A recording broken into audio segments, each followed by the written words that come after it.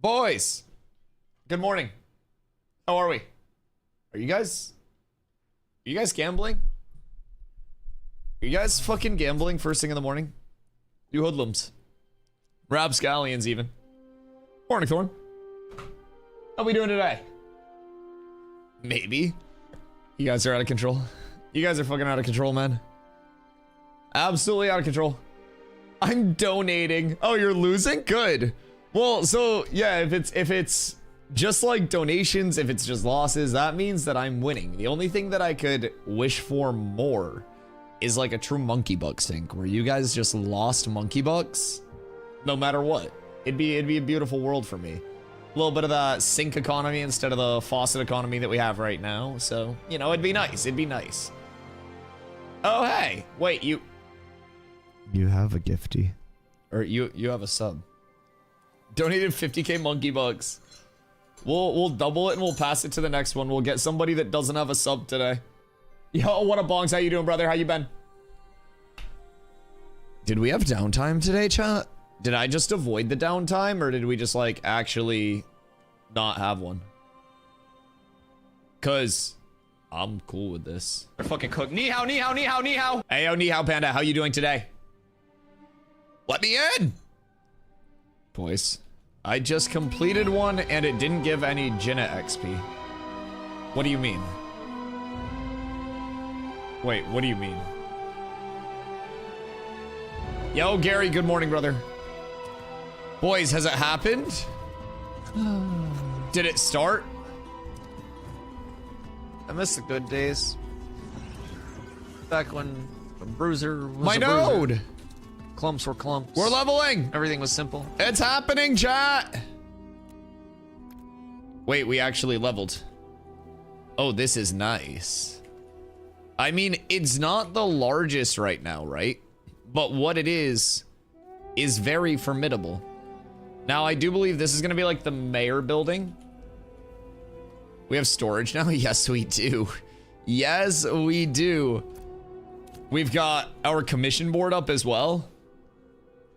So, I don't necessarily think that these are going to be worth just going through and like isolating, but things like this. Najash, those are just going to be bonuses. Locating the oasis and stuff like that. Yo, what? Look at that sword. Wait. What the fuck? What's that sword? Is that supposed to be like that? Because that looks insane. What? Is that supposed to be like that? Wait, that sword's insane. Because that's the guard captain. And then we have the guard wizards. And then we have the soldiers. Oh yeah, even the soldiers have crazy swords. What the fuck? Theirs just are less colorful. Wait, those swords look insane. The fuck? That's crazy. Remember items crafted in different biomes give different looks? Yes, I do remember that. Also, hello, Hoofsy. Yeah, that's clean as hell. I like that. Okay. So where are we at right now? How far have we come? I didn't know that. Wait, meta. Wait, that's the whole point of all, like, this different area. Like, so Frostgrave to Riverlands to Sandsquall, like all of these, that's why they have their own gatherables, their own recipes that drop, like everything that will be like from a biome will be specifically from that biome. So you'll have different item distributions. Yo, Pepsi, what up? You'll have like different item loot tables, different gatherables, different world bosses, different raids, like, and everything will be the aesthetic of that biome. So this is what I talk about a lot with, like, when everything's fully established, keep in mind how large this map's going to be, right? People aren't just going to be going to Frostgrave Fells, gathering and bringing it all the way back to the Dune Dark. So something that you're very likely to see is at some point, like the Frostgrave Fells crafter announces that they're coming over. Yo, Brua, thank you for the raid, brother. I appreciate you. Thank you, thank you, thank you. So, like, one thing I've talked about is like the Frostgrave Fells weaponsmith, right? comes all the way down to the Riverlands for a day, brings mats with them. They get a big escort so people don't hit them. And then they're like, okay, we want to craft for you guys down here. We'll bring stuff in. We'll sell everything that we craft, or you guys can buy the mats off of me, whatever it may be. And through that, you'll have access to the Frostgrave craftable sets, which will be different than the Riverland sets and visually different. So they'll have like different stat allocations, different roles, different set bonuses. Like it'll be a completely different set. Say take a recipe from Riverland and go to desert. Does that change the look? No. So like in the Riverlands, you'll have like a Riverlands recipe. So like Bloodsight longbow, or sorry, Bloodsight longbow, Longsight bow, the bow from Carfin. Longsight bow from Carfin.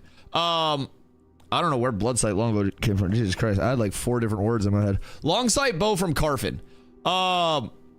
Crystallized blood longbow, Longsight bow. Fucking Jesus Christ. Lumen Stars had 7 different names. I feel like I have too many kids to keep up with.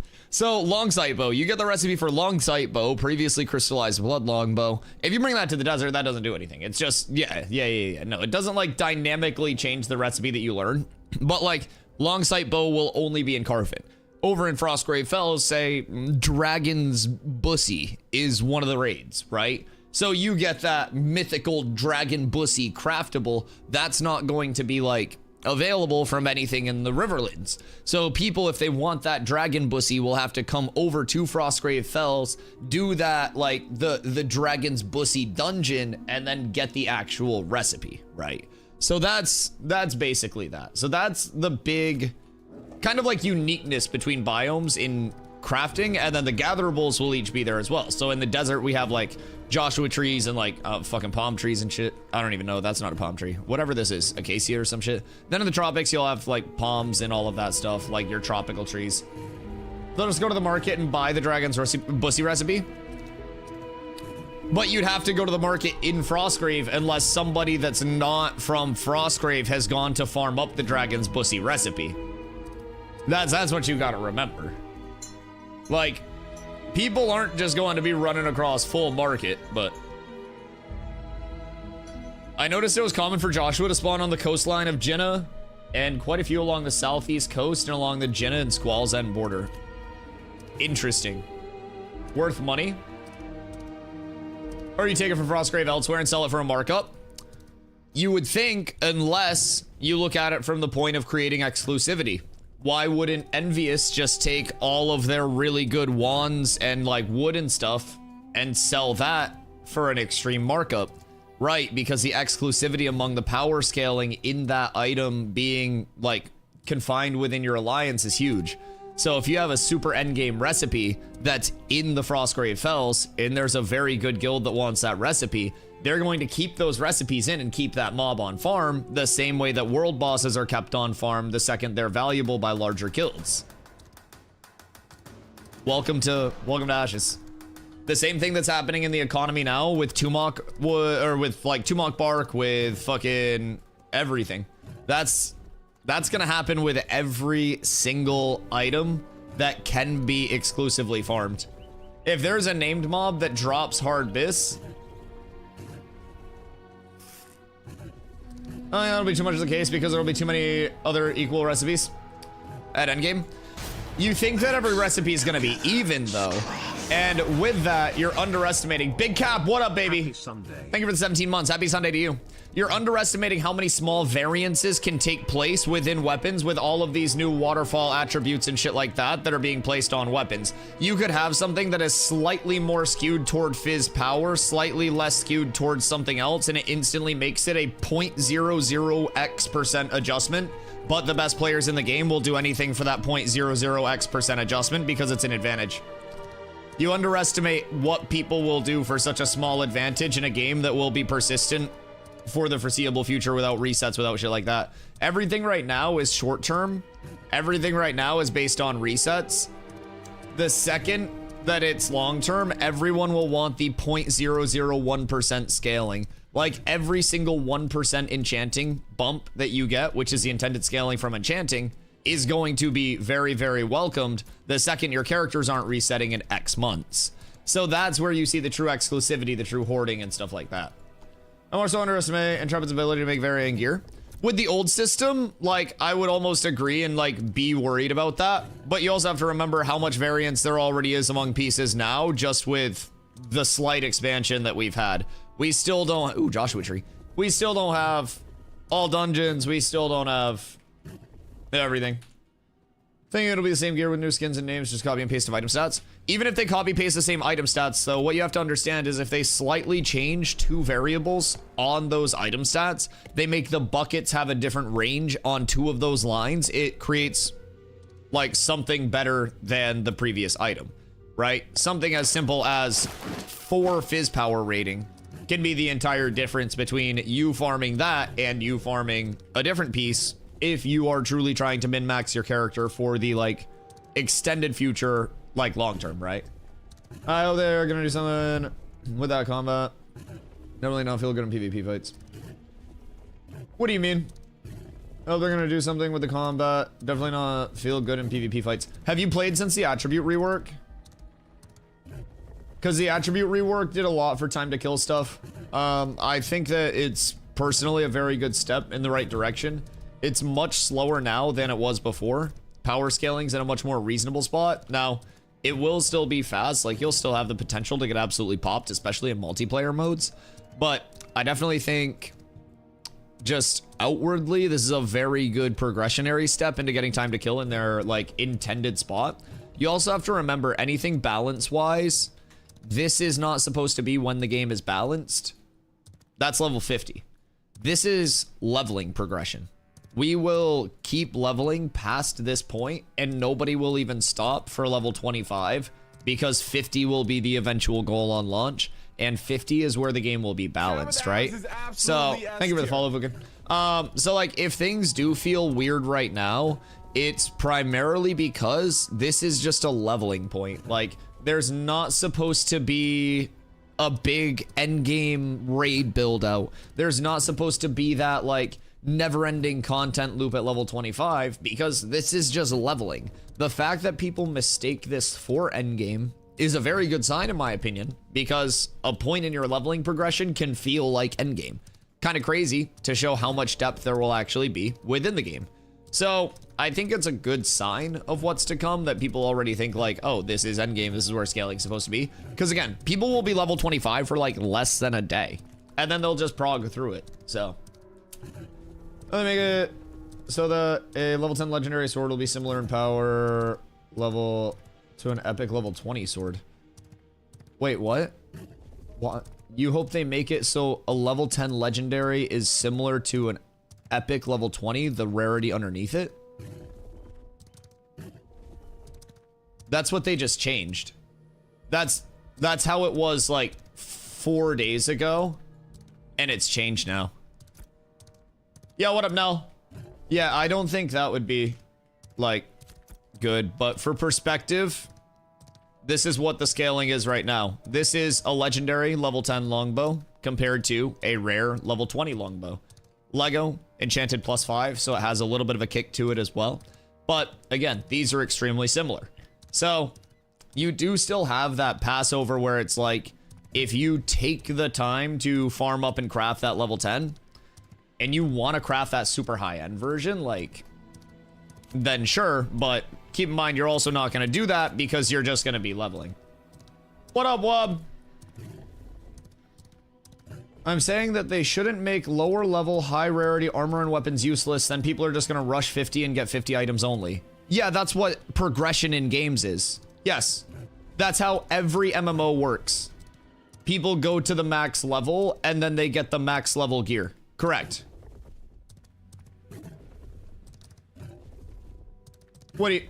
Because if you're leveling and you're going to go past that level, then it's not worth, like, stopping your progression to get gear that will get replaced.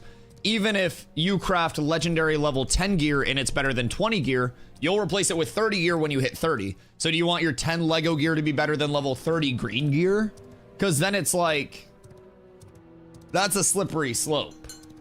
Like, if you're taking the time to actually craft something and input stuff to that, then great. during leveling progression, if you do happen to have a bunch of legendary materials that you get from hitting trees and shit, you could craft that. If you want to go out of your way to have a shiny level 10 beast, you could. But again, in MMOs, the most efficient way to progress is to hit the max level and then get max level gear. That's a very simple form of progression in like any game. Really. I don't know. Maybe like Lego 10 being equal to Heroic 20. See, I don't think that it should be competitive past blue. I think a min-rolled blue should be comparable to a top-rolled, like, previous tier, right? So min-rolled blue 20, comparable to top-rolled legendary enchanted previous 10. Same thing as you go up to 30. 30 blue is comparable to a 20 Lego enchanted piece. And again, filtering out item pieces is just part of progression of any MMO. And if you're a crafter, because everyone's like, well, this is going to make crafting worthless. Welcome to crafting. There are probably a few crafters on each server that actually benefit from leveling their crafting in any MMO. And those are the crafters that are ahead of the curve, that are fulfilling the supply and demand curve of their server, that are out ahead on items that have a higher demand with a lesser supply. So like, now you have a logical progression curve to everything because of this. I don't necessarily think it was a healthy spot for players to have 10 gear out incentivizing any commonly found form of 20 gear. Try explaining to a new player, hey, you might think that when you hit level 20, you're going to get 20 gear, but once you hit 20, you're going to go back to level 10. You're actually going to get rid of all your 20 gear, farm up to 10, farm up your 10 gear, put your 10 gear on, enchant that, because like, that just doesn't make sense. It doesn't make sense. Just logically. What up, Slacker? How you doing, brother? Got most of our group to 8 and 9 last night. Ooh, I love that. I love that. You're liking it so far? How many people do you have in your group? It gets fun with a lot of people. Good morning, Corla. Really want to try Ashes? Wish it was open to public. I mean, it is open to anybody. It's just like a buy-in access. So there's basically that layer of just like having to purchase into the playtest. But with that being said, any of your alpha pack purchases, you get a 90-day period where you can get a full refund if you're unhappy with the playtest. So it's not like you take a chance on it and your money's just instantly like burned up, gone in the air. We have fresh start servers coming on May 1st. And so if you were to get that May 1st pack, the Wave 3 pack, then you would have 90 days again from the day you bought your alpha access to play any amount of hours that you wanted. If you didn't like it, you could just get your money back. So it is completely open to the public. It's just a matter of like wanting to kind of, you know, commit to that level. And Intrepid puts that on there as almost like a filter of sorts. The playtesting environment isn't meant to be like a full game environment. Like, it's an alpha, there are a lot of bugs, things are not perfect, things are level 25 instead of level 50 for the cap. Like, this is simply a true playtesting state. So they do want to make sure that people that are getting into like playtesting, you want to be here, right? So if people can justify Nintendo $90 game, I don't see Ashes far off from that, especially since it gives much more playtime. Oh yeah, absolutely. If you are in a spot where you're looking for something that will grow over the next couple of years, you're willing to go through some bugs, you know, it's a playtest, it's going to continue to grow, it's going to continue to expand. And if you provide feedback on those things that you're running into, you could directly see those things change. You'll see the world and the systems continue to grow in front of you. And it really will be this evolving state of everything. So if you do enjoy it, you absolutely end up getting like 2+ years of content here. And then the game actually launches. And you have all of that familiarity, you have the community that you've already hopefully established within 2 years, because community-based games, you'll extremely benefit from that. I definitely think if you end up liking it in this state, the 100 for May 1st would absolutely pay itself off. I started back in December. I came over from New World where I had 7,000+ hours. I followed Ashes for a couple years, had access since January of 2024. And I came over in December, finally started playing. And I've put in well over 600 hours, probably like 700 at this point in this phase. So I have a ton of shit. I have a ton to do every single day. I'm stuck on New World, really wanting to try something new. Brother, anytime somebody says I'm stuck on New World, let me tell you a story. New World was paying my rent, my car payment, my grocery bill, everything. I was extremely comfortable, and I made decent money over there as a streamer, staying there, just chilling New World and playing in whatever war I wanted to. I would log on, I'd play 7 hours of Outpost Rush, and then I would hop on and I'd play in any war that I wanted to from 8, 9, 10, 11, midnight, and 1 a.m. every single day. That game was my playground. And I left to come try Ashes, and I've been here every single day. I left the ideal scenario where I could have just coasted, kept collecting ad revenue, free gifted subs and stuff like that, kept my viewership higher than it is here. I came over here because I wanted to actually enjoy what I was doing, and I have not gone back to New World once, and I try to convince all of my friends that are still over there to either try Ashes or try something else. Because if they're staying over there, it's just not going to be a good thing. You guys have, in Season 8 to look forward to, a 1-week preview of the map that you got a 1 weekend preview of last season. That's it. That's what everybody's excited about. 7 days of a map that it's taken 3 years to design for a single game mode. The fact that people are stuck on that is crazy. 15 hours to max level, first time playing. Is bad. Is bad. Is bad. Yo, Pear, thank you for the 3-day streak. I appreciate you. Start the 100 on Ashes, even if you don't like it as it is. May 1st is the start of the major content update phase of Ashes. Oh, yeah. By the end of phase 3, we're going to be near feature complete in the game. Like, the actual game will come together. It'll feel a lot less like a playtest, a lot more like a true MMO, because it's what it's going to be by the end of phase 3. Content's going to hit extremely rapidly. A lot of the systems that we have are going to be completely, you know, brought up to speed, finish off, iterated on, cleaned up, and it's going to be a really good time. I personally, I'm extremely excited for the next few months. And keep in mind, it's not just next few months. We're going to be getting consistent updates, consistent additions, gameplay loop additions, go up to level 30. Like, it's going to be massive. So, I think if you end up popping in at this point, you're going to start to see so much content come out that you cannot keep up with. I'm actually kind of concerned that they'll increase the level caps too quickly in P3. What do you mean, like 230, or do you think they'll go past 30? Because the phase 3 roadmap only had level 30 on it. I don't necessarily think they'd go past that, because I think they may want to have more of like a endgame loop for 30, like a pseudo endgame loop with more like mode accessibility, right? Hopefully arenas, hopefully some replayability and shit like that. But look at a 40 in P3. Interesting. We'll have to see on that, because the roadmap only says 30. I haven't heard anything that said they would go past 30, and my hope was always that they would have 50 not be in like the public environment, but like the only accessibility to 50 be in the like closed off environment, right? You get your first round of testing on that, but obviously that could come with some risk to it. But if they expand the PTR environment to where that's visually NDA'd, right? I feel like that could be a good environment to get 50 testing out without just unveiling legitimately everything. But thoughts are 40 in P3, then 50 in Beta 2. I don't think we'd have time to hit 50 in Beta 2, though, if they're supposed to be that short, right? I mean, like, we don't know exactly how short they're going to be, but... Yo, what up, Vasmar? It is level 1. 1% in.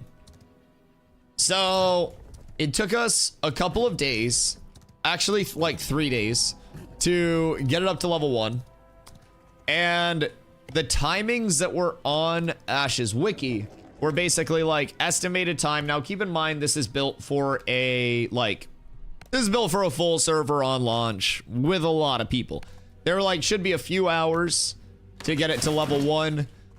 Should be several hours to get it to level 2. A few days to get it to level 3, right? It took us a few days to get it to level 1. So I'm thinking maybe level 2 next week. And then I don't know if we would hit 3 before, I don't know if we'd hit 3 before, like, phase 3 opens up. I'm not even gonna lie. I think it might be a lost cause. There's too much XP that needs to go into it. And there's not enough currently, like, accessible in Jinnah for people to pump XP. Because realistically, you've got Snake Circle down here, where you can just, like, pump. but there aren't enough people right now, and there's not enough like commerce out here to actually like pump it up in time. It literally took us, I want to say like, what, probably me actively 15-ish hours. So yeah, it was more than that collectively. Of course, other people were out there pumping too, but I don't think they'll do 50. I imagine they want to keep us from some content to keep it fresh on launch. Yeah, but you do also need it tested thoroughly on launch, right? So it's not a complete shit show. P3 is going to last way too long for only a 30 cap. They'll have to increase to 35 or 40. Yeah. I mean, I definitely see that if it does go like a year and a half, level 30 loop is absolutely going to get repetitive. But you also have to remember, maybe they just have like a semi-planned wipe or something. Like, I don't necessarily rule anything out there. I don't really rule anything out there. I don't think that they'll feel super obligated to like force the level cap up. But I definitely wouldn't be surprised if we just got wiped a couple of times through P3. And I'd be fine with that. I'm almost like a wipe advocate. I like the chaos. You know what I mean? I'm fine with the re-leveling. Yeah, what up, Kirito? How you doing today? Should run up and check Braidwood Alley real quick. All right, actually see them doing 35 or 40 in P3, another 5 levels in beta, and 50 only in PTR. See, that's what I was thinking. Because if they did do 30, then they could realistically go 35 beta 1, 40 beta 2, and then 40 to 50 in PTR during that time, and basically have that level of like visual NDA. You can talk about it, of course, but like visual wise, people aren't going to see that. They're not going to see the boss fights, the mechanics, all of that shit. So it would still be, I think, like a safe level to everything, but start developing a browser 3D game for fun. Oh, fuck yeah. What's it about? What's the whole basis of it? Lego Palm good for anything? The jerking off, but that's about it. My understanding about beta 1 and beta 2 is that they'll only be like 1 or 2 months each. Yeah, I haven't heard like a full date on them or anything, especially recently, but like the closest that we've heard is that there'll be shorter playtest periods, which could mean fuck all. Because you have to remember, shorter is relative to like a lot of things. Shorter is typically used to compare to something. So is it shorter than Alpha 2 Phase 3, which is a year plus? Because then it could be 1 day to 364 days if Alpha 2 Phase 3 is a year. So I definitely think like, I don't know. More select people play the game before buying it to get numbers for expected players at a full launch. Won't really be like a typical beta. It'll be more like early access. Yeah, but do they have beta packs planned? I don't think they have beta packs like that we've heard of yet, right? But I guess it's because beta date's not announced. Just ate lunch, Dusty. Gonna poop, then getting on. I hope you think of me. The wood out here sucks ass for fuel. Which is weird because it'd be dry wood, which would be better for fuel, right? I don't think beta will have packs. Yeah, that's also where I'm at. I'm not certain that beta will have packs based on like what little we've heard about it so far, right? Not that it's like little we've heard about it because they won't have packs, but just like it's so far out, I don't know.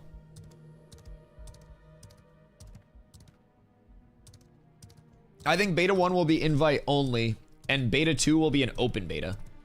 Ooh, yeah, that's true. That's very true. Closed beta will be beta 1 for us previous testers. Us old folk over here. They're fucking cooked. Ni hao, ni hao, ni hao, ni hao. Yo, ni hao, fan, good morning. Beta 2 will be open beta and measured in weeks before Headstar shows his face. Okay, so you'll basically just have like closed beta as the final iteration pass, like fine tuning, all that shit. Cause like by the end of Alpha 2 Phase 3, the game is supposed to be the game. Like, it is not supposed to be like it's gonna be unfinished, but like the actual gameplay loop is going to be present. Like we will have Ashes as Ashes by the end of Alpha 2 Phase 3, and then the betas are just supposed to be that fine-tuned, that polished, that last round of everything, and then we're good. Then we're up tremendous. Then the game launches, and then I just don't leave this chair. Gonna have to cut a hole in the bottom of the Hermie Miller. Did Jenna transition to its next level? Yes, Jenna is level 1, and based on my calculations, we're fucked. I think we could have Steven out here slash mass nuking the snake dungeon on respawn, and we still wouldn't be able to farm up enough experience to level it to 3 before Alpha 2 Phase 3. I'm quite certain. It took us, I mean, me personally, like 15 hours in that goddamn cave. And I know other people were also there farming the cave, and it wasn't just us. Other people were out fishing. Other people were out, like, hitting trees. Like...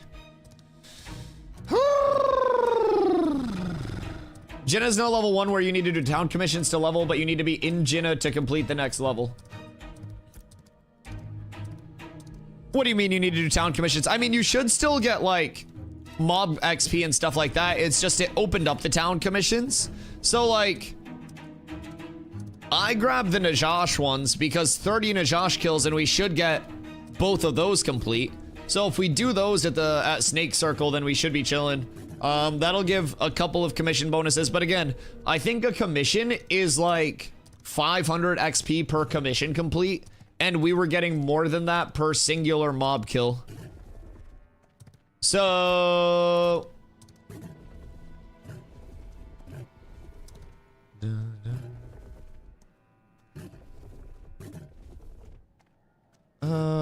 will betas be for bringing more content? Ah!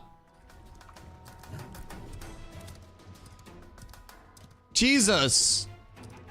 I gotta look where I'm going. Holy shit. Just like fucking Wile E. Coyote'd my shit off a ledge. Oh my god.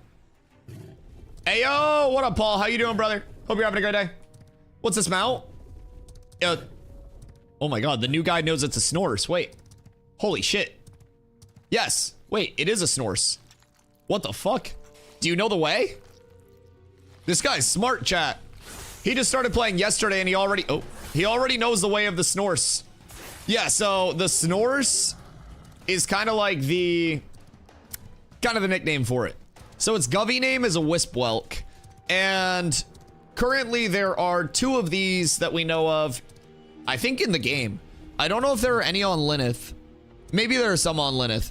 But I got mine before it was like finished or, you know, even had move speed or anything like that back in early January as a gift.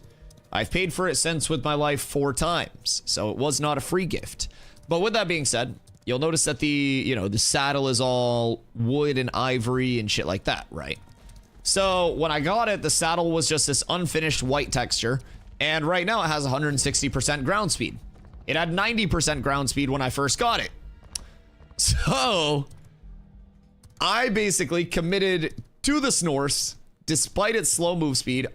You could legitimately outrun it on foot. And eventually, it received its proper buffs. It became a full mount. And we've been bonded since then. But I was the first Snorse owner. Somebody else received one on Vira as well. But they ended up selling it. So, someone in chat ended up buying the second Snorse that was available for like 35 gold. It was not even like a question if it was a good deal or not. That was an actual fucking scam. Insane. So yeah, there are two Snorses in existence that we know of. One is mine, one is Drapa's, who's Sir Doink the Amish, in chat. So we are friends. It's kind of like these, you know, these super exclusive vehicles. So at car meetups, we pull up with the Snorses, we hop out, and everybody notices. But yeah, Snorse is great. Eventually, there will be mount abilities and like things that the mount itself will bring to the game. Right now, there's nothing associated with it, past just like the 2 modes here. I mean, this is the only mount that has like 2 modes right now, so you also have 2 different flourishes, it's called. So you have the flourish when it's in its shell, where it kind of like hides, goes in, right? And then when it's up in horse mode, comes up for some ear scritches. Now, a lot of people always ask, like, Dusty, with the tropics being in, like, all of that salt water, do you not fear for the Snorse's life? And that's where the genetics come in. So I'm by no means like a Mendelian geneticist. I don't even know what the fuck that means. It's just a term that I heard in a copium clinic video one day. And I'm just taking a guess because he sounds smart. But I don't know shit about genetics. But basically, what we have here is a full evolution of horse and snail. And as you know, snails very weak to salt. Horses love salt. So the horse side actually won over in this. So instead of a hatred of salt and literally melting, we've got the love of salt of a horse, the ability to tolerate it of a horse, and the protective exoskeleton of a giant fucking snail. Past that, we do also have the snail slime, the goo. It can swim better than your average horse. And of course, 4-wheel drive. For all those scenarios where you just think you may not make it through. It's truly the evolution of mount, one of the finest ever conceived. And there are not many like it. And this one is mine. Makes perfect sense to me. Yeah, I mean, I don't know genetics. I don't know how it happened, but it happened. Just popped up in my inventory one day and... Where's the GM? My camera just snapped and then combat music happened. Where the fuck is Planendorf? I swear to God, I'm more worried about GMs killing me than I am other players killing me randomly. The devs have it out for me, dog. I swear to God. I swear to God. Tell him to level Jinna. Listen, if I do have a dev that levels Jinna, I will happily pay with my own life. I will sacrifice myself. What the fuck are you doing over here? Hey, you better not be going to hit that braid that was up there. Wait, there's a braid right here too. Oh shit. Okay, wait, is this braid hidden? Chat, do we think we can get to this braid? I gotta cut down the oak and then I think we can actually get this braid that's in the wall here.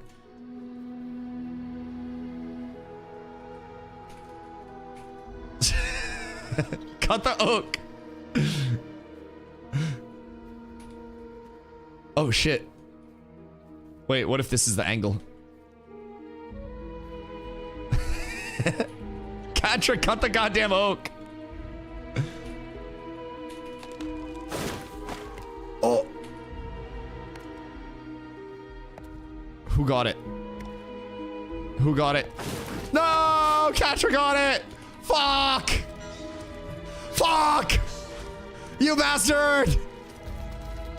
I didn't even hear him cutting the oak. Beetle, help me. Stun him. Stun him. They're leaning forward for the aerodynamics. No, the fucking race is on. I gotta get on one of my faster mounts. The Snores is paid to lose. It's only 160. I'm falling behind.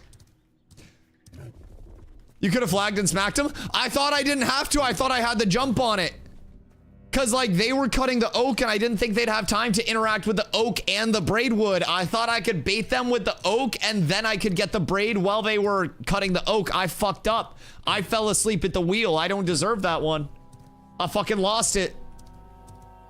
I need more coffee. I gotta wake up, dude. I'm on my first cup of coffee today. I've been too busy yapping. Oh God. The fucking humanity.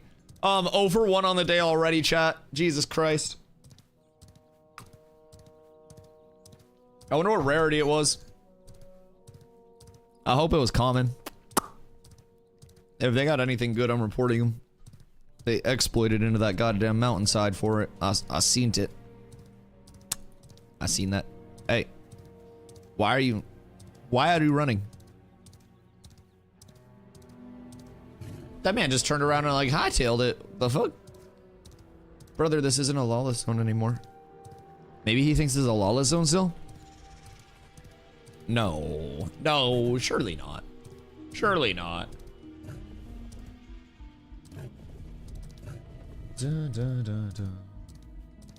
The Fox mount from the 8v8 tourney sold for 1K 4 weeks before fresh start. Wait, who the fuck? Who sold theirs for 1K? God damn. Glowy sold his for 1K to who? I mean, I guess it doesn't really matter. Like, if you got 1K, the gold's going away, the mounts are going away. Might as fucking well, right? Might as well. You're not going to use either of the things for anything. So, like, I get it. If you got 1K, then fucking throw it. But, like, I got 9 gold. God damn. Like, good for him, but... Oh, don't. You're such a fucking piece of shit rat fuck. Fuck you. Dumb, stupid fucking scarab. God fucking damn it. Yeah, fucking Michael Jackson moonwalk at me. Freak. Absolute freak. Fuck yourself. The stuns for so long. The charge is devastating. It's like 50 gold per caravan run now, and we do 2 to 3 per night. 1K is about 10 days worth of caravans. God damn, give me gold. The fuck? Are you guys still, like, running vans?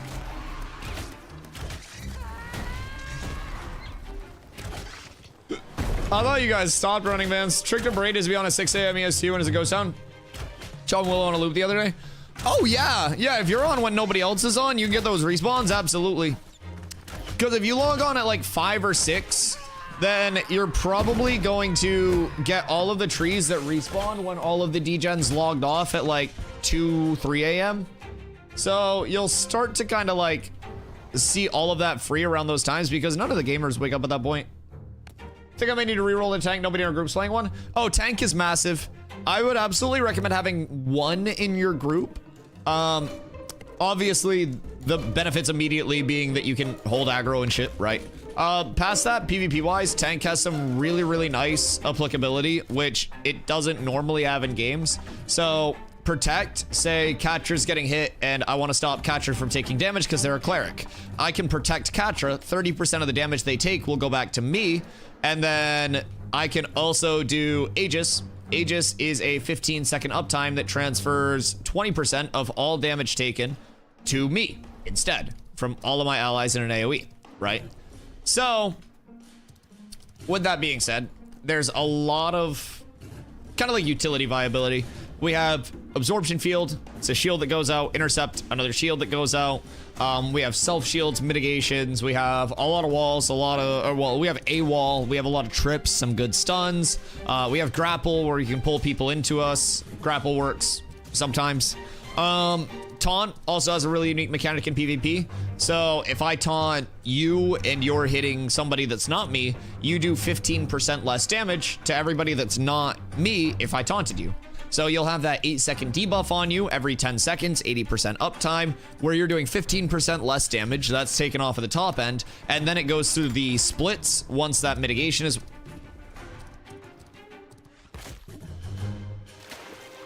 The fuck? Alright. The mushrooms got my snores feeling wacky. Maybe we did find the weakness.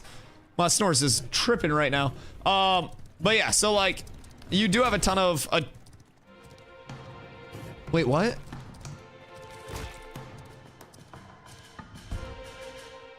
What the hell? What is causing my camera to tweak? What? What? What the fuck? I'm not doing that. Wait, what? Is it the mushrooms? Is it when I jump?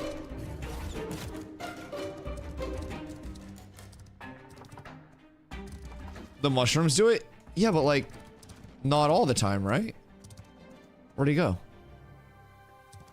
Mushroom has a disorient thing? I feel like it was only hitting my snores when I was like jumping though.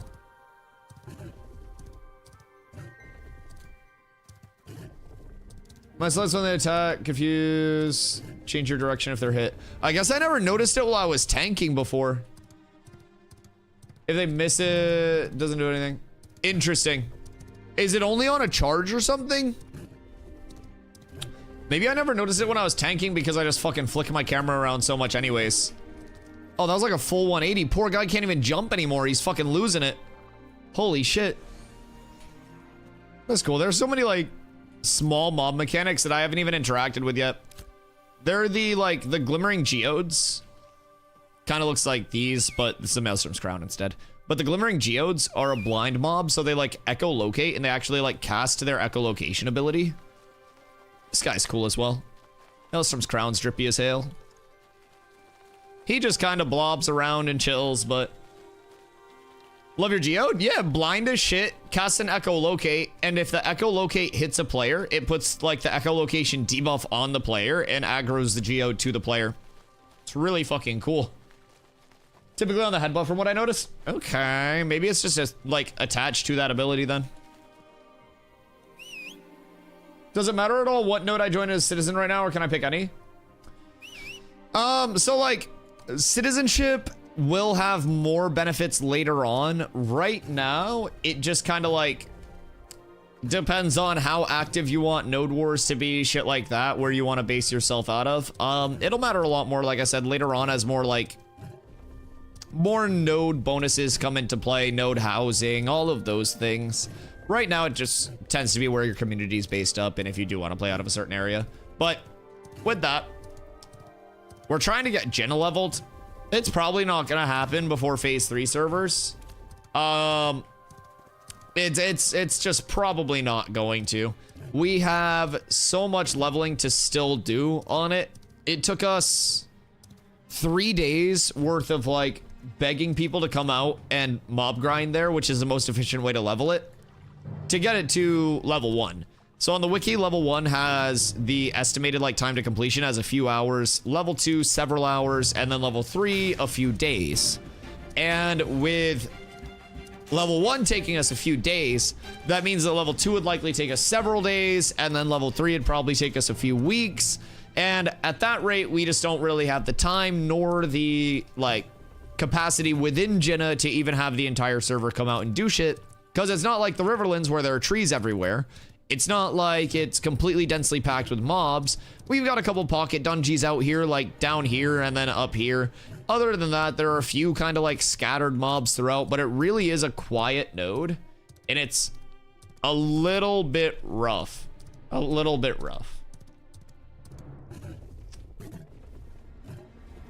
There was spot for us, I know, Jenna, but do we have one? Most of the guild citizens out right now? I don't think so. I think everyone's just kind of like spread out at this point for the last couple weeks. Tentacles are cool when you spin them out. Oh yeah, it does his little twirl as a mount, the flourish. They fixed the storage. What'd they fix about the storage? Like the specialized storage actually stacking more shit? Because that would be nice. What up, Bozen? What's the new town look like? Pretty much the same as it did yesterday, except now we have a few NPCs and we have a commission board. Pretty much the same, unfortunately, but that is leveling. It is meant to be like a long process to level a town, so gotta keep in mind we're doing it with like a group of people, and you're supposed to have a lot more than just a group of people leveling a town. It's supposed to be like a server-wide effort. Don't commissions give node XP? Commissions give roughly 500 node XP per completion. Mob grinding gives over 600 per mob kill. It was 689 per mob kill in the snake circle yesterday. So, like, just the rate at which you're killing mobs, you're just more efficient getting an actual, like, a group ready, going to snake circle, and then from there just killing shit for hours and hours on end. Now, again, that's the most efficient way. It does also help immensely to have a lot of different people out there that are doing commissions, doing wood chopping, fishing, pretty much everything. But like the actual node itself of Jenna just doesn't have a ton that are there right now.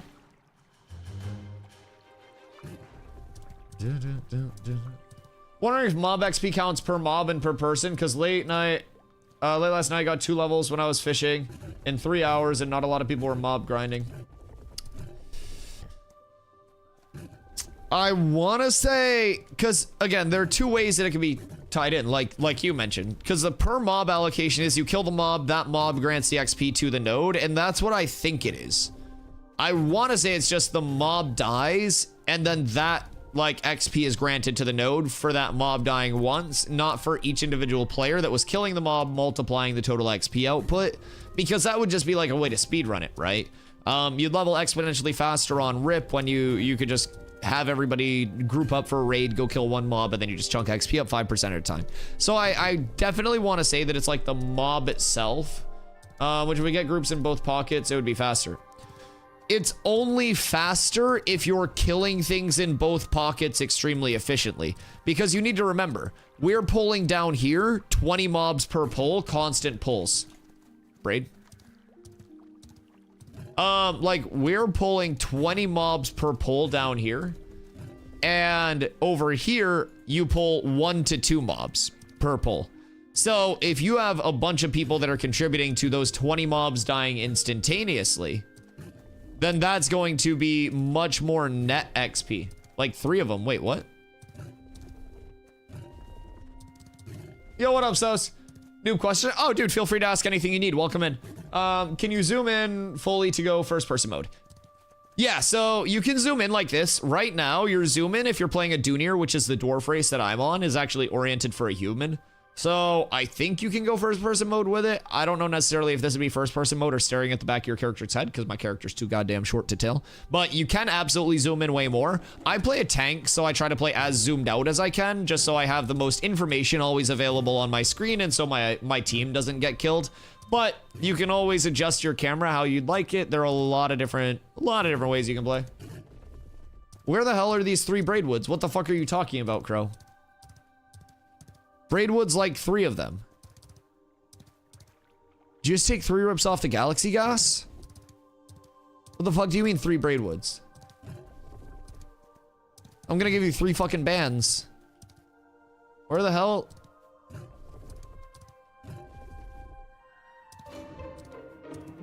You would be farming wood near that odd-shaped lake. This is a goldfish. This doesn't even look like a dick.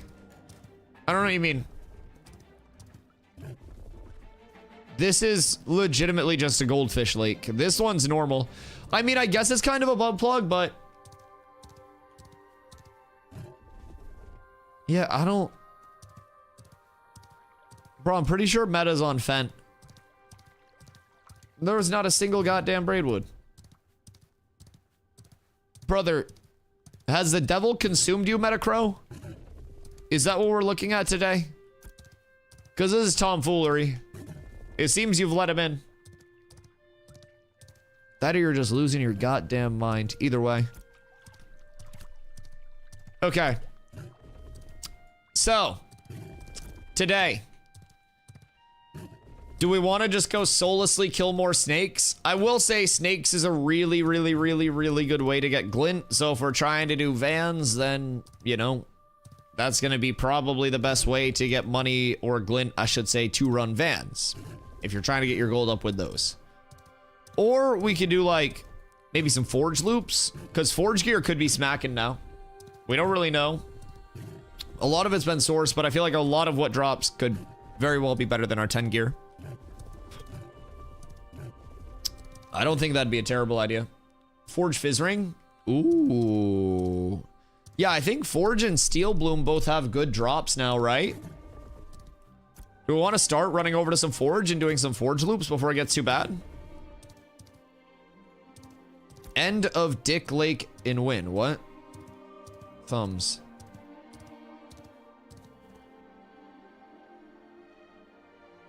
Dick Lake. What? Oh, what's a good dim farm? Oh. Wait, are people saying that that lake looks like a cock? This one? Brothers, you need to get this checked out if you think this looks like a dick. Like this area? Okay, left of that. Oh, this oddly penis-shaped lake. Okay. Well, I mean, in all fairness, there's nothing that's more dick-shaped than Cock Rock. Like, this is inarguably the most defined penis on the entire map. As of right now. Like, to this point, this is the most defined cock on the entire map.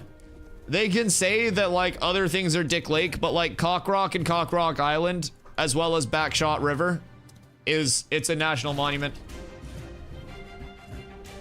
Dev's got the TTP for us. Yeah, every biome has its unique craftables, gatherables, and penises. Exactly. And the devs think these things through. It's a lot of dynamicism between servers, right? So no two servers are the same, no two dicks are the same, right? Like, looks more like Gear 5. I sent you a special rock in the desert. Is it one of like is it one of the crystal like geodes that looks very phallic when you stand under it? Has there been any word on in-game voice chat? Really enjoyed that in New World. Taverns. So taverns will have prox chat to them. You can go into the tavern, kind of like chill there, grab some fucking ale and ERP. My friend's obsessed with getting a Snorse after he saw yours. I think they're in the loot table. They're in animal husbandry now. I don't know if anybody's actually got one yet, but like, I want to say they're in the tropics loot table.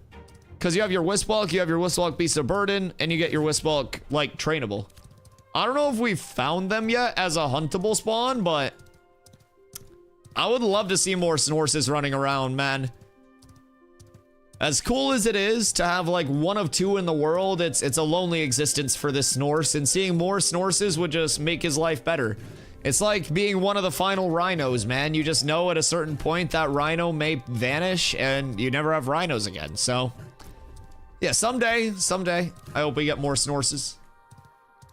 John, what you up to? Do you want to see the inside of your eyeballs? No, I mean, inside of your eyeballs, it'd be like a little more zoomed out, right? I think you can first person and like get past your head, right?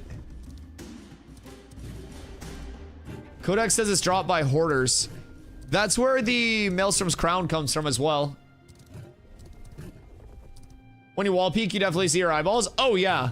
Oh, yeah. I've asked Steven to make me a shadow Snorse, but no reply. Like, you become the Snorse? Because what if he took that literally and just made your character a Snorse? How much faster are ships in relation to the fastest water mount? Character swimming speed is 3 meters per second. Water mount speed is 5 to 7 meters per second. And ships are 7 to 12 meters per second, depending on, like, the water mounts and the ships itself. I don't know why I retain all of this. I don't fucking know. I have no idea why I retain it all. I don't know how. If I retained anything useful, I could have been like fucking like a rocket scientist or something.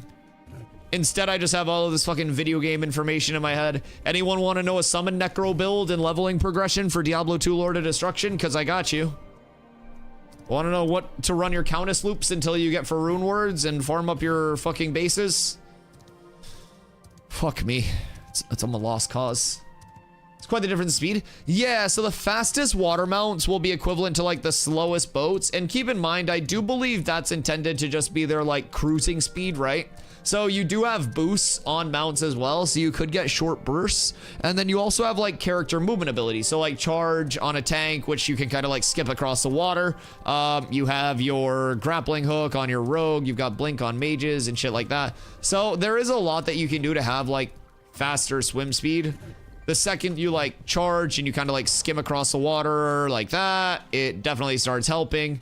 So a lot of the move speed systems in Ashes can get you a lot faster than the actual, like, I call it the cruising speed, right? But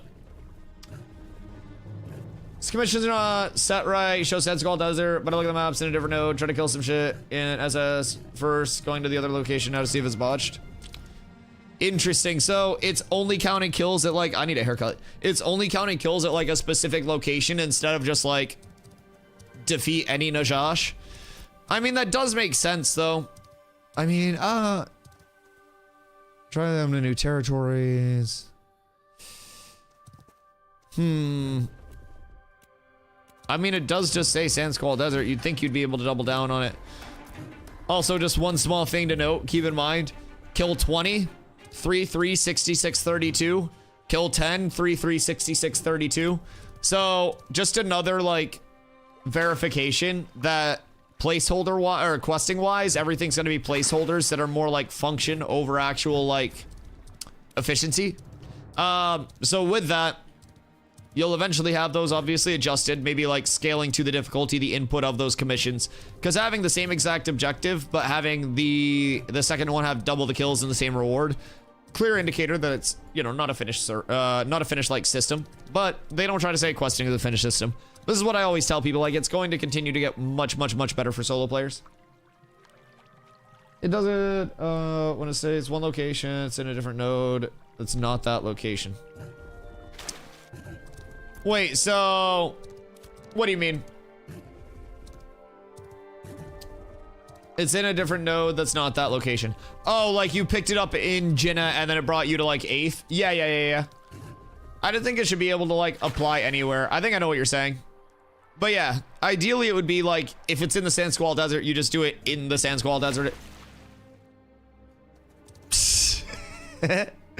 Okay. I can't climb that rock. My fault. I just wanted to get to high ground, guys.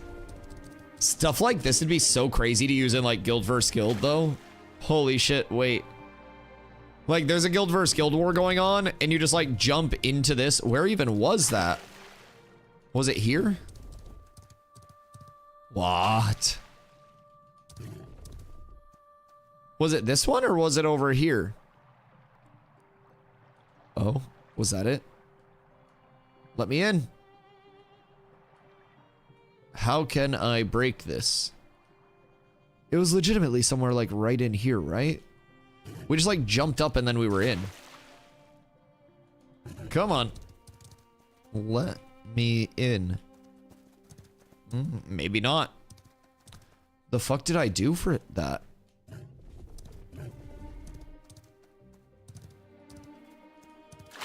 Weird. I guess I can't find it. All right. I was gonna try to replicate it to help, but fuck me, I guess. Or was it this one? No, it wasn't this one, because this is a real rock. Weird. Alrighty, on we go. I can't make the jump. Please. Please. Thank you. Good golly. Says kill shit in Sand Squall, but the location's in Sunhaven. Yeah, and it only gives credit in Sunhaven instead of all throughout Sand Squall. Right. I get that. Do you submit a bug report with it? What up, Nerfenstein? Usually MMOs down, content dries up, whether it's defeating final boss or telling these coming here, it goes down the drain like retail WoW, and trouble are taking risks by making something new, thinking blood off game will be awesome if it fails. At least I took a risk to try something different. Oh yeah, absolutely. And I don't necessarily think like this game will be measured in terms of success failure by the standard metric of just like raw player base, this, that, the other, right?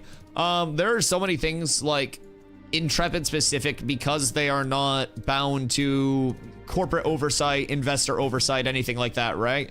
Obviously, they want this to be successful and have like long-term staying power, but there are a lot of different like measures of success that Intrepid uses, especially during its testing phases, to measure like where the game's progress is at past just the traditional like, are we turning a profit? Are we, you know, currently building player base? Like their testing is all about the testing and the iteration, and I really do think that they're rooted in all of the right things. So I think regardless of like where the top end population ends up peaking, right? What I do think will happen is Ashes will have a very dedicated player base, that very strong core community that helps keep it going. And in an ideal world, the core community of any game acknowledges that their game grows substantially more if everybody works on like getting more people into the game itself. You know what I mean? That's the biggest thing with the community that will facilitate more and more growth, especially in a game like this.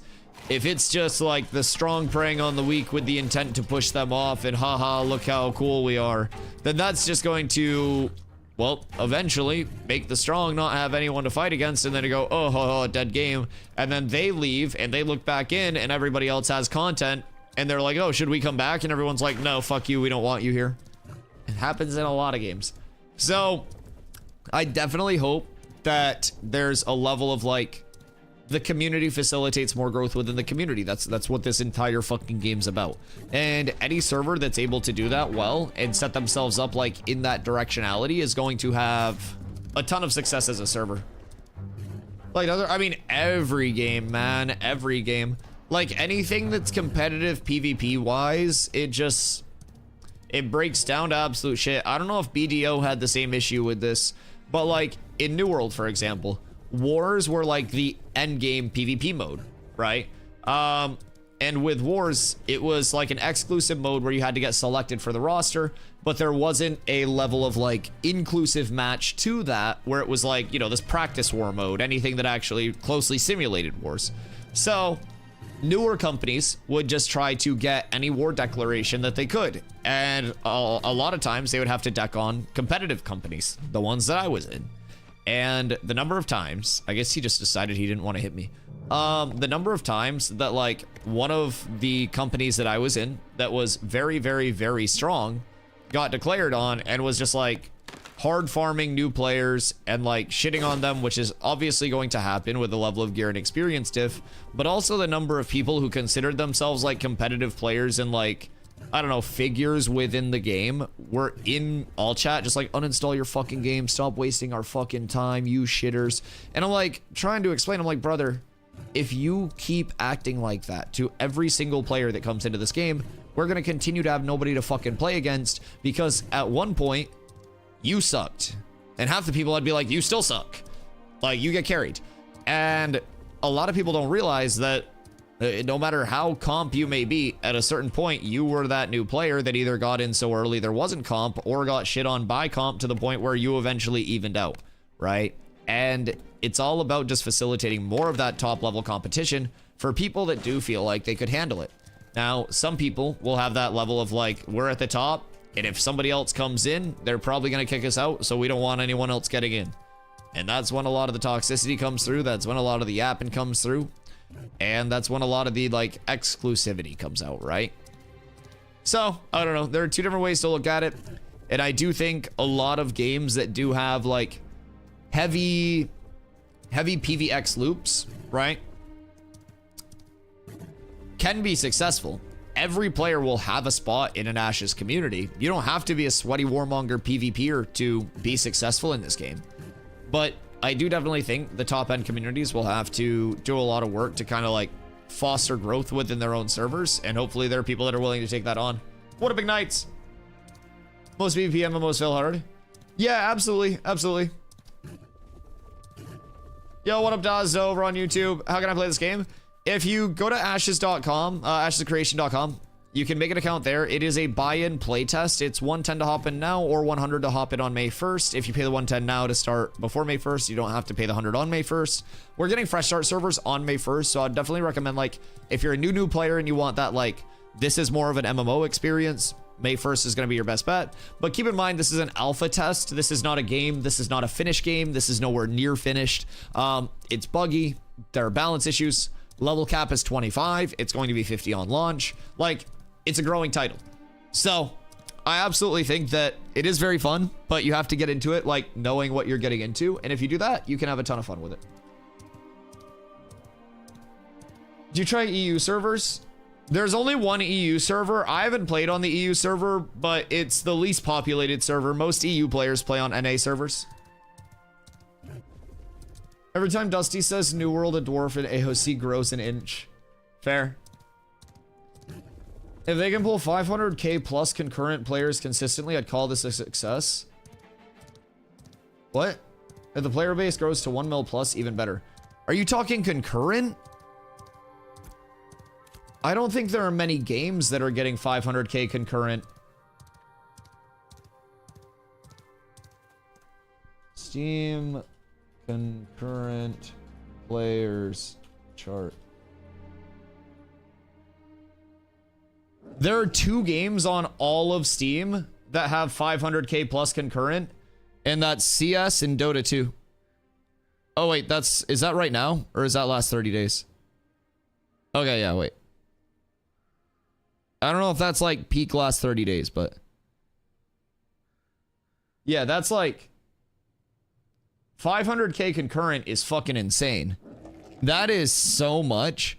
Now, keep in mind, New World at its peak, right? Which was its launch. Let's see. So, New World at its launch here had a concurrent peak of 913,000 players, but it sold 10 million copies on launch. So to put that in perspective, like what your player base is versus what your concurrent is. Like, we're actually yapping about this yesterday, because someone was wondering, like, you know, average viewers versus concurrent viewers versus total viewers, blah, blah, blah, blah, right? So yeah, we were talking about that, but yeah, there are not many games that will ever have like 500k plus stabilized concurrent players. With that being said, MMOs definitely have that potential if you have the right MMO to hit, but I think that's an absurd number. An absurd number.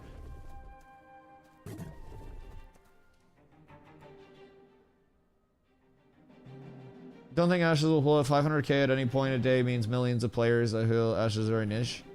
Yeah, I don't expect Ashes to have like that huge like of a raw number. What up, Sir Child?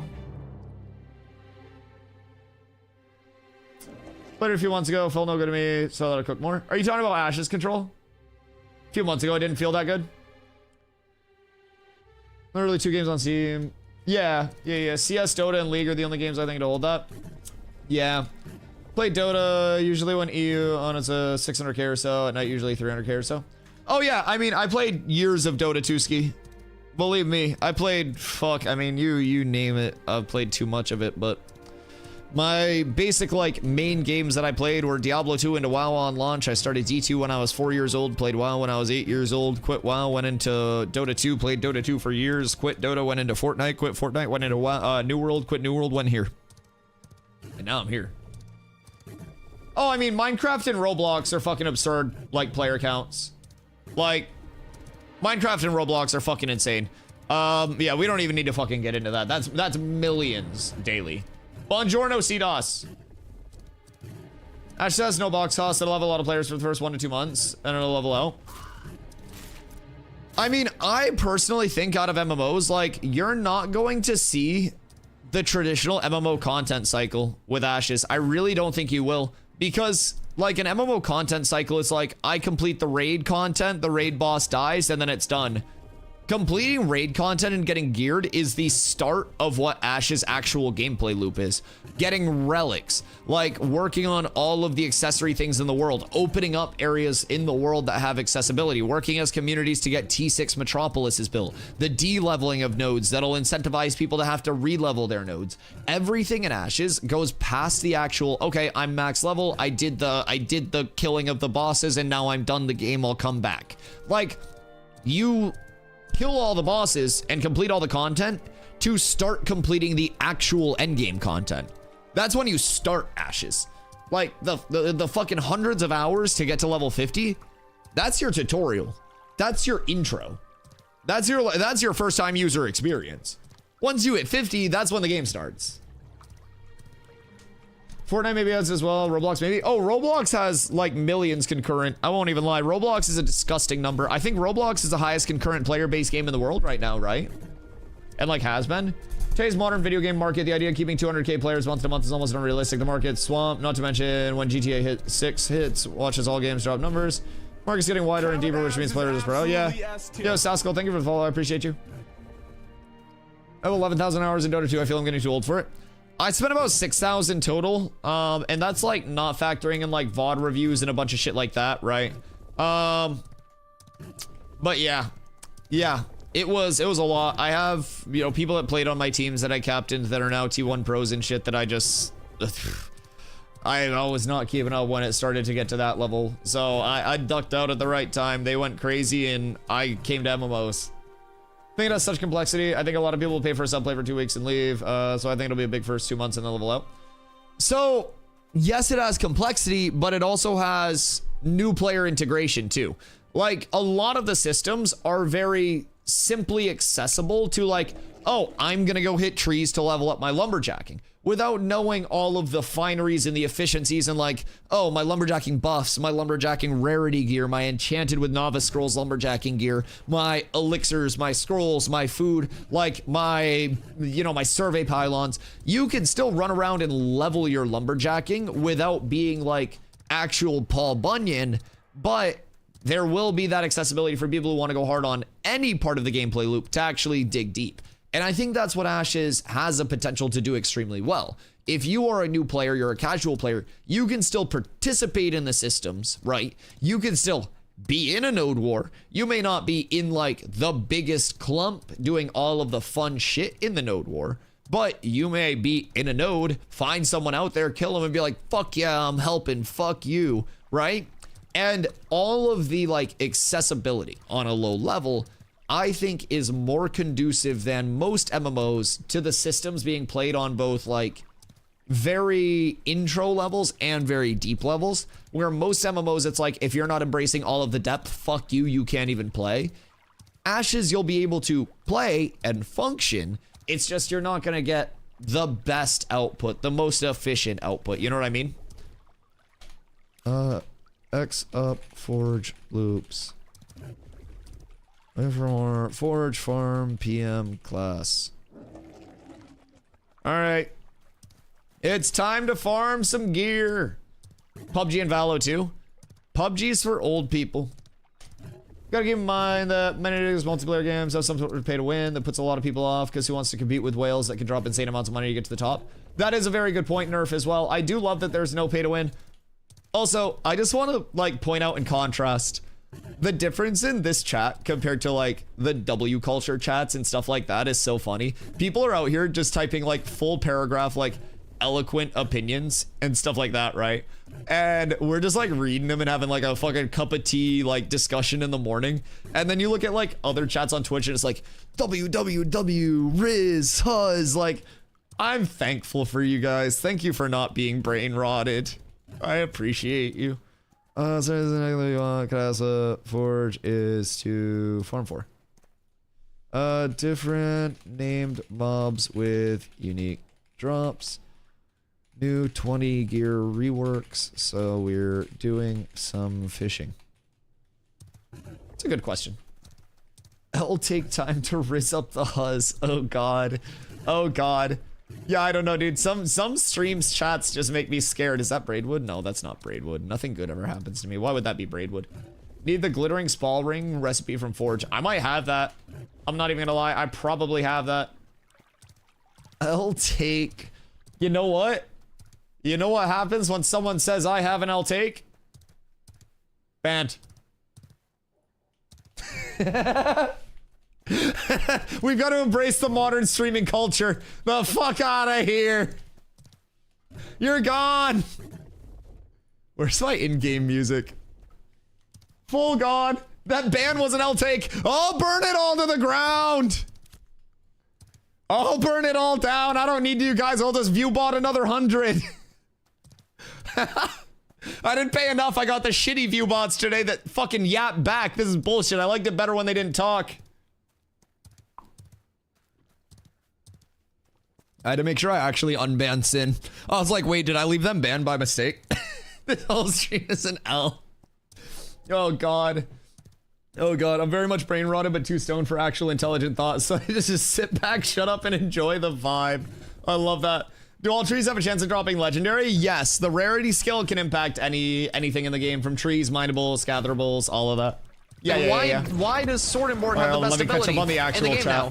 Why did Firestaff get a 20% plague on the easiest ability to use? School Why the fuck did I lose my Most grit? students in my graduating class paid at school. Everything sucks and nothing makes sense. Ash will probably follow a typical gaming cycle of spiking CCUs at launch new content and slowly falling numbers until the next one. Bill grow tired of games. I mean, yes, any content cycle will atrophy players. Like, nothing will ever have, like, a 110%, like, player retention, right? New fizz ring and a couple nice swords. Not sure all of what with the new loot tables, though. But yeah, so with the content cycle, like, you're not ever going to hold like 100% plus of your player base, right?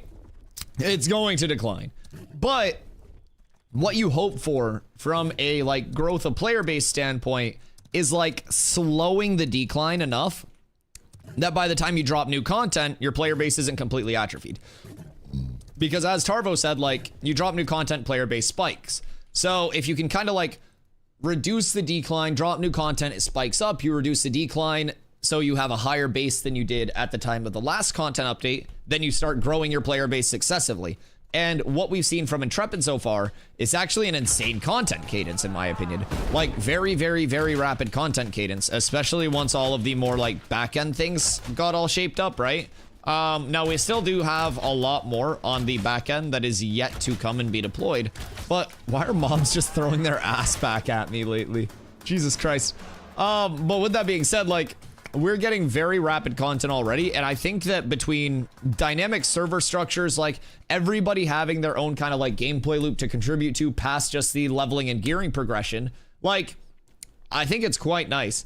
I think that even if you're a casual player, leveling up a node to tier 3 that's not a super popularly contested node is going to take a while, as we see with Jinna. Like, people are going to have their own grinds that they hit, their own nodes that they hit, their own communities, that gameplay loops that they want to be a part of, so it'll definitely be very, very adaptable to what players want to do. I think I just want more of a drop initially to the complexity, server needing to level up in the open world PvX instead of PvE.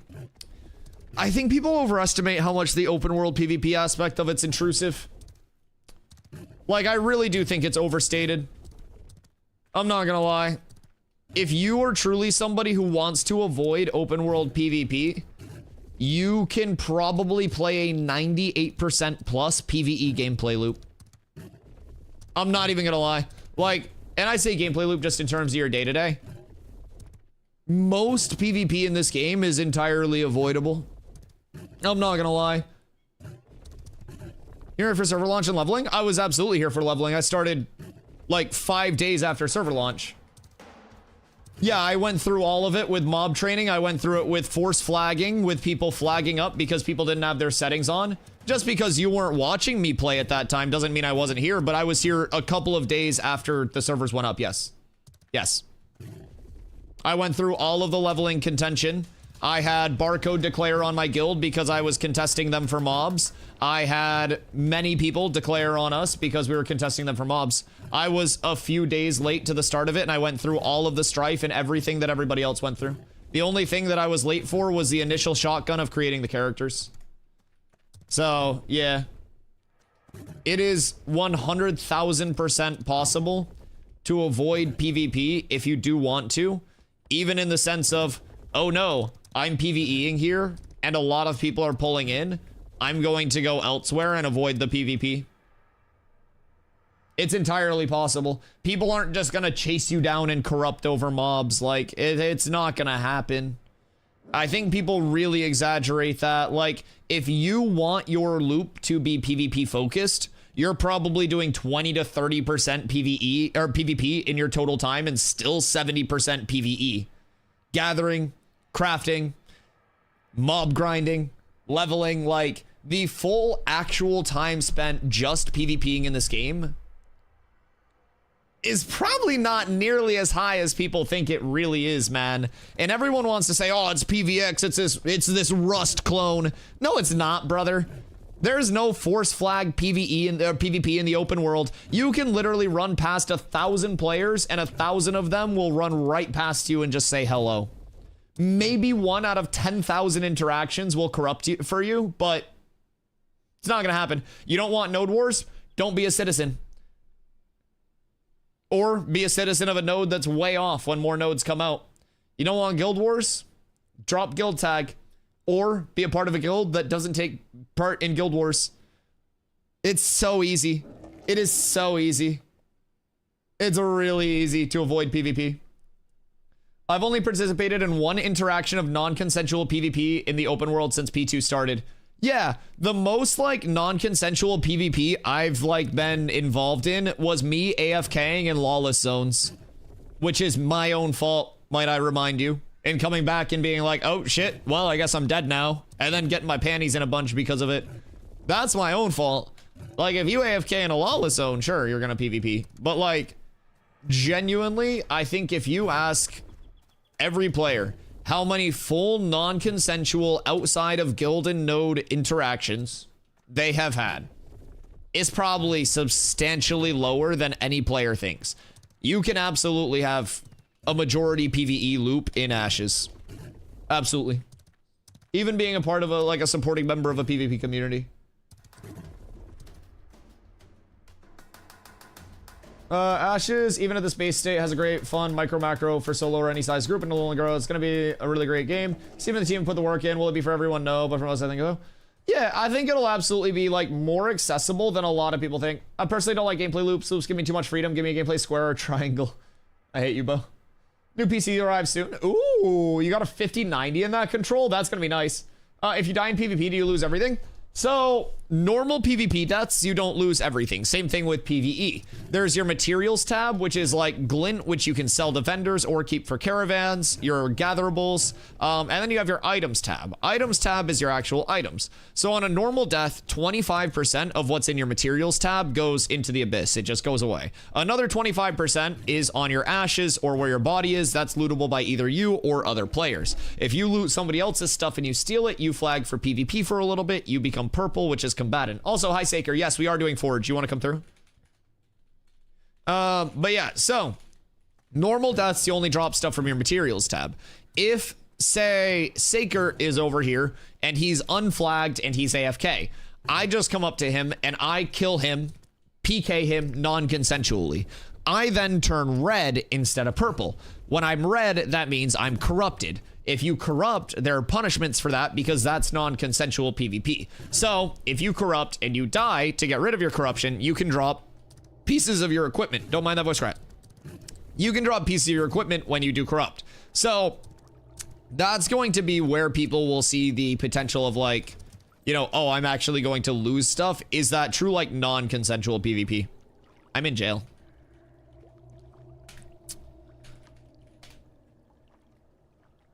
Ika wants to come to Forge. Wait, / invite Ika. What the fuck? What character you on, Ika? What in the world? Yeah, we need more. You need to get to 240 power. 240 is beefy. Oh, it's just ick. God damn it. God damn it. Yeah, 240 is large. I'm still sitting at, after the changes. Let's see. Why am I lower? I lost more. What did I switch out? Oh, I put my Lumidon necklace on for a little bit more max health crit power, but I need a lot. I need a lot. Could absolutely climb very quickly though. Tank still feels good even with lower power. Even with lower power. A lot of new players will get flagged on during launch for leveling, not like the PvP, and never come back because they don't understand why that PvP happened.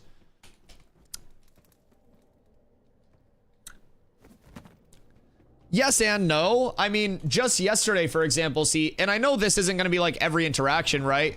But, I think Hobbsy is his Twitch. But, him and his group, they were new players yesterday when we were doing, like, our shit. They were, those were the people that we fought, right? So, like, we flagged on them. Granted, it was because you looted stuff. But, like, those were brand new players. We flagged on them, they died, and they ended up being like, oh, shit, yo, GG's, good fight. That was really fun.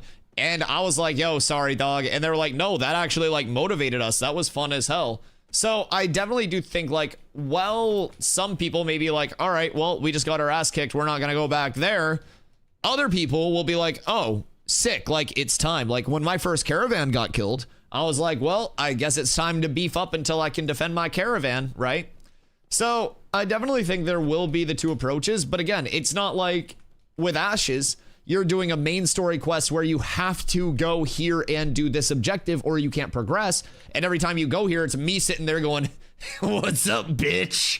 Like, yo, Snack, thank you for the follow. Like you, if you're sick of me bullying the shit out of you because I'm the biggest, baddest cat in town, like, you can just go elsewhere and fucking avoid me, right? So that's why I think people will have the options. Plus, you have to remember, leveling right now is going to be super congested, right? Especially on launch with a 6K cap on basically the Riverlands biome, right? Actual launch with the full map, oh, leveling's entirely different. Shotgun starts entirely different. Especially if they let us select our starting zones, everything changes.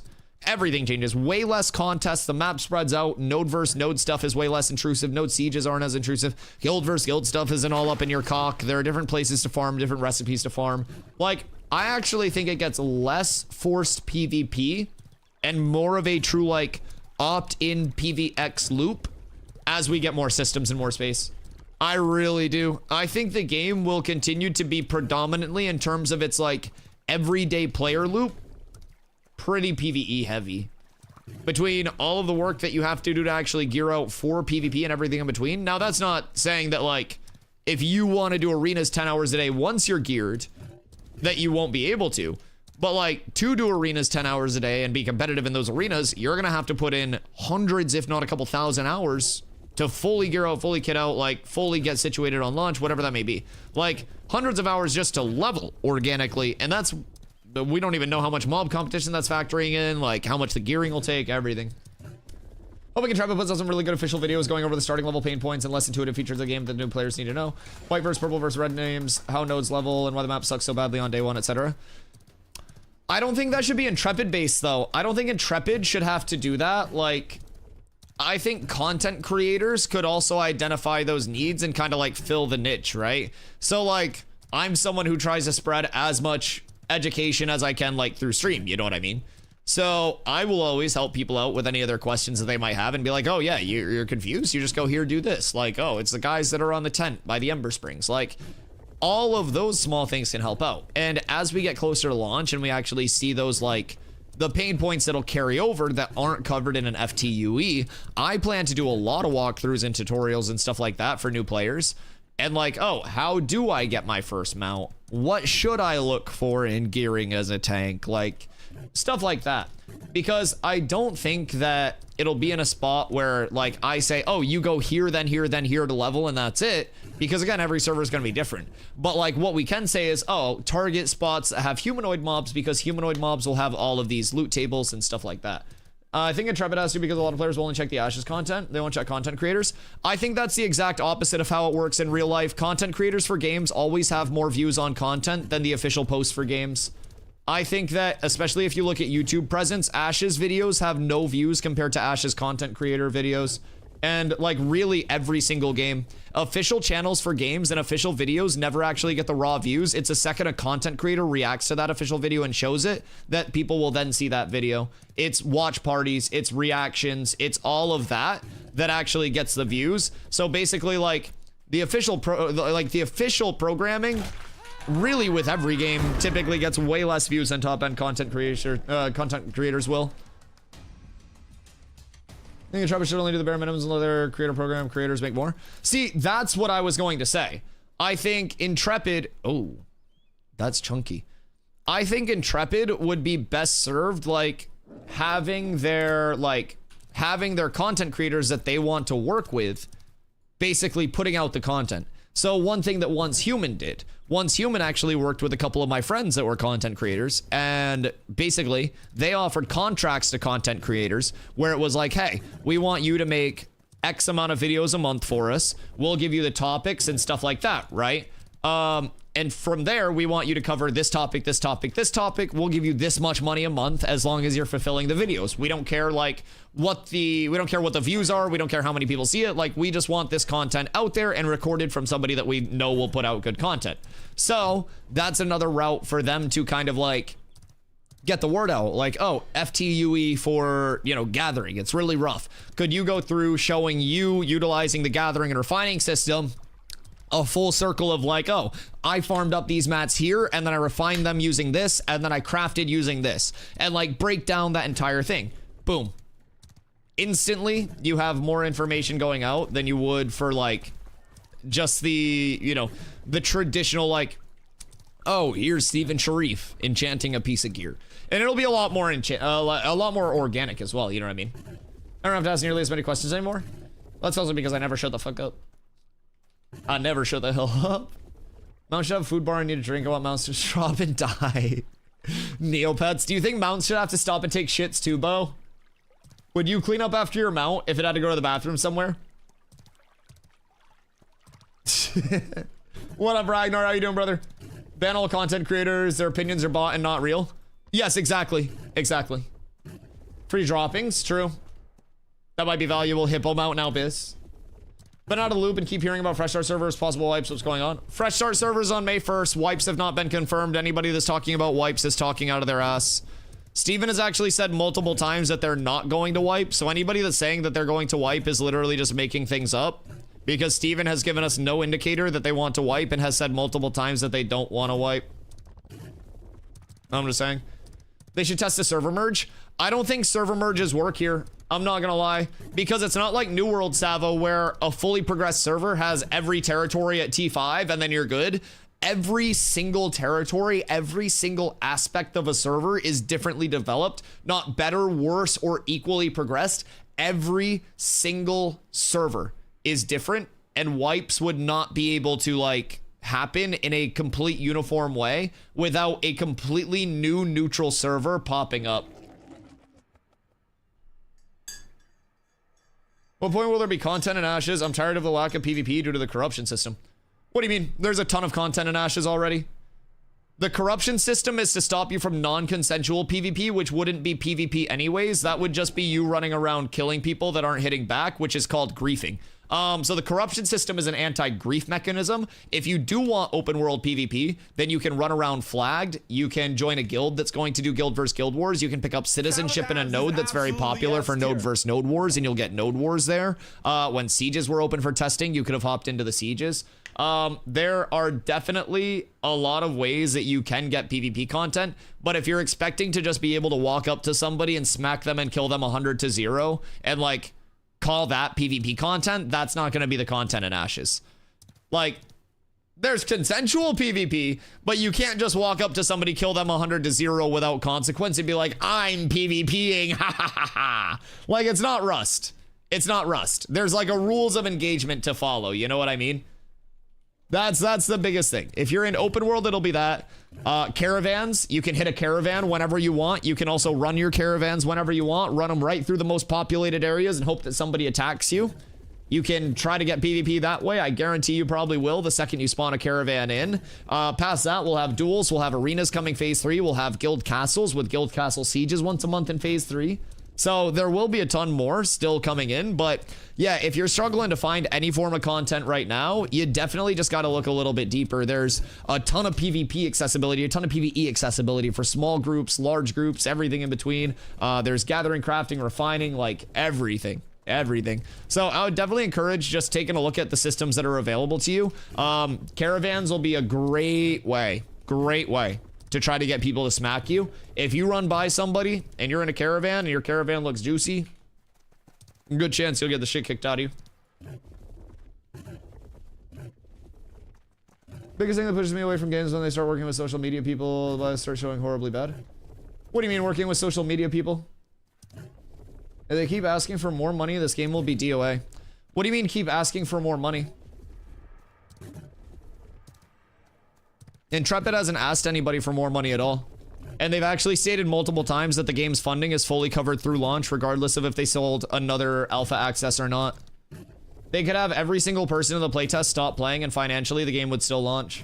They're not asking anybody for money. They simply have the monetary fee on to increase the quality of the playtesting environment to stop people that wouldn't actually have playtesting at the forefront of their priority list from like getting in and basically just like polluting it down. With that being said, as Wiz just said, you also get a full 90-day refund period on your alpha purchase, where if you're not happy with the playtest and don't think you'd stick it out until the launch of the game, they offer you your entire money back. I think to say that they're asking for money is absolutely insane. Fuck, Path of Exile 2's early access is more predatory than Ashes of Creation alpha access is. PoE 2 said a 6-month early access, you buy your packs and then you get in and you're good to go. How's that going?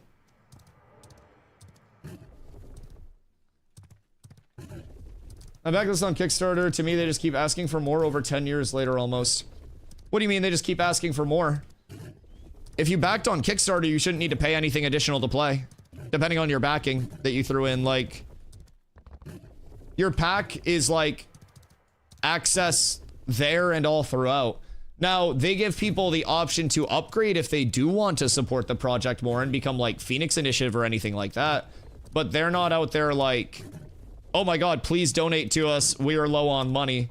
Like, Steven has mentioned multiple times that they're very, very set monetarily because, well, it's Steven's money. Like, he's the man with the plan there. We can upgrade our pack. Yeah, everyone has pack upgrades accessible. It just depends on which pack you have and like if there is something that your pack can upgrade to. So for example, if you bought Alpha 2 Phase 3 May 1st for 100 and you're like, I want to get in and start leveling now, get familiar with my class, $10 gets you the upgrade. If you got like a Voyager pack, then you can get like Voyager Plus, like Hoofsy said, but it may not still be active for everything. It's basically like, you know how Magic the Gathering has like sets where it's like these cards are part of these sets? It's basically like these packs are part of these sets, and sometimes you can upgrade through there. So I would recommend checking the Ashes of Creation store, and on the website, if you do have a pack that's eligible for upgrades, then you can from there. But if you don't have a pack that's eligible for upgrades, then that'll be like the top end of it. Oh, the Alpha 2 Phase 2. Okay, so you just got the Wave 2 pack. I think you have like the highest pack, so to say, right now. Because before that, it was the Voyager packs, which, like, I got mine January 2024, and I don't know if I can upgrade mine. Mine was a $250 pack, so I don't even know if I can upgrade that. But yeah, it would be on the Ashes store. Oh, should I go to that now? Try to level positivity. Some of the no, it's okay. It's. I never think people are like trying to just come in and like intentionally shit on anything. Like, there are genuinely people that just don't know, and I never fault people for not knowing things. Like, it's all a matter of recognizing if I went into another game as a viewer, I wouldn't know everything about the game, and questions are always there with people that, you know, if you do have to pay $100 for something, I'd rather people value where that $100 is going and ask questions and be informed than just like, well, I guess, because like, I'm not rich. That's a lot of money. I'm not detached from that. So I never get annoyed when people ask questions. People asking questions is how people know more and can spread more. And if people ask questions and get the answers that help clarify, then they can also help other people with their clarifications too.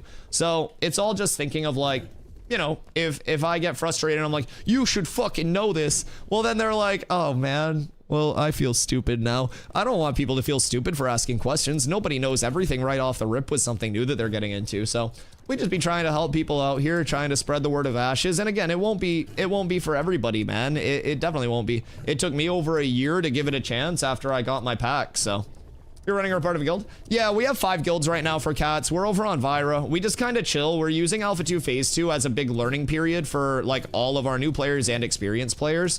But like, we have our shadow sweats that have been lurking, been gearing up. And for us, the entire process here is just getting familiar with the game in Alpha 2 Phase 2. And then when Phase 3 hits, that's when our organization comes out. That's when the leveling groups hit. That's when we're here day 1 of the server. That's when we get ahead of the curve. We can run caravans. We can do everything, right?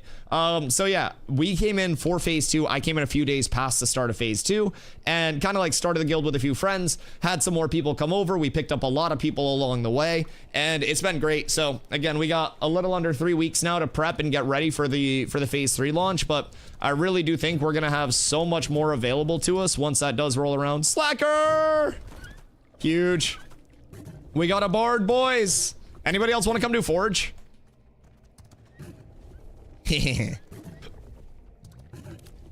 Where's Thorm? We're so up. Is this an MMO to dedicate life to? Yes, your entire life, Bye. You must dedicate your life. If you do anything short of that, I will get you banned. Exactly. No, I mean, personally, I have a lot of fun with it, and it's still very early on, you know what I mean? Still very early on.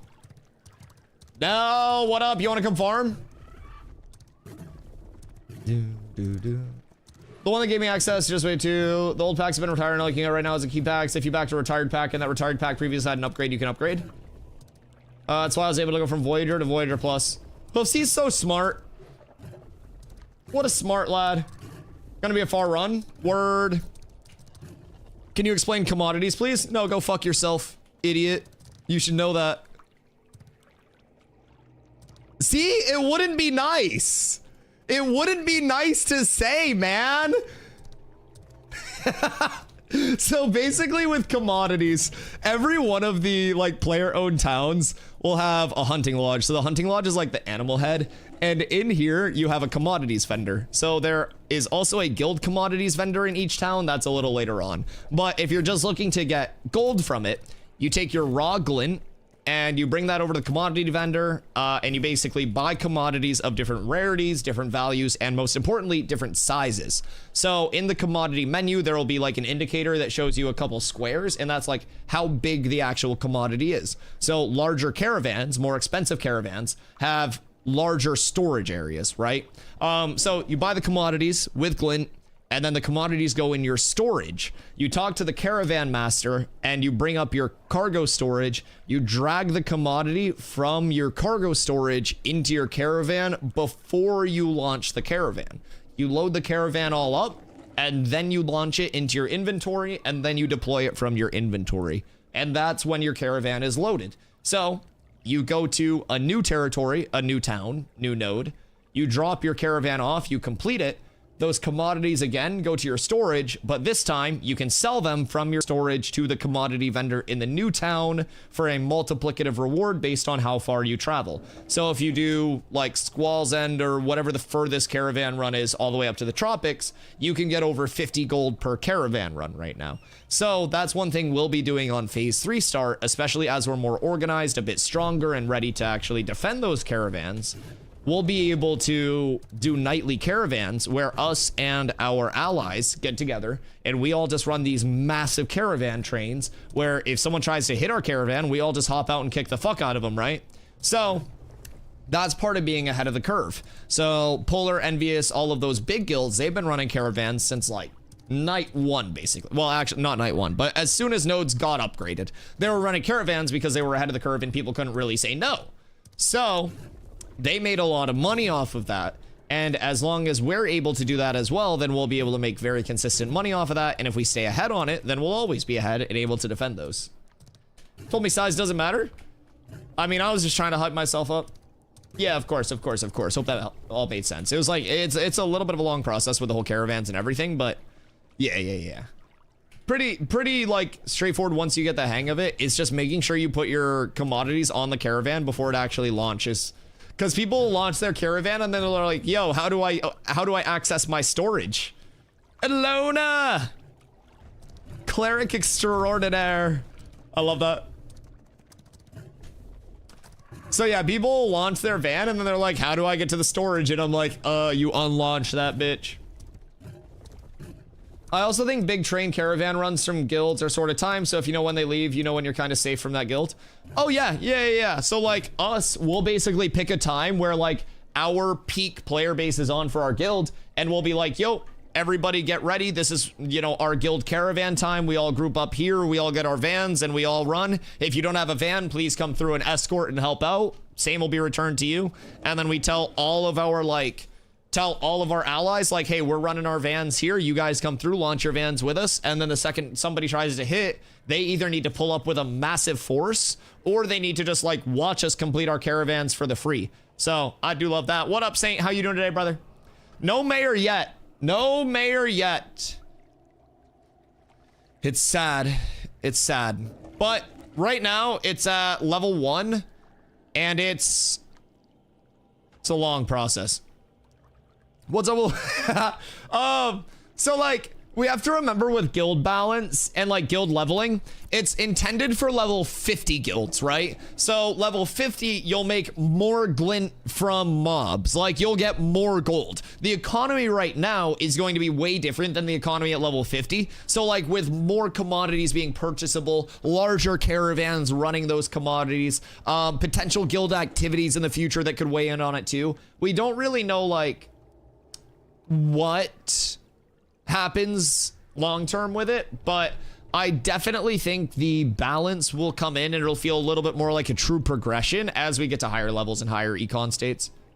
Best PvP I've had is in those massive caravan events. Oh, caravan's gonna be fun as fuck. Although I can't wait for arenas and more like small scaley numbers match stuff, because that's just one of my personal favorite repeatable game modes for PvP. Like I do really like a lot of what PvP offers. Just a part of a very large streamer, hosting a streamer with 3 viewers. I've never seen someone so happy for a raid. Oh, dude, that's been one of my favorite things. Like, I'm not like a large streamer by any means, right? But I remember when I had 5, 10 viewers, the thought of somebody with 100 viewers rating me, or even 50 viewers, or even 20 viewers was insane to me, right? So I love when I'm able to throw raids out to people and they're just like, oh shit. And like, you can see them just happy. Like I've had people message me after raids and they're like, yo, Dusty, like that's the most viewers I've ever had on Twitch. Thank you so much. And like, it reminds me of when people sent those raids my way. And so it's still like, it's really cool to just be able to honestly have that impact on people. It's nice because as a streamer, if you're someone who just doesn't like completely lose sight of anything, like you recognize that you were once that 3 viewer streamer just grinding, right? So that's cool. That's cool. You went from 3 to 2K plus in an instant during a Trials of Osiris match, dude. Couldn't play. That's so awesome, dude. That's so awesome. Yeah, one day, man, I hope we have enough people to throw out for raids where we just stun lock people. It's enough right now to where people are like, oh, what? But like, I want the full level of like, we raid somebody and they're like, and they don't know what to do. That would be so fun, man. That's cool. That's very cool. I mean, shit, I still get excited when people raid me with any amount of viewers, dude. I won't lie. I just like getting raided. I think it's fun that people are like, yo, I like Dusty's content enough to throw y'all over here. Has there been any mention of adding additional options to the character customization for phase 3? The character creator will at some point be getting many updates. I don't know exactly what their timetable for it is.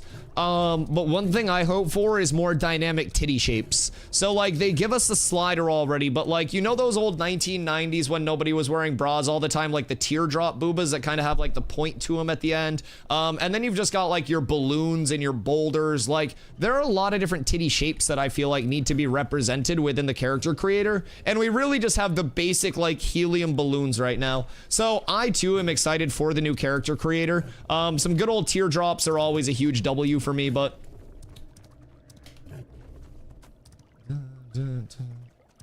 not the tear boobs. Hate those. They look like one of the noses on the Whoville people, you know what I mean? Bold slider when? I'd have to put mine all the way down if I wanted to do like a self-insertion to the game. I need to be able to shrink the sculptor. Very minimal fizz protection on armor right now. Yeah, but what about this Phantom Sentinel piece? That shit chonky. Actually, let's see. That might legitimately be worth using.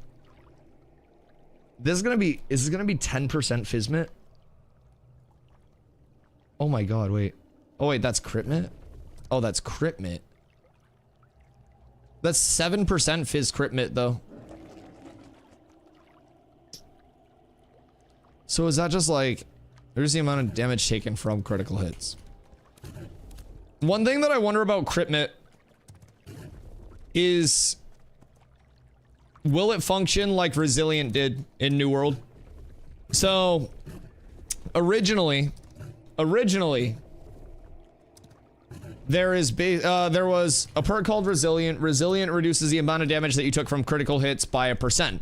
So weapons in New World basically had a crit hit modifier. So for example, a Great Axe was 1.35%. So you got 35% additional damage on a crit. If I hit for 100, it crits, it's now 135.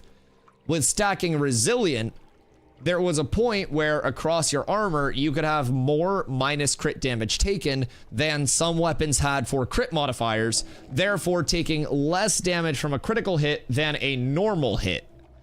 So it was a little bit quirky for a while, but then they basically added a modifier to minus crit damage that made it unable to take things past base. So, Hosty, hey, going with a 1343. Thank you, dude. Yeah, so crit hit. Thank you, brother. I appreciate that. I appreciate that. Poofzy, $13.43. Oh, I thought there was going to be a text-to-speech message. I was preparing to listen. Well, thank you for throwing $13 at me. I love you. I appreciate you. An absolute legend. Does crit admit the crit damage or the crit chance? It is a damage.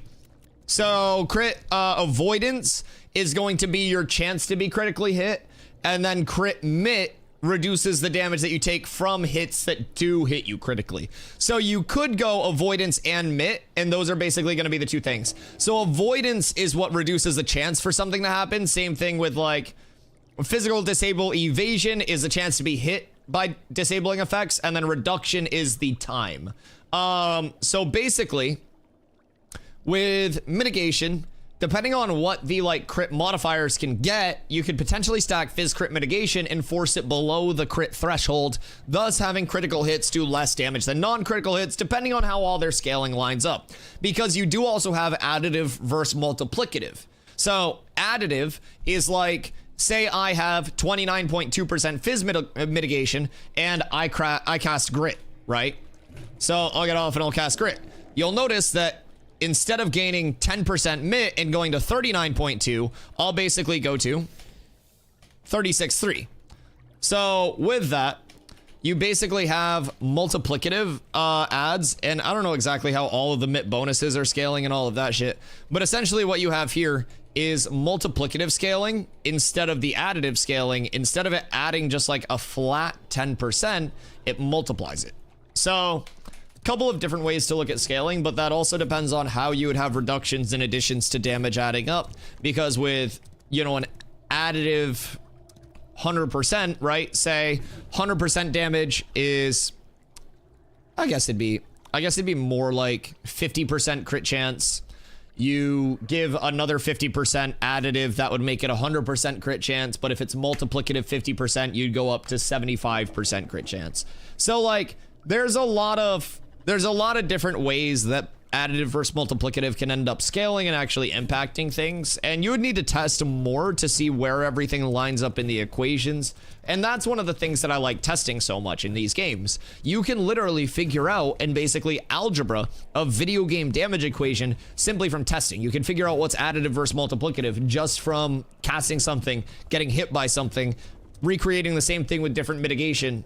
Penetration you could check as well. So like if we want to test penetration, I could find something that has a very nice round amount of armor, right? And I could basically take everything off except that one piece, and we could see if penetration is penetrating armor or if it penetrates mitigation as a whole. Very simple way to test that. But one thing I love doing is finding ways to test every single individual part of MMOs in a very clear and concise way that just gives us like easy data within 5 minutes of starting the test. It was always one of my favorite things in New World to do with the friends, and it's definitely something that I'm going to do here as well. Current balance was out of sync. All is now... What are we even at? I don't know. TwitchCon gold donation? I know. I love everybody for doing that. You guys are insane. The 69's crazy. You guys are wild. Thank you guys. I love and appreciate y'all. Dog gotta poop? Yeah, I'm gonna fill up my coffee while Savo's dog poops real quick. Hold on, I gotta put myself in jail so I don't go anywhere. You go here, and then jail. Dusty needs to eat at TwitchCon? That is true. Hello, Corla, good morning. Put us all feet pics for TwitchCon? We got time, we got time. What up, Hank? Haven't followed the last few days. How's TTK after the first iteration on stats? It's better. It's not perfect, right? But it's also not going to be perfect at level 25. I think that the feel of it being much more fluid and much more actually like built out, right? It does feel way better. It's a step in the right direction. Excuse me, I had to burp. It's a step in the right direction. It's absolutely something great to build on. They've said it'll need more tweaks, more balancing, and we also need to remember that we're getting like our secondary archetypes in phase 3. We're getting level 50, We're getting level 50 eventually. We're getting level 30 in phase 3. Like all of our true balance is going to be intended to be built around level 50 scaling and not level 25 scaling. So as long as you remember that and have that long-term vision and like, okay, this feels better and is a nice addition, but it's not going to be like the final iteration of it, then, you know, I think you realize it's a really good change. Fights feel way better. Fights look way better when you're watching them. It's absolutely noticeable. He also needs to feed me. Oh God, wait, we gotta up the price of the dono goal. Oh shit, she's got expensive taste. Okay, I'm getting coffee real quick. I'll be right back. Chat, who's in Miami that wants to tail Corla for me? Make sure she's not up to hood rat shit. I need a plug in Miami.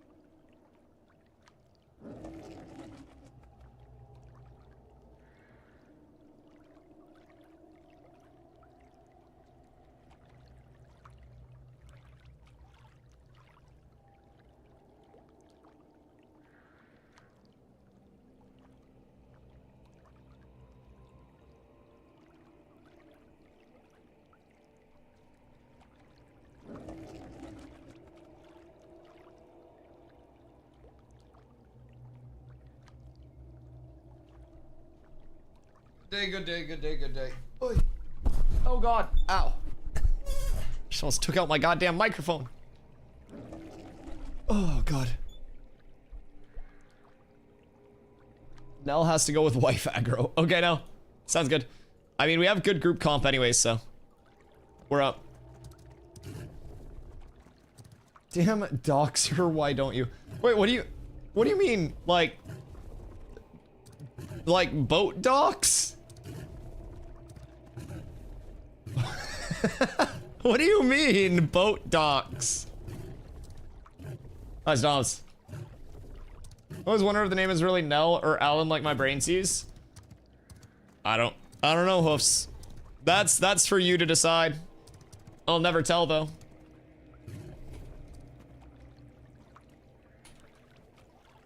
We happen to know that the IRL backpack is pretty much done. Has Hoofs been inquiring about the IRL backpack? Is he toiling?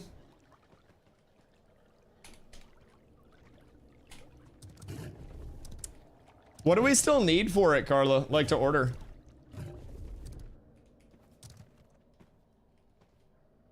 You were saying something about like the router? He paid for it basically. Other people donated too. This isn't just a Hoofs venture. He did some heavy lifting, but other people put in their dues as well. Bits counted toward this too.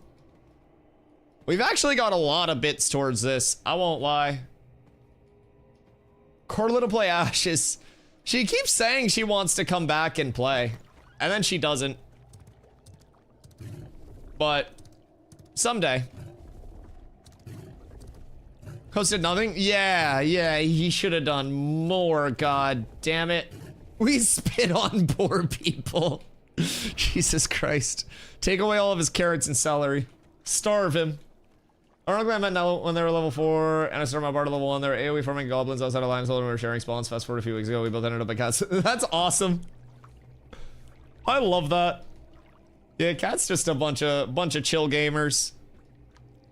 They take my carrots. I'm convinced that Hoof's name is only Hoofs because he's part horse. Dude just has veggies all day. I don't know.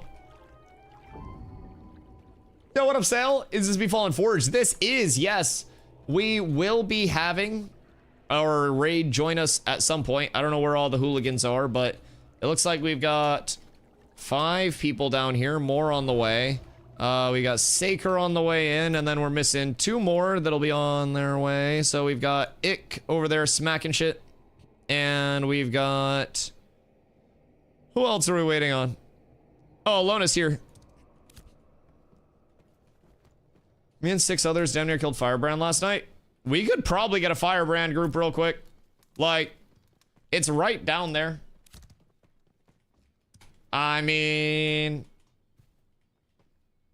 It's not that hard. As long as he doesn't bug out. I bet we could. Stuck with the mission Rebel Rouser, not having marker on the map. Which quest is that? I'm not familiar with all of them by name, but someone in chat may know. The only thing that's yet to come in is the router, and then when we get to Vegas, we need to get a sim for it.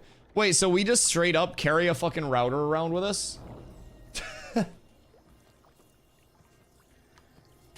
Jesus. Kind of the first mission. What's it having you do? Is he up? He should be up.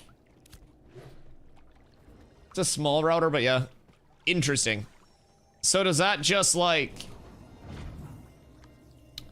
The router is what actually like connects us and allows us to stream?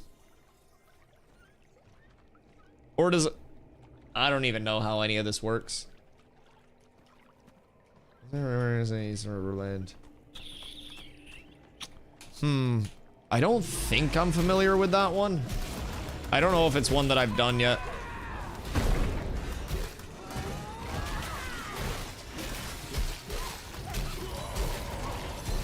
Vegas is a good test it for sure, but it's so hot. I need maybe used to that over there. Night streams in Vegas? Would we get robbed doing night streams in Vegas? Or would we be fine? So on the brains of this operation, you literally are though. I wouldn't be able to put that shit together.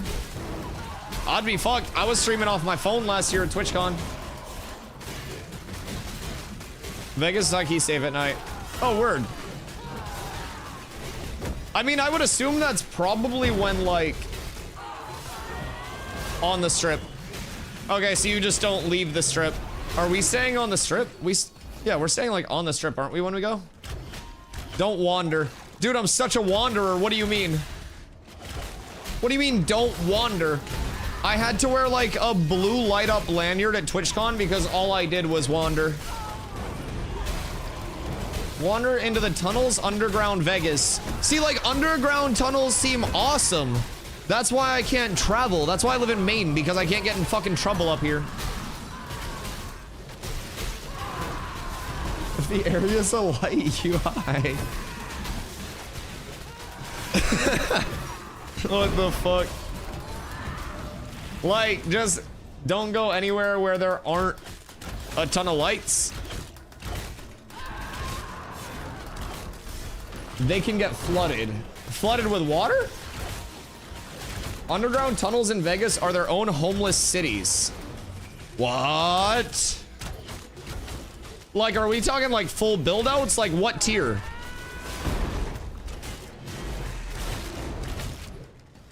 Wait, what do you mean their own, like, cities? It's basically real-life dwarven living. Like one with the mountain type shit? Oh, we actually have combat music in here. Very nice. Most of Vegas suburbs, it looks like Arizona with the Vegas Strip pasted on. I don't know what Arizona looks like. There are whole documentaries on these cities ruled by the inhabitants. It's essentially Ash's lawless zone with people living there. What? For fucking real? Like, how do they just not have a bunch of, like, cops or some shit? Like, do they have guns down there? Should watch a documentary on it next downtime? I should. I think this is only making Dusty want to go in the tunnels. Yeah. Like, I feel like I'd be good in that hood. The police themselves, they police themselves and the cops don't go in. So they could just be killing people down there and shit. They got like their own rule set. Do you think they have courts? Like, how established do you think their like hierarchy is? You're scared to go in Mexico? Well, yeah, because like crackheads will like speak the same language as me. If people don't speak the same language as me, I can't convince them that I'm super cool and dope. You know what I mean? Because like, why would people like kidnap or hurt somebody that's like as cool, funny, charismatic, and 6'5" as me, right? But like, if they don't know that I'm funny, charismatic, and like cool to be around, then it's like, you know, they might actually kidnap me. You gotta think of this. This new patch is horrendous. What don't you like about it so far? Did your gear get changed? It's always the first question. Are you upset because you've tested things or because your gear looks different? Because right now there are two groups of people. And the second I hear someone say spindle hemp, I'm like, all right, cool. You're just mad that your gear got changed in an alpha. Because there's definitely the two groups of like, I have valid critiques about the patch, which is amazing because feedback is what will improve it, right? And then there are the people that are just like, I have to farm up new gear, wah! Like, then I'm a little less empathetic. Dusty wants to go into the tunnels, but is too scared to ride the Ferris wheel. Yes, because again, if a human is going to hurt me, and we speak the same language, I say, oh, hey, I'm super cool, chill, and we should hang out and be friends, and then we're friends. If a Ferris wheel is falling off of, like, the hinges, right? Then I can't just be like, yo, Ferris wheel, please stop falling off the hinges and, like, dying, right? Like, it's not going to it's not just gonna be under its own like fucking non-sentient control, right? Like gravity is gravity. It's going to continue regardless, and if a Ferris wheel starts falling, I can't talk my way out of that. I can talk my way out of pretty much anything else. Kendo wants to meet the mole people, but no big circle. The mole people don't go high in the sky. If I'm underground and I fall down, then it's 6 feet 5 inches to the ground. If I'm on a Ferris wheel, it's the height of that Ferris wheel plus 6 feet 5 inches to the ground. It's a very long fall. Very long fall. Ferris wheel's a different fear. Oh yeah, Ferris wheels are terrifying. Like, I don't mind being on like a mountain or anything, right? Like, I love being on mountains. Flying was cool, but I don't know. Fuck Ferris wheels and shit. Fuck that shit.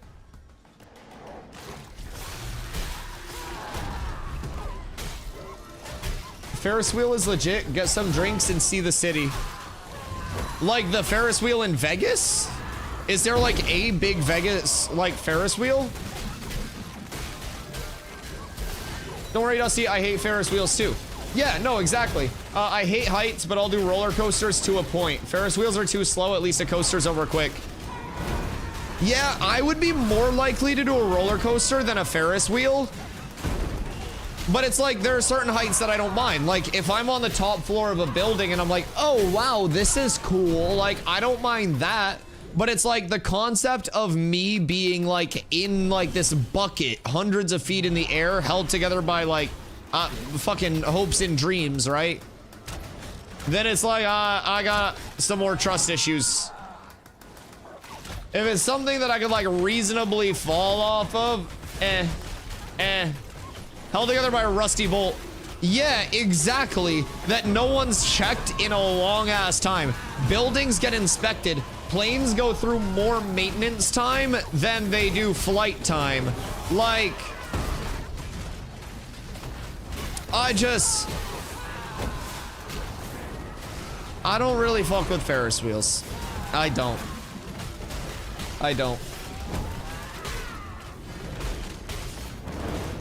He goes into the tunnel and ends up recruiting more people to play Ashes with him. Well, they probably have plenty of people down there. If they're policing themselves.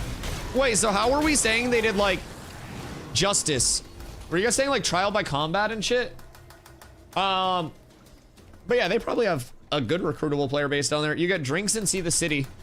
Sounds terrifying. Like, why wouldn't I just get drinks and see the city from something that might not kill me? You know what I mean? Like, what if I just went like upstairs in a building to see the city? Why does it have to be on a Ferris wheel? 30k XP off 20, able to join. Yeah, if you want to run over, I don't know like how good your XP will be in a raid, but more than one to run over. You already left the new PG, or this one is the new PG. What do you mean the new PG? My game just locked up? Weird. That hasn't happened in a while.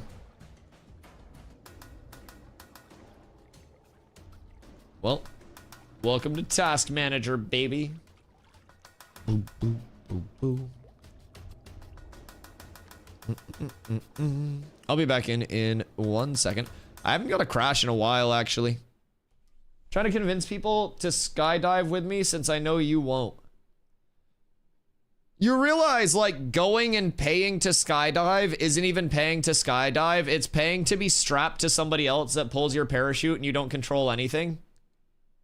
It's literally not even like an activity.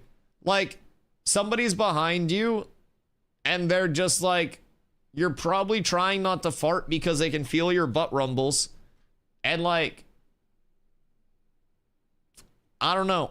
It doesn't seem very fun. It doesn't seem very fun. It would be like me paying a lot of money to have somebody else shoot a basketball for me. Like, it just, I don't really see the point of it. Skydiving sounds great. Like, skydiving, if you were like in control of your own shit, sure, maybe sounds cool. But like, some dude's bonbon, like, just in between my butt cheeks, pulling a cord for a parachute. Like, take away the parachute cord and change the circumstances, sure. But, like, I'm not trying to have a fucking full hot dog going, you know, descending towards the fucking ground, plummeting, praying that some random dude doesn't feel how firm and supple my cheeks are and get distracted from pulling the cord. Like, it's not a chance I'm willing to take. I don't trust that guy. I don't know. Why the fuck would I trust him? In Mexico, you don't need an instructor to skydive. Well, technically, you don't need an instructor to skydive at all if you only want to skydive once.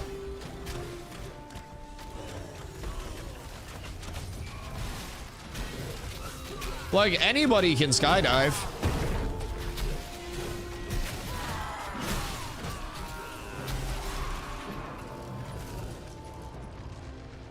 The new tank you did? Oh, leveling a new character? I mean, we were just kind of like checking that out a little bit. In terms of that, it'll be more of like an ongoing side thing where we just, you know, putz away a little bit. There is a lot more to test than just like leveling, and we are all pretty familiar with leveling. It didn't feel overly different whatsoever, but yeah, I think we're pretty well prepared for the leveling changes overall. It's really just that, like, those first couple levels that can be the tough ones. But as soon as a tank gets into Mora and like clerics get a couple more abilities as well, it just gets so simple. And that was kind of the point that we had hit. Like, once I got into Mora, all of the mobs actually started like staying on me. Things weren't just running around like crazy anymore. It was nice.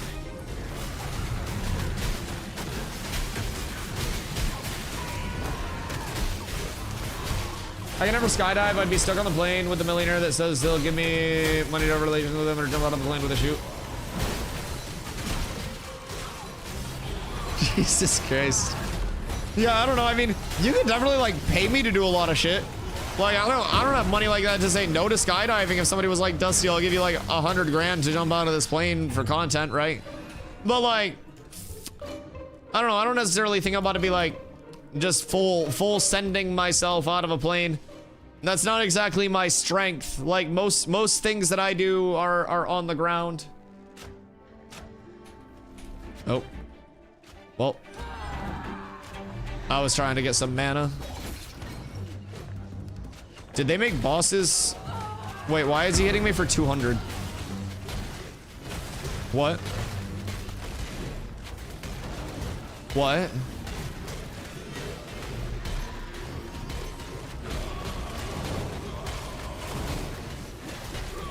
Okay, bosses do no damage now.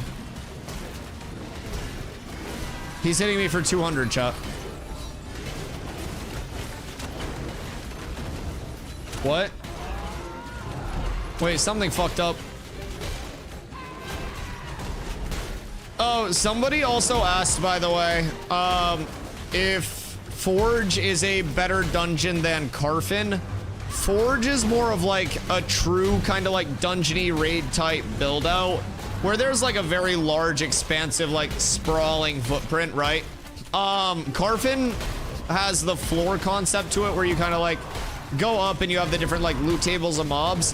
They're a little bit different in terms of like their loot tables and everything else. While both being those grand dungeons, they're both built incredibly different functionalities. Carfin tends to be more of a consistent experience grind and does have some really good drops there too. But Forge, I think, is more so utilized as like, you know, the current level 25 like grind spot, right? There are a lot of good drops that you can get from here, some being, you know, even some borderline best in slot options. So we're feeling it out with all the gear reworks that came in, trying to see what drops that may be worth replacing in our current gear sets. We know there are a couple of good rings that may come from here, and we don't really know what else has evolved with it, but we will figure it out. Which cleric gear drops at Forge? Previously, there were some nice gloves that dropped off of Nurse Pelamona or whatever the fuck her name is. I don't know if people were utilizing those much once they got like very good gear, but with different scaling, we can see those coming in. Let's see, there are a lot of trash drops as well because there are a lot of those dwarves that spawn underneath. So there are a lot of different areas that you can go. You can go on like the named mob loop route. You can go on more of a more of like a trash farm, static farm route to try to get some of like those trash drops, but there's definitely a lot that you can do. Oh, they hit the wrong button. I was wondering why they just left. Yo, Dev, thank you for the follow. I appreciate you. I want to feel like I'm about to die. Well, then go run a marathon, Carla. When was the last time you ran 10 miles? Jump rope for 15 minutes straight without a break. I jump roped for about 10 minutes recently and felt like I was gonna die. I do live life on the edge. It's just, I take calculated risks. Skydiving was fun. Don't want to do the bungee jump or mega swing thing. That's scary to me. Bungee jumping would also be fucking terrifying. Yeah, fuck bungee jumping. This guy barely hurts. He's hitting me for 200. It's not, it's gotta be just some scaling stuff. Like, look.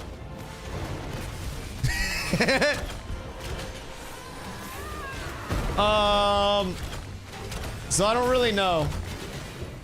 Found another orb. Had to double hook to get to it. Post it in Discord. Oh shit. Okay. Okay. Slayer's Medallion, Malleable Iron. So that got dumbed down a bit. I'm not gonna lie. That was a large difficulty nuke. I don't know if every boss is like that. Like if Zammer is also the same way, but me and 6 guildies about killed Firebrand last night, then he bugged. Wait, is every boss that soft? Because if every boss is like that weak, that's a very weird change. That's a very weird change. Like the trash mobs are hitting harder than the bosses. At least you have some control with skydiving. If a bungee or mega swing go out of control, you just could just sit there and wait for it to end. Yeah, like I've seen too many things with bungee jumping going wrong, man. I'm not gonna lie. I'm not gonna lie. I think I would probably rather like airdrop myself down into like the Sentinelese Islands and try to talk my way out of that situation than bungee jump or skydive. I won't lie. There are so many things that I would rather do than skydive or bungee jump. Fuck that. I did just get like 40 silver for that. What the hell? Maybe static. Wait. Maybe static farming in here is actually really good now for Glint. Cause like, yeah, you have Snake Circle, but in terms of a Glint farm, if you're getting 40 silver in Glint per Glint drop, that's huge. Discussing about the YOLO lifestyle? No, I'm not. I can respawn in video games. I can't respawn IRL. Yeah, I just got something good going. It took me like fucking 4 content loops to get this gameplay cycle going for myself. I had to go through multiple expansions. I had to almost remake my character a couple times. And I finally got to the gameplay loop that I wanted to get to. I'm not about to just throw myself off a fucking bridge with a bungee attached and hope the bungee works. That's not gonna happen. I got too much momentum right now and we're not stopping it. Boop.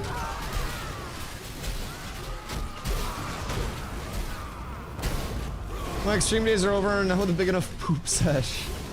Some more fear and danger, well, sometimes even tears.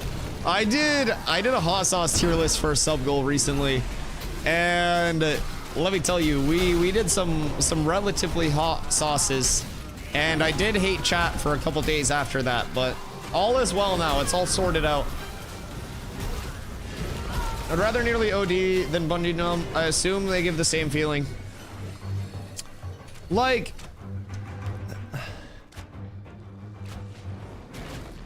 if it's between like bungee jumping and doing something for a thrill, like just put an ice cube in my butt or something. Like, I don't know. If I need to feel something, there are a lot of different ways that you can go about that. I don't necessarily think that like jumping off a fucking bridge is the only way to feel excitement. I want to go and almost die on a Himalayan mountain. That's the biggest stream. What the fuck do you mean? Yeah, that doesn't sound very ideal. She wants to go and die on a Himalayan mountain, by the way, but she's scared of canals because she thinks the spirit's gonna grab her and drag her into the canal. But she makes fun of me for Ferris wheels. Okay. La Lorna called. She said, don't take a bath. Whatever the fuck her name is. She said, make sure there are no puddles of water when you're showering. Stop. Listen, you can't be scared of puddle ghosts and make fun of me for not liking Ferris wheels. That shit's fucked up. Ferris wheels are not, those are not sane. Skydive, no shoot, but over deep water, but you jump with a high cal rifle or something to shoot at the water before hitting it, so it disturbs the water before hitting. What in the Tom Cruise doing his own stunts did I just read? Sounds like something fucking Steven Seagal would say that he did. Sounds like a part of that one guy's morning routine. Banana on the forehead, bowl of ice water, 50 cal to the water tension.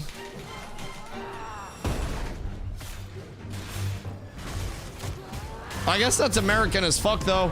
But like, what happens if you have another person skydiving near you and like you both shoot the water but you got down first? Because then it becomes a game of like dodgeball as well. Race to the bottom maybe? I don't know. We've talked about this before though, but what about water polo? But they put like piranhas in the pool or something.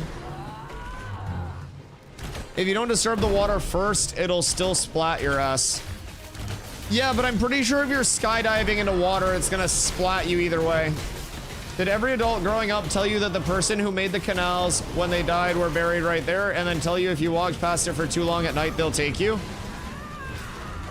No, everybody growing up told me that if I kept playing video games as much as I did, that I was gonna get addicted and not have a future. I embraced my fears. I swam in the canal. My story became true. You didn't get dragged into the canal. I got a reason to be afraid. Also, like, there are a lot of canals. Do you just think like every canal creator got buried underneath their canal? And also, why would some bitch in a white dress be digging a canal? Don't you think it would be some dude with like work boots and shit like that? Like digging the canal? Like, don't you think it'd be like some hardworking laborer instead of just like some random bitch in a white dress not wanting to get her dress dirty? That's the Llorona. I don't care about Mexican cerveza. The Llorona's, isn't the Llorona the white dress ghosty lady that's near the canals? I thought that she was the canal bitch. What's the canal one? How many ghosts y'all got? 24-hour stream on 5-1? Maybe. We'll see. Also, no, because in my town in Mexico, my town in Mexico was made by the men in the town, not work people. Okay, but they'd probably be wearing work boots when they were... Oh, God, wait. Oh, God, I'm being dragged into the canal. What the fuck? La Llorona. Oh. Oh, no. It's coming for me! Please, no! No! No! I want to live! Oh, God! I don't know what I did, by the way. Wee. It's also the Llorona. Llorona. Not my Rona. Sorry. So... maybe I just gotta like sprint in a circle and get momentum going and then I move up. It's fine. We just keep going. Don't worry about it. We got it. It's under control. It's under control.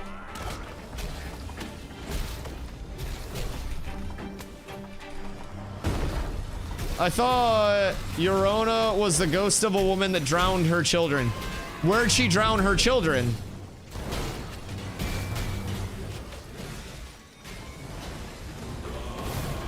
Was it a canal? He's getting his stories mixed up. Wait, so who's the canal ghost? Is it supposed to be a dude? Like, what's the canonic, like, ghost of the canal? In a river. Oh, okay, that makes sense. Okay, so Yorona drowned her kids in the river. I don't blame her. Kids are fucking annoying sometimes. A lot of kids, too. Like, getting rid of a couple isn't really gonna make a dent in the whole, like, kids in the world thing, right? So, yeah, I get that. I get that. Did we ever ask what the kids were doing prior to that? Like, did they have it coming?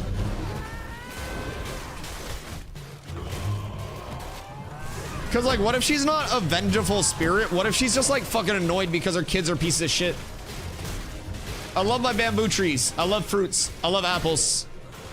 DJ Khaled also starts his day with a full fat cappuccino. He does. He loves many good things. Maybe the kids were assholes. That's what I'm saying, yeah. Like, not every kid is just, like, a pleasant one to have around. Where'd the alloyed labor go? What? Wait. Where'd the boss go? Oh, wait, there he is.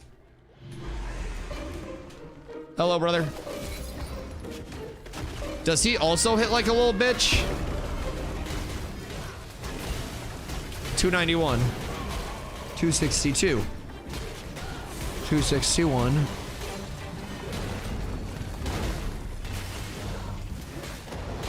What in tarnation is going on here?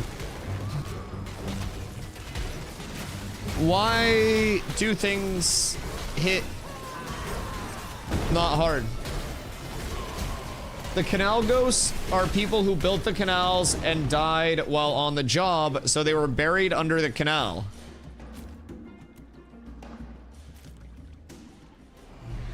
Wouldn't there have been like a workers' rights investigation into the canal itself? If that happened, I feel like OSHA wouldn't have like been cool with that, right?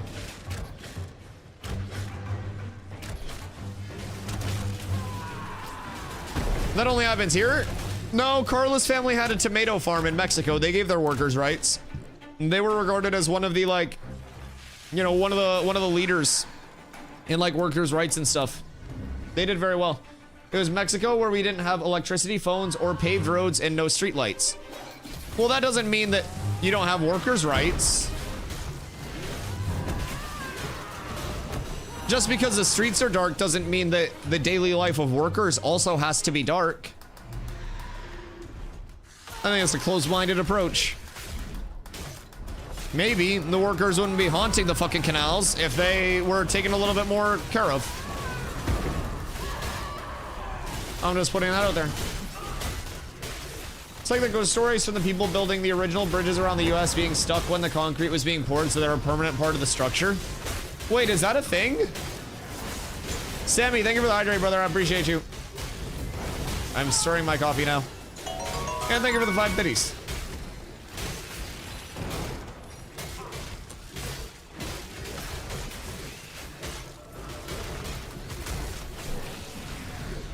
OSHA didn't exist at the time.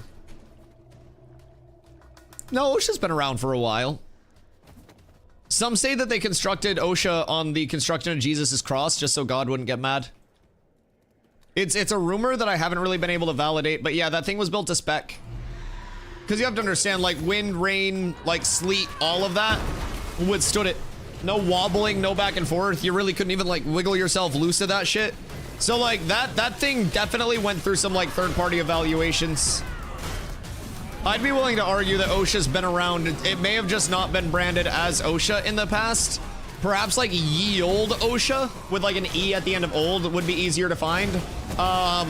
Maybe look into that. I just think you guys aren't, like, digging deep enough. Very, very shallow-minded chat here. Disappointed what you've all turned into. Our house in Mexico was made by my grandpa with his own 2 hands, and other people lived in houses made of cactus leaves and metal sheets. Did your grandpa haunt your house?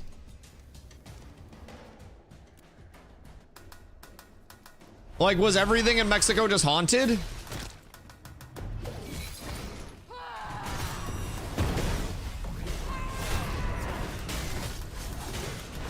Because it sounds like everybody just builds something and then it gets pissed off that they built it and then they haunt it after. Like, what if you just helped people build stuff? Although, I guess that's maybe why the canal workers would haunt the canal, right?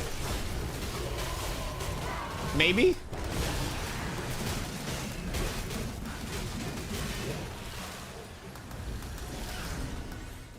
I'm teleported to Narnia until Steven's GMs forgiveth my sin. Didn't you just get a 3-day? How long were you sussed for?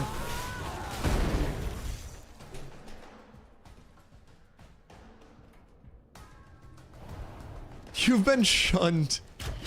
That John G got a Thanos snap because he was impersonating a GM to troll Zine. He got full cooked. He made a character named GM Lorraine and was telling Zine that he was gonna ban him. And so he got banned. Sacrifices to the Sandal God? Yeah, it may or may not have been a slight sacrifice. It's a happenstance. It was just a matter of like wrong place, wrong time, you know? Like who would have thought? Who would have thought? Died and still have to be at the work site? Winner of all the sads? Well, no, there are only a couple sads there. One of the happies is that if you die while you're working, then you can't clock out. Yeah.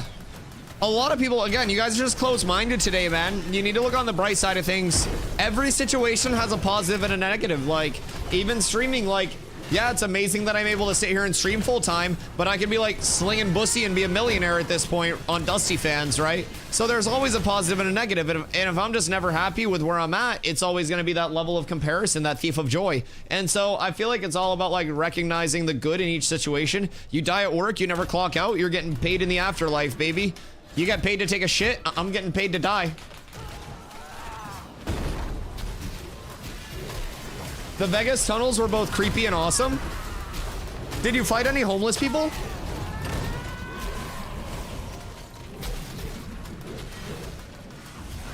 I'm curious about the Vegas tunnels. We don't have any mana. What do you want us to do?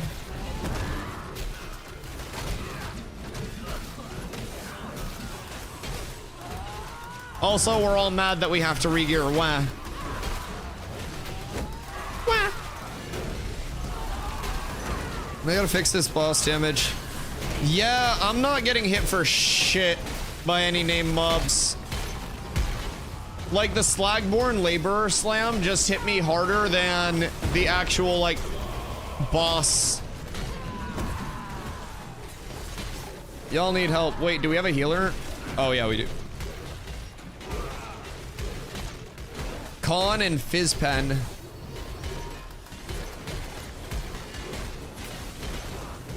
Might be good. Maybe. We'll give it a look. We'll give it a look. There's one guy who supposedly makes like 70k a year and lives in the tunnels by finding and pawning expensive things he finds. Like, finds them in the tunnel and pawns them in the tunnel? Or like finds them and pawns them in like the overworld? Hey, Carla. Thank you for the 195-day streak. Wow. Amazing. Is Tank feeling better? I mean, I thought Tank felt fine in the first place. I'll be completely honest. I never really thought Tank felt bad. Just in my personal happenstance. I think the biggest thing about Tank that was like wonky was that we were just incentivized to build more like a DPS than a tank. 195 is nuts. At 200, I'll finally tell her that I enjoy her presence. I'm sorry for whatever I did 196 days ago. Wait, Carla, what's your follow age? And you know I love you. We all love Carla. What's your follow age, Carla? Show the people. Follow age is like 2 weeks. My follow age is wrong.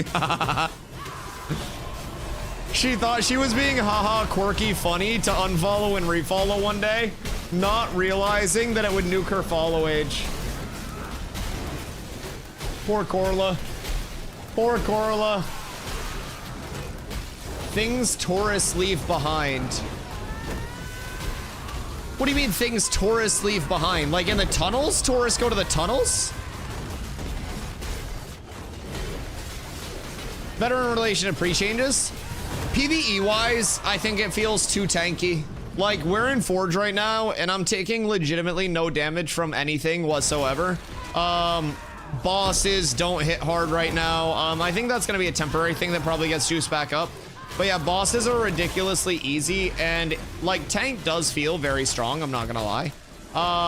It feels great, but I also think it felt fine in like most instances prior to. The biggest thing that we'll notice as tanks is now probably like the ability to actually scale up max HP and feel it in like PvP instances. You're able to scale up 8k plus with really good sets right now, and that's going to give you a substantial amount of like actual time alive. So I do think overall, I think tank feels better, and I think everything feels better than it did pre-patch. Like the TTK, just how everything was shaped up, it really wasn't in a great spot, especially in the logical progression of gearing where 10 gear was outweighing 20 gear at level 25. That just doesn't make sense. So I do definitely think like this patch was a great start and a really good path to get on. Obviously it's gonna require more continued iterations, and I'm sure we'll see one probably soon with like boss damage and shit like that coming in, because again, I was getting hit for like 200 from the boss in here. Yo, Tommy's Pickle, thank you for the follow, I appreciate you. I think it was a great first pass. Absolutely. Absolutely. And like, some people think numbers are bloated on gear and a little hard to understand and shit like that. But when you literally just realize they took the decimal point and they moved it one spot to the right to include the last like digit there for easier tuning instead of having to go into decimals, it's then a lot easier to understand. This is 10.8 armor and magic resist, which is rounded to 11. 12.9 ment, which is rounded to 13. 63.6 rounded to 64. That's the scaling that will actually be present when they number squish it, right? So unstuck plus Zammer. So yeah, I definitely think that that is something important to keep in mind. It's literally just a matter of them adjusting scalings by 10 the same way that they did, the same way that they did the first time to get us to this patch, and then we'll be fine. Everything will make a lot more sense. All of the numbers will be just the same as they were before, and we'll have a lot better TTK because of it. Seraphim, thank you for the follow as well. I appreciate you. I'm astounded at how much crying there's been. And you know what's crazy? Most of the people that are very upset about this patch aren't even giving it the time of day to thoroughly test and everything. They're literally just saying, man, I hate that I have to get new gear in an alpha. Wow, wow, wow, wow, wow, wow, wow. Like, brother, they could have full wiped the shit out of us. Like, they literally could have just nuked our entire characters and been like, hey, re-level, re-gear, get the new data, pussies. But they didn't. This is like the least intrusive change to this that we could get, because our enchanting is still there. Our gear is still there. All you have to do is switch out pieces to adopt to the new meta the same way that you switched out your 20 pieces for 10 pieces when you figured out the first meta. The only difference is you have more gold that's going to go away in 2 weeks anyways invested in the old meta gear. So as soon as people get past that and get past the, wah, I lost my alpha gear, wah, I'm gonna lose my snores. I could sell my snores for more than your entire gear set, lick my entire balls. Who cares about your fucking gear set? Just go get some 20 gear and play the game. We're in a playtest. We're playtesting. That's my take on it. If your entire thing about this patch is, I'm mad they changed my spindle hemp set to something else. My growler, my fucking wolf and maw has mentality on it. Lick my balls. We all gotta re-gear. We all gotta re-gear. The folks crying don't strike me as playtesters, just folks playing a game early. Oh yeah. Oh yeah, so many people want to treat this as though it is this finalized product that's like all set in stone, all done, all ready to go. Like this is it, like this is what you're gonna be playing for the rest of your life. Dude, we're level 25. The level cap's gonna be 50. We're at a point in leveling progression where people aren't even gonna be stopping to craft gear. People don't understand, man. People just, they're so short-sighted. So short-sighted. The ones that are complaining would have been complaining no matter what. Oh yeah, people just like to bitch. Like, genuinely, so many people will just start bitching and like not even know what they're talking about, not even know any of the implications about anything, and they're just like, I hate this change. And we're like, oh, how many hours have you put in? And they're like, well, I haven't played since the change because I hate it so much. And I'm like, brother, what the fuck do you mean? Ooh, what the fuck do you mean? Well, I'm boycotting the change. Well, that just means you don't like change. That just means you're fucking stupid and can't adapt. Congratulations, you're gonna suck at video games. Like, everything in video games, especially if you consider yourself a comp player, is adapting to new metas, new changes, new macro, new micro, new everything, new comps. And if you can't adapt now, you're not gonna be able to adapt on launch. I'm just saying, y'all gotta get used to that shit, brother. Been playing games my entire fucking life. You know what I've been doing? Adapting. Played pretty much every single major genre that there is on a high level, and I got there because I adapted. You know what y'all aren't gonna do? Adapt, and you're gonna keep bitching. And then you're gonna get left behind. But all of us who do adapt will be up tremendous.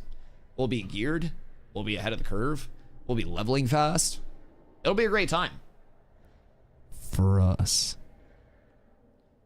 Adapt, achieve, overcome. It's outwit, outplay, outlast, you idiot. Like, I don't, what this fucking guy trying to be a goddamn Marine. Fucking dummy. No, it's improvise, adapt, overcome. That's what my dad always used to say, because he was a pew-pewer in the Marines. He was a sniper over in Beirut and stuff. So yeah, whenever something would go wrong, my dad would literally just tell me to get over it and stop being a little fucking bitch, and that more worse things would happen. He'd literally just be like, worse things are gonna happen to you, buddy. And I'd be like, you know what, you're right. And then he would always just hit me with the improvise, adapt, overcome, and I'm like, all right, I gotta figure something out. So shit, I don't know much about cars. One day I was driving and I split a radiator hose, so I had radiator fluid leaking everywhere. So I took a little fucking towel and a hose clamp, wrapped it around it, filled it with water, and then we were good to go until I got home. And then we got it looked at and fixed. It's a nice little solution. Contemplating using some time off for P3, but timing the servers actually being up is rough. What do you mean? Just time off May 1st, May 2nd, and like May 3rd. Yo, what up, come back? How are you, brother? Hope you're having a great one. Hello, Afterlife. How many classes are now in the game? 7 classes are in the game for the primary archetypes. We have everything except for Summoner. And then as soon as Alpha 2 Phase 3 hits, we'll start getting more progress towards the Summoner, which will be there a few months into Phase 3. And then we'll get secondary archetypes, starting with Tank and Cleric as the first 2 to become available later into Phase 3 itself. So right now, 7 bases waiting on our last base, and then we go into the secondaries. Game's better now with the changes. Gear can be swapped out. It'll be fine. Oh, yeah. Oh, yeah. It's so much better with the changes. I agree, Thrain. I agree. Gear can be swapped out. Like, everything is fine. I think people just need to take a little bit of time, re-gear, get used to the changes, and then they'll realize it's much more fun. All of the PvP that I've done and seen so far is better off because of the changes, and consensus more enjoyable because of the changes.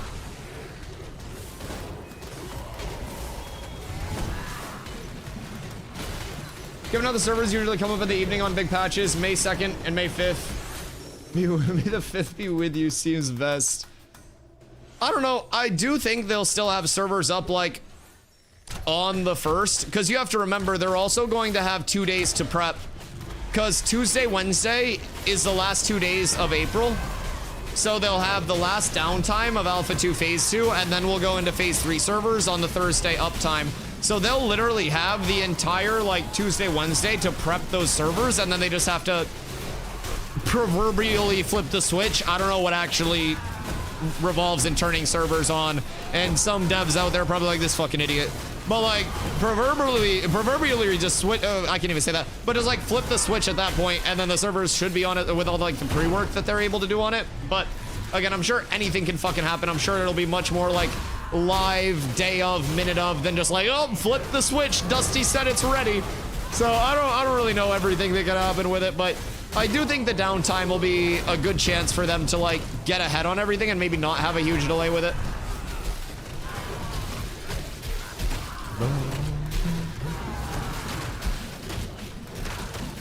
I bet Zammer is going to be easier than these trash mobs. I bet.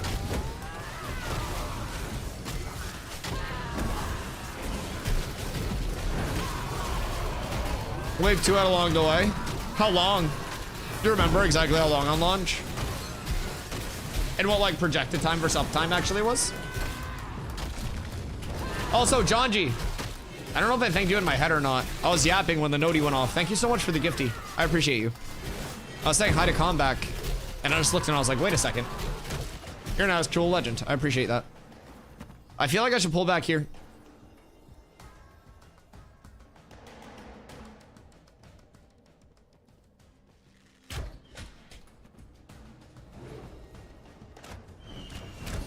We just bring it back here. Come, come, come, come, come. Everybody come. Motherfuckers! Okay, that hit for 1,000 at least.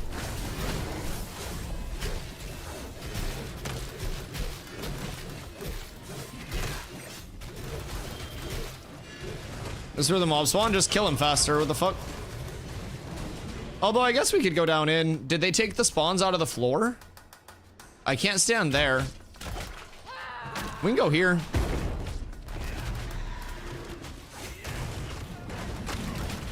Maybe like right on the stairs. I just don't want to like bug him out anywhere.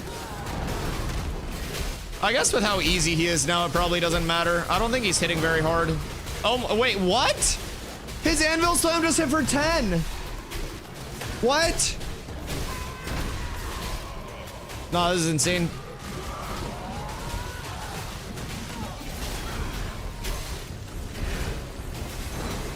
That's it's a little something. This might be a little nerfed. I guess it's a good time to get your boss loops in though. Oh god.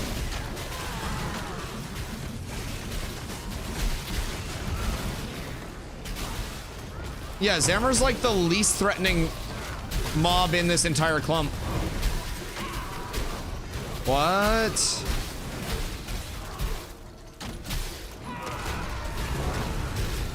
Oh god, all of these mobs though are gonna be hard.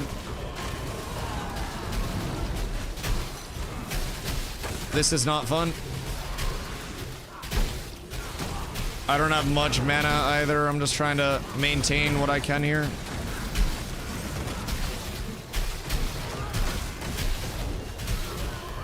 I most definitely need to make sure I probably have refreshing follow through on. I've been trying without refreshing follow through. But refreshing follow through is just so nice for the mana stack. Yeah, we're chilling. We got some self heal. We got a couple crits. We're back on top.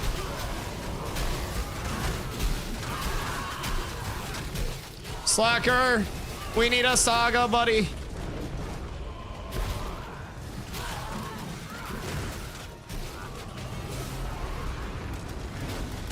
You guys gonna wipe again? What do you mean again?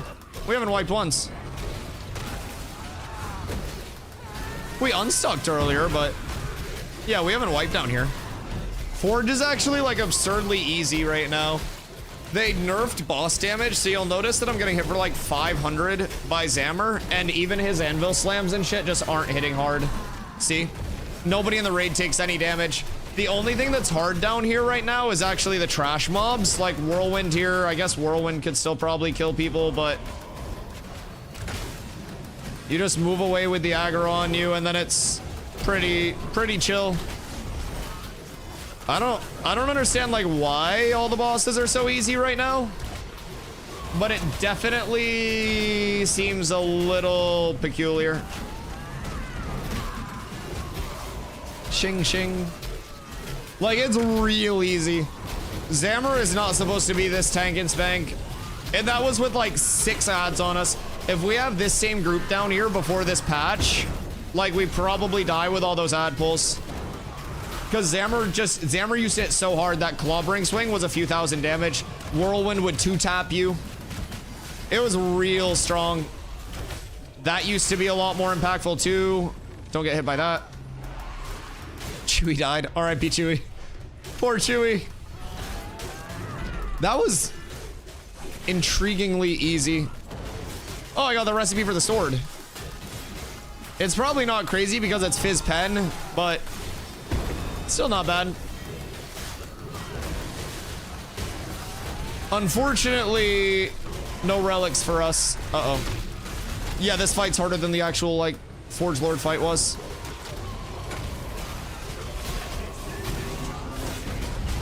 Ayo, TGFT!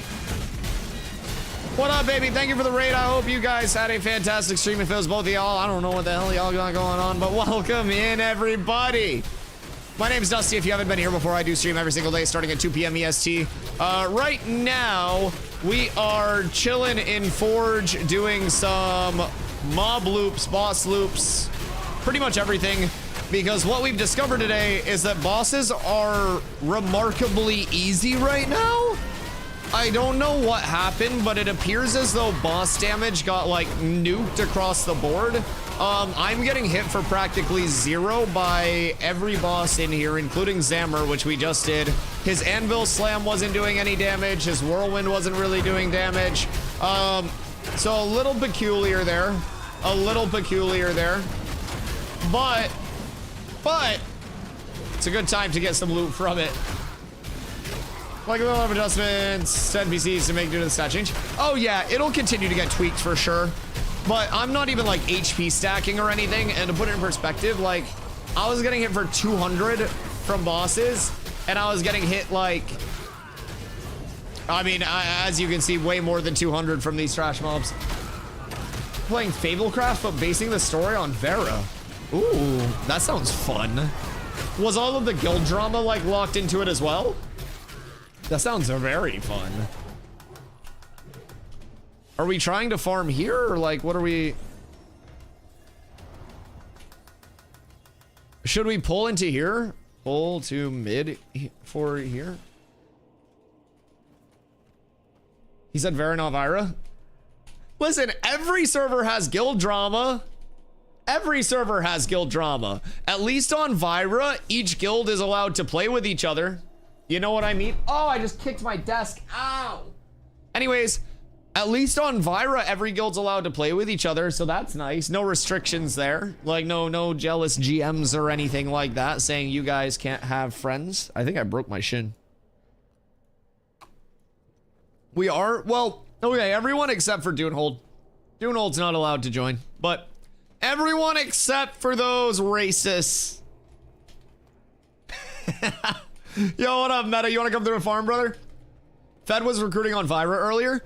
Well, yeah, it's because they realize everyone on Lyneth is a dad RPer, and Vira is where people actually PvP. Even the Vira RPers would go over on Lyneth and be like a top 5 guild over there. So, important to remember. Important to remember. Every server has its own, like, orientation. So, even our RP guilds would go over there and, like, do very well over there in a PvP standpoint. Like, shit. I'd be curious. You throw together like a Dunehold, Revis, who else? Like, who would we consider like our RP guilds over here right now? Cause like we have true RP guilds and then we have like PVX RP guilds, right? Grey Sentinels. How many people do you think you three could get? I'm pretty sure you would have an over 100-person Zerg if you all linked up. Fungi? Oh, Fungi too? Yeah, like, I'm quite convinced. Cats is RP. Well, okay, so I said RP guilds that could PvP. We're all dog shit at the game. Yeah, we're all ass at the game and just exist to die and feed the RP PvPers, you know? There's RP PvP and then there's us, just waste of life, dog shit, shouldn't even have keys players. Despicable. Despicable. I've had one person with the cat's tag meow at me. Is that Zine? Seems like some Zine ass shit to do.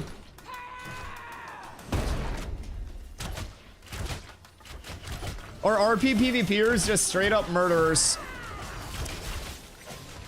Like in game?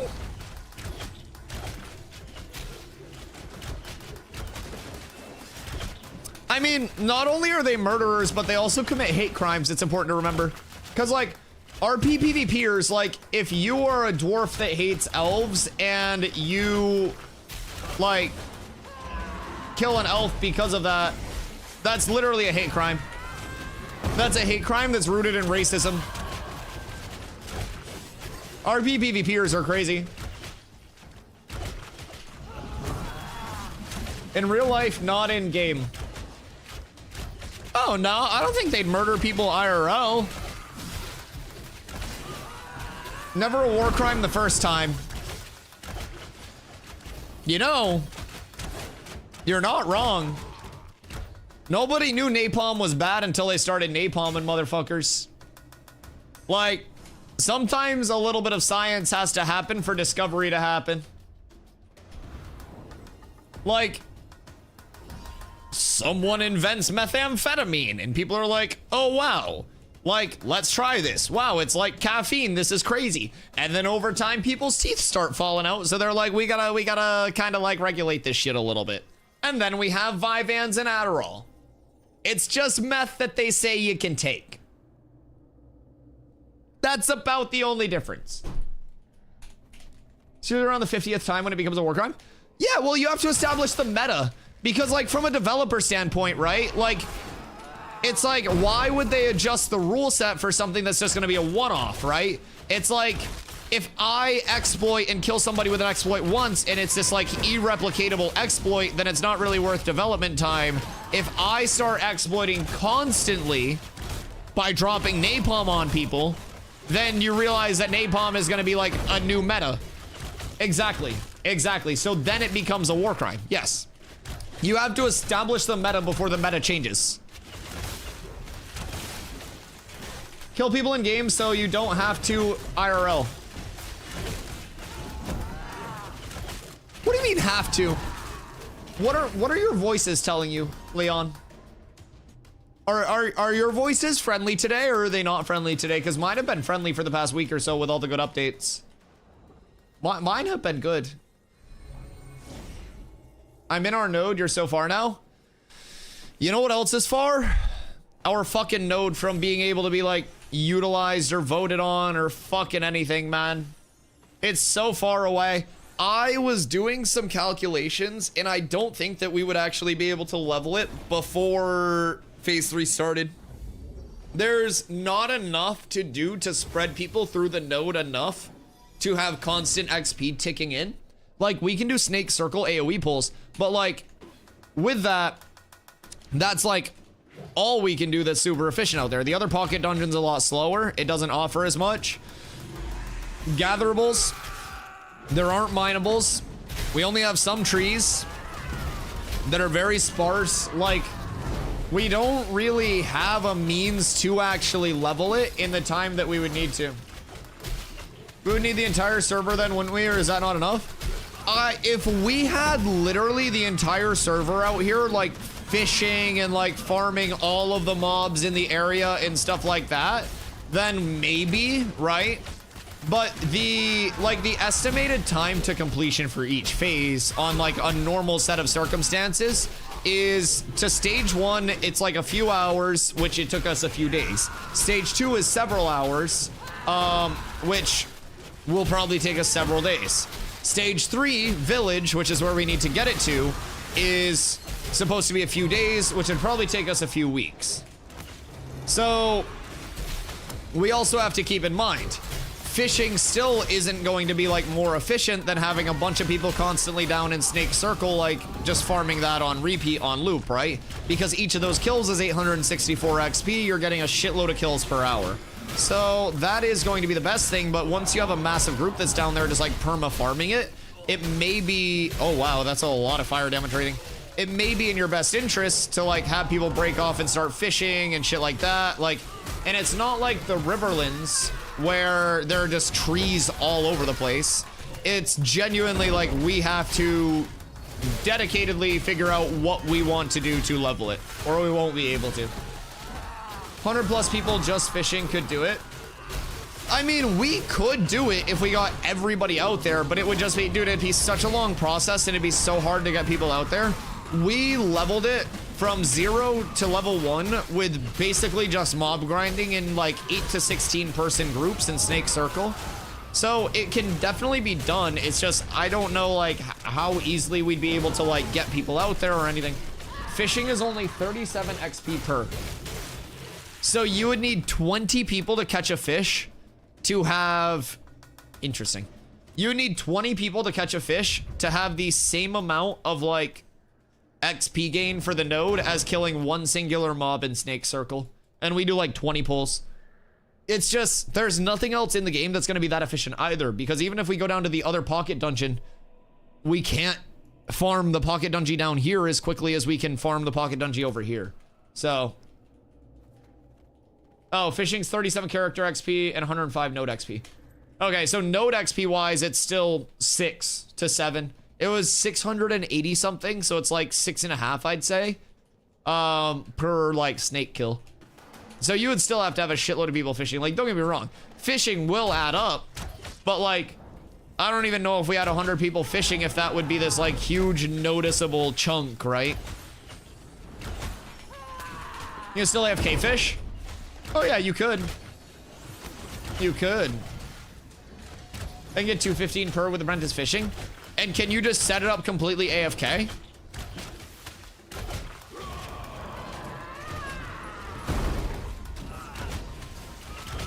If a mob is worth 680 per kill, doesn't everyone in the group get that much? Doesn't everyone in the group get much towards the node XP goal? So it's basically like the XP allocation is with the mob itself, not with the like allocation to the group XP, right?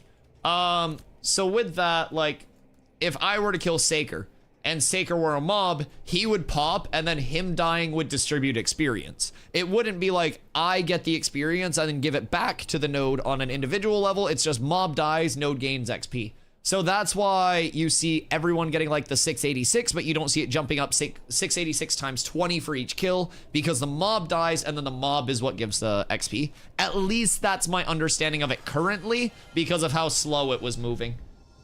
So it's tied to the actual action. Full AFK, there's no minigame in the game yet. So is there like an AFK logout, or is there like an inventory limit?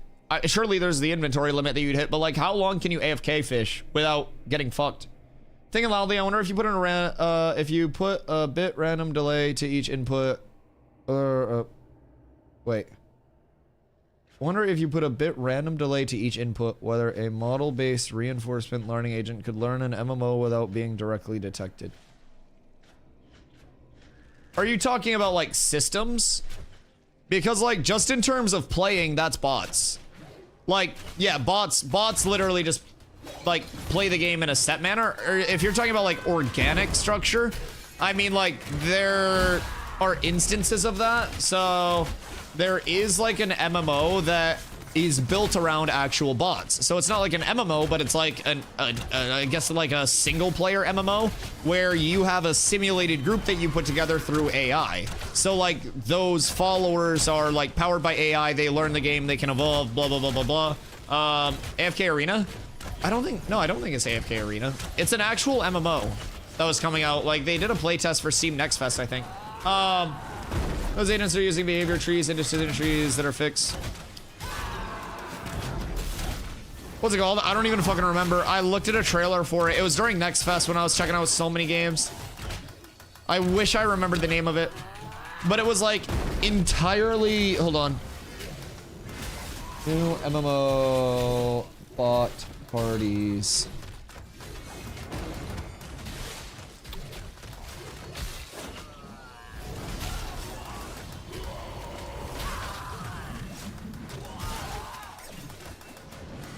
New party-based MMO dungeon crawler? Is that it? No. Not Fellowship, I played that. Frickin' heck.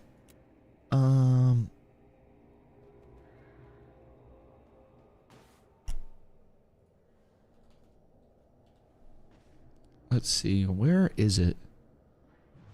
Infinite Sandbox MMO Dream World. No, Dream World's a scam. I'm pretty sure. Fuck! Is it Never Grind? Is that it? No. Never Grind Online. No, this wasn't it.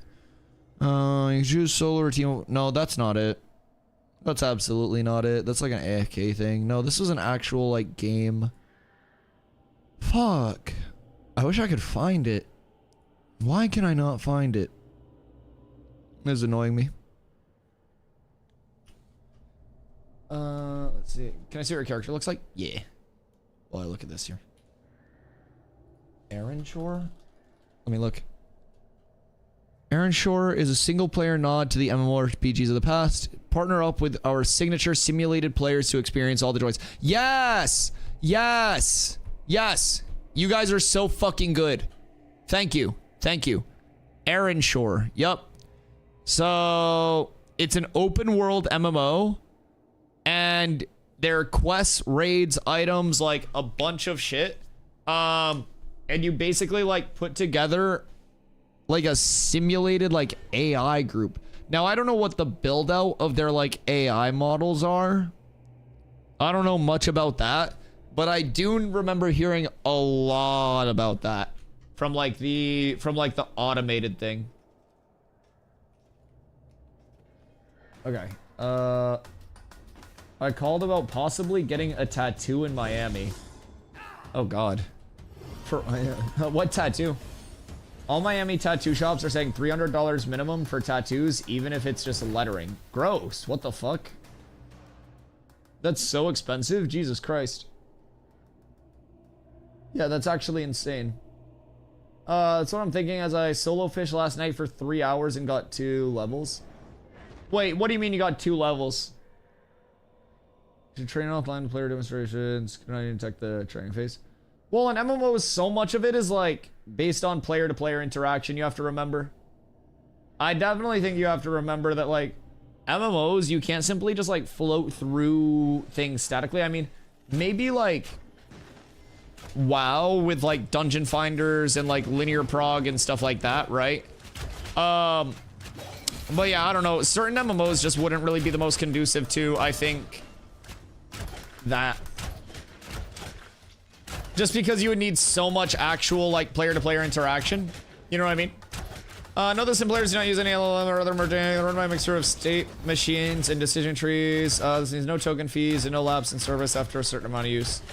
Interesting. Interesting. Give me a needle, 15 ink pens, and a crisp $5 bill I can provide a tattoo. Jesus Christ. At this point, I'll take a homeless man's heroin needle tattoo. Bro, what? What do you even want a tattoo of? 2%'s what I meant. Oh, but I mean 3 hours of fishing per person and 2%, like that's not the worst. If you don't pay attention to it, cancels the autocast for fishing to give you somewhat not AFK.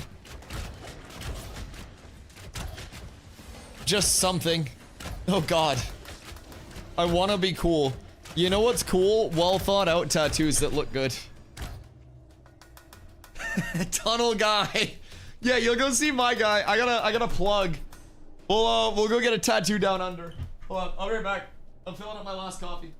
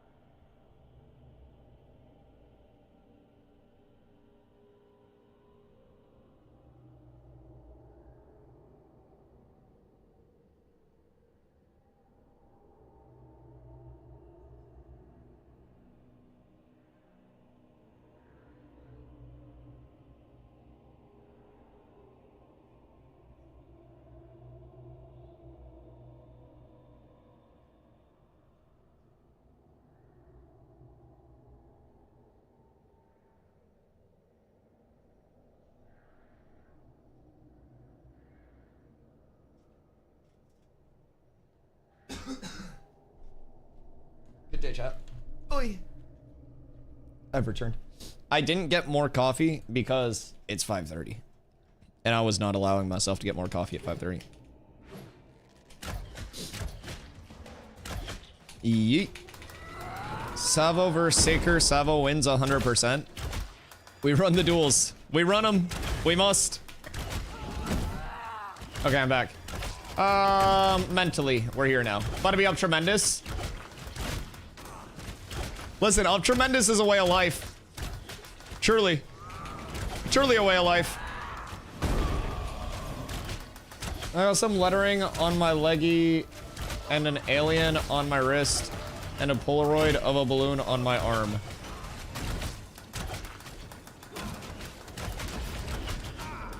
What if... I don't know. I don't know. What if... I have no good ideas for you. I'm trying to cook something up to fit your, like, aesthetic, but there is no aesthetic. It's all just random. It's like my thought process on a day-to-day. There's no semblance. There's no connection. It's just yachts. Is this... I mean, these probably give good drops, yeah? Oh, yep. No, they're ass cheeks! Everything's terrible. Man. Why aren't those good?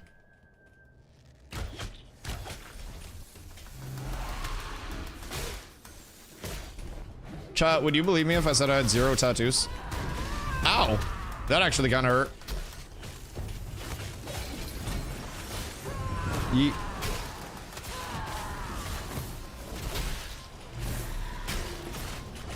I thought about for a while, like a half sleeve. And I have commitment issues. I don't know if I would, like, pull it off. Because, like, some people just get yachts, right? And it's just like, what are you doing? What are you doing? Why? And, like, I don't know. I feel like I would look dumb with them. I feel like it's not my aesthetic. As much as I would like to. Although, I don't know. I don't know. What if I got the thicken? The old unofficial Phoenix? It's not out of the realm of the possibility.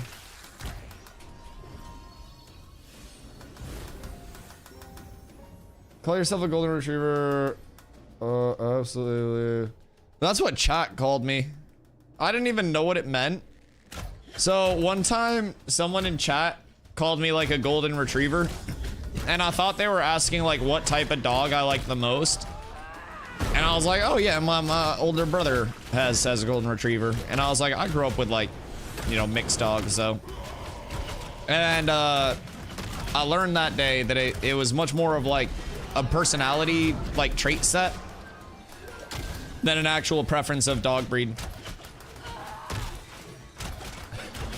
I didn't know. I didn't know. You have to make sure it's what you want. Don't ever get something because it looks cool, then it doesn't matter. Personally, I like the tattoo that tell a story about the person with it. Well, I mean, so I was just gonna get the thicken because it looks cool. Like, literally everybody would just be like, whoa, what the fuck is that? Like, how can I get one of those? Where can I get one of those? Right? So, you know, overall, it looks cool. It's got the appeal. It really resonates with the youth. It just, I don't know. I don't know. I just don't want to be too cool because of it, you know? I'm a caravan leader. No one wants to do caravan, Saker. Nobody ever wants to do a fucking caravan. Caravans are the most boring shit in the game.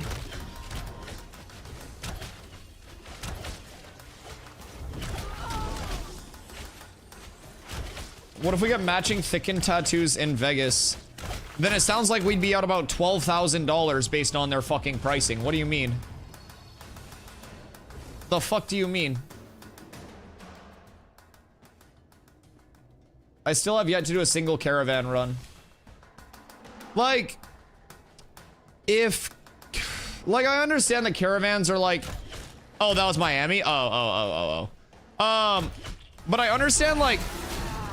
Caravans are such a good way to make money. Caravan this, caravan that, yada yada yada. Heidi ho, off to the caravan we go. But like, dude, I don't want to fucking sit there just going.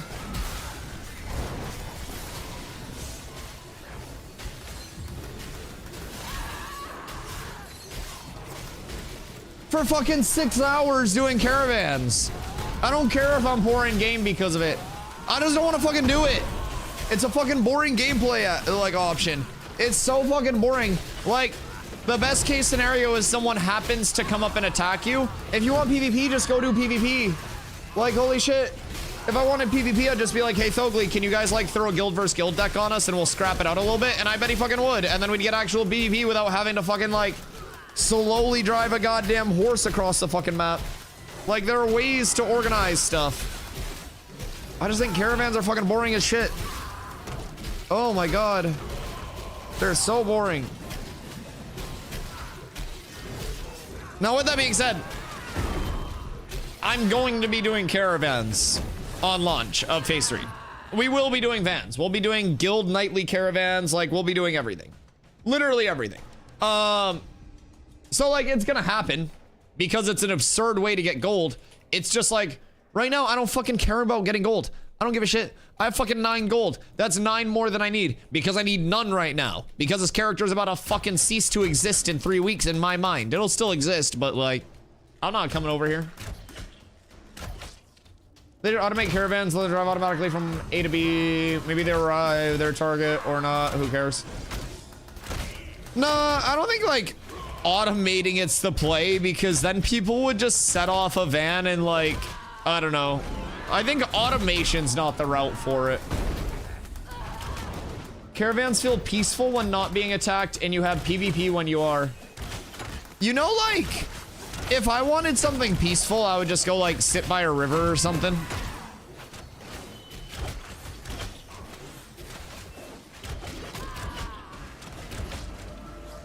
Seem frustrated this evening. Me? What do you mean?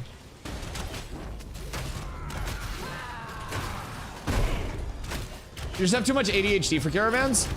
I just think there's something more efficient you could be doing. Like, sure, it's a lot of gold. Like, it is the best gold payout. It's just, it's so slow. It's so slow. If I'm gonna hit people, I want to hit people.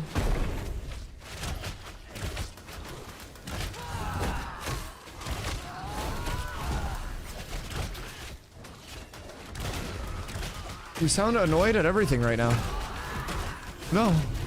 I'm just fucking around. Oh, what do you mean? Baron, thank you for the follow. I appreciate you. No, I mean, I genuinely don't like doing caravans, but I'm just fucking around.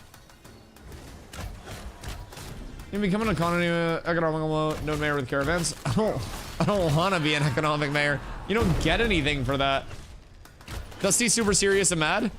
Yeah, I am very angry. So angry. Another Dune holder. Hail, brother. Hail. You want to play something peaceful? I'd start Anno 1800. What's Anno 1800? I sure would like to know how many fresh servers will be around. Me too, Bad Dad. I don't think that... Like... I don't know. I don't think there's been enough progress made for us to go like the 1 mega server with the population that's going to be coming in. Like, I don't think that's possible for NA. Like, when there were 2 servers for NA, for Alpha 2 Phase 2, the servers, like, hit a server cap, right? Like, pop cap. So, I don't I think 1 would absolutely be Q hell. And that's if nobody had additional Phase 3 packs. Like, nobody bought Phase 3 packs. Nobody else came in for Phase 3. Even if it was just the Phase 2 pop, getting new servers and new changes, I think it would lock up 2 NA servers. Like, we've had over 130,000 unique player logins as of, like, 2 months ago, right? So, I definitely think we'll need multiple servers. But again, who knows if they have more like on the back end of server infrastructure that's actually like ready to go. Dynamic gridding was active in like a lower dev branch previously, but we haven't heard too much about that being like thrown up to PTR or anything like that yet. So it's in the works. That'll help with server sizes a lot, but you want to go do some caravans? No, and I'm angry about it. What if you use them to distract people from POI? We wish to farm, just send Zine. No, Zine's definitely got to drive the bait van for all the caravan nights. I won't lie. Because you basically, when you do the van nights, you should always have a couple caravans like out on the perimeter, right? So you essentially want to have like a forward caravan, a back caravan, and then a couple caravans on the side that are all spread out around your massive train. And through that, if anybody sees the singular caravan and starts to attack it, you understand what's going to happen and you're able to react there before like the heart of your caravan train actually gets hit. So we'll send Zine kind of like out in the front, and he'll be like one of the sacrificial lads. He'll lead the charge, and if anybody hits him, then we'll just have everybody rotate over and like, you know, bail him out of that. It's basically a bait caravan, but you have to have it on every side because you can get hit from anywhere. And then the second somebody has like a flyer and comes in as well, then it raises the danger. A pedo! What up, baby? NO 1800 is a great city builder strategy game. Oh, if you say city builder strategy game 3 more times, Carla's gonna get it. She went like obsessive on city skylines for like a week, and then I haven't heard about it since then, because she's been on a Valorant grind. But Carla enjoys a good old silly city builder.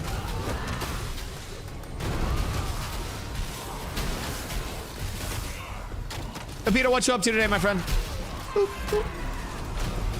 Is it true Jinna doesn't get leveled up once you get to 100? It took a sec, but it is level 1 now. We just don't have like, I don't think we have enough manpower or anything like that to end up hitting level 3 on it at the moment. So we'll see. But we'll probably go back out there in a little bit. We came over to do some forage farming because, I don't know, we wanted to check it out and try to get some new drops. And what we discovered actually is that bosses are doing no damage. Legitimately 0. Is that level 1? Yes, that is level 1. Yep. So it went obviously level 0 to level 1. So we did a level 1 on it, but it has not progressed past there. We're 2% into level 1. At level 2, we get the caravanserai, and then I think at level 3 is when the elections start. So we do still have a long way to go. The wiki had some like estimated times to development for each stage. And for 0 to 1, it was a few hours. It took us a few days. 1 to 2 is supposed to be several hours. And then 2 to 3 is supposed to be a few days. And that's like with the actual server, like normalized server progression, right? So I don't think that we necessarily have the wherewithal to go about it in that manner. It's not showing the little camp at level 1. So I thought it was buggy. We have the storage person out there and everything. So you have the storage person out there. You have the commission board. Level 1 doesn't get the caravanserai. It just gets like a few guards, storage person, commission board, and then a merchant out there. So we do have all of that out there. There's no like physical camp or anything, but they're all just big chilling. But that's part of what we're trying to like level stuff, right? Is just to see what's gonna happen, see what the pacing is and all of that. Oh wait, should we unstuck to get our friend? I don't know how many people were down, but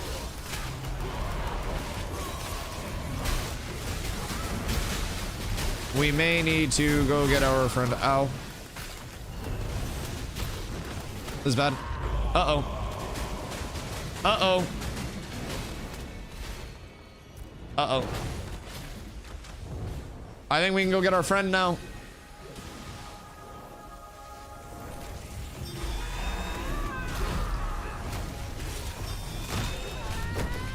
No, no, no, no, no. Nobody needs to die. Nobody needs to die.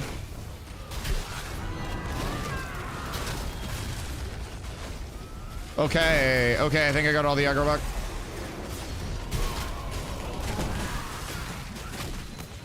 You are the last one, please. Okay, tank snap threat is so good. Thank you, thank you, thank you for existing. Fuck, I got popped there. That's unfortunate. That's okay though. Whew. At least nobody else died. Nothing of value was lost. Just me.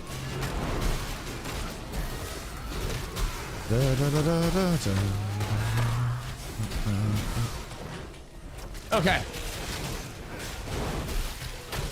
I've heard about Anno 1800. It looks super cool. I'm for city builders. A harlot. Good golly. All of her morals go out the window as soon as there's a good city to build. Okay, then it's working. We stopped leveling it because someone told us it wasn't working. Hopefully Intrepid will level it to 3 next reset. I mean, I don't necessarily expect him to level it to 3. I don't know. Because, like, I'm sure them getting data on how long it does actually take to level these things is worthwhile. Most Riverlands nodes, I want to say, ended up getting leveled off rip, right? I know a couple weren't, but I want to say most of them were leveled off rip. So I don't know like how much organic data they've got from leveling those, but you know, we'll see how it shapes up. If it does get leveled to 3, then great. If it doesn't, then we'll probably just try to get out here a little bit earlier next time and see if we can get it pumped up and, you know, get an actual election out here on time. Well, I guess Ick wins those. I guess that's Ick's. Ick really wanted the daggers.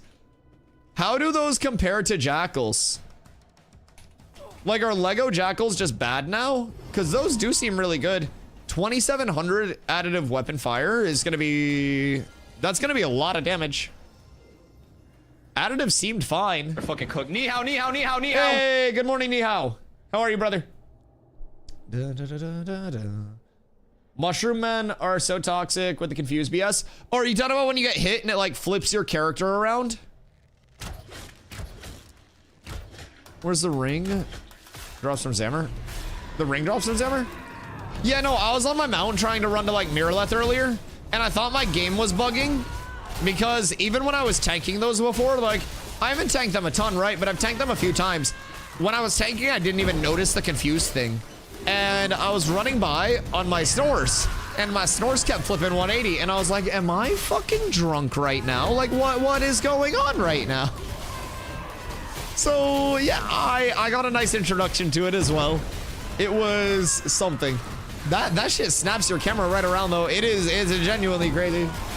Snores drifting. No, it wasn't even drifting. It was like, whoop. I gave Ashes a shot, but yet another game where fishing is absolutely a garbage waste of time. In all fairness, fishing in real life is also a garbage waste of time. If you're fishing to put the fish back in the water, then just go to an aquarium to look at fish and you get to see more fish. And if you're fishing to eat the fish, then just go to a store and buy the fish, and it's way more efficient. You know what I mean? I think fishing and hunting, like, with the capabilities that the human race has at this point, it's kind of arbitrary. The fish are not biting, just let me fish where there's water. Well, have you considered that that's a you thing? Fishing will get better, and Dusty fishing is amazing. I used to fish when I was a kid. Like, I've been out fishing and stuff. Like, it's cool, but I'd rather play video games, maybe. You know what's crazy, though? I will say, fishing in a video game as your main gameplay when you can fish in real life. Now, I understand, I don't know, maybe if you're allergic to fish, but you really like the concept of fishing. But, like, I also feel like that's what apple bobbing was invented for. I feel like it's a really good alternative if you're allergic to fish, but you want to fish.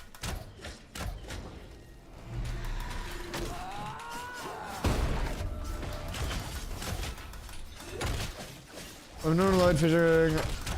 I've never liked fishing IRL, kind of boring for me. Yeah, I don't know, it's like cool, but some people get the adrenaline pump, some don't. From fishing, there's an adrenaline pump? I mean, I guess if you're like fucking hauling in a goddamn whale, right? I don't know, when I went fishing and I caught something, it wasn't like, oh, fuck yeah, adrenaline America. It was like, no, task succeeded. There you go. I'm sorry for driving a hook through your cheek. That's my apologies. Like, it didn't seem pleasant. If somebody drove a hook through my cheek, I'd be kind of pissed, you know? Where's that guy going? Bro literally just ran to the corner to corner peak slacker. That's insane. The map knowledge is ridiculous from this berserker. When I get a big fish, I'm swinging my dick around. Like, next to the fish for comparison, or like... Facebook post today, we got a couple of 8-inchers for you guys. One fish. The Metacro Classic.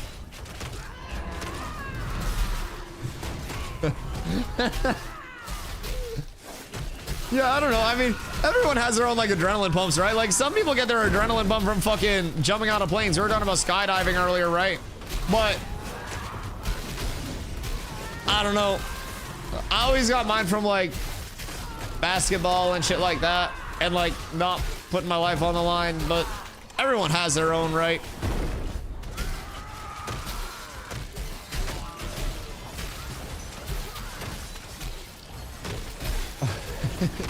For those that required alcohol. Listen, ice fishing is where alcohol is absolutely required. Normal fishing is a man's sport from what we've gathered. People take that shit seriously. Everyone's got their, like, rituals and their routines.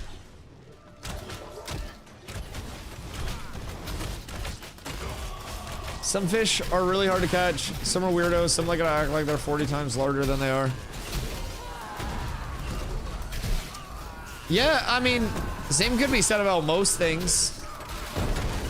STDs. Collect them all.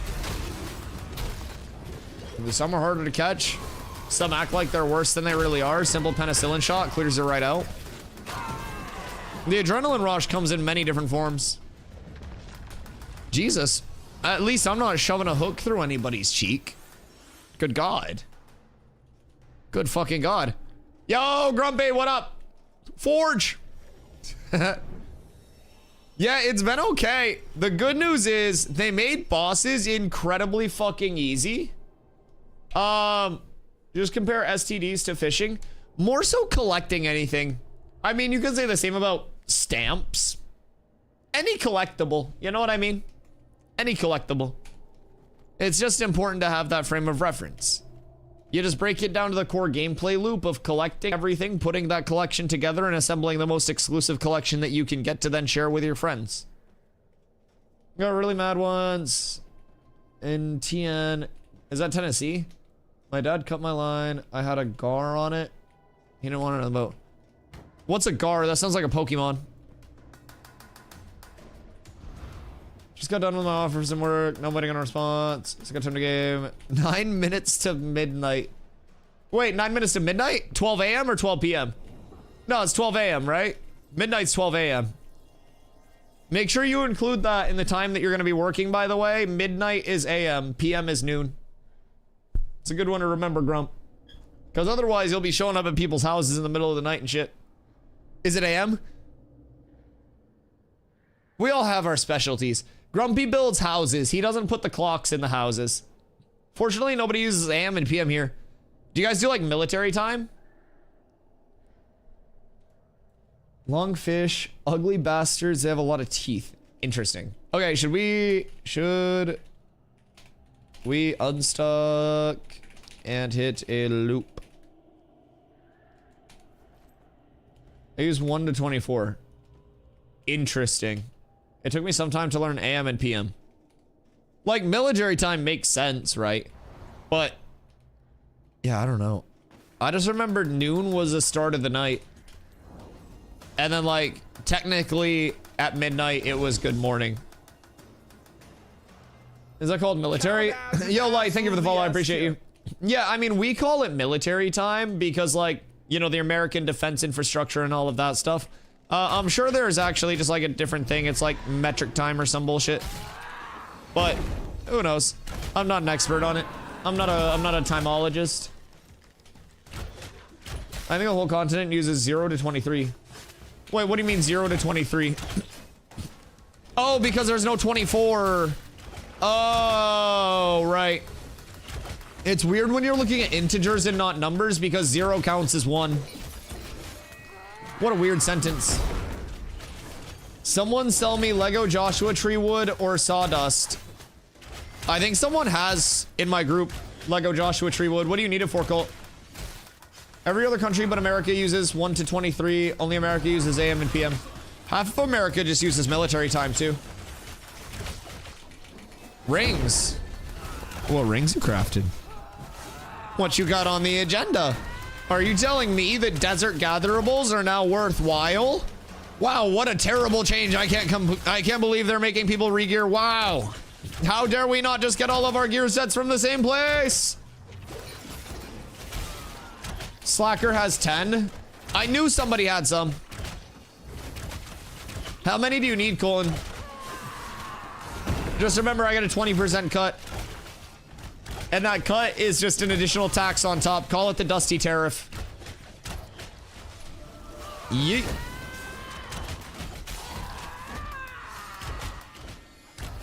Hello, Nox. Is this playable with Alpha Pack purchase? Why, yes, indeed it is. You give me 1 second to get my unstuck going.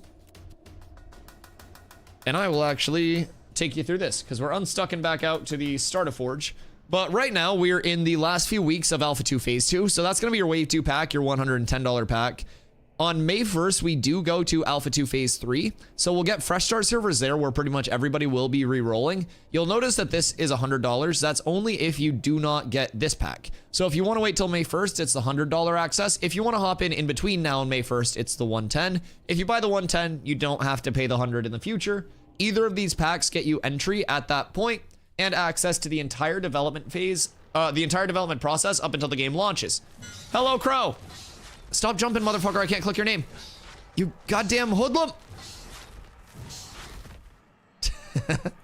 So, it's a $10 difference whether you want to hop in for the last few weeks of Phase 2, get familiar with your class, get familiar with your gameplay, see if there are any, like, crafting things that you want to get involved in, gathering loops, anything like that, right?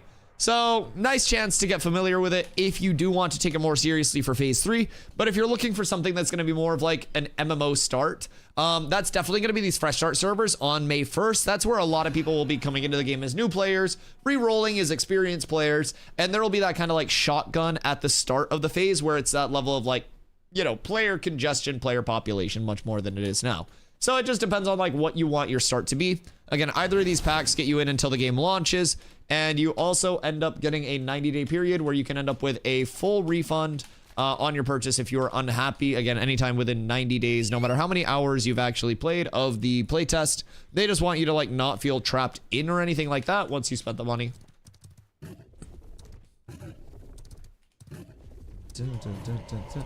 I enjoy the gear change. Only thing I want fixed is a little higher gap between rarities. One thing I have noticed with rarities so far, Colton, is that like the secondary rolls are a lot higher with like rarity changes. Just in terms of like, so far, I don't know like what level 20 like Lego, like heroic up to Lego is scaling like, but it seems like it primarily impacts those secondary rolls. But I definitely need to see more. They did mention with the crafting, gathering, refining stuff that they wanted to reward high rarity more. So I bet we're not done with this. I need 18 glittering metal strands. What do you need 18 of those for? How many new players are going to roll on P2 servers? I don't even know if the P2 servers will be available for new players with Phase 3 access. Because, like, you know how they have different environments, right? So I think it'll be PTR, Phase 2, Phase 3 environments. And then from there, you'll have, like, the... Hey, our friends.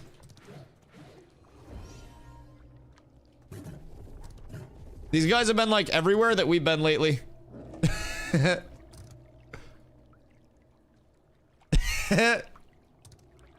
I don't know how many people they have, but they're more than welcome to join up.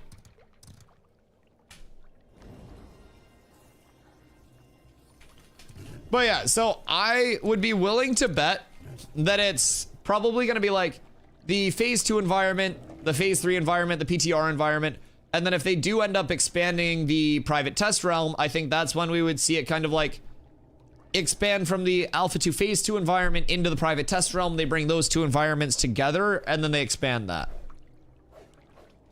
That's what I'm guessing. 240, 250 seems soft cap for power at the moment, gearing more towards crit and attack speed now that I'm in that range. Isn't that a beautiful thing, Colton, by the way?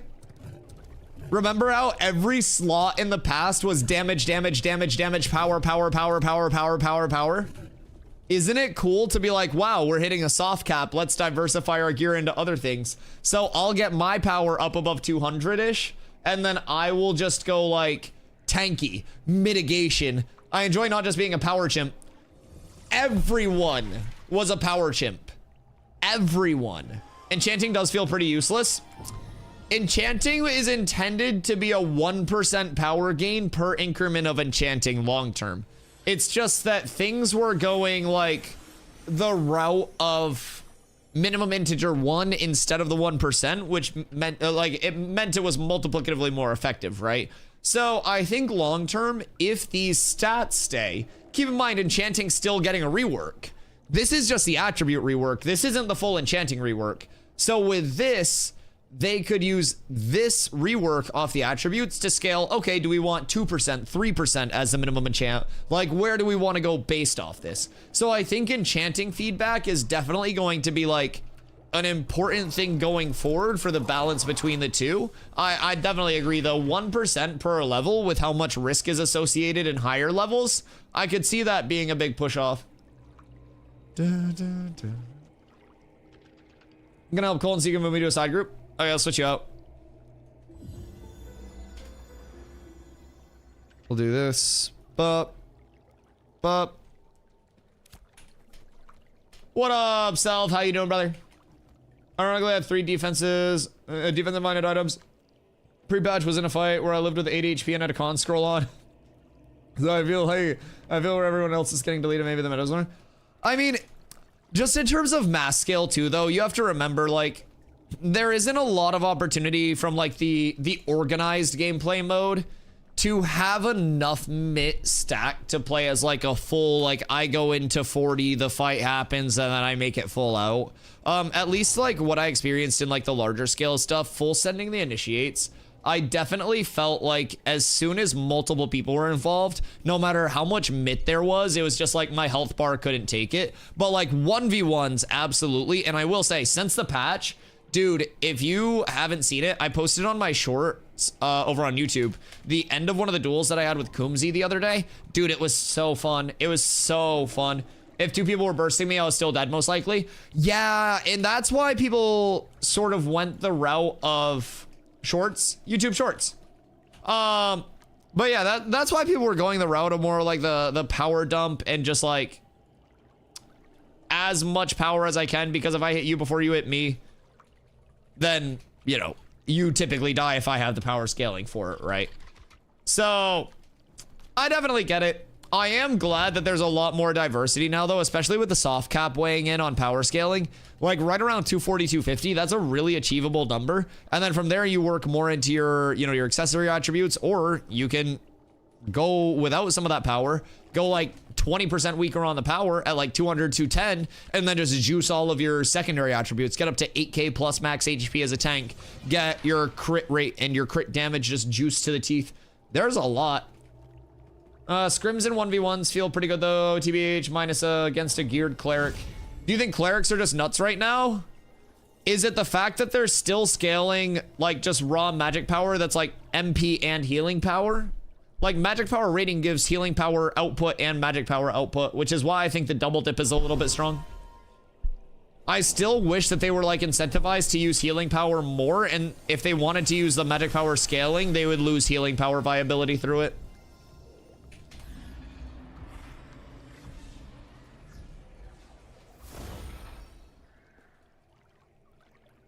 We got Grumpington. Yo, what up, G? How you doing today? Gonna spend 25 gold per journeyman enchant to spend more gold gambling than the 1% increase. No, I definitely get that. 25 gold per scroll is also temporary though. You know what I mean? Apprentice scrolls also would have been worth way more if it wasn't a vendor infinite good item, right? So we don't really know what the intended economy of their enchanting scrolls will be. Because you could get journeyman scrolls from the vendor for way cheaper, right? Even apprentice would have been way cheaper, or way more expensive if it was going to be a reward only, and then if those rewards got disabled. Ideal gear hierarchy, world boss crafted items, over world boss items, journeyman name mobs, Lego. Out name mobs. Enchanted up. Journeyman gear. Apprentice, apprentice gear. I think that enchanted up, honestly, if you look at the bow that you gave me as an example, I think the scaling is right where it needs to be. So this long sight bow that I have is a minimum roll blue at level 20, and it is basically on par with a well-rolled Lego enchanted bow at level 10.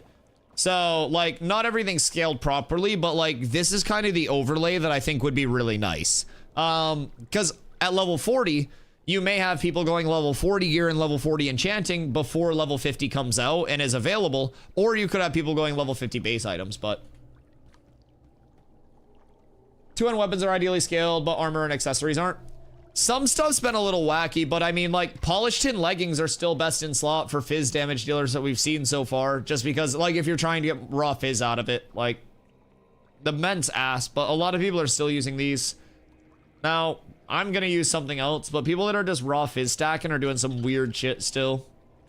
Like, there are still really solid options, but armor needs a lot of work still, but weapons are nice. Yeah. And we gotta remember, there are gonna be many more patch passes, but I do agree. I would say, like, Lego enchanted of the previous tier, like, if you are willing to get those mats put in that cost, like, should definitely be something that's not, like, easily replaced as soon as you hit 20, but if you find a good 20 piece, like, blue or up, you're like, oh, fuck yeah, I can make that marginal upgrade, then I'll sell the Lego piece for more, right? Because it's not like, if you do invest in a Lego piece, even during your leveling journey because you have the mats, that you're just killing all of that value. Nothing's BOE or BOP. Like, you can just resell everything as soon as you're done with it without it being soulbound. So, I definitely think that there will still be value in it, but they do definitely have to figure out the scaling of, like, the tiers and the interactions there through progression. But I think, overall, from the sake of just looking at it from a very simple, like, logical standpoint with the old scaling, telling new players that were like, hey, what gear am I looking for? I'm like, you know all that level 20 gear that you have? Yeah. We'll get rid of it and go back and farm up level 10 gear. That just, it didn't make sense. It didn't make sense, and it will never make sense. And the way that it was absolutely horrendous.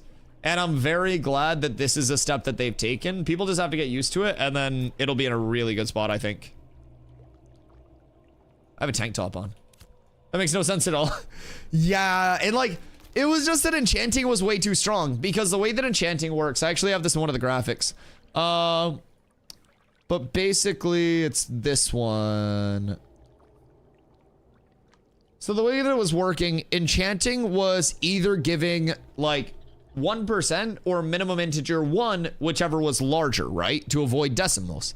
So with the old enchanting, every single level of enchanting would either give 1% or minimum 1. So you would have something that was 1 strength, you'd enchant it 8 times, and it would have 9 strength on it, which was the output of 9 rings or a 900% power scaling, which meant across your 14 pieces of armor and your 2 weapons,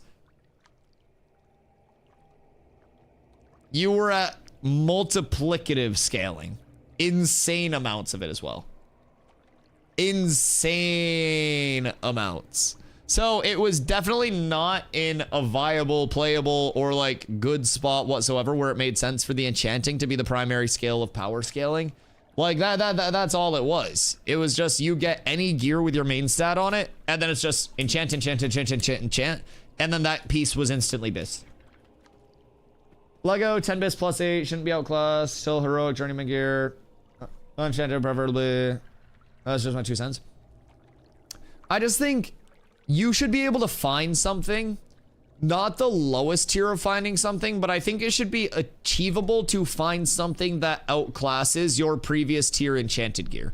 So like, not as stark as like WoW was originally with like Azeroth gear to Outlands gear at 58, but like the second you hit the Outlands, you were getting greens that were replacing your classic like raid gear, because that scaling was so stark. I don't necessarily think it needs to be something that hard, but what I do think is just being able to be like, okay, I want to go farm. I get a low chance drop, and that drop is actually rewarding instead of like, oh, this level 20 piece is worse. You know, it's just, it's a little bit weird with all the rarities that they have. Just need to find a fine balance to where crafting is the only way. Oh, so you can still get that dopamine hit when you see a blue drop. I've thought about this a little bit. So, where crafting isn't the only way? Yeah. So, I've thought about this with the instance dungeon content, because it's going to be 20% instance, 80% open world for dungeons, right? The instance content uses up to the first boss as a calibration period. And with that calibration period, the better your group does, the harder the dungeon is in the remainder of it, but the better rewards you get. And, you know, vice versa. The worse you do, the easier it is with the worse rewards. So, my thought was like, say hypothetically there's like 10 scaling levels. Above 7, you shift up the invite mage, I'm new. Bring braidwood or don't come.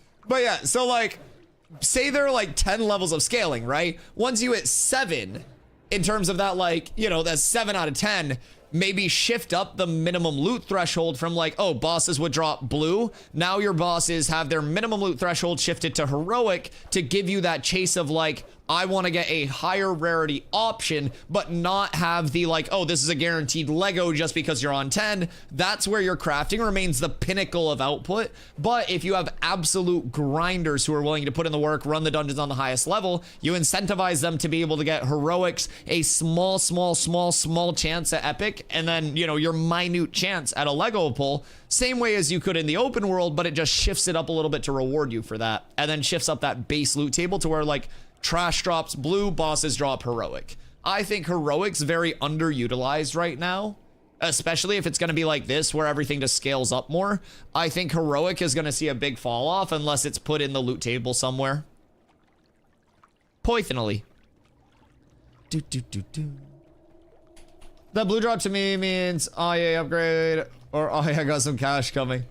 Yeah. Like, I think blues will definitely still be like rewarded, because keep in mind, we're discussing a very fringe case with, say, like, you're leveling, you're level 10, and you just happen to get a fuckload of Lego materials while you're out hitting, so you make something. Not everybody's gonna be farming up a full Lego 10 set and then not replacing it, but on the fringe case that somebody does, making them feel rewarded for that and not just like, oh wow, this is a really cool pinnacle piece, oh, it's instantly replaced. That's the balance that I think needs to be maintained, right? Because if you have it one way or the other where that piece is too OP, then you will have people farming it up and using it for 30 levels. If it's too underpowered, then it won't feel rewarding in any capacity to get anything outside of the highest level of, you know, gear. So there is definitely that dichotomy, that balance, that push and pull. But if they can find that sweet spot, oh my God, so much gear could be viable. You could be in a 20 piece and be looking at a player shop and see a 10 enchanted piece for cheap, and you're like, wait a second. Like, you could actually do that, and it may be fruitful, but if you're in like a good 20 piece, that's not even gonna matter to you, right? So I think there's a ton of potential.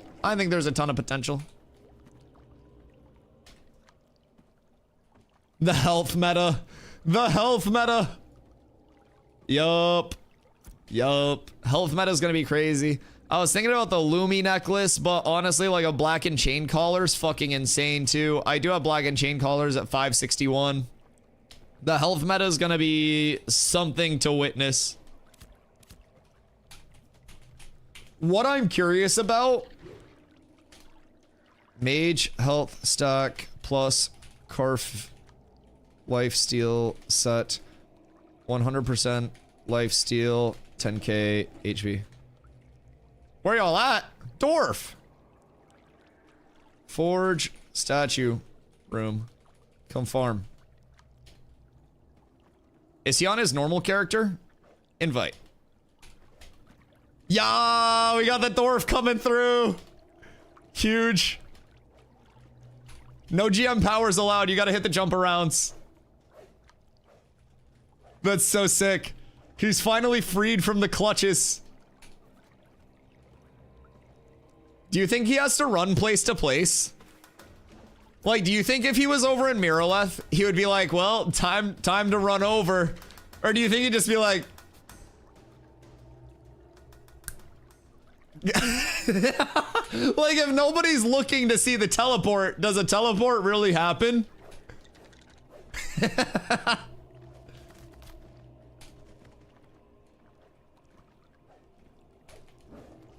I love how everyone's just yapping about the health meta. The health stack is gonna be so good. Oh, I went to message him and I almost kicked him. I have a 21 rogue. Big baller brand. Come through, brother. The more the merrier.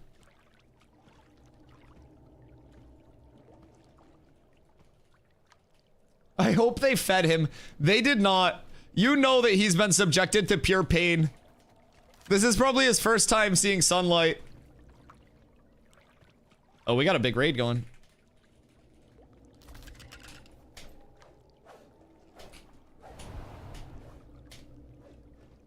Dude, I don't know why. Since the change, movement feels so much better too. I don't know if they did anything like back end this patch, but my god, it feels great.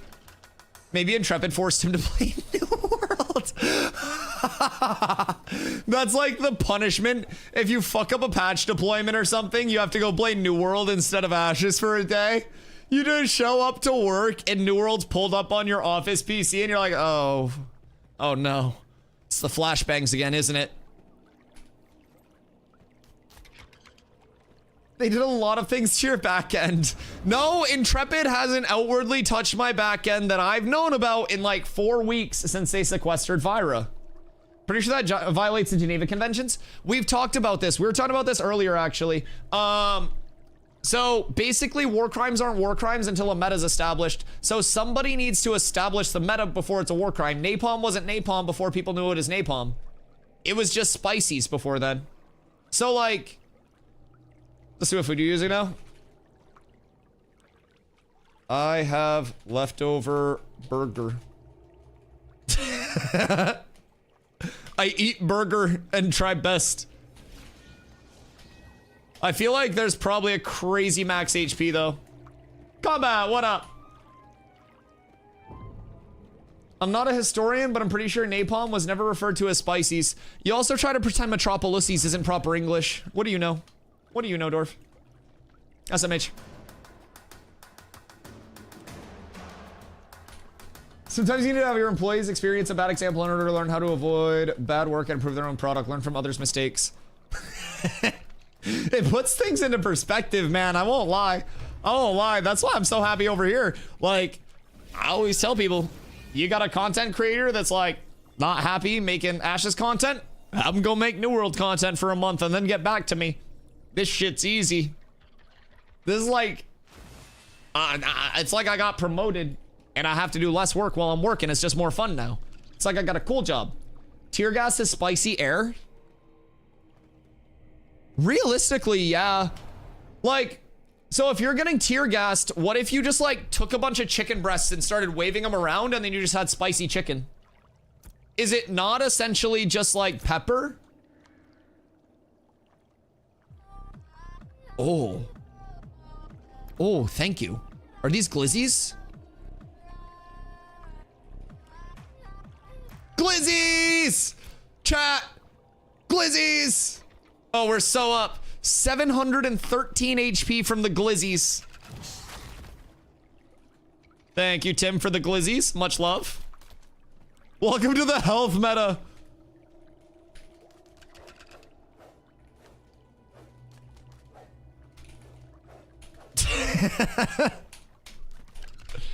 Yo, Hoofsy, thank you for the sub, dude.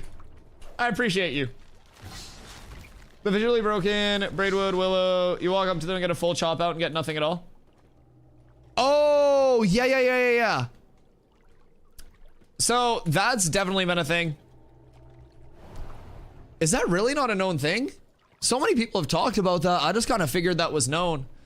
So basically, like, there's a prompt, like Pock said, you go up and you complete the entire like chop cycle, and then the tree just kind of like stops and doesn't like do anything. The tree doesn't fall. It's almost like the tree is supposed to be chopped down, but something prevents it from actually like despawning, because you can't like complete the chop or get the gather. Like the interact wheel fills and then just like goes back without the tree falling. I'll hit some trees when we leave here and see if I can get a video of it. I would say it happens more. I mean, I've been targeting more like Braidwood and Willow. But yeah, it's a little rough sometimes. Be the small percentage of people who are immune to tear gas. Wait, are there people that are actually just like immune to tear gas? I got clips, let me find it. Legend. Also, not to concern you, but boss mobs in here hit for less damage than normal mobs. Some got wacky with some scaling. We'll go fight Fire Puppy Dwarf, but like when we go fight Fire Puppy, tank his charge, stand in his entire charge, and it'll like tickle you. Zammer's Anvil Slam, he was jumping into the raid and it was just like cinematic. It was essentially him going, yeah, and like chest bumping somebody in terms of damage. It did not feel like he had a hammer. We'll check it out though. I'll be right back, 1 sec.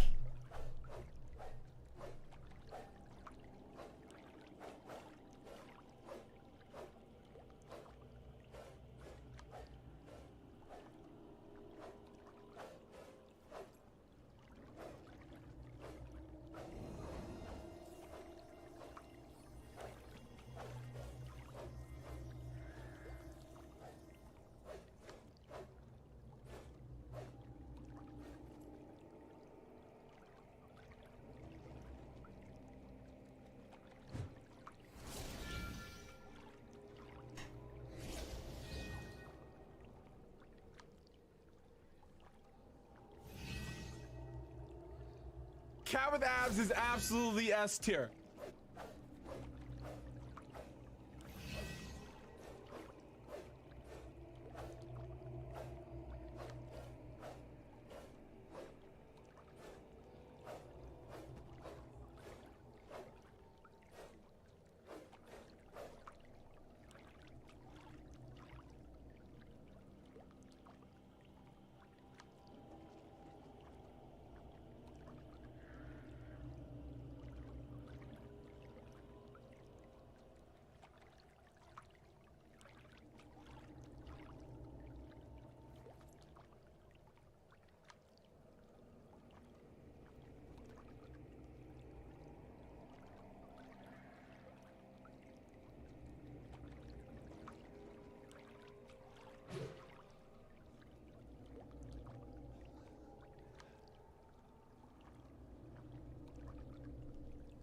Return. Hey, Storm. Thank you for the follow. I appreciate you. You can't sneak past me without a proper thank you. Who are we missing? Where'd Savo go?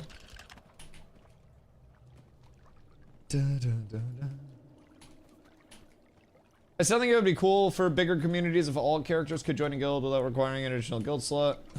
And you could have all your alts in one guild without a disadvantage for other players.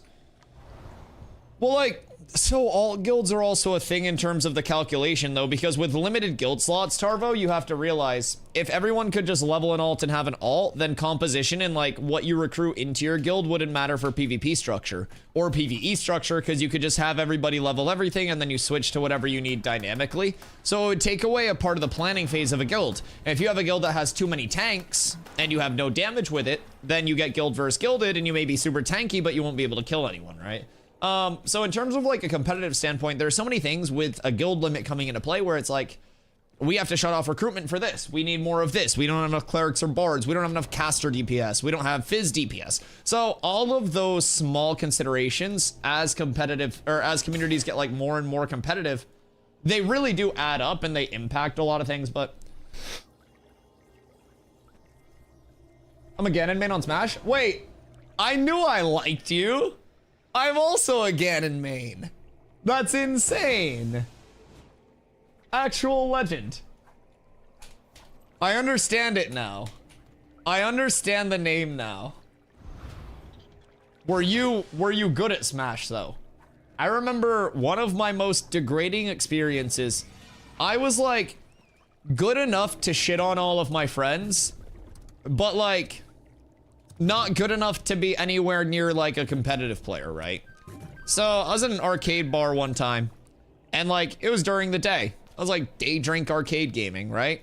And it was still when like all ages were allowed in the bar or in like the arcade part. So I'm fucking hammered running Smash and it's like fucking 12-year-old comes up and he's like, hey, you want to play around? I was like, yeah, dude, hop in. And so I was just running the table. This kid fucking shit on me. absolutely dismantled my shit. Like, just sat there casually rocking my shit. And I was like, okay, all right, nope, that's fine. I was sobered up. I was completely humiliated, and I haven't really played much Smash since that day. I'm not even gonna lie. That was a point in time where I was like, you know, maybe I stopped pursuing this as like a hobby thing. Where's the cavalry? The new map UI changes are so nice. Remember when you physically couldn't see anybody in your party? Slacker's over there, Grumpy's over there. Oh boy. Yo, chat, what are the odds we could get Dorf out to help level Jinna? Like, not like mod level it, or like GM level it, but like actually force him to level it. Force him to experience the XP grind that we're experiencing.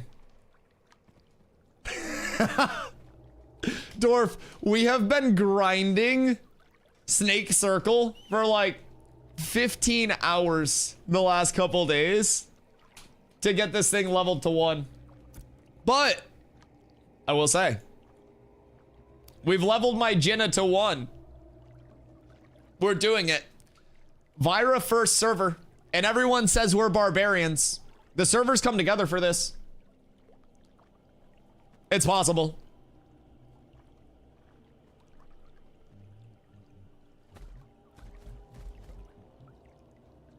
Don't have to be great at a game to have fun with it. You always tell us that. Well, I tell you guys that, but I'm a fucking hypocrite. So there's a reason that I never play like Valorant or CSGO or anything like that. And it's because like those shooters are not in my skill set in shooters. Fortnite, Apex, shit like that, that's in my skill set. I like fast, movie, tracky, flicky, aim. Fun stuff, right? I don't like old man geriatric, sit on a corner with some crosshair placement and go, and then just one tap somebody, right? So personally, I like a lot of fast-paced stuff. So I'm not good at Valorant and CSGO because I'll be sitting here on this corner and I'll be like, man, it's been a fraction of a second and I haven't heard a footstep. And then I just get one tapped, right? Because I can't build, I can't ultra. I can't bail myself out. Like, not in attack shooters. I like watching attack shooters. I think that watching attack shooter is like similar to watching almost like a more condensed MOBA in a sense. I played a lot of Dota 2, so like the slow-paced methodical evolution of a game state is cool to me, right? Like I do love that, right? But I don't know, it's just playing them is not my ideal set of circumstances, I won't lie. What level out of church? Like 7? Yeah, I would say like 7. Definitely experienced the grind and no leveling. Oh, I don't doubt it. I don't doubt it. How do we down in Jinna? You're a legend. We've been putting a good grind into it.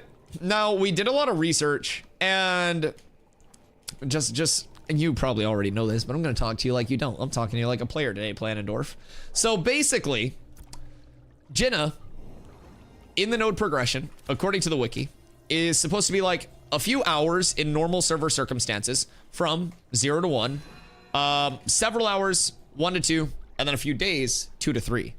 It took us several hours, aka a few days to go 0 to 1.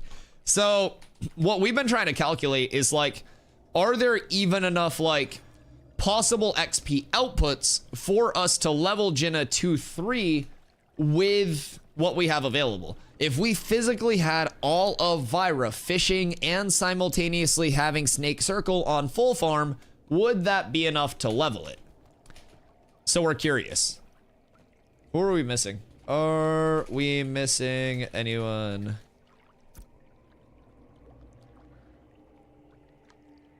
Oh, Slacker. Where's Slacker? What's up here? Wait, what?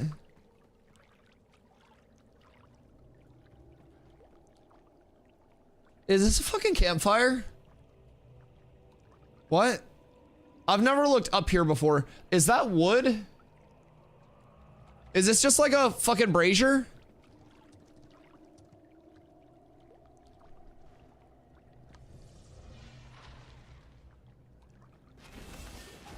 That's just like one of the... He's catching on.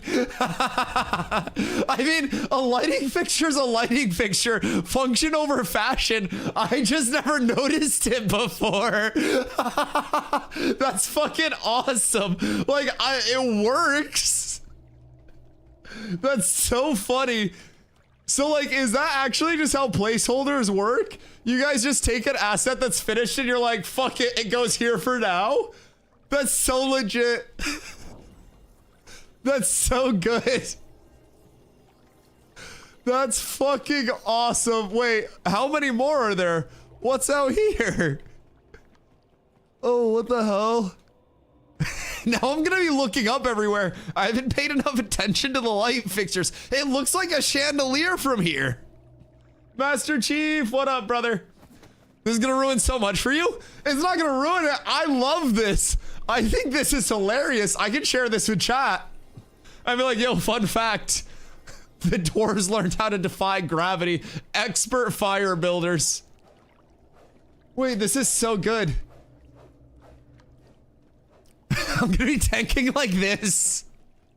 Everyone hated my camera angle before because of how zoomed out I was. How do you feel about it now?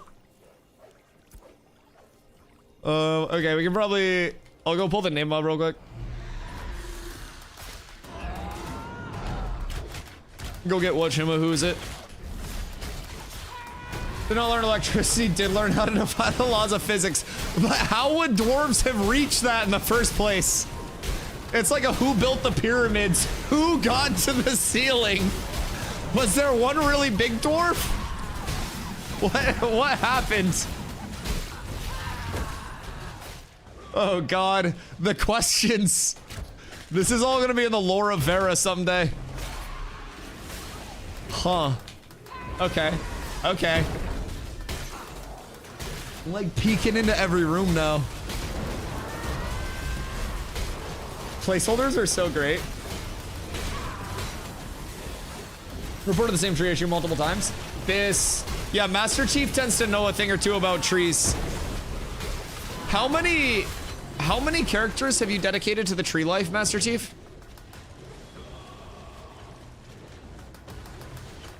Jump, stupid. Shoot. Thank you, and thank you. I'll see you over here in a second.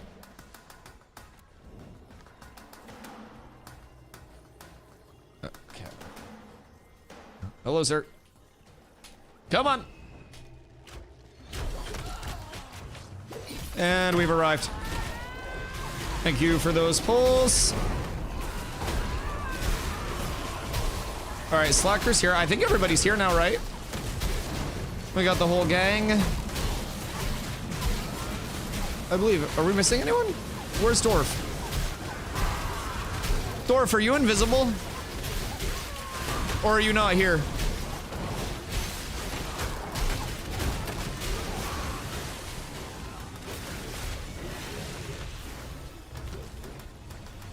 Coming from the tropics. Oh, okay. Okay. Is it crazy that my first assumption was that you left your GM invisibility on by mistake and you were just here pumping?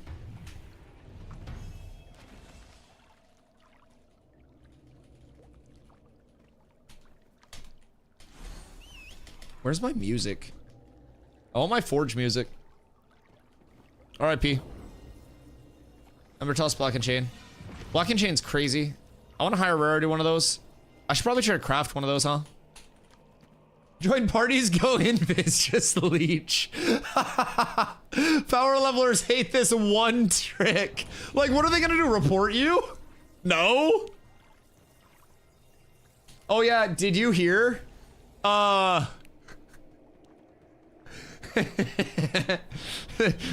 Someone in cats might have or might not have got Thanos snapped for impersonating a GM to troll another member of cats. I didn't condone it. I didn't condone it. We might have had one of our members get Thanos snapped for a little bit.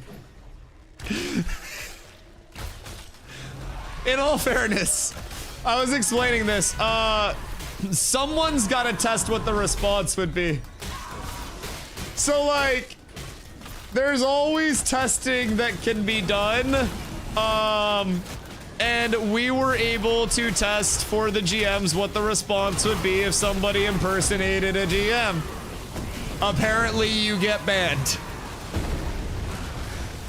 Yeah, one of our guys may or may not have tried to troll Zine, poor Zine, and like make an account named GM Lorraine to tell Zine that he was gonna get banned.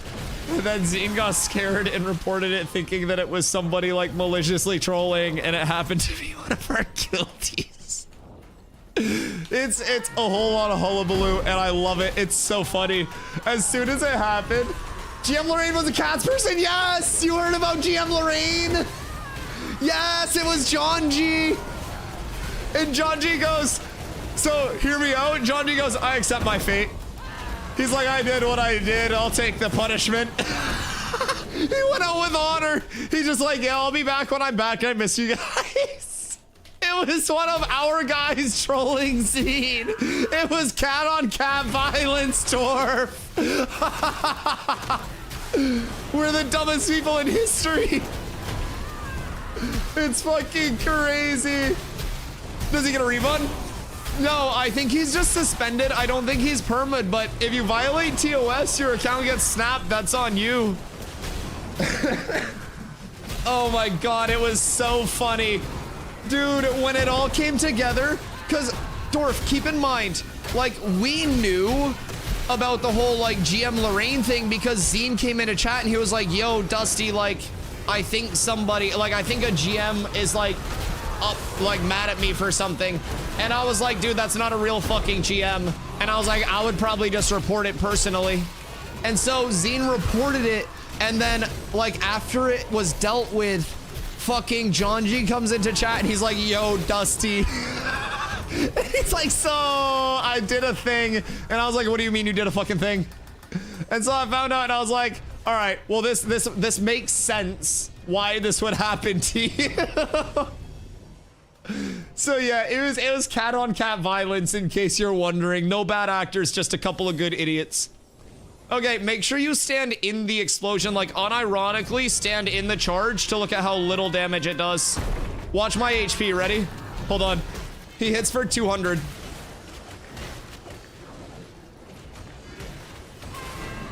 Something's borked. Ready? Full tank in it.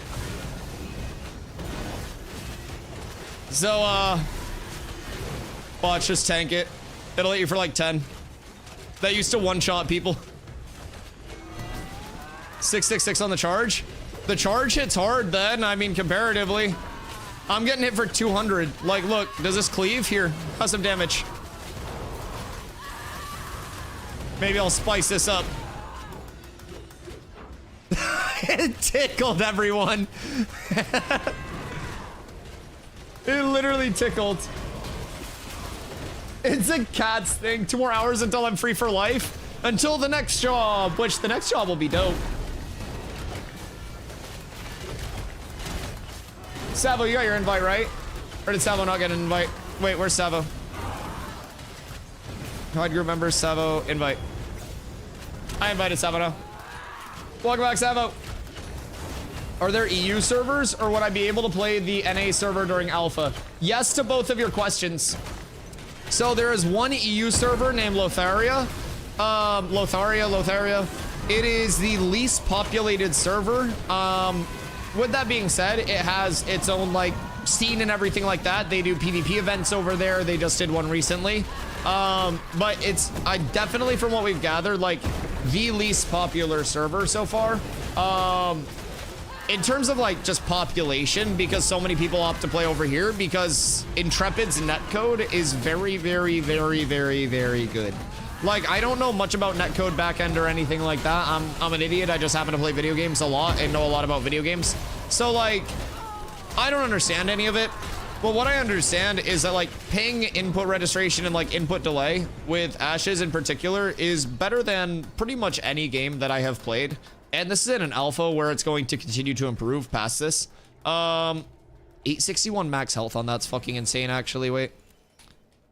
I wonder if I have a blue one of those anywhere. That max health is kind of crazy. 861 maxi on that? What can I get on a shield? Armor strength, con.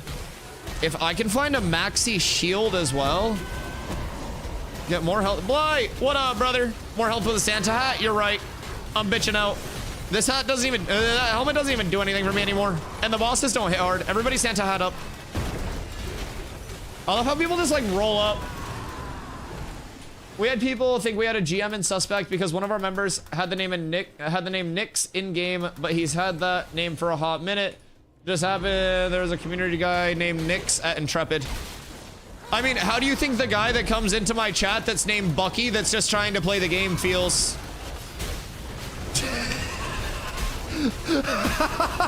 We literally have a Bucky in chat that's like, dude, he came in one time and he was like, hey guys, is there like somebody from Intrepid named Bucky or something? And we're like, yeah, he does a lot of class balance stuff, why? And they were like, everyone just keeps messaging me in game, talking to me like I felt so bad. Yeah, nothing is sacred.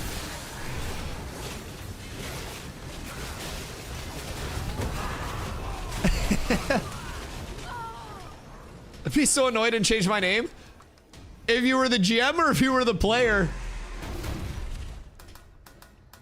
Nick's also a ship from Eve. Nick's assassin was also a roaming support, sometimes offlaner, sometimes weird mid lane phase in Dota. Nix. Motherfucker hit hard out of stall too. Oof. As a player? Nah, fuck that. I mean, you could probably like assort people for shit. I mean, like, surely you would have to like be indirect about it because as we found out recently, you do get banned if you impersonate a GM indeed. Yes, indeed. But surely if you like, someone messages you and they're like, oh my God, Bucky, like tank updates when, and you're like, 200 gold, right? And you don't like, you don't say I'm a GM, you just say 200 gold and they give you 200 gold. That's not on you. I don't think that's on you as a player. Skirt. All right, who misses the jump around? Uh-oh. I'm coming. Apparently Nyx is a Greek goddess and personification of the night. Okay, that makes sense. It's because we don't have enough boosts. Oh no. Wait, chat. Chat. We don't have enough boosts in the Discord for the custom link. If you guys have Discord Nitro and you're not using your boosts anywhere and they're just sitting there, love me. Help me.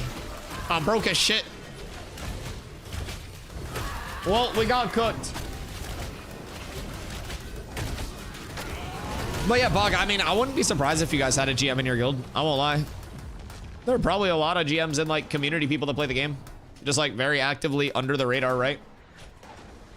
Dusty, you have some. How do I have some? What do you mean, Dusty, you have some? Do I? How do I see? Oh no, your server's going to lose a level. Unlocked, unlocked. Level 3 perks unlocked. It says it's unlocked. What do you mean? Server boost status. Ready to boost? How do I boost? It says 8 extremely cool people have boosted this server or boosted this server. Oh, did somebody snipe it? The fuck? Oh, Merc. Thank you. Somebody beat me to it. We're up tremendous. We're there? Okay, it's fixed. Kando being here is crazy. Oh no, did Dorf? No cheating. Go back into the jump around. Go back into the jump around. I want to see you back up at the top, and I want to see you hit the jump around the right way. No cheating.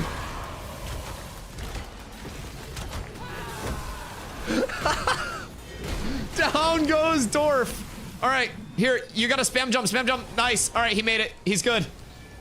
He's good. A GM? No, this isn't a GM right now. He just has a wingsuit. He just... He had the wingsuit. Don't worry. Missed the jump. It's slippery over there, okay? Nobody saw anything. Nobody saw a single thing, chat. He's just got, he had a glider. It's experimental tech. It's like when you see like a new military plane before it actually comes out. We just saw glider mounts there a little bit early. Two things, I'm a bard main and I'm a filthy fucking casual Planendorf 2025. Our goat, our king. I would gladly jump into the lava to keep our king Planendorf safe. Listen, that jump has claimed many lives. Many lives. Is this a dungeon? What up, rogue? So this is Befallen Forge. So this is an underground build out that's like the largest area-wise dungeon build out that we have, kind of like bordering on the first raid. But it's important to remember that this is a level 25 area-ish. And like level 50 is going to be the cap on launch. So everything that we're playing now is very likely to just be a point in progression along the way, instead of that true, like, you know, this is a hard endgame experience. So yeah, this definitely is the one that plays the most like a linear built out dungeon progression. So there are a lot of named mobs that we can come through here and pull. As you see, we pull Tapmaster here. Tapmaster can drop a sword that has been renamed about 42 times now. But there are a lot of, like, you'll see the regular elite mobs, and those just kind of have like the elite mob loot table. Savo, I invited you 17 times. Where am I? So yeah, anyways, the elite mobs have their own loot tables. They kind of have like more of an open world, like quote unquote trash mob loot table. And then you have the name mobs like Tapmaster, and they have unique drops only in their loot table. Then you have boss mobs. So one thing that we're doing here is testing out what's going on with boss mob damage, because they are not hitting very hard at all. Bosses are doing less damage currently than regular trash mobs, and we did just go through an entire power scaling, mitigation, like attribute rework, just everything, right? So with that being said, I'm not surprised that some numbers are a little bit off, but definitely good to bring some attention to it, see what the scaling is intended to be versus where it's at right now, and point that out. So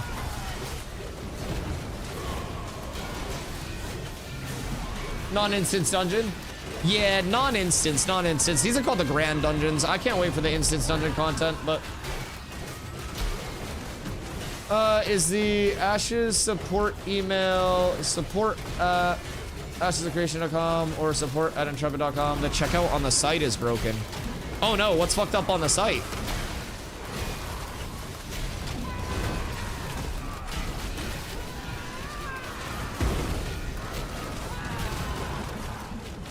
Can't join? Wait, can't join what? Oh wait, you gotta sort it out? Okay, cool. When you're done yapping / when you reset, please boost the server. It should be boosted. Yeah, people boosted it already. We're level 3 again. I think we're good.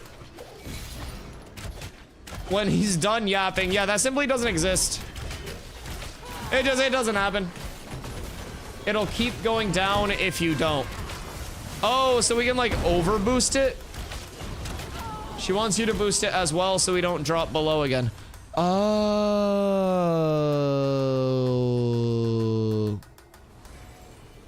Boost. Nice. Boost. Nice. Boost. Oh, I'm out of boosts. Oh, Discord's so nice, I'll boost it twice, chat. I did it. Are you proud of me? You should only have 2. Yes, I only had 2. Are you the only tank? Yes, when you have a tank this tanky, I'm the only tank that you need to tank. Thank you for asking. Yeah, realistically, there aren't many like threat swap mechanics or anything like that. It's more so just like hold aggro, don't die. One interesting thing to consider with threat swap mechanics long-term with Ashes as well is that we have a very non-traditional taunt system. So our taunt is, well, I'll start with a traditional taunt. Normal taunt in an MMO is if you are not first on threat, right? If you're not the highest person in the threat table, it will gap you a certain percentage above first on threat and basically give you a little bit of a buffer, right? So, what's this? Oh, magic resist? I have one of those in my bank, I feel like, but I'm gonna take that anyways. So it'll traditionally like gap you a certain percentage among above first, and then oh wait, Statos, yeah, Statos is here too. No, I forgot we picked up Statos. I forgot Statos was a tank. I don't know, I don't pay attention. I just invite people. Yeah, we got too many people. Don't want to go the other way for a couple bosses. Is it the other way? Which way did we go last time? Did I guess on the wrong way? Because we usually kill that guy and then loop around. Because that goes down to Forge Lord. We could go back this way though. What are the bosses that are over this way? Which bosses are back here? Yeah, we usually just go up, I think. Am I being gaslit? I feel like I'm being gaslit.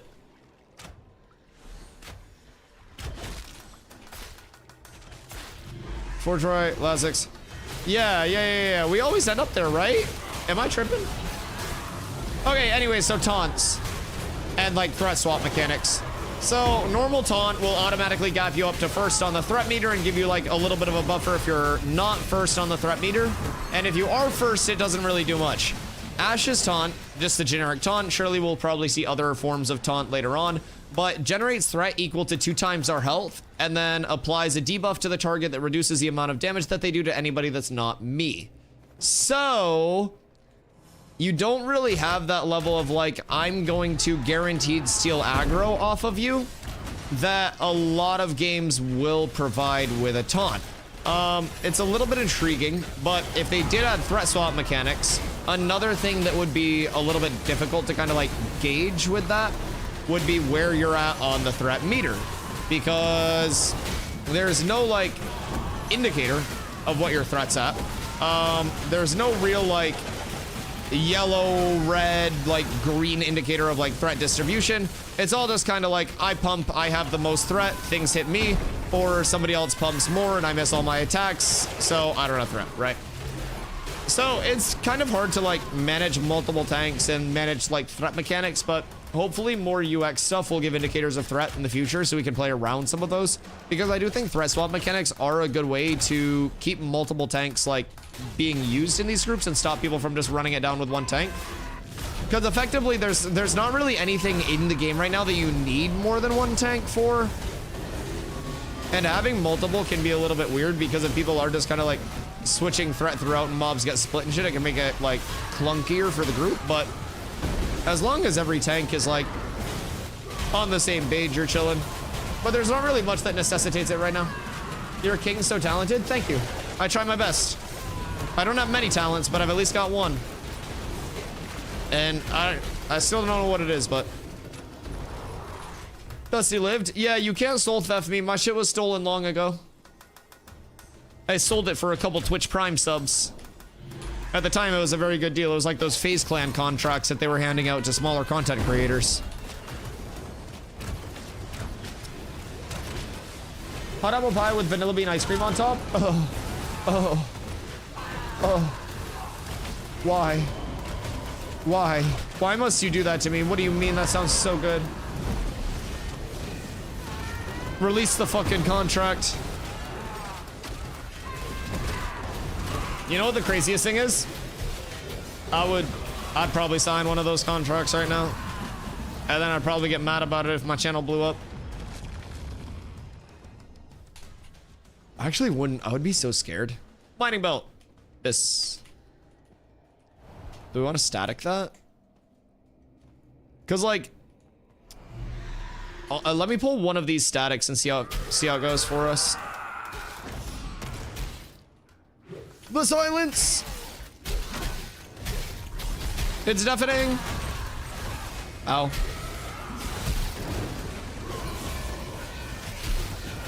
That's the worst belt I've seen. What do you mean? Why do you hate on that belt?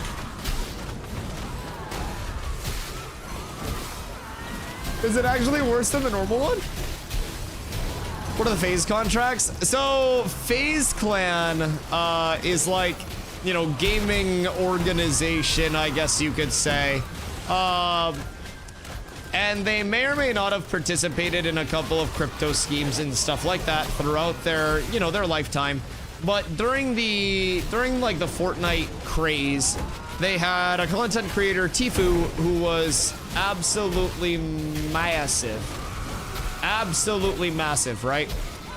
And it came out that like FaZe Clan, the organization, had been signing people to like very predatory contracts when they were smaller. And essentially like the contracts were just like very, very, very, very organization heavy. Something bad happened with my... This is a new bug. I have Forge Guard's Pauldrons as my class icon right now. Dusty is arm. I believe I'm shoulder, right? Yeah, that's gotta be a shoulder piece. I guess so. But yeah, it was just like super predatory contracts. So like, Tfue ended up calling it out at a certain point, and there was this whole drama where like Tfue ended up posting this like scathing video where he ended up dropping the big one-liner where he wanted FaZe Clan to like release the terms of the contract, but they were like refusing to actually release the terms. So the famous like one-liner of "release the fucking contract" came out. Release the contract, he says. Yes, sir. Yes, sirski. Drewski knows. Drewski knows. Lucy, stop making social media contracts and such. Ah! I think I just karate chopped my Windows key. I'm not even gonna lie. Release the frickin' contract. This is a house of God, no swear words here. I don't know why. I've been trying to like... I don't know why I've been karate chopping my Windows key lately. I've just been hitting that shit with the fat part of my finger lately. It's all those extra snacks. Okay, I'm no longer shoulders. Let's see what I'll be next. I apparently have unlocked secondary archetypes, and they come in the form of armor pieces. Did we get dropped? Oh, Mr. Forge Guard, sir. Hey, hey.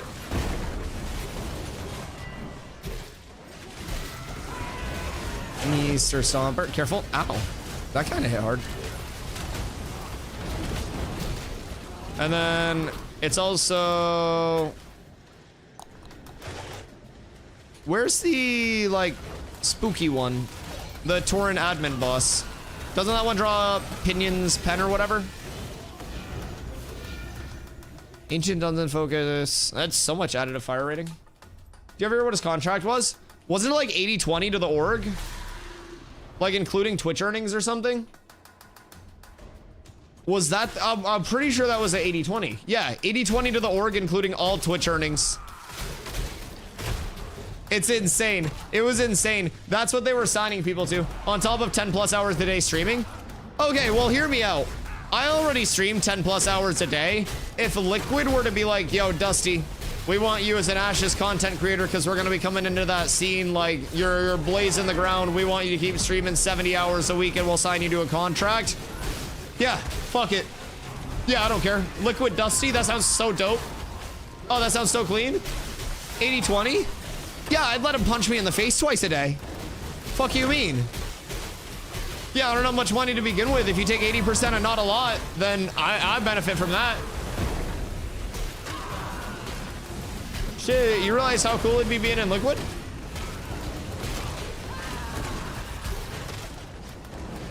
Fair because of brand recognition? Yeah. And like a jersey? Like, you guys aren't thinking this through. There would be a Dusty jersey that you guys could get. That's what I'm saying. It'd be tough as hell. Liquid Dusty has to change his name to Muddy. Oh no. That would actually be my downfall. Oh no. I'd have to be extremely careful at like team events. Oh god.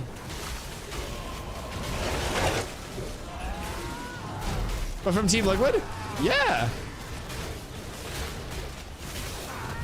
You're worth way more than 80-20? I'll give him 90% then. I don't care. Take it all. I don't need it. My son just thanked me for always coming back with the milk. You know what you should do now that you have his appreciation? Leave. Make him feel pain. He thinks that you're locked in. Show him that nothing's ever permanent. Unstuck to Zam. All right. We're abusing the unstuck. We can start a team gas or solid. Oh God. I mean, you have Moist Esports, which is Charlie's brand. You have Liquid. I feel like maybe we hit like the gaseous state. Then I'd have to do the dishes. Just get a dishwasher. As the fans call him Muddy. Oh, that would be the worst fucking nickname in history, man. Although, I guess I could always like, I could roll with it and I could kind of like leech more off of Ludwig's content style than I already do, and I could start calling everyone Mudbuds instead of Ludbuds. I think that'd be good. Oh, wait, a perfect pinion. Oh. Well, I don't need that anyways. Stop being single, get a dishwasher. Yeah, like, whoa, where am I now? Chat, any GeoGuessr fans in the chat? What am I? This island is somewhere on the map. The first one to locate it locates where the secondary archetypes are hidden in Vera. So I can't really, it would break my NDA. I'm supposed to present the puzzles. This is what they give me the big bucks for. But it appears I have transformed into an island at this point. So first you saw shoulder guards coming out as my secondary archetype. Then we see an island. What could this all mean? What could this guy's name's Zesty. What could the like greater implications be of all of this? You know what I mean? Zesty and Boston Cream are in a group. Egg drop soup. Okay. Turned into a certain rock. Listen, if I could pick a rock to display all the time, listen, that would be the one. That would be the one. I definitely feel like this needs to be a zone of interest. Like, surely they could come up with some ZOI name for this and just like slowly direct people to the rock that looks way too much like a peen. Like, oh my, a peen of interest. Oh no. There could be a world event there.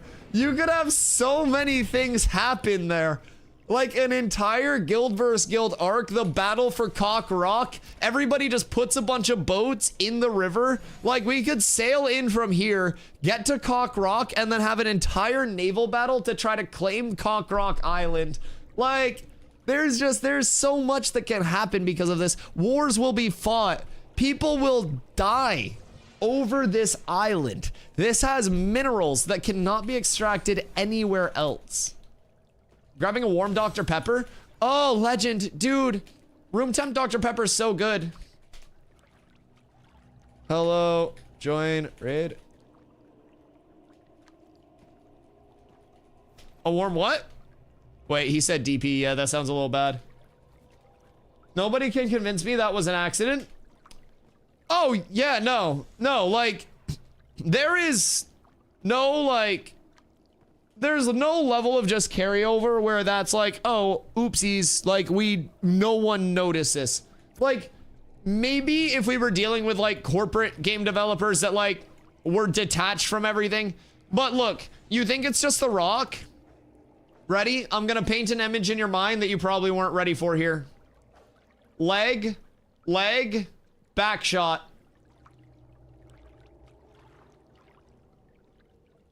Yup. It gets worse, it goes deeper. That's what you're dealing with here, chat. It's an entire back shot. Maybe the same person thought no one would notice a brazier in the ceiling.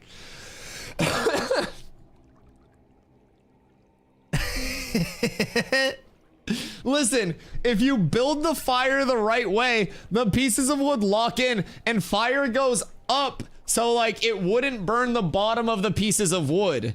It really makes sense because with... All right, man. That hits harder than any of the bosses in this area do right now, by the way, just fun fact. So anyways, fire burns up. The embers fall on you. No embers, it's burning up. So the embers would go up. No, you're misunderstanding. It moves up. Chat, any other room temperature Dr. Pepper enjoyers, by the way? What's the best soda to have? Because, like, certain sodas, better cold. Dr. Pepper, better warm. Dr. Pepper room temperature is the best soda, and I won't be convinced otherwise. All right, Planendorf, you're gonna learn another jump around here. So we call this one the lava hop. So you're gonna jump up on here. This one's a lot simpler. You can basically just jump dodge, and you're chilling. You can use barred uppies if you're feeling like you need a little extra oomph, but pretty simple one. Just make sure you have stam for it. The only time I've died is when I don't have stam. This one's way easier though. Oh wait, chat, we get to see Planendorf on the rock hop. Oh shit. Wait, the rock hop is not easy. Dorf, have you done the rock hop? We get to introduce him to terrain seams, if not. Oh shit. Anti-heal, Jesus Christ. Anti-grav, uppies, really good here. But you just line up in the middle, stand a little bit away, and then you jump into it and roll. And then it puts you on like that little ledge there. And then it kind of like saves your spot, and then you jump up, and you're chilling. Bist, wait, Dorf just cruised through it. Actual fucking legend, what the hell? Please stop body blocking me! Out of my way! Dorf just one-shotted that, what the fuck? Man didn't even have to turn the no-clippy on. He got the full movement up there too, good god. Okay, Dorf. Our humble king. Not all jump arounds are the same. 5 subs and I pulled Dusty under the lava. I'd survive. I know the tech to the lava. Watch.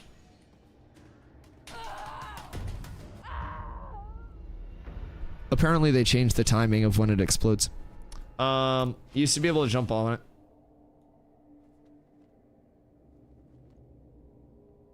So like, before I could run across the lava and I could keep jumping. And I wouldn't take the damage. Hey Huffs, thank you for the 5 gifties, brother. I appreciate you. Yeah, it's all about just timing it up. Ready? So you just gotta. Whee! Okay. Okay. We still got the tech. We still got the tech. I'm still an island. I'm still an island. Whee! Oh, that one was smooth. We're still up. Yeah, so the tech is clearly still there. I mistimed it. What the goddamn hell is going on up here? What? Is that a longbow? Uh-oh. Am I gonna get... I'm gonna get dunked, aren't I? I'm prepared for this. I'm prepared. I have the tech. There's nothing that will stop me. No, no. No, he got me again with the pull. I was gonna make it out. He 2-tapped me. The first one wasn't enough. I was gonna make it. I was prepared.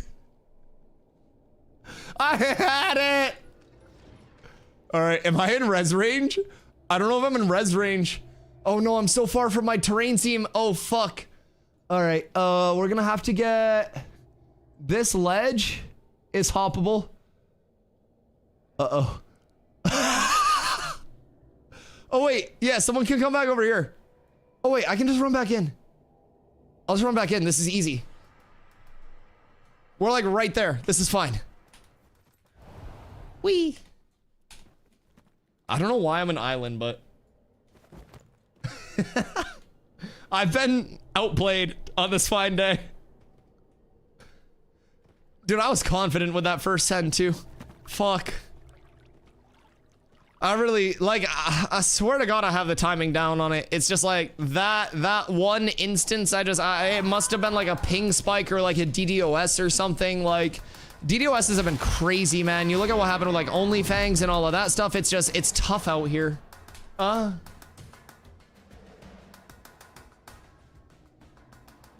Grumpy, what the fuck? Wrong clip? That's a clip? What do you mean? What does that mean? What does Stoddy mean? That looks like Danish. Grumpy is from Denmark, I think. This guy is saying we can get a mount drop from those mimic chests if they're 29 or higher. Yes. Yeah. It can drop the Welk and Maelstrom's crown, I believe. Oh, fuck me. Now I'm choking.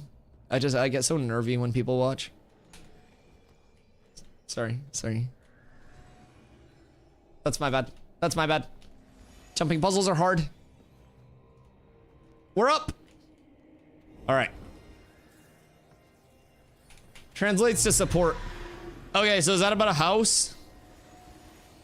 Is there anyone over there? Oh, wait. Are we going down to Zam? Yeah, we're going down to Zammer. Sorry, I got lost. Do we know when Jundark is gonna add it as a vacant lawless zone? Jundark will be added probably, if I had to guess, with 0.90. That's gonna be our patch that's coming up at the end of this month. What's the 0.90 patch? It's in the news update. Let me find it. 0.90 is 0.90 is April 24th. So I would assume that it's going to be added then. Testable for the last playtesting phase of, or the last like playtesting like period, I guess, of Alpha 2 Phase 2. And then when Phase 3 hits, I would assume it would still be in as a lawless zone. And then similar to Jinna and Squall's End, maybe get their like node incorporation a little bit later on into the phase itself. Which would be intriguing to see how leveling works out. Oh no, you're good. I tried to decipher it. I was trying to like read it, and it just, none of it made sense to me. He's vanishing into the Shadow Realm? Grumpy? It sounds like it. Could ask a nice mod to delete it. I mean, I don't think it's anything bad. I think he's just like talking about building a house. So like, if anyone is building a house and you want to translate from like Danish, like, feel free. You just got some free info here. Means when Phase 3 hits, we'll be able to sail sea from tropics to the desert. Yes. And keep in mind that while the Jundark was projected at the end of this month, at the end of next month, we will also have the Anvils biome, which is going to be up a little bit more to the north. So the Anvils is actually going to be right up here. So what we don't know is if Dunzenkill, this like mountain range here at the north, will be included in the Anvils, but this will be the Anvils biome to the north of the tropics. And so then we'll have the Invis wall going all the way through here, up here, around here. And then we'll just need this little patch in here, and then we'll have the full continent over here.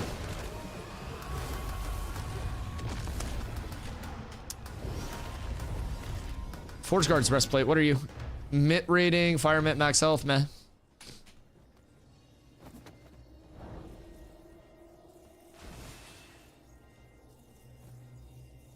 What are the big names in the corners? Sujoma is this island. Vandagar is here. I think this is all Vandagar. And then you have Illyrium, and then Pelagora. At least I think. I thought Anvils were just northeast of Riverlands. Is it? I thought it was going to be north of the tropics. Because the Anvils is the dwarf area. At least that's what Steven told us, unless we got baited. I thought it was north of the tropics. If it's northeast of the Riverlands, then it would be this. Which doesn't really scream dwarf area to me. I don't know, is this? Oh no, that's okay, that's okay. But yeah, we still don't know. I don't know if we'll get the entire like Dunzenkill mountain range as well or not. That's kind of what I'm wondering, because if it's the dwarf area, then like Dunzenkill seems like it would be where the Dunir are, logically speaking. So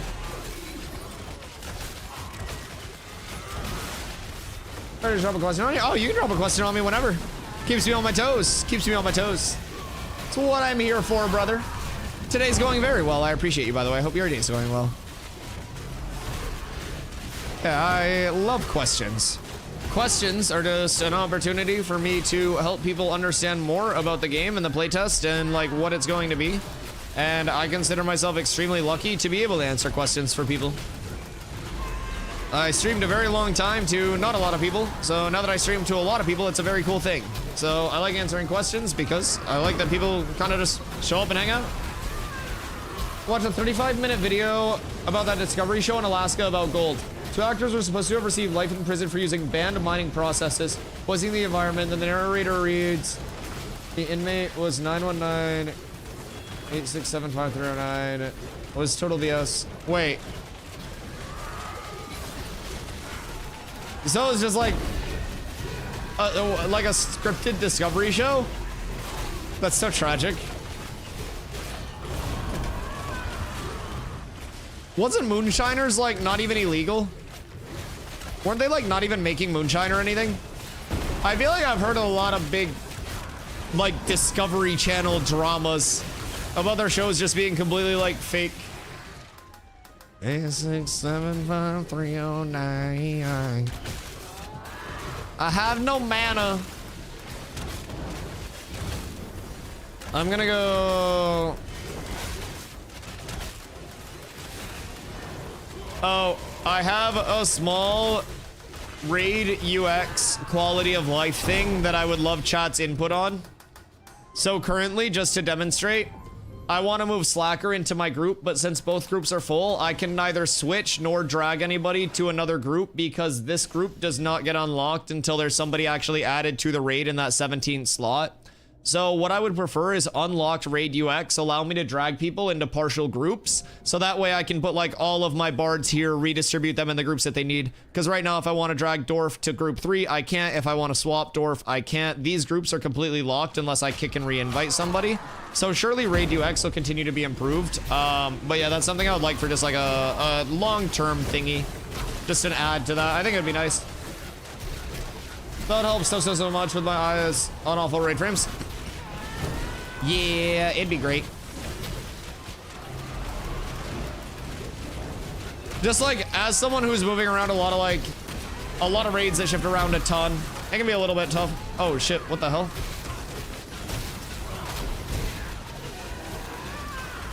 Why is everyone getting nuked? What the fuck? Careful.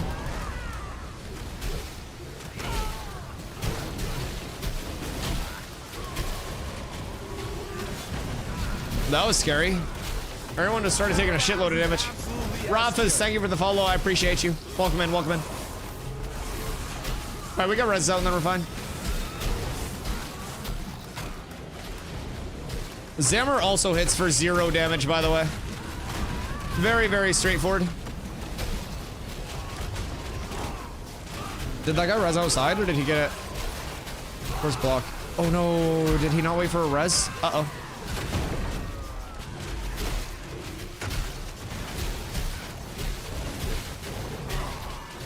Well, back to mana.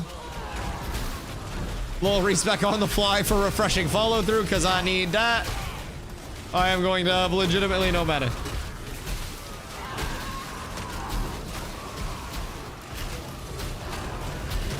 What up, Rafa? Is this a dungeon? Yes. So this is one of the 2 like grand dungeon buildouts in the Riverlands biome. So this is Befallen Forge.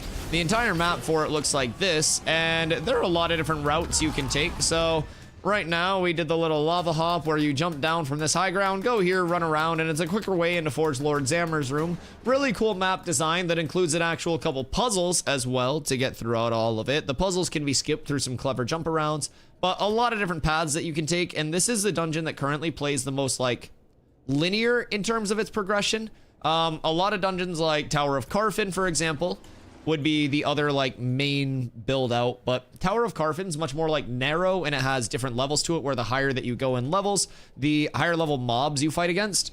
So with that, it tends to be more of like a static mob spawn area. And here you have a little bit more of that full linear progression. You can hit named mobs. You can hit the double CC. You can hit named mobs on rotation. You can hit boss mobs like Forge Lord Zammer that we're about to hit now. So yeah, it's real fun. Block hasn't been here the entire time. Oh, that makes sense. That makes sense.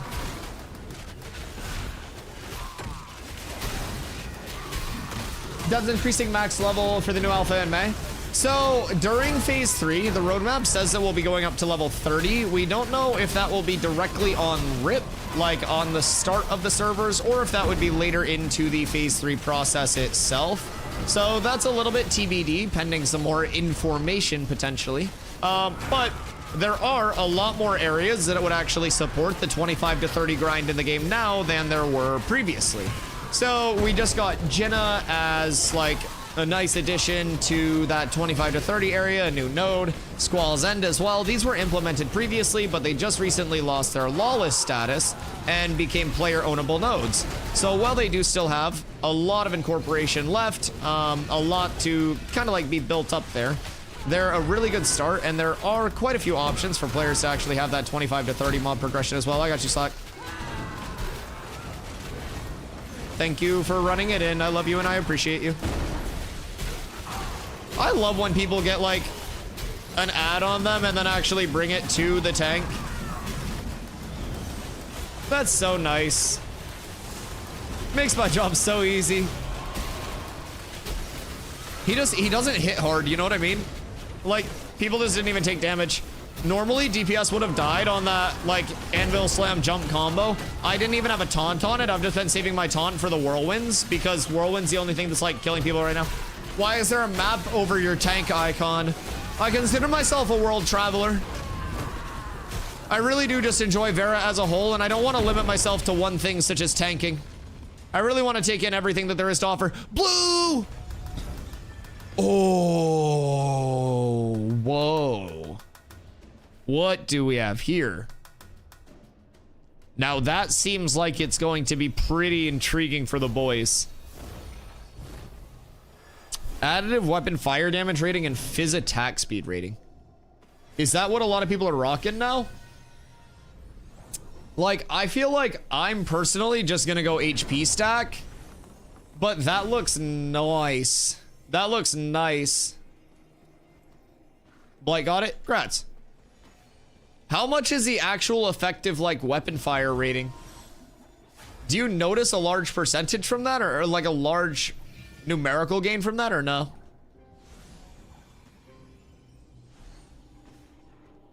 I guess it. 84. About these great dungeons, there's a max number of players in one group. So right now we have 2 groups going. The raid size is a 40-person raid. The raid UI also, I don't know if it's only active when you have a full raid, but the raid UI also supported at one point up to 2 raids in the same UI. So 40-person raids, 8-person groups, 5 groups per raid. A little bit of a turn on the normal dynamic of like 5-person groups, right? So it does bring in some cool group compositions. A lot will also change with group comps as secondary archetypes come out as well, and continue to like shape up a lot of what the full class build-outs will actually play like. So, which class are you playing? Oh yeah, the island isn't the best way to tell. So I play a tank. And when secondaries come out, we'll have tank and cleric secondary options. That's our first 2 that we get access to. Planador flagged. So, I'll be going tank cleric to start, and then I will be going tank rogue once everything is actually all put together. Oh, damn! That's juicy. What the hell? That's pumpy. That's definitely going to be probably the new fizz damage option, right? If I had to guess. Because that's nice. That's the ring we're after. Do we want the recipe? I might have that. It's a Abyss ring at the moment. Sodium can make that. Oh shit. Okay. So we have somebody that can craft that. That's beautiful. I probably have the recipe. You have it? Yeah, I think I have that recipe on my fighter. Which ring? Glittering Small Ring. 774 Fizz Power, 515 Fizz Pen. So that's like, that's pure Fizz DPS ring. That's real good. You can make it also? Okay, huge. So, do you know, Rug, off the top of your head, what would be a better HP scaling option for me than Halcyon rings? Because I want to just try to start HP scaling, I think. I do believe. Because I think I want to try to target like 2 to 220-ish, maybe, Fizz Power, and then just go beefy as shit through there. I think that's probably the play. Mitten power, yeah, or mitten power. Mitten HP. Just the biggest, like, effective HP pool as possible. Absolutely. Like, I already threw on, now this is Fizz crit mit rating, but like, if we can get more things like this that are like counter max health and the like Fizz mit in general. It's a nice neck in the desert. Fire Beetle Eye earrings. What do those bad boys have on them? You can grab Vent Core ring. What's Vent Core ring have on it? Ow. Fire Beetle Eye earrings. That's a nice necklace as well for anybody that's going like crit scaling. 778 armor, 265 max health, 18 con, 17 men, 77 max mana. Oh, okay. So armor max health. Yeah, that's pretty nice. What do those take to make? I mean, obviously I probably won't be going at those like Lego, right? But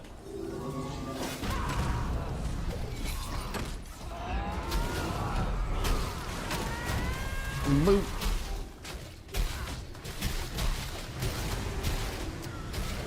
Providing the mats are cheap, I could probably get a couple of those. I don't necessarily know what the full requirement would be, but could be good.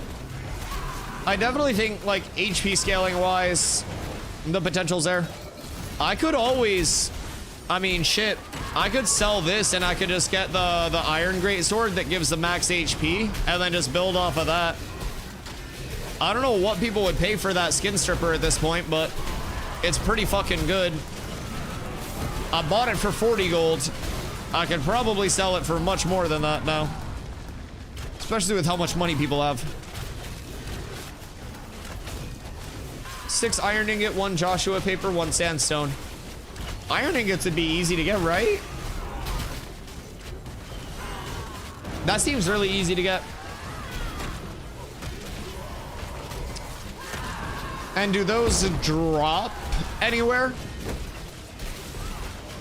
It's an easy Lego craft. Yeah, you just get the Lego iron, right? And then with any qual, you'll push that up to true Lego.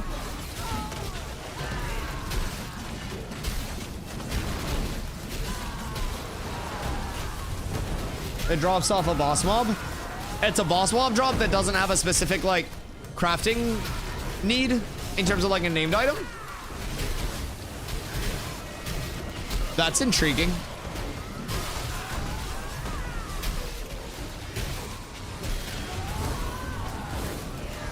Huh. Oh, Fire Beetle Eye. Okay. So you need the Fire Beetle Eye and then the ingots, Joshua paper, sandstone. Oh, okay. Got it. And I'm assuming Fire Beetle would probably be this area where all the Crimson Beetles are, if I had to guess. Tropics. Oh, wait. Yeah, one of the Tropics islands has... You, like, go up and it has, like, 3 name mobs on it, right? Is it this one? No, it's one that has a building on it. Because you, like, go up and then there's, like, a ruinous area. Not there. It's that one? Wait. You're trolling. I have trust issues. Actually, my trust issues are that I trust chat too much. It's that one? Oh, okay. But actually, is that one weird that I remembered then? I don't know why I remember that, but... Okay, yeah. So this one is Fire Beetle Eye. Weird that I fucking remembered that. I don't have the wiki pulled up, by the way. I'm literally just... I'm spitballing everything just off memory. I don't understand how I do this. I scare myself sometimes. Like, can you imagine if I applied myself to anything like that actually bettered the world instead of just video games? Autism. Dude, it's like a cocktail. It's like a little bit of that, the ADHD, and a little bit of like, I don't know, like loneliness. I don't know the full cook here, but like chemistry wise, there's something going on. About that, Drewski, what level is your ranger? And what are you doing right now? 20? Okay, what are you doing right now? And the rest of the day. Because we may go pump Jinna XP soon, and it's the best experience in the game. Obsidian Ring, 318 max health, 413 power rating. Oh! Oh my god! Oh, that's actually insane. Wait, that's so good. I'm gonna need a couple of those poofed in for me. Mark 21 said, no moment spent in the pursuit of happiness is wasted, which roughly translates to play more video games, fam. I love you, Planendorf. One of the realest ones. An actual legend. Listen, I may not have the most, like, outwardly, you know, saving lives like a doctor or anything, but I like to think that giving people a place to come in, enjoy video games, and have a community that they like being a part of can be a big part of somebody's day, because it's always a big part of my day. There are a ton of days where I feel like absolute shit, and then I get on stream, and the community's here for me, chat's here for me, and it just makes me much happier and feel better, man. And I only hope that other people in the community also get that same level of benefit from it. And I might not be out here like changing the world or anything, but we have a very nice community that I think makes hopefully a lot of people very happy to like be a part of. And I consider that a very good time investment. And I get to tell everybody I play video games all the time. My niece and nephew think I'm sick. What does it take for the obsidian ring rug? I would assume obsidian, which is going to be desert mineable. Thoughts of the moment, let me know when. You'll have to run to the desert, so just be aware of that, but 6 obsidian, 1 sand. Is that it? What the fuck? How much is Lego obsidian? I bet Stomps has a shitload of it. What? 318 max health, 413 power is crazy. Although, God, halcyon rings really are nice, man. Halcyon rings are that shit, like, because you get the strength and everything. That's, goddamn. 2 gold per Lego obsid? Or like 2 gold total.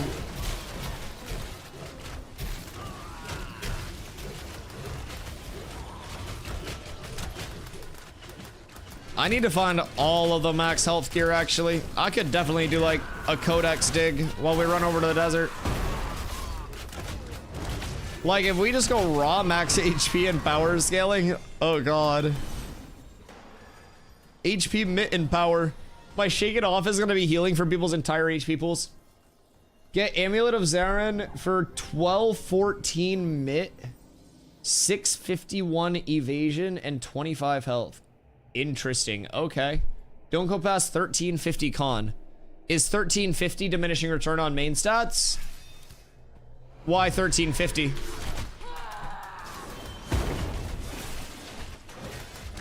For con? Do we know what the rate of diminishing return is past 1350? I love the diminishing return bands, by the way. I hope they keep them. I think they're so nice to actually have to consider in gearing, and the fact that people are like, it sucks. I like it. Oh, you're saying like the actual return sucks. Okay, cool. But yeah, people are like figuring out the 240, 250s DR band where it gets punishing for like power return.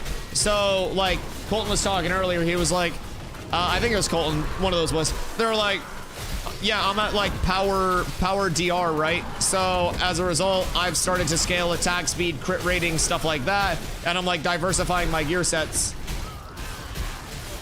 now people start to optimize which pieces have the most power, which other pieces have the most crit, the most attack speed and everything. And then it becomes the like optimization past just the power chimping.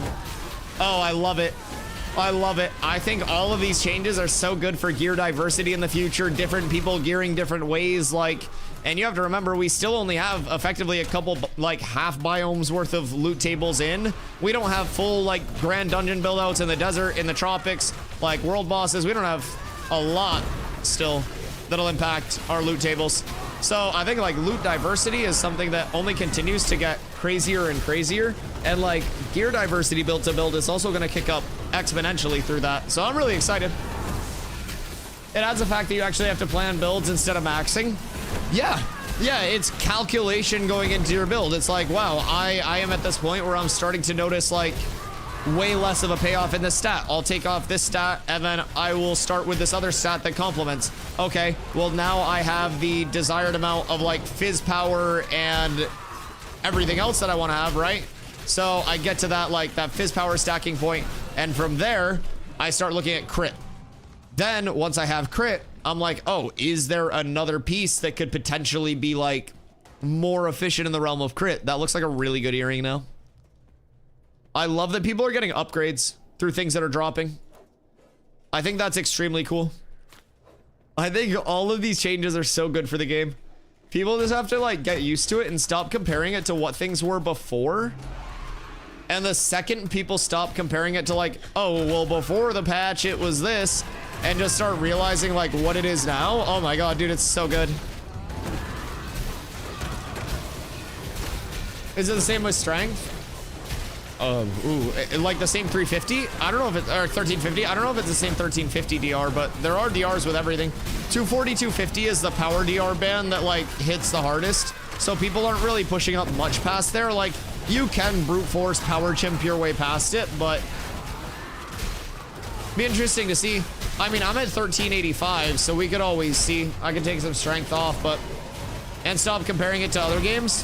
What do you mean, man? If Ashes of Creation doesn't have the same gameplay loop at level 25 halfway through its leveling progression in a true alpha as a fully polished 20-year plus live service title that's had literal expansions and centuries, decades to expand upon, what do you mean? They should be one-to-one. What do you mean this alpha doesn't have an entire endgame build out at level 25 and they're saving their endgame for level 50?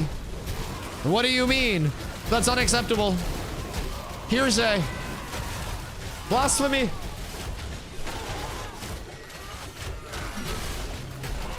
Total scam. They took my money, they never gave it back. I got dunked into some fucking lava like I got a swirly. Getting bullied out here.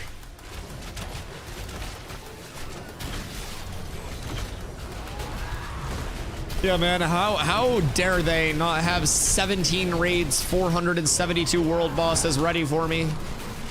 Absolutely ridiculous. It's a lot of fire rating. Looking for the ancient Dungeon Dagger recipe. I have the longsword. Isn't this the longsword that drops off of Zammer? What are the recipes do I have? Not enough. Not enough.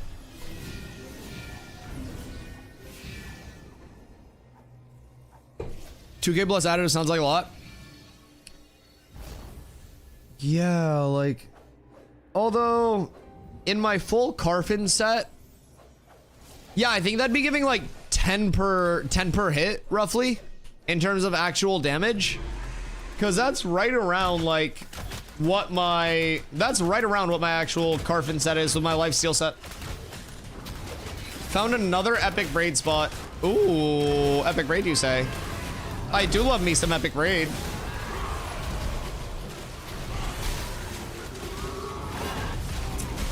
I will not be on for it. I probably won't go for it, but somebody will. And somebody absolutely should. Didn't they RNG the spots? No. The actual spawns, no. what was given variants, they did push back the actual like gathering, refining, crafting rework. One like set of patches. So instead of 0.8.9.10, it turned into 0.9.10.11 so they could get the time to kill changes out for more testing. But they did add in one step of variability and spawn timers. But I don't necessarily know like how much that's held up.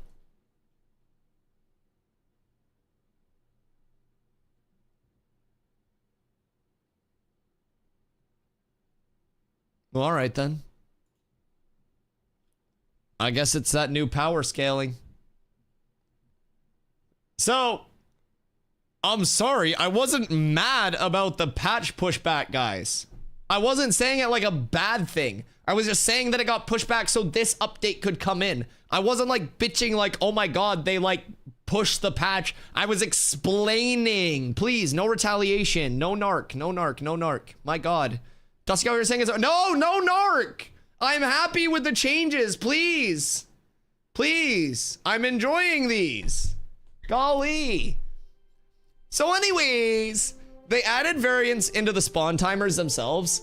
But in terms of the full, like, the systems that are coming in where it's the greater node-based spawn area, like the rarity cluster spawns, the pylon, like the survey pylon reworks, the logic-based spawning, the quality of life with refining to be able to take custom job sizes, mix match your rarities. Those are the things that got pushed back. So there's like some variability to spawn timers, but it's not like, not perfect, right? Rory wins the Masters. Hey, Huffy, what up, baby? So I heard he almost threw. He was up 5 and then went dub bogue and then regular bogue. Right? Wait.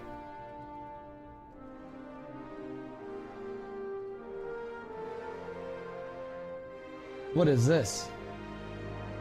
What do we craft here?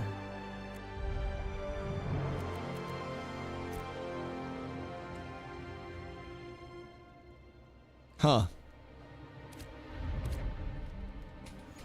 I want to make something cool. Almost choked. Last about like 6 foot miss and had to go on a playoff. Wait, no way. He almost full choked it after the dub and then the bogey? Oh, that's crazy.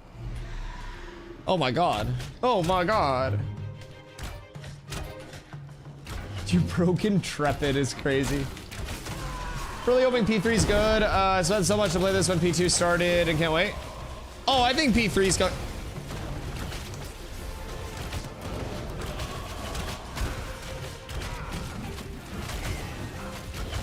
What happened? Ah! Ah!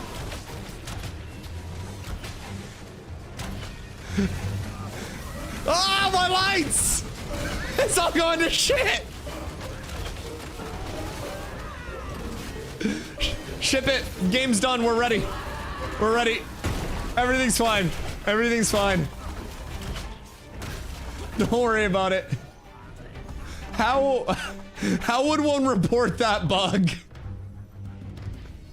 That'd be a UX or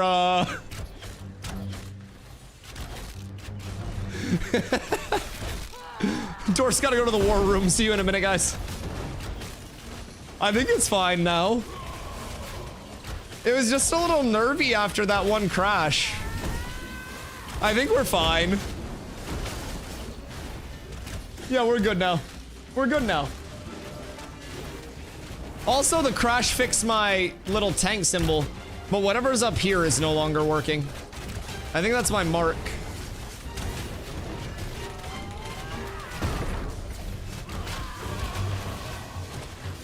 The turquoise seat doesn't exist. But yeah, so phase 3. Glittering steel ingot. Oh wait. Phase 3 is going to, sorry, I got distracted. Phase 3 is going to basically bring the, like, that damage scaling's off. That damage scaling's way too low. That should have at least 1,000 on it, right? Maybe not. No, not at least 1,000. That just seems way lower.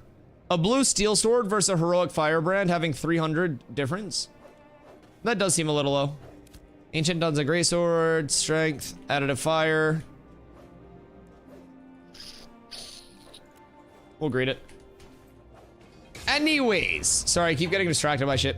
Phase 3 is when the game is supposed to become like feature complete, of course, towards the end of it, right? Phase 3 is gonna implement a lot throughout the entire like year plus phase. So we are, from like this end of things, just like the consumer standpoint, right? Like waiting for a lot more systems still, and waiting very patiently. Now, we do have a lot of systems, a lot of gameplay loops that are available within the game to pretty much every type of player. But there are improvements to existing systems. There are new systems that are still yet to come in that are both like big time game modes with like big build-ups with highlights to just like infinitely replayable things like instance dungeon content with scaling difficulties and rewards, as well as like arenas and duels that bring in much more of a just like, we're gonna meet up and run these duels for, you know, an hour and a half without having to stop because you keep dying and bringing out a caravan and this, that, the other, right? So there will be many more systems that both impact like core gameplay loop and accessory loops across the board that continue to just expand more and more into what people can do in Ashes. And I'm really excited. I think early on through phase 3, we'll continue to see much more of like the map expansion, much more of the playable area expand. And through that, current systems that we do have are going to feel significantly different than they do currently. So I'm really excited. I think phase 3 will be great. I think it'll start to feel a lot more like a game and a lot less like a playtest at that point. And the start of phase 3 also has me very excited because we're going to have a huge populace come in. Yo, what up, Dreadful?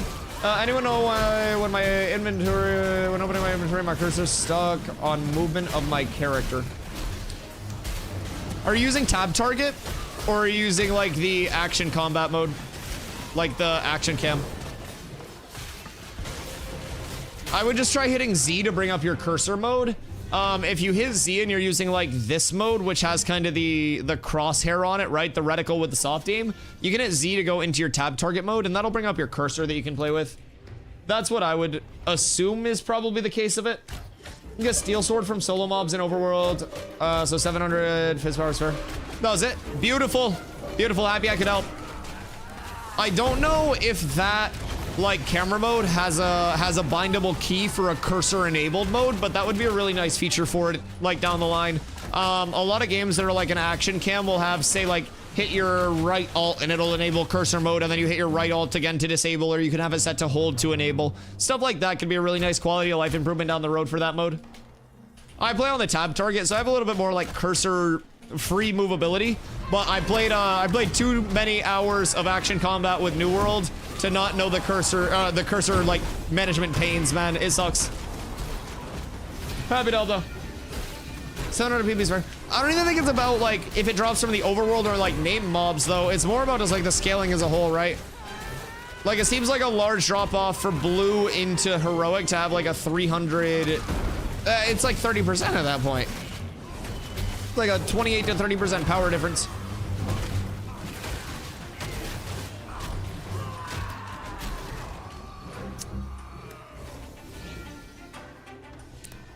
Chat, does anybody have obsidian that they mined in the desert that they're not doing anything with? By chance? Wink wink. Oh god. All right, I think it might be time to head over to the desert in a few, shake it up a little bit. The forge loops have been nice though. I feel like a lot of people got good upgrades from this. Maybe do a little bit of Jenna leveling, get Drewski on, try to get him some levels. That'd be nice. That'd be very nice. Chat, who's been over in Jenna progressing today? What are we at, like 10, 15%? I know the server is going great. Still at 2%. I'll do it my goddamn self. I will do it all myself. I mine obsidian all the time. What rare are you looking for? Lego if you got it.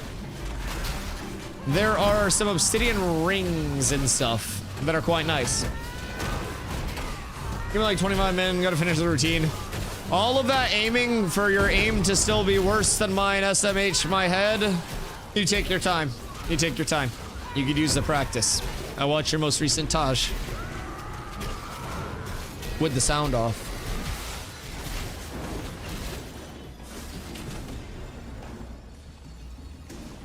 Your aim's beautiful, by the way. Ooh, more blue daggers. Ooh.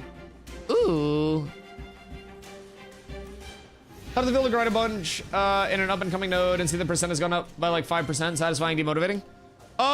I think like if we had more time, it would be a really cool long-term gain. A couple of things that I think are weighing in on it being like an oh shit, oh shit, oh shit is more so the time constraint of like if we don't get this up before like, you know, phase 3 launch, then it's basically gonna be neglected because phase 3 launch, right?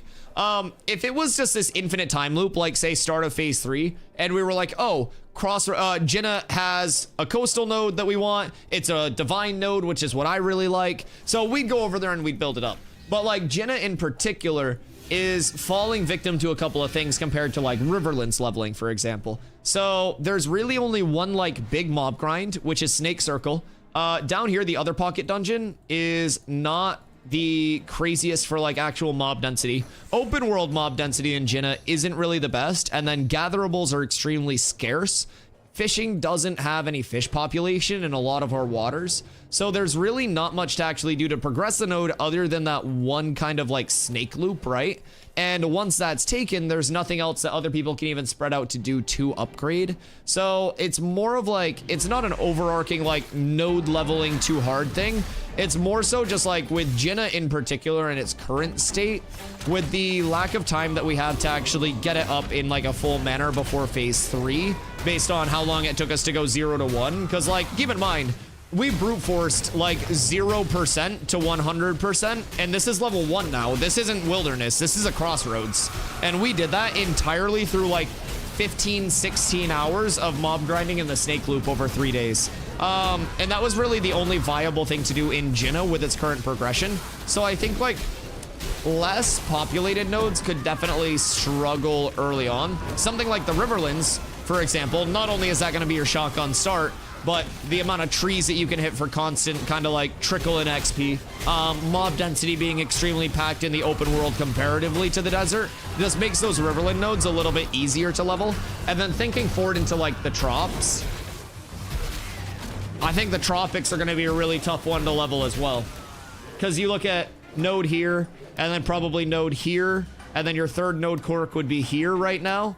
So like, I think that would be a little bit rough with how sparse things can be. One thing that we noticed is, in particular, chat was asking, when a mob dies, is it a mob dies that gives the node the XP, or is it every person that kills the mob then gets the XP and then that XP is put into the node, right? So like, I kill Planendorf, Planendorf on death gives 700 XP to Jinna. What we were wondering is like, what would be the implications of if I had 8 people involved in the Planendorf kill, if every single person got the XP and then put that out into the node? So it'd be like 8 Planendorf kills per kill. So in super populated nodes, that would be really OP. You could also just get a full raid group and abuse that and power level your node. So I don't think that would be the good system, but I think, again, this is probably just more of like a Jinna specific thing where it doesn't really have the density or like the things to actually support it. Past that, small interaction that we noticed as well. Let's see. Jinna, when it does get commissions will pull you outside of Jinna as well. So this one's like, locate and defeat Najash in the Sand Squall Desert. Gives generic Sand Squall Desert, but doesn't allow you to kill other Najash in the desert. You actually have to go out, despite this being a Jinna commission. Went over to 8th. So past that, a commission completion is giving 500-ish XP.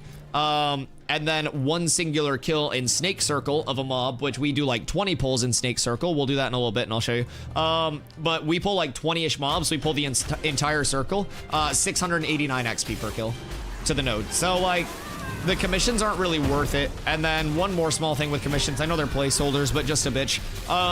Serpent's Dominion, 20 Najash kills. Snakes in the Sand, 10 Najash kills. 3 dim, 3 dull, 6632. 3 dim, 3 dull, 6632. So while it's a placeholder system, you have something that's quite literally double the actual like effort output and like kill objective without it scaling at all. So commissions will be kind of like rough, I think, to additionally try to level. I went to grab them as just like complementary things because I was like, oh, I have 2 where I can kill Najash. So we'll go over to Snake Circle, kill him there. But apparently, unless you're over where it actually like dictates you go, it's not giving credit. So that's what people were saying. I'm gonna go check that out earlier as well. But I think Riverlands nodes would be extremely easy to level. I think populated nodes where there's a lot of traffic would definitely be easy to level as well. I just think like getting things up in a less populated node, obviously meant to be way rough, way rough. And I think the biggest thing right now that makes it feel less rewarding and more of like an oh shit we gotta go is probably just a time constraint. Like if we really were worried about it long term, say it was phase 3 launch and we were leveling it, we could be like, all right guys, we're gonna do like 2-hour group times out of the pocket dungeon. We'll just send a new group in when one group finishes, and we'll just keep that on loop, and you know, people can go there, people can farm that, help the node out, and it wouldn't really be like a race against the clock. But right now, just because of the time constraint before P3 trying to get it leveled, is much more a race against the clock than anything else. We wanted to actually get it leveled so we could have like some node war decks and fight out of the town itself, so we could see how the coastal node was going to interact for combat. I was going to run for mayor so I get a flyer personally, but yeah, we had some plans with it. Go to desert. Jenna needs us. I think it might be a good time for Jenna. Ow! So I'll be like, yeah, of course, of course. There's always more as well, but yeah, it's good right now though. When we're actually out there, it's fun. I will say, we were doing, just in terms of like the positive side of it, because I know that was more of like the downside of Jenna in particular. But in terms of the positive side of it, while we were doing these large mob pulls, we were actively pulling up our map like every pull, and chat was like, have we gone up a percent yet? Have we gone up? Like, it is rewarding with the pace of it and what's required. And we had a lot of people that were coming out to fish, to cut trees, like low levels were coming out to cut trees. And like the amount of community effort that goes into it feels good. I just wish we had another 2 weeks. That's all. It feels fun, it feels rewarding. Jenna's sparse, just as like a Jenna thing, and the time limit before P3 makes me anxious. That's all though. Other than that, really rewarding.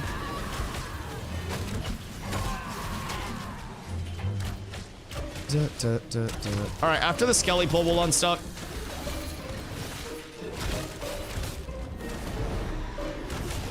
Keep in mind when the nodes level, the mobs are supposed to be a higher level also. Yeah, land management score and everything will definitely play a big role in it. I think the biggest... God damn, why am I hitting my Windows key every time I type? Every time I go to like move my keyboard to type lately. Anyways, sorry. Jesus Christ. So basically, need to use game mode. I used to, and then I just stopped ever hitting my fucking Windows key, so I was just like, I don't need this anymore, because I play vert keyboard, and it really only happens when I'm moving my board back and forth, because like, this is the angle that my keyboard's at when I play. This is the angle I have to move it to type. So I kind of like move it back and forth, and I'll try to scoot that like the top left of my board up, right?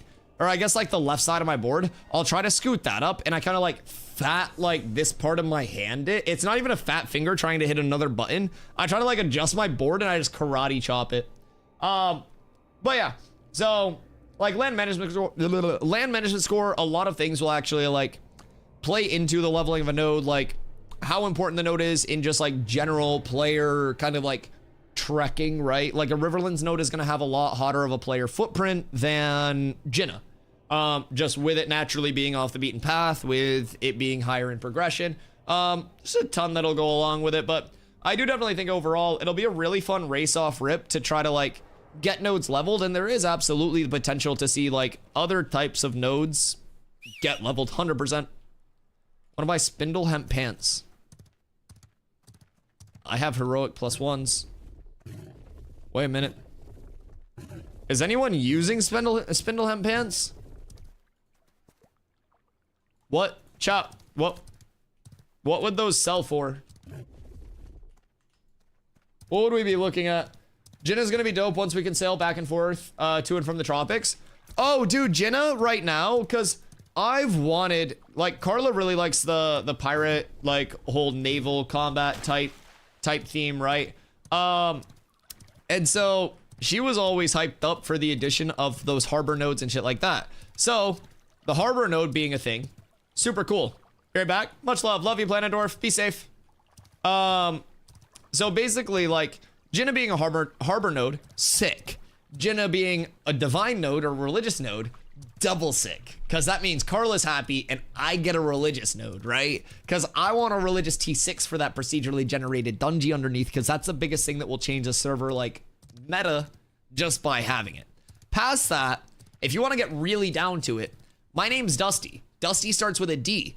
Jinna has a backwards, like, reflected D for its node quirk shape, both for Jinna and for Dusty. So, like, I personally think it's a very well integrated situation, and I don't know what the flyer is, but I bet it's cool because it's a harbor node. I swear to God, if it's a harbor node and it's not like a water themed flyer like a serpent or something, I'm gonna be pissed. But we'll see. We'll see. It could just be a placeholder. We'll figure it out. Selling legendary braidwood. Chief Trunks is out there making money. It's a flying anchor. That'd be so good. Wait, I just ride it around like a witch. Wait, that'd be so good. Looks like an R for rug.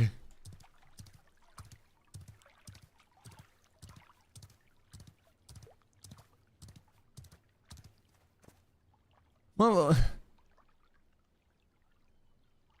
how do you write your R's?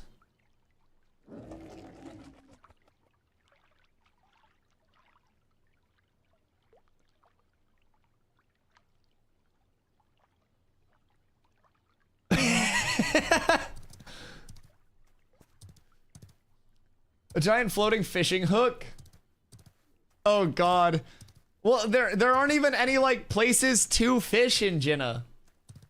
Can caravans launch from Jinna? No, we need to get it to level 2. So like at level 1, we got storage and commissions, and we were all excited because we were like, fuck yeah, we'll just have everybody come out and pump commissions. Commissions suck. They're not rewarding. It's like 500 XP. I would rather have the entire server come out and AFK fish while they gave me their Twitch Prime subscription. Like, that would make Jinna and me happier. So. Yo, what about Killian? Can you say what's the best level 22-hander for melee is right now and why since the new patch? Depends on what you're looking for, honestly. There are a lot of things that are still, like, experimental, being tested. I don't think anyone really has a hard lock on what the best anything is right now because we're still figuring out diminishing returns.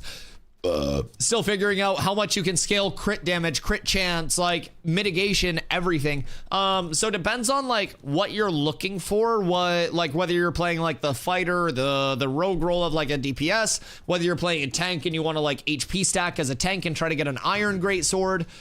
There are definitely, like, quite a few different options that you can utilize. I would say just kind of like, it depends on what you're looking for. Just as a generic damage option, I do like Skin Stripper right now. It's got Fizz Pen rating. It's got a really solid like Fizz power roll, but we were just getting some Ancient Dungeon great swords that now have the like fire damage rating on them that could be nice. There's the Gate Warden's Will, which is from Carfin, that has lifesteal rating on it. So lifesteal rating is really strong right now if you're trying to do solo farm or anything like that.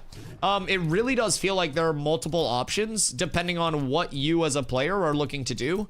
And I think that's honestly one of the best feelings. I can't really just tell someone, hey, you definitely go do this. We have multiple good options, but it's also going to continue to get more and more diverse as the map expands. So we'll get way more gearing options, way more everything. All right, who's coming down to the desert to farm, by the way? Oh wait, do we have Riverland's music back, or is it just a combat music? What if you stopped biting me in the butt? Already there? Beautiful. I'll disband this raid and then we'll form up another one. Leave that one if you guys want to come down and then just message me again and we will get another raid go, or not a raid, but I don't know if we'll have a full raid. We don't even really need a raid for that, but it's great glint farm. I did farm up over 5 golden glint there just like yesterday in a couple of hours. So if you need glint, if you do want to prep for caravans when it does hit level 2, then it'll be a good idea to come down and get some glint farm in. Now it should be a super easy van route, here to here I would think, because you can just kind of like go along this area, go north of the hand, and then pop into 8th right there. Should be super fast.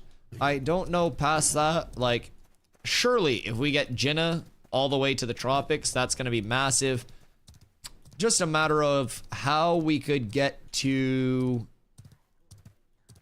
the tropics smoothest. Because when the invis wall actually opens up... Did I turn off my in-game music? Weird. It'll be here soon. I've been vibing with the in-game music lately too. Maybe if I just reboot.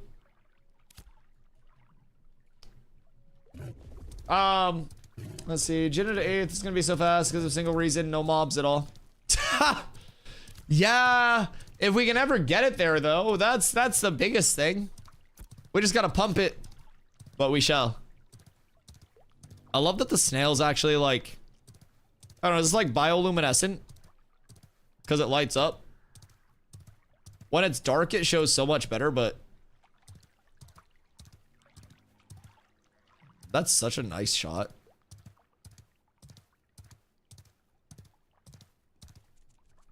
Chad, is the snail the drippiest mount in Ashes? The big ol' Snorse? Is this it? Is there anything better than my Snorse? Like, maybe Flyers, but I don't know. I think ground mount wise, this might be it. That bear shaking its head no disagrees with me very vehemently.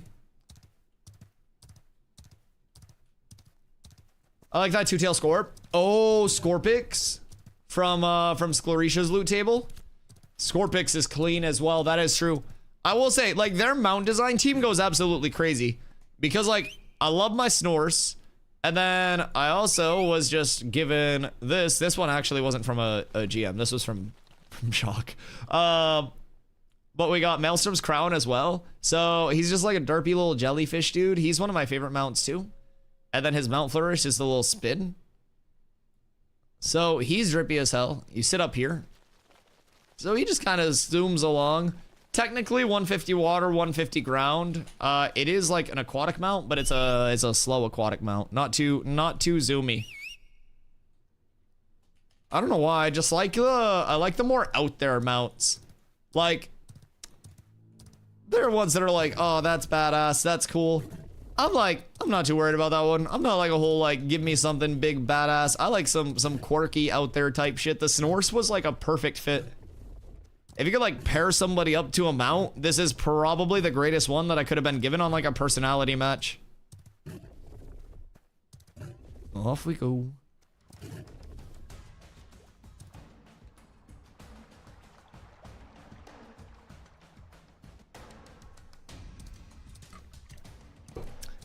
So yeah, Caravansery's level 2. Hopefully we can get out, pump that up. Level 2 to level 3, or level 1 to level 2 is absolutely supposed to take longer than 0 to 1 is. So we've got our work cut out for us, but we can do it. It's good glint as well. Way to remember the map, the pocket dungeon is you follow the middle finger east, and then it's kind of like where these holes are. So you remember it with like the gray area as well, but yeah, you follow the middle finger east and then it's right in there. So if anybody else does want to come through, please feel free. I will need all the help that I can get. It's good glint. It's good just about everything. Really good XP if you have a character you want to level. I feel like a lot of people got good drops from the Forge Farm though. I'm pretty happy with that. Rug, do you know what Black and Chain Collar rolls in high rarity? Because this could be a max health stack. Like, I know there is that one, what was it, Amulet of Zara or something like that? That was mitt based. I didn't get my 18 metal strands. I'll check my storages. I feel like I have some of those. Would they be in a materials tab? I'm pretty sure those would be in a materials tab. How many did you get? Just one? Games launcher updating, bet. You probably parked at Carfin. So I'll chill over in Mira if I make it there. You got 3? Okay. Yeah, I don't know where my like strands would be at, but I definitely know I have a couple. I'm gonna try to restart my game real quick. I want my in-game music back. The in-game music has grown on me much too much. Much too much. All right, I'll be right back while that launches. One sec, I gotta pee.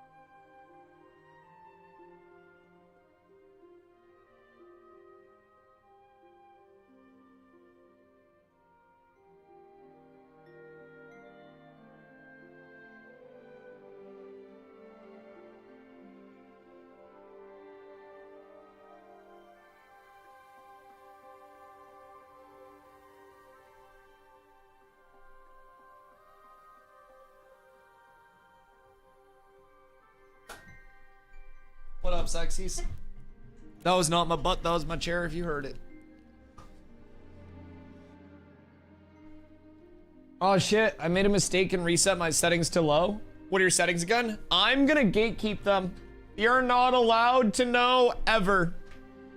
Never, ever, ever. No settings for you, not for free, not for pay, not for nothing. Not for anything. Yo, what up, Bantalk? How you doing, brother? It is... What is exclamation SO? What do you mean? What is that?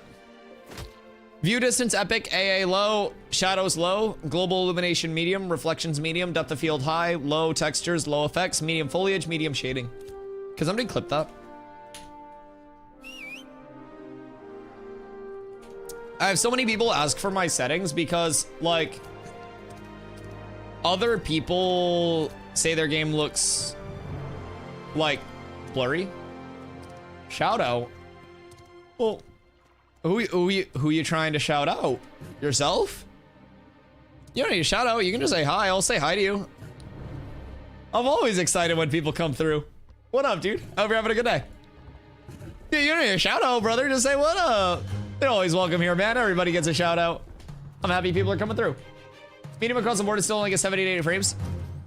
Some things will be a larger return on output than others. So like medium on certain things is not necessarily the draw of medium on other things. So that's why I have some things that are... Hey, yo, Senvino. Thank you so much for the prime, dude. I appreciate that so much. Thank you, thank you, thank you. Actual legend. But yeah, that's why I have some things set like higher, some things lower. There's a little bit of kind of like this push-pull of like what's worth running, what's not. Give me the banana. You have your first banana. And soon it will be colored in and then eventually it will start evolving. And eventually, you may even get a multicolored banana. Carla's close. Chat, do we have any multicolored bananas in the chat? Any of those long-term banana holders? I don't know. I don't know if we have any right now. They are very elusive. Those are like, I want to say the multicolors start at like 2-year subs. So there are only a few of those floating, but I need to make more colors. You do. I mean, we're gonna have like longer subs coming up, so. Emotes too. Wait, oh my God, Carla. You know what you should do? Well, not what you should do. But like, wouldn't it be so girl boss if you're like posted up poolside in Miami with like an iPad and a stylus drawing emotes? Wouldn't that be awesome? Oh my God. Thank you, Grumpy. I appreciate you. That'd be so lit and cool. Catching a tan and like ideating. Wow. Scratch that. It's actually set to low. Have you been playing for a while, Self? Like, not like since X day, but like how long is your session since you've restarted your game? Optimization is definitely something that a lot of people are excited for. Working without pay during your Miami trip? Yes, ma'am. Yes, ma'am. Well, because it's like, if you don't use it, you lose it type stuff. So it's like fitness, like anything, right? So really, you want to stay fresh and you want to stay consistent. So that way there's not this level of rust to shake off. Couple hours, I'm on a 47 laptop. It may be the memory leak. So if your game feels like it degrades over time, then what about the ones I made you before? I just don't know where the fuck they went. They got so buried. Like, they got buried in our DM somewhere. I forgot where they are. But if you send them to me again, I can upload them. But yeah, so there's a memory leak with Ashes where over time, especially if you're going like place to place, running around a lot, you can really end up degrading the performance of your game over the course of a few hours. So if it ever starts feeling really clunky, especially like movement wise, if you do this and it's like chunky, then I would definitely recommend a full restart, but pretty standard. Yeah, that's unfortunate. I don't think it shouldn't be running like that hard on a 4070 though. Seems peculiar that like it would be running that rough for you on all low. How much like what's like the accessory setup? Like how much RAM and everything do you have? Yo, Johnny Cement, thank you for the hydrate, brother. Find you after Narc, stop making Ash's content. I really enjoy y'all finding it. Sober up from copium. Thank you. Hey, thank you for being here, dude. And I think we can all thank Narc for not making Ash's content anymore because it wasn't the best anyways. But we'll move on from that. So, anyways, yeah, I appreciate you, dude.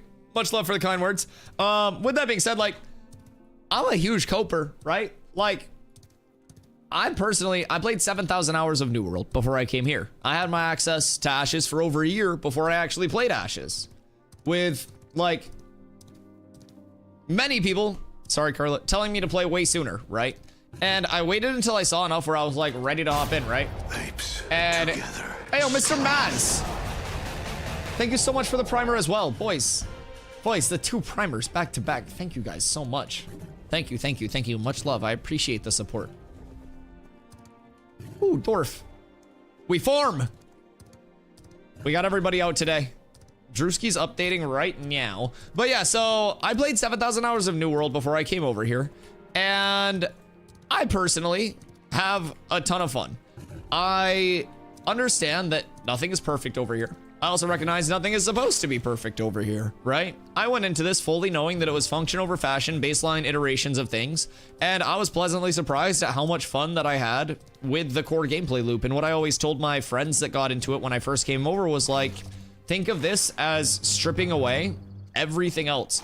No graphics, no sounds, no anything, right? Like, stop comparing it on that level. Compare it on just, does this button feel good and satisfying to press? And as soon as my friends started looking at it like that, they were like, wait a second, this combat's really good, this movement's really good. Wait, what? This is insane. And I feel like those are the most important foundational building blocks for any game to have, and it's what so many games don't value right now. And it seems like everyone's so quick to be like, well, it doesn't look good. Well, it like, that's such a superficial thing in games. Fucking Minecraft and Roblox are 2 of the top daily concurrent player count games. ever. You're gonna tell me that those are built on fucking graphics? No. Games have to feel good to play. They have to feel fun to play. And after coming from New World and forcing myself into New World for so long, especially because I was comfortable there as a content creator, like, I came over here and I was like, wait, this is what fun feels like. In New World, I hopped on and I did 10 hours of PvP every single day, only PvP every day, and then I logged off. There was no PvE that interested me. There was nothing in the open world, no accessory systems, no gathering, refining, crafting, anything that interested me. There was no community aspect left. There was no sense to like do what we're doing right now and get a group to go over and try to level a town, because all of that was just autopilot. So I came over here and immediately I was just like, this feels way better than I thought it was going to. This looks way better than I thought it was going to. Like, it's just fucking fun. Can't summon mounts trying to relog. Just fly. Dwarf, just fucking fly to the desert. I give you permission. Oh my god, I give you permission. It's fine. You don't have to be ethical. You can fly this one time. You're trying to be immortal. Look at him. He wants to be one of us so bad. Yeah, we'll head over to Jenna, Dwarf. Looking for more Jenna Pocket Dungy Farm. Looking for more Jenna Node Leveling Farm. Huge. Okay. Terrace Land. Oh, dude. Kando Terrace Land was so good. Oh my god. Yo, Johnny Cement Phase 3. Dude, Alpha 2 Phase 3 soon is so exciting. I can't wait. No more Tuesday, Wednesday downtime. We only got a couple more of those left. We got the June Dark coming soon. We got fucking level 30 coming potentially soon. We don't know when that's going to be through Phase 3. We'll have secondary archetypes. We'll have Summoner in a few months, man. I've been saying it for the last few months, but it's a really good time to be in Ashes. And I don't think it's going to stop being a good time to be in Ashes. Hit me with that desert intro, baby. I don't think it's gonna stop being a good time to be in Ashes for a long time. I think it just gets better and better and better. We get more uptime, we get more systems, we get more map space. If you're someone who feels like flying mounts have been too intrusive, node versus node wars are just all up in your ass when you're trying to play the game, we have so many more nodes on the way, you'll be able to start avoiding those. The rate on which the content is coming is super impressive. One thing that gets me, like, anybody can whip out content, especially like superficial content, right? So that's not necessarily like what's getting me. It's like that the content they're implementing adds meaningful playtime to the actual like playtesting state, right? And the rate at which the bugs are fixed. Bugs are something that can persist for so fucking long in games. And if they were to ignore bugs, and specifically large community pain points like gathering, refining, crafting, like time to kill, and they were just like, here, have a biome, here, have a biome, and we're like, guys, no, please, the game feels like shit, please. Like, the second the community is like, hey, something's feeling a little bit off. Oh wait, shit, this guy messaged me. Mob farming at Snake Pocket Dungy. Come on down, brother. But yeah, like, he's in. We got +1, boys. We got +1. But if they were to just like ignore the community sentiment and just like keep pumping content, no one would stay to see that content. But the fact that they are so incredibly responsive to, again, the important things that the community brings up. There's a lot of shit that the community brings up where they just have to be like, we hear you. Thank you for the feedback. You're a good tester. Because they're like, well, why when the sun hits me does it not show sweat glistening on my tits mid-combat?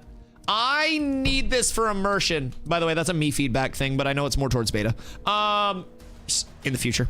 Also, when the new character creator comes in, we were talking about this earlier, but I would like to see, instead of just the tit slider, I would like to see a titty selector for different like boob archetypes. So you basically have the boulders, right? Which are basically what we have now. And then you have the helium balloons that build outward. And then you also have like the 1990s teardrops, where it's kind of like the Whoville nose in a sense, right? So I would like to see almost like a boob type selector with the further implementations of the character creator. I know that's further out, but Intrepid listens to the important things. So we're just putting that out there for the future. If I don't say it, nobody will. Preach, I'm here for you. I'm here for you guys. Titty modification. They already have a boob slider. Have you seen these things? Hold on. Have you seen what I've been able to craft? Look at these fucking things. Look at these. I get damage mitigation because of these. Like, this is bazongas. Yes. Yes. I'm actually like triple wielding right now. So the craziest thing is if you look at this character from the back, I look like Tyler 1, and from the front, I look like Tyler 1. So it's something that I've always really appreciated about the Dunir tank as a whole. It's just kind of a very similar stature, and ever since he started tanking in you know, OnlyFangs, it kind of like related on another level for me. So on to Jinna. Yeah, I call this the T1 build. So you make your character a Dunir as short as possible. Every body slider is 0 except for arms and like chest. There's literally a chest slider. So like, you can literally just be, the original build was titties and triceps. Cause again, hold on. Like, look at these things. I really gotta like remove shit because they're just too big. They're clipping into other things. But like, tell me this doesn't look like Tyler 1 with a bra on. Like it's the same fucking thing. No, I took my cloak off for the memes. Oh, I can't put it back on. I need a cloak.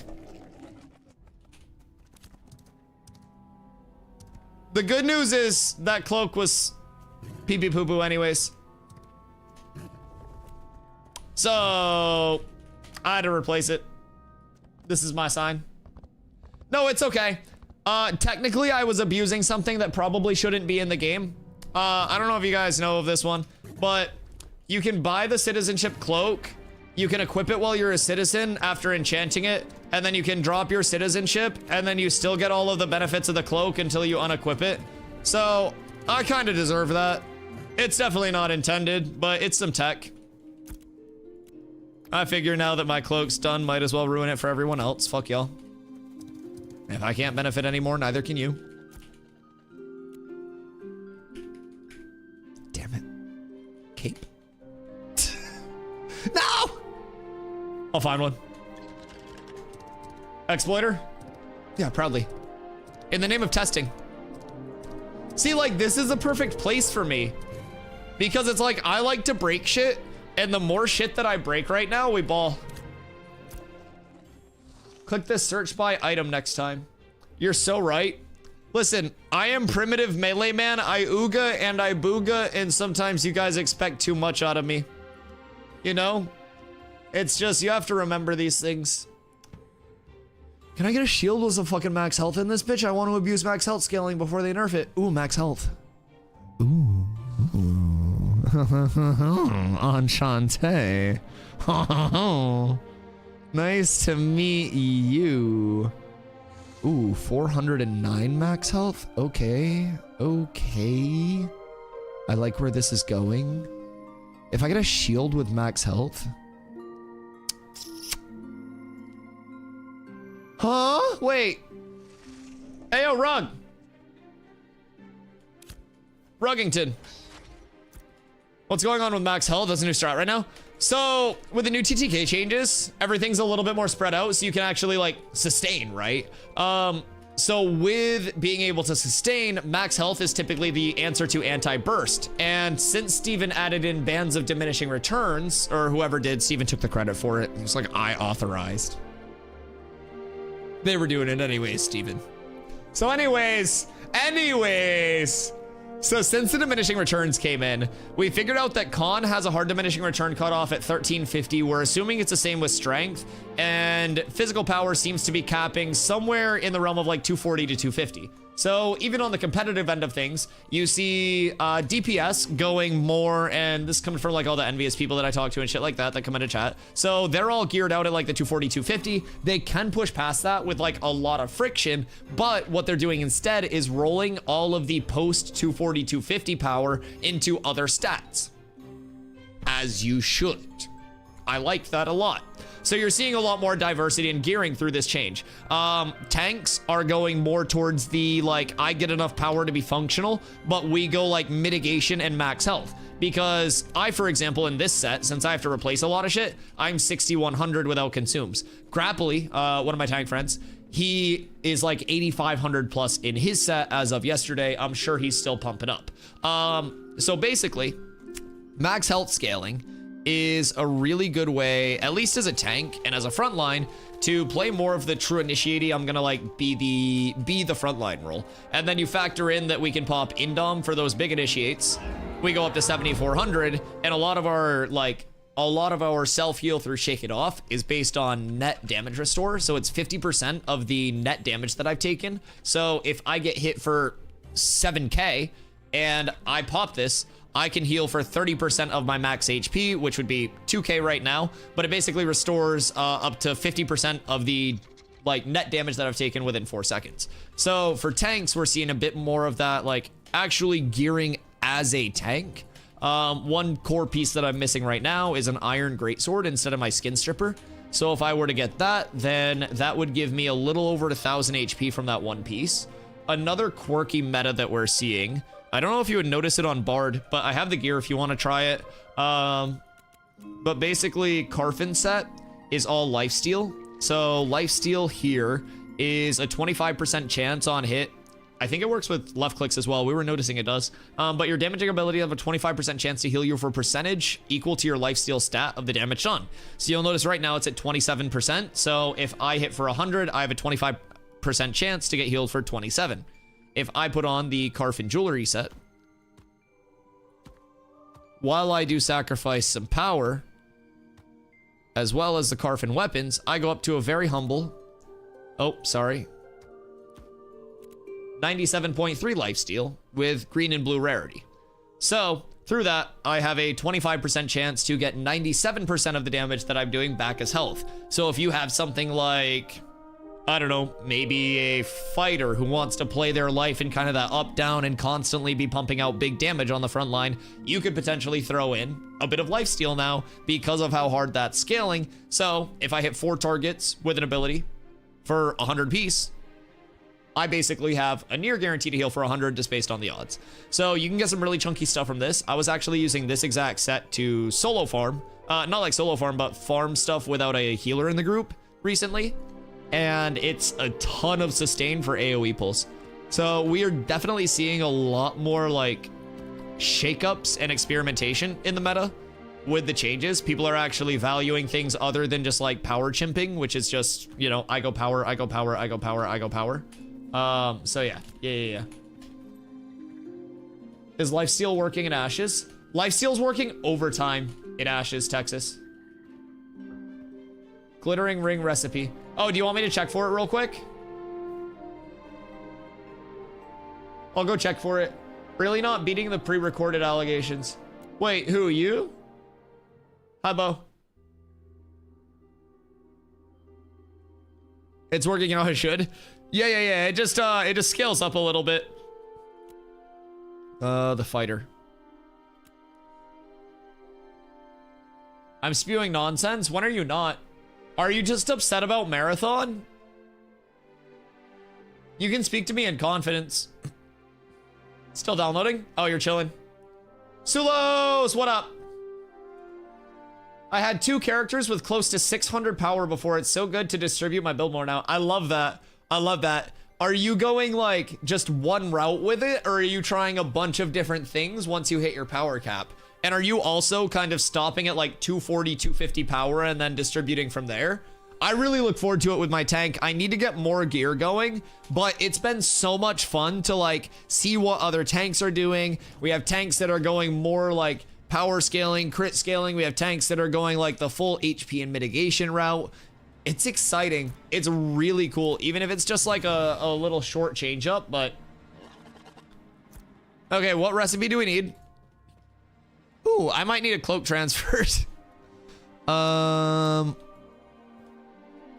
Anybody need me to look for anything? Y'all need anything at the store while I'm here? Trying to vampire build for a Bard mage. I think a lifesteal build for a mage could go insane in large scale, Sulos. Like insane in large scale. Oh my god, you dump a big AoE? Oh my god. Anyone have cleric focus? 27 silver to offer. Are you looking for like the offhand? I don't have a ton of magic stuff over here. I can check though. I'm upset about everything. Marathon, the burger place near me forgot cheese on my burger. The weather and my dog, you name it, and I'm bitching about it. Okay, well, honestly, those first two do fucking suck. Marathon looks like ass, and I would be pissed if I wanted a cheeseburger and I just got a burger. Yeah, that would suck. I'm also lactose intolerant, but like cheese is good, dude. I have a dedicated like cheese fund that's budgeted into my grocery spending. So I always get cheese. I have it on me at all times. Got healer stuff? Let's give it a look. I don't know what anything is anymore, honestly. Let's see. Max health and mitigation rating on an Ashen Haunt cloak. That's not the worst. 92, 183 there. This is max health, max mana. Con, max health, bear hide belt, level 10. That's not bad, but I do have a better belt than that. Evasion rating, fizz power, fizz pen, emerald ring at level 10. That's pretty fucking good. Fizz attack speed, fizz crit power on all of those waterlogs. These are all fizz power scaling for level 10. I think these are going to be primarily fizz weapons. Lifesteal con, health regen rating. I did get a one-hander that has max HP on it, but I need to find a shield for it. Or even like, I don't think an energy focus would have a max HP roll. I'll probably send one of these over to my tank. Hello, Kanko. And goodbye, Kanko. Hope you have a good night, dude. I have a transfer as well, Amira. Okay, what recipes did I need to look for? Sapphire neck. Sapphire earring, sapphire ring.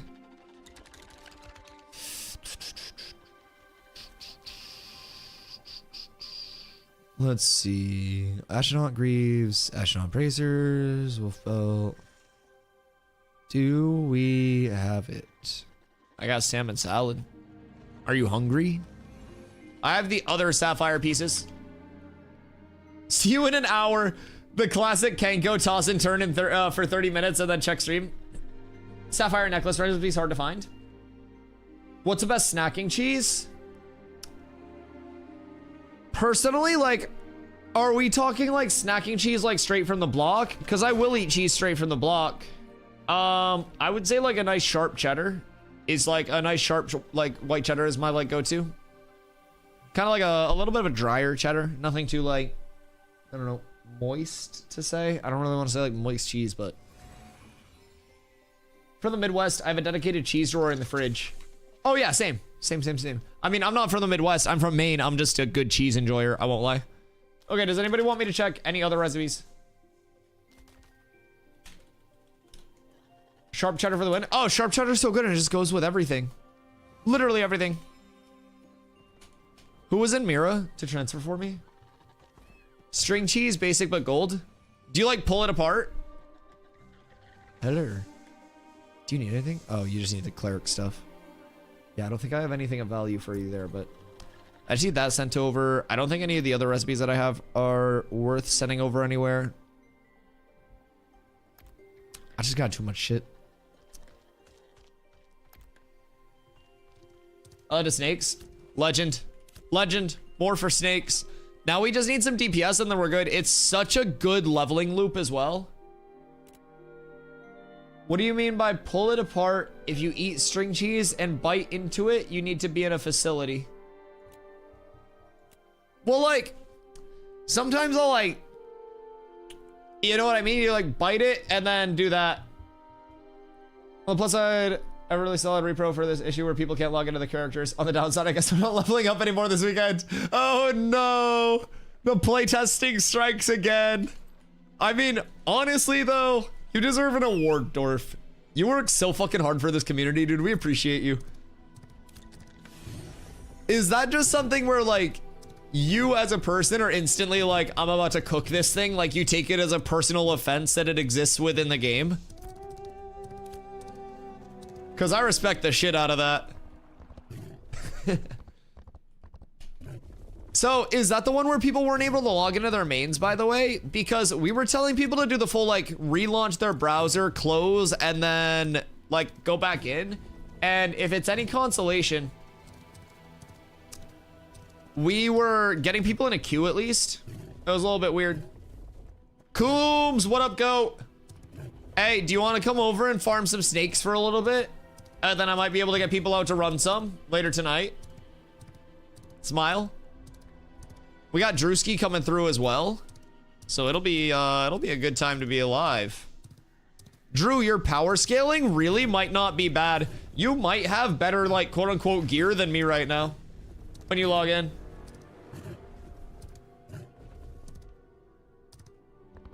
Oh yeah, I man the fuck up and run crying to the people with actual skills. I mean, he is a planning dwarf and not much an executing dwarf, so like we got it. The process is there. That's the point of a team. Someone's got to direct the team, and other people have to be like the executors. It's like I have people who edit my videos for me. I can go in the mod chat and I can start a forum post in the mod chat and I can be like, yo, I want to cook this up. And then it happens. If I tried to cook it up myself, it'd be a fucking disaster. There's a tank out here named Drewski right now. Wait, the OG Drewski? Oh my God. Wait, we got Drewski and Drewski? You're not doing Jin, we can use a tank? Oh yeah, I'm going over to Jin at a level.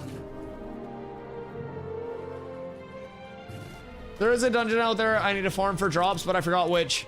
Are you looking for the new, like, fizz power thing? Because it's the snake one. You're looking for... I know the name of it. But yeah, I know what the drop you're looking for is. Like 9 or so of us out here already. Oh, let's fucking go. Let's go. Is it like a full raid? Because we could split 2 groups and then just 50-50 the dungeon itself.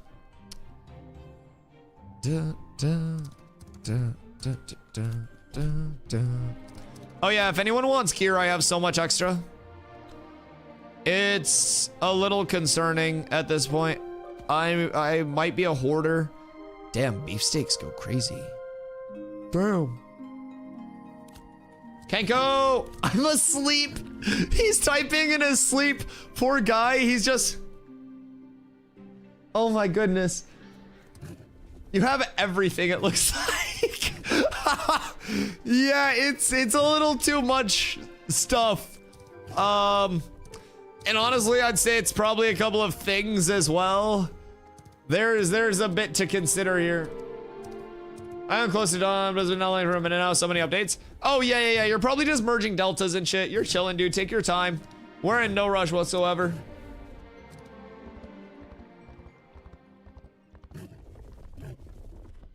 Might not got turbo stomp thanks to squish now. Wait, Dorf, did you see the ending of that one duel we had since the squish? It was me and Coombs the other day, actually. Hold on. I'll show you. Cause this shit was fire. I'll go back and I'll actually show you the entire duel. Cause it was so good.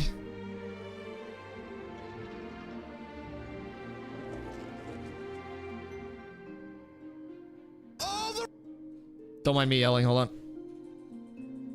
I gotta rewind. Okay, I found the start. This was an insane duel. Hold on, I'm gonna hide my face cam so you can get like the full reaction.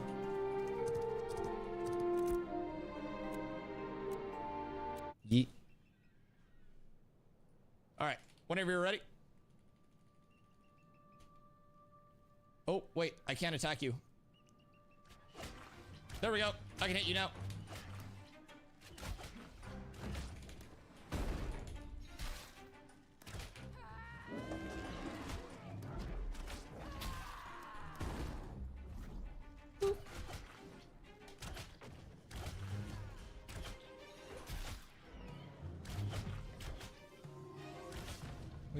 We keep the mana up, keep the slams out for that harass. Got myself intercept here. Good burst. Pulling back into this. I got the trip there.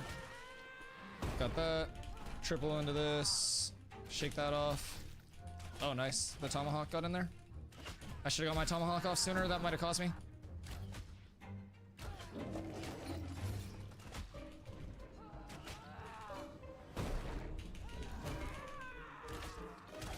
My mana's not the greatest right now either.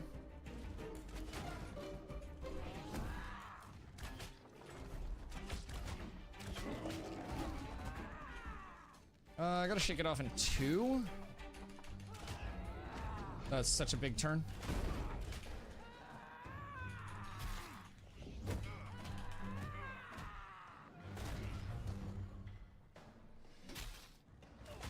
I gotta get up. Get up, Dusty! You're hurting out there, buddy.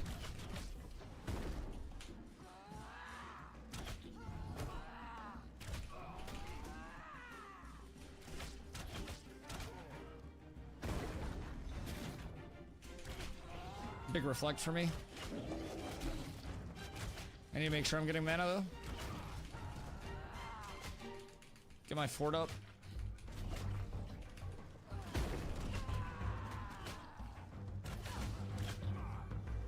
I think he might have this one. I don't have enough sustain at the moment.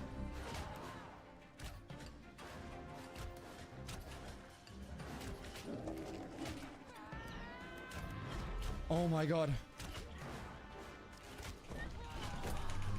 I lived long enough.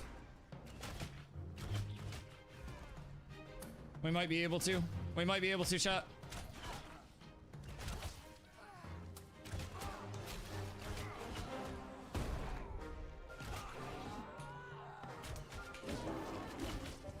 We might be able to. Oh, the reflect! Oh my god, the reflect! Oh my god! Oh, Coombsy, I love you! Oh my god! Yeah, so that was like, oh, where'd my face go? That was like how all of our duels were. Dude, it was so fun with the tank duels. There is so much sustain with it. So anyway, why health bars look like that? Why are they blocks instead of values? So, I don't know the exact rationale to it, but what I do know is it's a system that's being planned around, and one thing that they talk about that's really intriguing is that through the PvP reward structure, there are going to be like 6-month seasons, and through that, you can actually earn like more granular health bars divided into sixths or eighths. Basically like through placing on that PvP reward ladder. So I personally prefer like the real-time health bars. I also think a stam bar for your enemy would be absolutely massive because stamina is a massive part of movement and like evasion in this game. If I have a pulver, like a pulve going out on you, and it's that big like I'm in the air, I'm gonna hit you, you can frame that and react to that. So like a stam bar is a massive thing. Plus as a melee player, if I go in on somebody that has all of their stamina, they're just gonna be able to stam match me. Whereas if I'm sending harass out and I see them dodge, I see that they have a fraction of their stamina, I can then play the movement offensive, dodge up to them, force them to stam out, movement ability, and then still have my stam to react and play different advantages or disadvantages through the stamina. I do like kind of like the element of guessing to an extent that the section health bars add, but coming from like real-time health bars, I do also have the sense of like it does suck a little bit to not know if somebody's 31% HP or 1% HP, because up until that point they are 25% HP like on the health bar. So what you do because of those situations, like, you know, each situation may be different with the abilities that you choose, how you play the fight. So there is a lot that's like going both ways. Keeps you guessing more, keeps you kind of like keeping track of how long they've been on each like fragment of their health as well. So it's like the information still exists. You just have to be a little bit more aware of it, right? You're like, I'm fighting a tank. Tanks are gonna have like 6k-ish HP right now. Geared tanks can have up to 8k. So it's like, I got him to 50% at this point. He went to 50%. Now we're pushing down past that. And like, you kind of keep track of each of your ticks. You keep track of their self heal, and like knowing how much a tank can pop, like shake it off, or knowing that Indom is gonna give them 20% and calculating for that. Like, there is information that's still out there about it with the like the sectioned health bars. It's just like, it's harder to get that. but you'll be able to earn through rewards like more precise health bars as well. So something to grind for. But yeah, I would love a stem bar. If I'm fighting someone with 1 HP, I want to see that be more aggressive. Yeah, I agree. I think the threshold being like, you don't know if someone's 1 HP or 31% HP is a little bit like drastic with the like quadrants of it. But that's just from being so spoiled with New World real-time health and stamina bars. Like, New World gave you all of the information in your face all of the time. Steven, what up, brother? What is your base HP? Like, are we talking base? Is that in my... Or are you just talking, like, without buffs? I'm sitting at 6170 right now with... Let's see, what do I have up? No additional. So 6172 is what I'm at with the set right now, but I also don't have a cape. I'm getting one brought over to me. I accidentally took my Sunhaven cape off, but it was due for replacement anyway, so... Hey, yo, Victory Nap. Thank you so much for the follow. I appreciate you. For in 11 minutes, I'm shaking, and then I get ready to leave. Did you get food today? Make sure you get noms. Example was bad if I'm fighting 2v1 or 3v1. If I get someone low, I don't want to burn a massive damage ability on the guy who could do a single auto. Yeah, no, I agree. I do see both sides of it, you know what I mean? Base, like if I get naked? Like no additional HP or anything? I don't have enough like room to get naked in my bags. Let's see. That doesn't give over HP to see it in stats page. Oh, can you paper doll it? Was I just missing it? Oh, it's base stats. Oh, I was looking at healing and regeneration instead of base stats. 2068. My dumbass. I always tell people you can get all the information in the game that you need from the paper doll, and I just fucking checked the wrong area.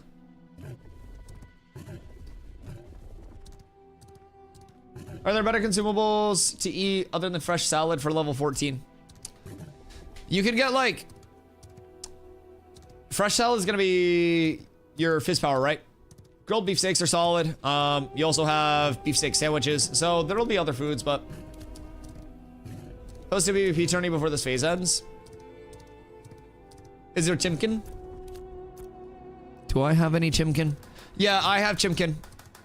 Chimkin is magic power rating. Roasted. And then you have Griffin dumplings. Straight from the chopping block. Hunter's ragu.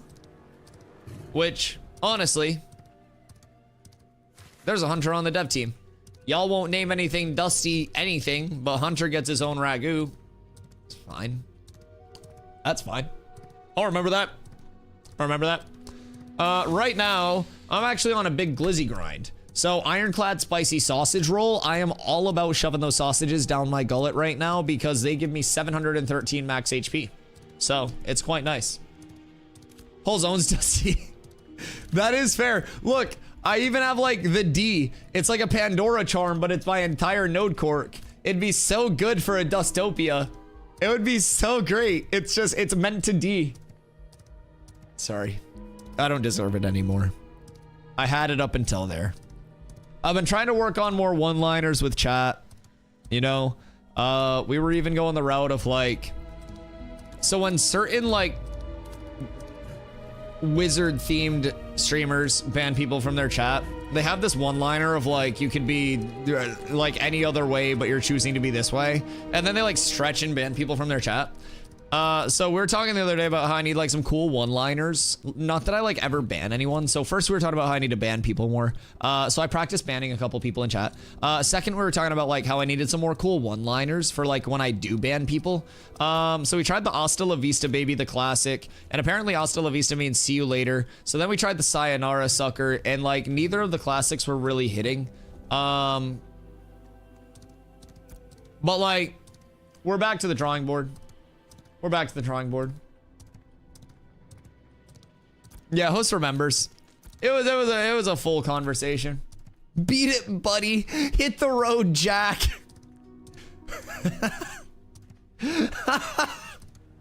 Jesus Christ. I hate it here. I look very... I don't know. I kind of fuck with the fit right now, chat. Rate my fit?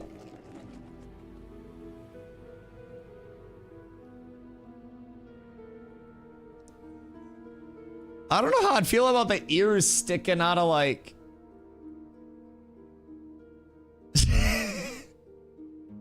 That doesn't seem very safe in combat. You're just gonna get Mike Tyson'd. That's not good. If everything's protected except your ears, I know exactly what I'm going for. It's missing something. I have a cloak en route. I do. I called one in. We got the Amazon delivery coming. Same day shipping on that bad boy. Look, it even beat me here. These guys are crazy. Do I have anything for you on this character?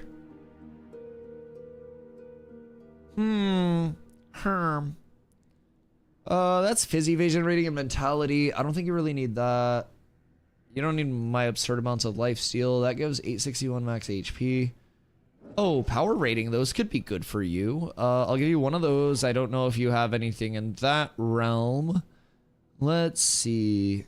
You don't need any of that shit. You don't need that. That's bullshit for you. That's bullshit. Are you a Sunhaven citizen by chance? I've got just the thing. Okay. I don't know if you need those or not, but feel free. Help yourself. Let's see what the juice feels like. So, I could have swore I had a blue igneous somewhere. And let me do a quick codex source. So, when I... I have beat it stuck in my head now. When I want to figure something out gear-wise, I have to go database. Let's go shield. We'll go health. Max health. Oh, fuck me, I guess. I'm so sorry. Max health. All right. Let's see here. How much max health and what's looking like it is going to be the juice? Butt rest shield. All right, we're gonna tab up butt rest shield real quick. Harrowed stars 339 max. What else is looking juicy? Jesus fucking Christ! Look at that HP rating. The regen rating is juicy. 6 to 12. Valor's Protector, Ethereal Essence. I don't think that's gonna roll high because typically the additions don't roll very high. Yeah, no. So you really want that primary roll as the emphasis. Butt Rest Shield is the funniest sounding one. And Harrowed Stars Shield is probably the best one. I'd be willing to do Butt Rest Shield just because it sounds sillier. Where does that drop? Chief Armorer Janus. Okay, so that's a Steel Bloom farm. Understood. And then this is crafting recipe weaponsmithing. Shielding present with 7 different precious stones, each one representing the... Oh, that looks like it... That sounds like it'd be sick. Wait, what? Commissioned in bygone times by the Temple Guards of the Church of Seven Stars. That was a sanctuary. Chat, does this exist? Or does this not exist? I don't think this exists, does it? Okay, I'm sad about this. Butt rest shield. Janus.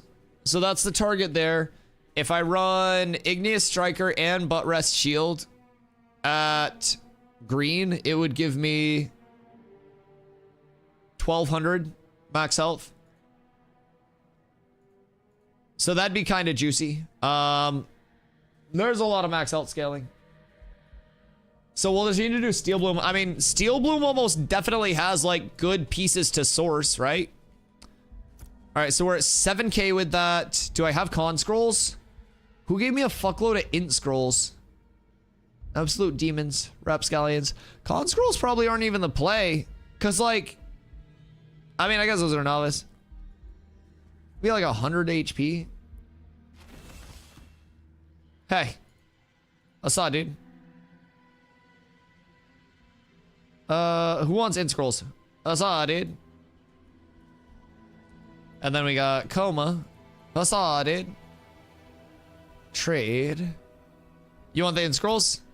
Okay. Do you need Chimkin? I'll take an int scroll. Okay, bother Slacker. I'll make him split with you. Those aren't bad. Just keep them and sell them if you want to. I don't really care. I don't need them for much. What's Chef's Perfect Pizza? 1400 armor. That's kind of juicy armor, no? The max health scaling begins. So right now, 7182. And then if we, just for funsies, we'll throw on a novice con scroll. And we'll throw on some food. And does this put me in the 8K club chat?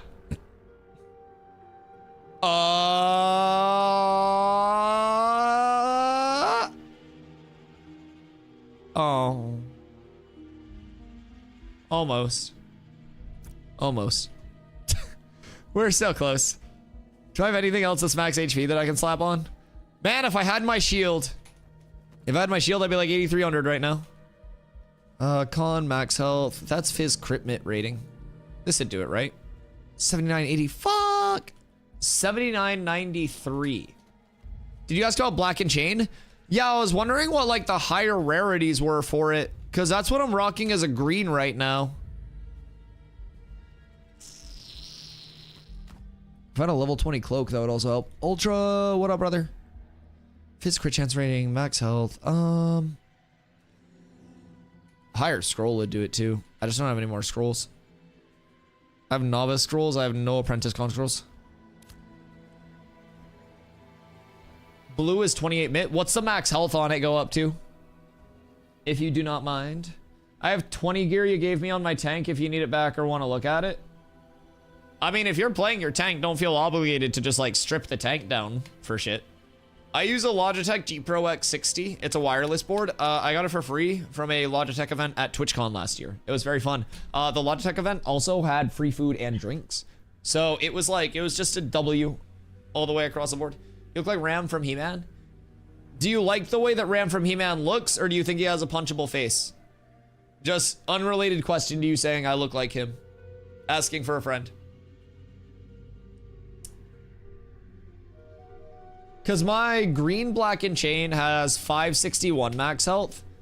So if it pushes up above like 6, then we'd be up.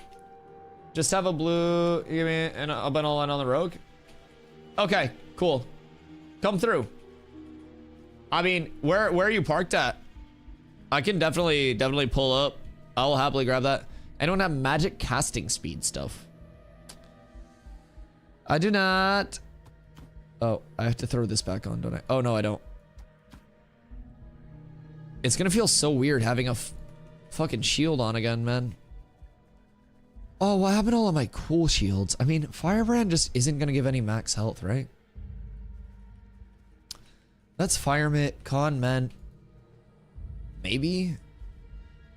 Like, maybe because it has 10 con on it. Hey, 8K, woo! Okay, we're up.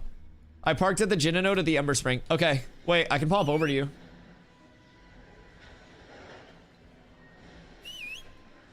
I shall come through.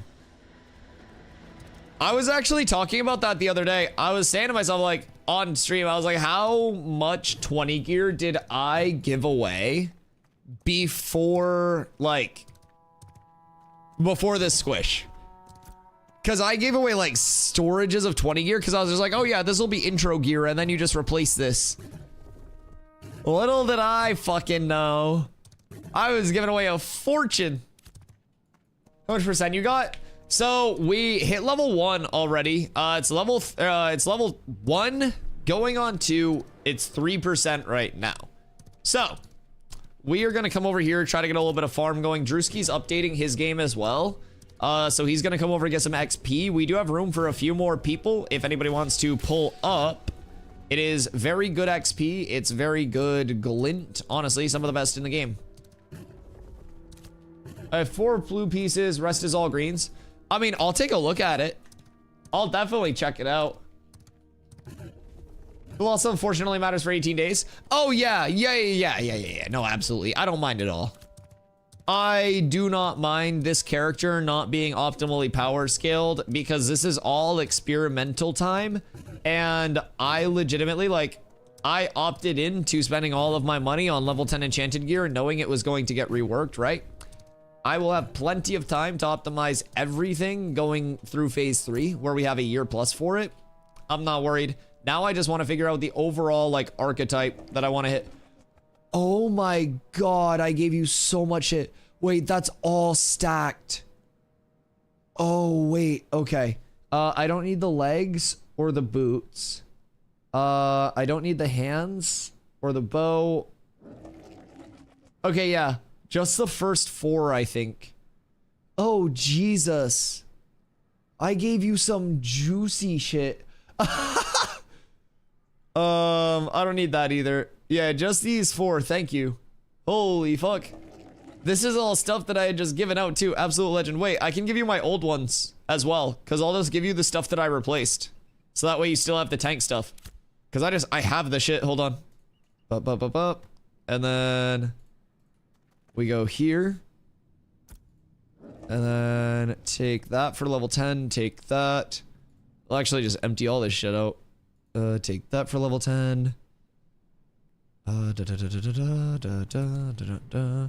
Take that for level 10. It's actually bugged right now, so it'll give you more power. Haha, just funny, quirky. Abuse it while you can before it gets changed. Level that character as fast as you can. Moving on. Do that. Shield. Ring. Now that. You know that. I think you're chilling at that point. Enjoy. Enjoy. All right. Well, thank you. Now we are 8143 HP. We got, let's see the shield comp. 94 con, 70 strength. The block mitt and block chance though. I mean, we're still not going crazy with like passive block chance. Like, it's still very low. But I think it might be a firebrand shield. Just for the simple drip factor. I'm not even gonna lie. It does give a little bit more armor as well. 50 armor. So this is good though. I cleared up some space. We've got the big Chungus build going. So we'll see how this feels versus more of like, I don't know, you got kind of like the big Chungus and then you got the race car builds, right? Wait, what is this? Rogan? Beast Warden's Prod. Damn. Damn. That's a large max health roll. Oh, and at Heroic, did you see it fucking goes Lego? At Heroic, it goes Lego? Did you see at Heroic, it goes armor? And then at Lego, you're looking at a shitload of armor. Oh my god. Oh, that's stinky. Yo, what up, Living Inked? What do you think of the gameplay overall so far? I enjoy it a lot. I mean, I am probably at this point 700 hours since December. And I think in terms of actual like fluid gameplay feel for me, it's been overwhelmingly positive. Early on when I started, I had access for over a year before I started, well, almost a year before I started playing in December. And so like when I first got in, there were some server desync issues, especially with like fast movement. I like to b-hop. I like to push the movement systems of the game to see how much ground I can cover and how quickly, right? So I would notice a lot of desync, a lot of server side issues that kind of like restricted how the movement would feel a little bit. And that has all gone away. The server itself feels incredibly stable, incredibly fluid. Combat feels nice. We just went through an attribute rework as well. So that kind of like toned down power scaling and really like how hard people were hitting and the top end of the power scale, really just bringing it more into a natural place. I have 9,600 HP with Indom up, chat. Jesus. Well, PvP player, mostly, so I'm hoping they put some sort of PvP into it. Oh, dude, it's Yeah. It's a full PvX gameplay loop. So in terms of PvP, what's available right now, there's an entire open world PvP system, right? There are caravans which you can drive place to place. Those can get attacked along the way from other players. There are more organized modes as well that are less spontaneous than the open world, which is like your node versus node wars through citizenship, your guild versus guild wars through your guild tag. You have node sieges that are in the game that will eventually de-level nodes entirely upon losing. Like you'll have guild sieges on guild castles once a month that are ownable by different guilds. So the entire premise of like Ashes is that it's a true PvX loop, right? So if you do want a PvP, you still got to put in the work to like actually gear out and shit, like get ready for the, you know, the PvP combat, right? You got to be geared out before you PvP, to say it in the most simple way. And through gearing out, you can either go the route of like mob grinding, hoping for like lower rarity, more common drops from the mobs you're farming, or you can go the route of crafting and trying to, you know, guarantee a high rarity drop through gathering high rarity materials. So it's that like direct input to output. Hello, lads. No, Dusty. Why? What do?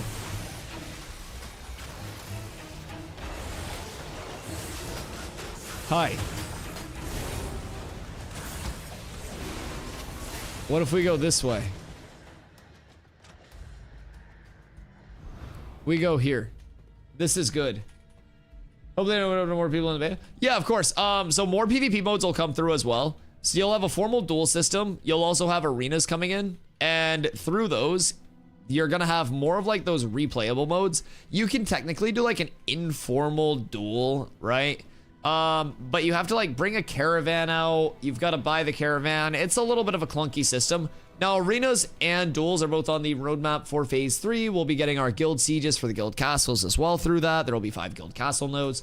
So it's definitely going to be very, very PvP like based. But with that being said, like for people who don't necessarily want the most PvP, you can kind of go a route in your gameplay loop where you end up avoiding that. So it's a little bit of like what you want to make of it, right? And I really do think it's a very adaptable gameplay loop already just in the alpha, and we'll continue to get like more expandability to it. What up, Nell? How you doing, my friend? Where's the flying mount? George, no flying mount until it's like tier 3 or level 3 and then goes through a full election. We just hit like level 1 out here, dog. Like we're trying, but the shitty thing about this is that there's also just nowhere else to farm in this node other than this one pull. There's the other pocket dungeon, but the pocket dungeon doesn't have any like AoE applicability. So this place tends to be extremely good for like glint grinding and shit like that, XP grinding. We've got a couple of people that aren't 25 yet that we're trying to like get some XP for. So there's another group out here, so we're just gonna kind of like tuck in a corner and take like a little bit of it. But it's hopefully a node that will continue to get more as it develops, but as of right now, we just hope for the best. We try to pump out what levels we can for it. It's 3% to level 2 right now. So if we hit level 2, we end up getting the caravansery, so people can actually run vans out here. So that'll be good. We'll open up a lot of like, you know, XP boosting for it, but as of right now, it's just a mob grind way. And there aren't the most mobs to grind out here. Nell, you want to come farm? Don't change your weapon training passives. Now you have to take one of each and can't double up on them. But if you've chosen them already, they'll remain that way. I saw that. Yeah, because like my one-handed mace still has all of the old ones. Now I don't know why or how it got put on crit hit avoidance. But my longbow has disabled duration as all 4. When I was leveling my greatsword, I wasn't able to put like all of the whatchamahoozits, like the weapon training passives on the actual greatsword as the same thing. So you had to go 4 different, yeah, like you said. So it'll be interesting to see if they like just wipe our weapon trees and force us to go back into into all of them being different, or if they just kind of made it so the 4 don't actually stack up anymore. I don't know, because it could have just gone the route that they don't stack up anymore, and if we have them on our weapons still, it's just not doing anything. Also, Inked, if you're a WoW PvP player, depending on kind of like the flow that you like with things, right? There is a lot of the kind of like same semblance of, you know, the many abilities, the situational ability awareness and trades and shit like that, right? But you do also have a very cool movement system through the iframes, the 50 stam iframes, the dodging. There's a lot of movement abilities as well. So it is a really nice kind of mix between like a WoW feel and more of the action combat feel. It does take a lot of the movement elements of an action combat feel. I come from New World where you had the iframe, that stam management, and it brings that in a very smooth manner where it doesn't feel like out of place. It doesn't feel forced. Pretty chill overall. I've been very happy with it. Do we gotta level this motherfucker up again, the node? What if I told you we had to level this motherfucker up twice? Now, the good news is Envious is also out here farming to help level up the node. Just kidding, they're doing it to Glint farm. It is helping the node level. The bad news is Envious is out here doing the Glint farm when I was like trying to get people leveled. So it's a mixed bag. I'm very happy they're here, but I'm also slightly sad. Hello. Just go hit everything else. You're chilling. We just vibe over here. They'll be fine. If we take 5 spawns and they have 7,000, it'll be okay. We're living the node here. We're fucking trying, brother. It takes so much, but we have some people getting on that are also like not 25. So trying to figure out a spot where we can just like go, because we have people that are leveling and then people that are also trying to level the node overall. So we're trying to level. Yeah, I wish there was more in Jinnah that people could actually go do other than this area. It full sucks that this is like the one viable pull. But I mean, we're just kind of chilling here. If you guys run the full loop, I don't really mind. We can just tuck ourselves over here. Because this is literally just like 4 spawns.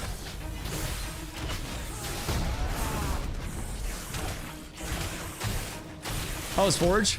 Forge was good. A lot of upgrades, a lot of good shit. It's nice that people are actually putting variants in their builds again, man. It's nice to see a lot of like differences, a lot of change ups. It's great. The docks get built in the level 1 stage. No, there was no like actual like wooden dock that went out. There's kind of like a little, you can kind of like climb down here and then there's a land bridge, but like no outward like dock. I still have a ton of level 10 shit.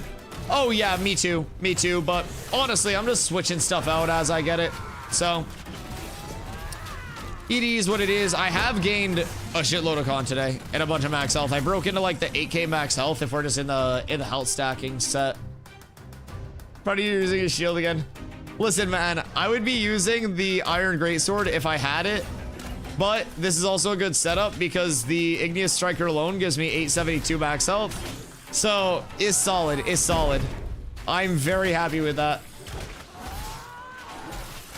But yeah, you can still get down to the water though, Snoy. So we thought that it was going to be invis walled in this area, but you can actually get down and kind of like swim. I don't know if you'll be able to wrap all the way down through here, down to here, but intriguing nonetheless.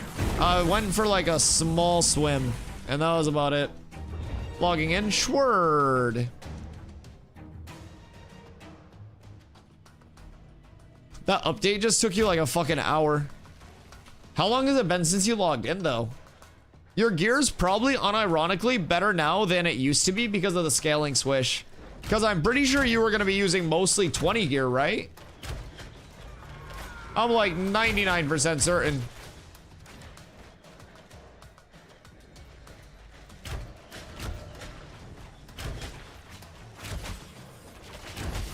It's all 20?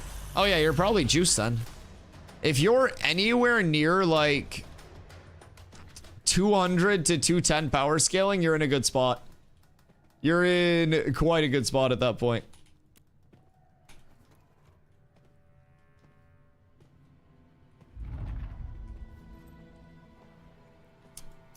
I don't know how I feel about the max health, like just raw stack. It's probably nice for PV like E. And nice if I try to like frontline in PvP, but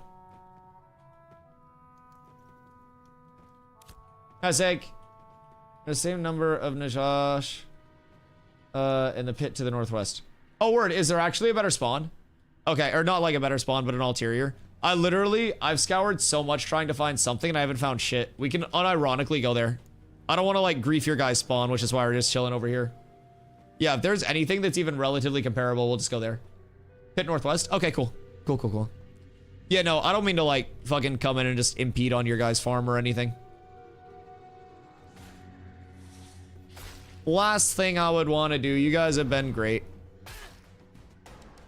That's why we kind of like tucked into the corner. I was like, ah, shit. I don't want to stop these guys from farming because they're helping level the node. They're just coming out here like, you know, minding their own business. I don't want to like fucking step in and just take the spawn. So I was like, I'll just tuck in this little corner here and take like 5 spawns. Yeah, we'll go check that out. Pretty bad rate in comparison, but should be comparable to shared XP. Yeah. And like, hear me out. We don't need a fucking race car. Drewski's logging in for the first time in a couple months to check some stuff out. So like, we'll just go over there. We'll peep it. You said northwest. This area? Yeah, so literally, as long as more stuff's getting farmed, I'm down for that. Okay, cool. Thank you for that. It's up too.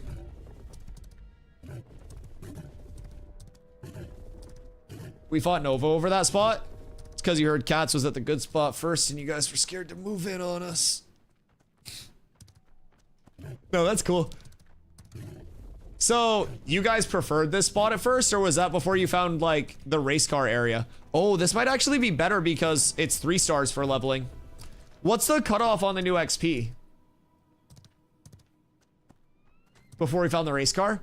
Oh, dude, it's so good. The race car's so good.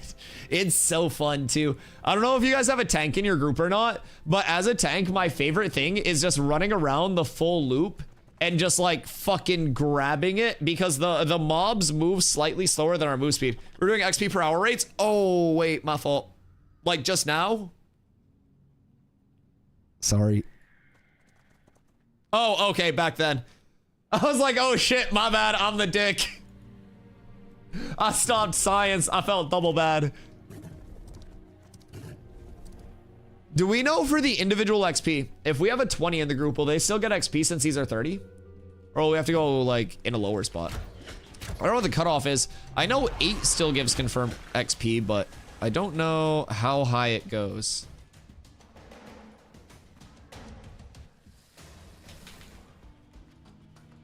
Yeah?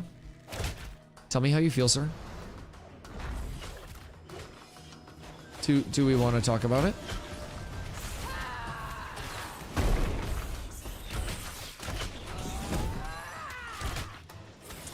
They'll probably get XP. In an ideal world. Is he just tweaking right now?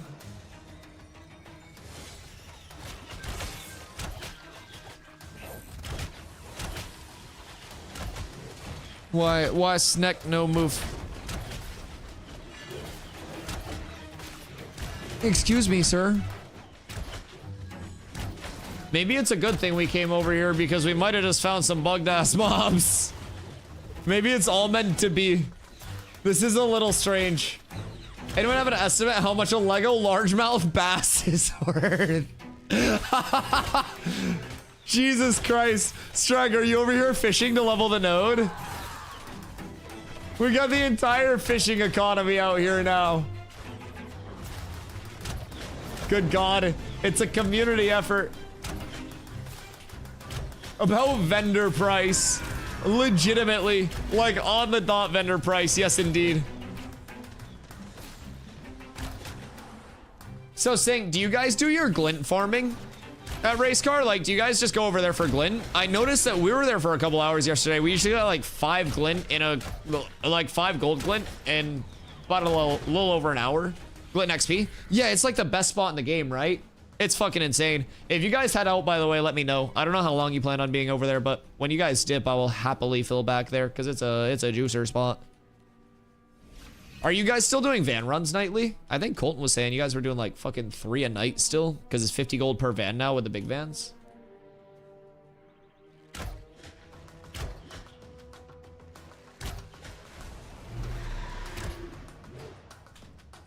This is our spot that helped us get 1 to 25 and 16.5.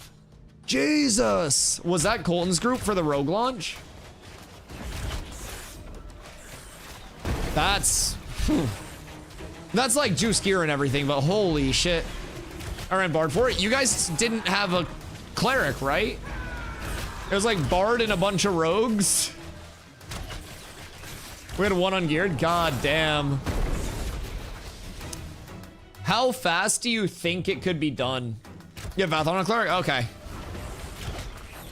Like, you think you could push it much faster than that? I mean, new gear squish is gonna be intriguing. Are you guys noticing much of like an output difference with the new squish trying to power level in that same spot? You'd actually have a really good frame of reference on it.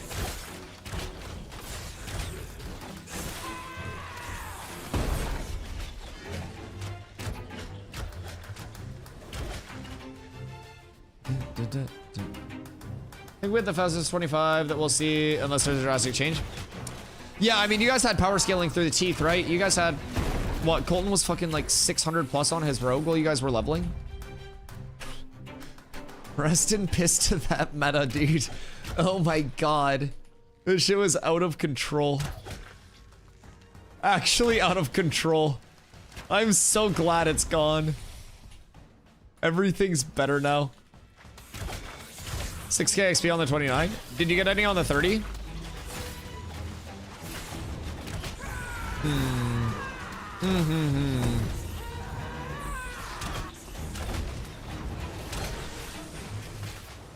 So you can get from 1 to 25. No, not just there.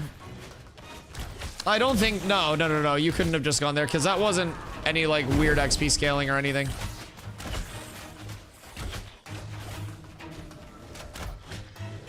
Why is everything cool guarded by these Reaper mobs? Are you trying to get to a sandal? What are you trying to do?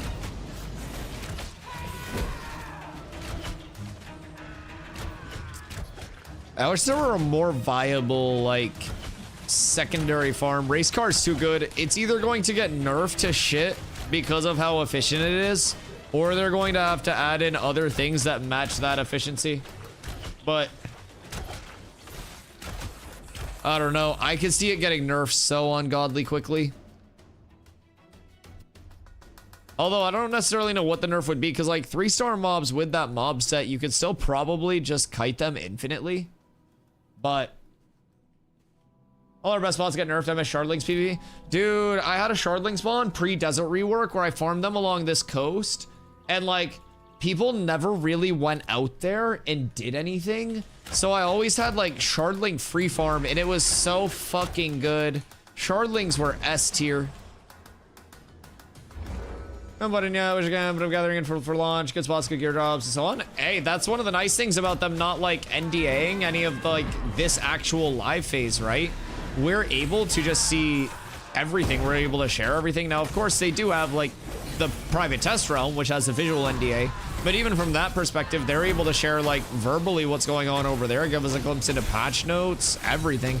So I think the transparency in development is really nice for even the people that aren't getting in quite yet with development and want to get in the future. It's just going to make them feel so much more comfortable along the way. I really like it. That and the glowing pillar. The glowing pillar. Is that like a pillar of the gods or some bullshit?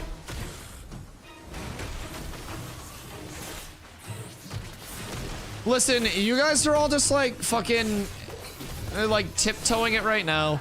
We both know that at a certain point in phase 3, Fed, Nova, Envious, Polar, everyone's all gonna link up, and then it's just gonna turn into phase 2 versus everyone else. Like, that's exactly what it's going to be. Stop pretending to hate each other. You guys all love each other. DA and Lineker are secretly friends, and I bet when they're not yapping in fucking general Discord chat, they're DMing each other saying how much they relate to each other and are awesome, cool, super awesome friends that love each other. One of my favorite parts of Ashes is fighting Nova. They're my lovely rivals. I mean, hear me out. You can still have the overall alliance and kick the shit out of them and have a rivalry. You gotta keep your enemies closer, dog. And the second there's a Zerg guild that comes in and they're like, we're the real Zerg guild, fuck all of these like alpha tester guilds. Like, I guarantee everybody's delicate little like PvP peen just shifts to that one person, and like Lineker's like, what the fuck? And then Dia's like, what the fuck? And then everybody else is like, what the fuck? And then that one person just gets the shit collectively stomped out of them for like the next 2 months. I've seen it happen in many, many, many games before. We saw that shit in New World a lot, bro. We saw that shit in New World a lot. New communities would come in and they'd be like, oh, we came over from here. Like, we're about to run it up on you guys. And then we would just speed run them until they left the game. Now, New World was very toxic. But people get more personal than others with this game. Yeah. Some people take in-game banter very far. I don't know, man. The number of people that think that they do not look like the freak, like taking it way too far, is crazy. Like, I almost wonder if there are these like Discord arguments and like people will screenshot what they said and send it to like their friends and their guildies and be like, man, you see this epic fucking roast that I hit in the Ashes of Creation general Discord channel? And I'm like, no, please don't. Like, yeah, I think about that and I recommend going for a walk or something. Many better habits that can be formed. I went for a walk today despite it raining. It was great. Fresh air was awesome. The rain was actually kind of nice. It was an enjoyable experience overall. I yelled at nobody in Discord today.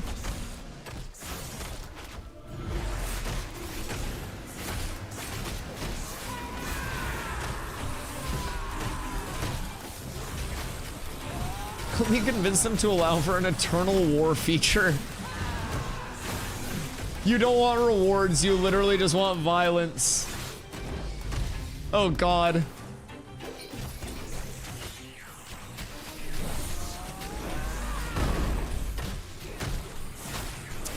I mean, that wouldn't be bad. Are you guys just dreading trying to like gauge the guild management, or not the like the stat management system? Not the stat management, but like the guild charges?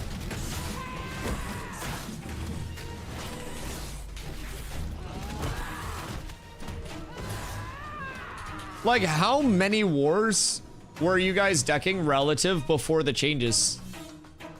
Probably just like fucking constant, right? Just get scrolls, deck wars.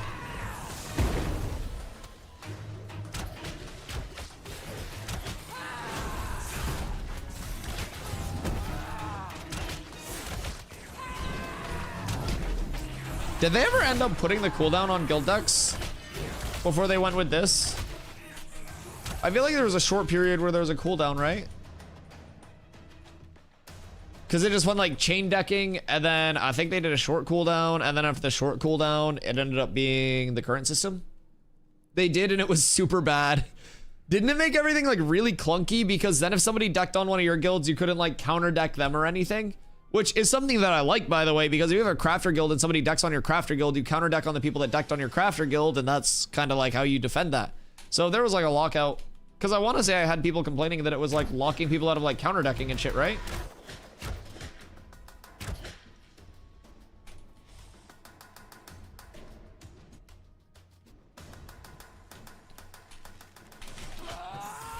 Declare a random one-person guild to protect your guild from being decked on. Yep. The lockout. Yep. That makes sense. And now we have this system.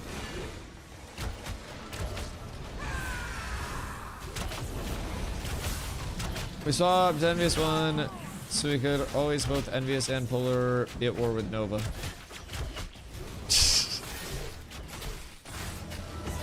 So, has Nova like leveled their guild at all? Do they have the additional slots available? In the system, it's rough when there's like 10 guilds trying to fight us at once. They do? Okay. Are they the highest level on the guild? Or on the server? That shit. What are you guys at? Have you leveled at all?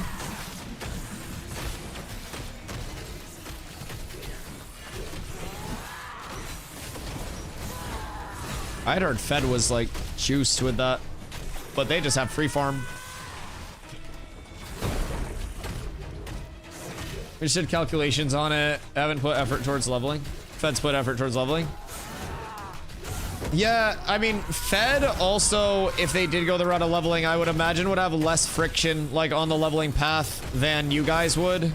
Simply because of, like, conflict, right? Like, I'm sure if there's an entire ass van of you guys going and fucking Lineker gets wind of that, he's gonna try to send at you, but I don't know. Aren't they, like... I was kind of following him and DA yapping at each other while I was taking a shit this morning. It was really entertaining. It was so funny. It was so fucking funny.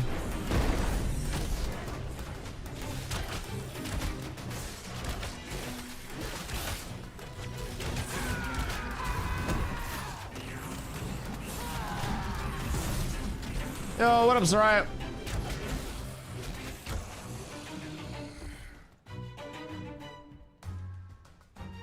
Fed would have roughly 5.5k more gold if they didn't level, if not more gold. Yeah, but like, if you're just printing gold, then what's really like the bad part of that? You know what I mean? Like, if you just actually have the money printer going, doesn't really matter relative. You run a few van nights with 50 people and you pay that shit off instantly. Not like instantly, but you know what I mean. I'm sure having just like free roam server with no friction whatsoever is probably the ideal scenario for everything testing. Who the fuck? Wait, just pop in? I thought that was a fucking flyer.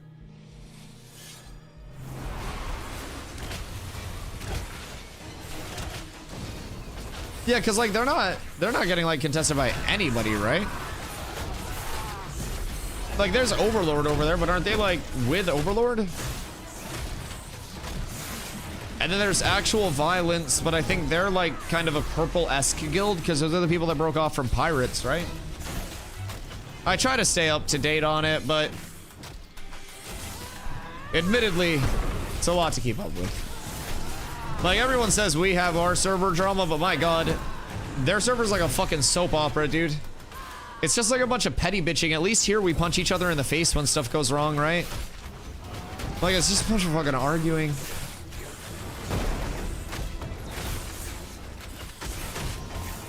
Oh, Drewski. Power, go into your character doll and then go fizz offense, fizz power underneath here.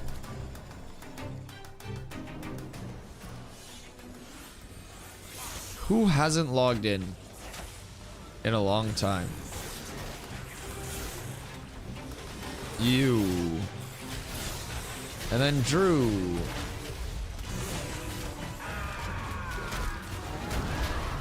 He's back in.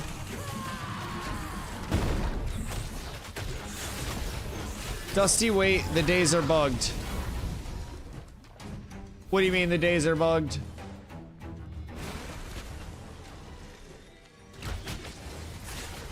What? Want to check their days? Oh yeah, no, that was a level 12 that's been in guild for a long time. Yeah, that was just somebody's alt, I think. That wasn't somebody that was actively leveling. I was more so looking at levels to see if the characters had progressed. Your main? No, I know, but that was a level 12 that's been in the guild for a long time, you know what I mean? So, we have a few people who just kind of like started leveling and then didn't, but yeah, I know that like the guild UX is a little buggy right now. Just kick Carla. That is true. That is true. I saw Carly had like 29 days after she was literally in party with us. I guess I just gotta kick her then. I don't know, man. You know the rules. She knows the rules. If y'all don't follow them, that's not on me. That's not on me. 5.3k. Yeah, I don't know if you guys will get XP from the 30s, but it seems like there are a lot of 29s here. Seems fine though. I'm gonna smoke a bowl real quick.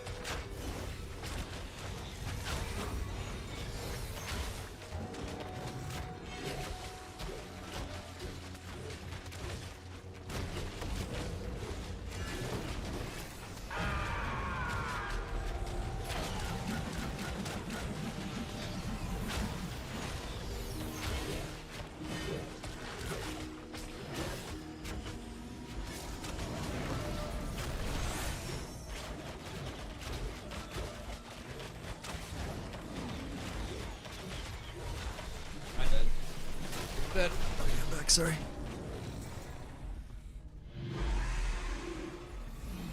Yo, Quinn, what up? Is there a storage guy in the node? Storage guy in Jinnah? Yes. There's a storage guy and a merchant in Jinnah now. Storage guy, merchant. What else got added? Commissions, but the commissions are kind of meh. Not really, like, worth doing, but... Chat restricted in League again? Why don't you just stop, like, yelling at people in League? I feel like that's an easy one. What up, Macaulay? How you doing, brother? We have a bunch of XP from doing math. Put one with gold. No nonsense. I got restricted in Wait, you got restricted in January for calling someone frustrated? What do you mean? Was there something more to this? You look delicious today. You look delicious.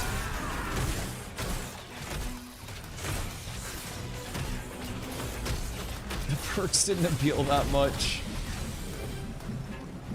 I mean, I just feel like before, most of the guild tree perks weren't like too crazy until you got into like, I don't know, power multi was obviously nice to have, but a 5% when you're already so overkill on power multi. Max health would probably be high value though with more health stacking. Do you guys think the power multi 5% power is 1500 guild commodities or something like that? Do you guys think with diminishing returns 5% power would get through diminishing returns and it would be like a hard base, or do you think that would be impacted by diminishing returns? I know diminishing returns are probably just a temporary thing, according to Steven, but interesting nonetheless. I actually said you were frustrated, but in English, it'd be like you're a crybaby, nothing more than that. L plus ban. Start a Severance. How far do you and Carla make it? We're in season 2. Yeah, we're in season 2 right now. I don't know what episode of season 2, but I want to say we're a few episodes in.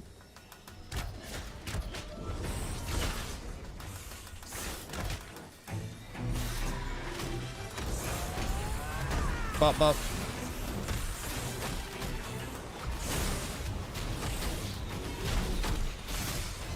I think it's pretty far so far, like 3 episodes into season 1.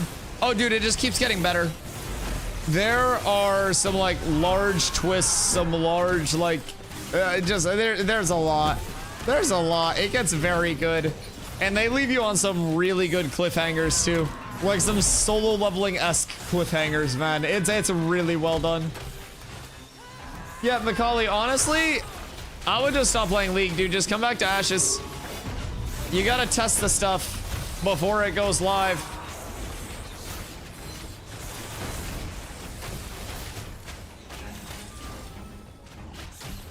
Leveling nodes again. Dude, it's 4%. Explain Severance to me, to someone that has not heard anything about it. Severance is a show that basically has the concept of this group of people that work on what's called a severed floor, and when you get severed, you have a different memory for your outside personality out of work, which is called your outie, and then as soon as you go down the elevator to work for the day, it kind of like switches to your inner personality, which is your innie. So it basically just covers that. I'm not gonna spoil or anything, but that's just basically the biggest thing, is just like you have the 2 split or like severed personalities, with like the innie and the outie, right? Well, not you, but.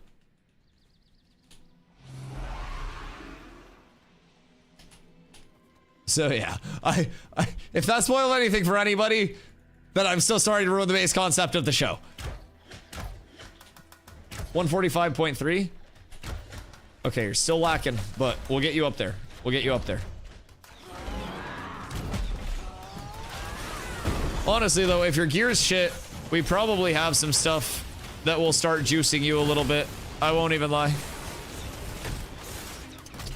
I definitely have some stuff in my storage that'll help.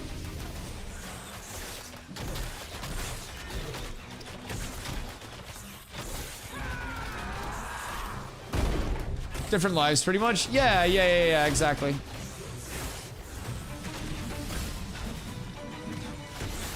No, one thing we've been talking about, Sulos, sync your guild stuff. In terms of guild prog, we've been discussing a lot about how that's very likely iterated around like a level 50 economy. And I think the level 50 econ is going to be significantly different, right? Like if they're trying to factor in like level 50 van capacity, level 50 gold generation, like all of that ahead of time with the current scaling so they don't have to fuck with it. Do you feel like that would be a reasonable like path for it? Like it might be super, super oppressive and inconvenient to level now, but like would that make it more logical with the level of like, okay, that kind of checks out? Because that's what we've been thinking on why it's such an inconvenience to actually level, especially like the early levels. It's just that like level 50 econ scaling. Because they don't want people to just like blast through it at 25 and then instantly have it at 50, right? Saving my momentum for wave 3, gonna pump when the new server launches. That's very fair. That is very fair. Yo, Maz asks, would it be ideal to start P3 to get gear for Summoner when it comes out, or just wait till it's released? All depends on kind of like, if you think you're going to burn out, Maz, I would say, like, it really depends on what you as a player are looking for. If you're fine with playing a different class, getting familiar with the game, with the kind of like, you know, overarching, I'm waiting for Summoner, I'm excited, I'm gearing for it, and that's not gonna kill the rest of the time, you know, that Summoner is out and lead to you like hitting the game before Summoner comes out, then it'd definitely be a good idea to like get familiar at the start of P3 if you already do have the access anyways. Would absolutely be worth to get familiar with everything, feel the game out, feel the inputs out, all of the abilities, and especially if you play into PvP, one of the best things about PvP is learning what other classes do past just like your own. So knowing what another class's strengths, weaknesses, big abilities, big combos, all of that are. So all of that knowledge can be gained both from fighting other classes and from playing as other classes. So I would definitely recommend like getting familiar with it, playing something that kind of like relates to the Summoner archetype. It's going to be caster based, so you'll be looking at very likely similar scaling to a mage, unless they do something significant with like waterfall attributes, or the Summoner is kind of like an edge case that uses different things because of summon scaling, but that's yet to be determined because we just don't know like everything about the Summoner archetype quite yet, past just very, very core things. What do these guys give? Oh, interesting. These guys actually give more. I mean, I guess because they're 3-star, but these give more per kill than the race car snakes do.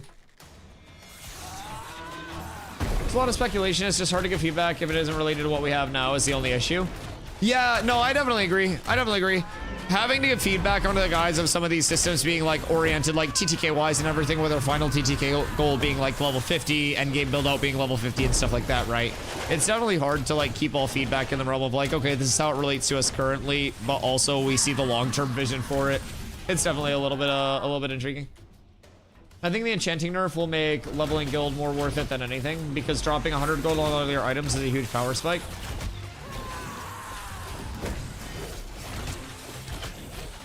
Interesting. So you think, oh damn. You think because people are incentivizing enchanting less with it getting closer to that true like 1% instead of the minimum integer 1 roll, that people will actually invest the gold in the guild side of things rather than the personal side of things? Is that kind of what you're thinking with that? I can actually see that. Because with enchanting before, like, we talked about this prior to the patch. It was all in my manic patch notes. But the general concept that I was explaining to, like, new players and, like, newer players about why it was getting changed. You had, like, a Snar's bone necklace, right? Like this thing. This started out with 1 strength on it, right? And a plus 8ing it gave it 9 strength. And that was the entire scaling that it was based around, because all of the numbers on gear were so small, everyone was just stacking strength or in. So that gave you like the output of 9 of those pieces in 1 slot. So you just did like 1 strength slots in your like rings, in your earrings, and in your amulet. And then you were wearing 45 pieces of jewelry after plus 8ing your level 10 gear. Fucking absurd levels of scaling, 900% per slot at a plus 8. It was wacky. I'm so glad that it's changed. A ton of math on guild commodities, and 5% power was way less than giving the gold to all of our players instead. That does make sense. Because you were just scaling so hard. So that's one thing I'm wondering though, is if like, if you're at that 240 to 250 like diminishing return rate, right? Because that's what people seem to be saying is like where DR starts to get hard in terms of raw power. Would that 5% just give you the raw 5%? Like, is that a base? Is that a global mod? Or is that like, it's kind of what I'm wondering. That's kind of what I'm wondering. Macaulay, everything's amazing, dude. I miss playing my fighter, played some of the rogue, and decided I'm a fighter main for life. Dude, the game, it's fucking fun. And like, we just went through an entire attribute rework, TTK rework, like everything as we know it has changed, like scaling and gearing wise. There's now like a soft cap where you start getting diminishing returns on power scaling around 240, 250. So people are actually gearing like in different ways. We're all re-gearing, trying to figure out what we want to do for phase 3 and get ready for phase 3. It's fun, man. They also just made Jinna and Squall's End player ownable nodes. So we've been trying to slowly kick away at Jinna XP, but dude, it's a lot. So according to the wiki, going from 0 to 1, which we already did, is supposed to take a few hours for like normal server progression. It took us a few days. So this stage 1 to 2 is supposed to take several hours.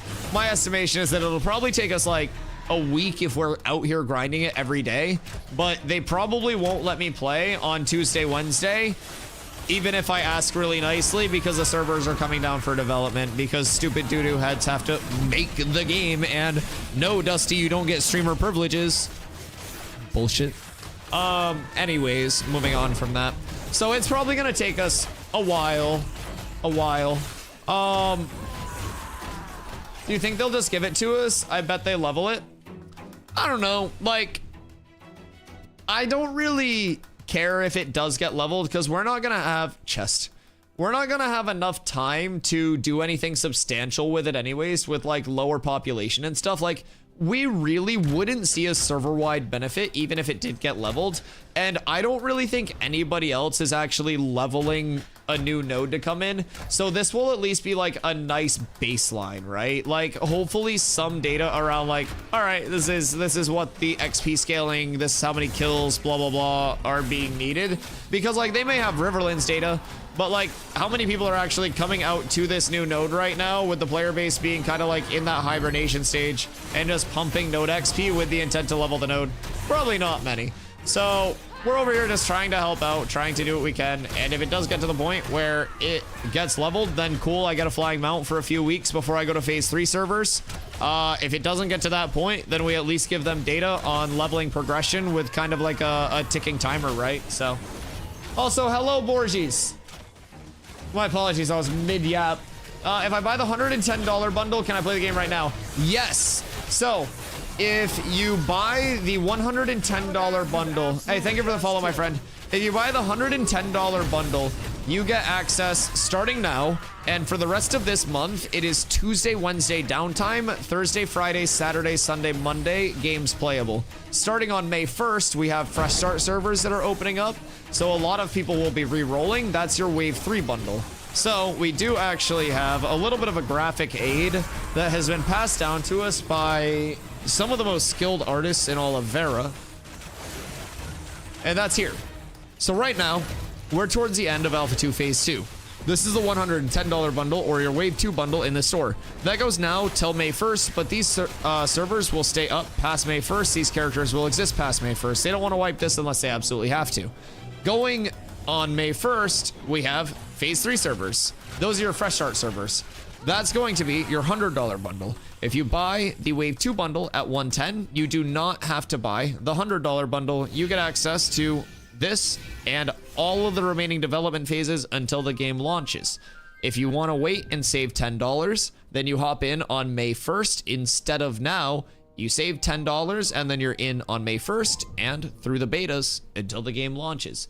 With either of these packs, You also end up with your first month of game time included. When the game launches, it will have a $15 a month sub fee. No box cost, no DLC cost, so you won't have to buy the game. It's just a subscription. Your first month comes with this pack.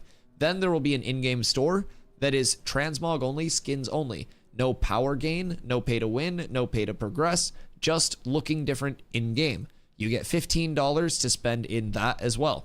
Either of these packs also come with a 90-day refund where no matter how many hours you play, you have 90 days from the day of your purchase, where if you're not happy with the playtest, you can just get your money back no matter which one of these packs you do end up buying. So it's an incredibly safe purchase. We're getting ready, like I mentioned, to go into phase 3. That's going to last at least a year.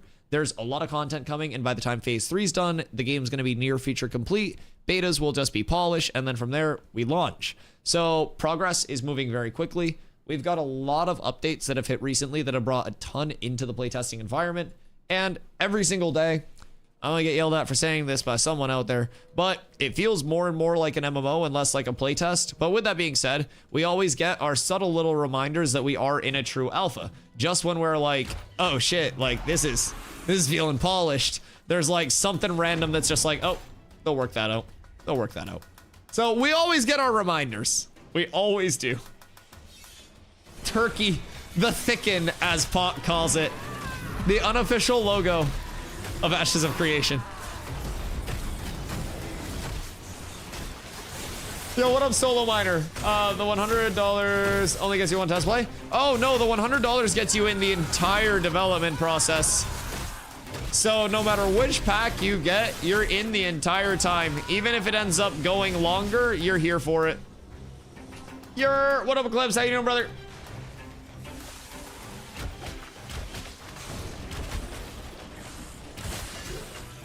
What up, crack baby? Leveling group over 8 is the thing.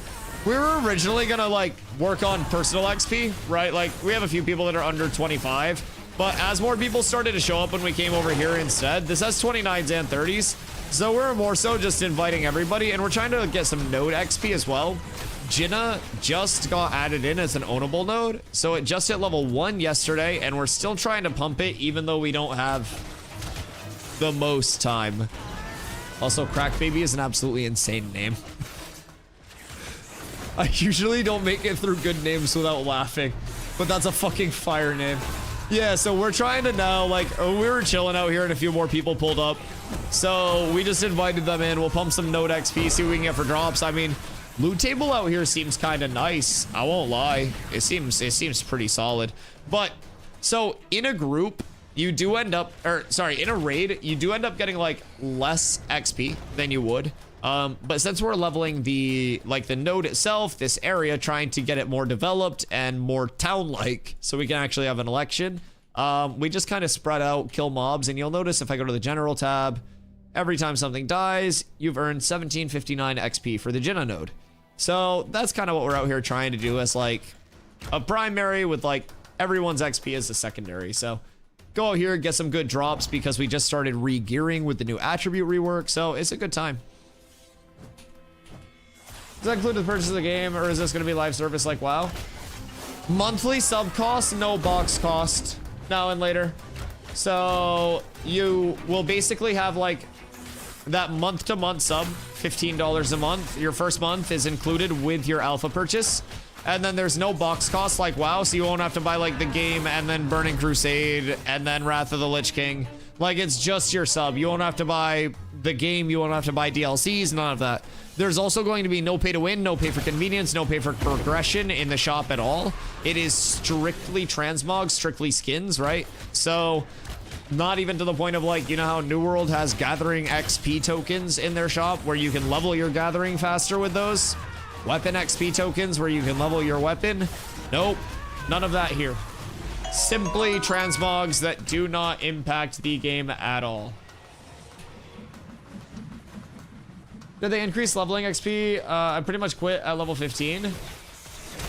Like XP wise, if you're like an organic leveler, I call it, where you don't really have all of the hand-me-down gear and stuff like that. Eclipse, thank you for the 50 biddies, dude. I appreciate you.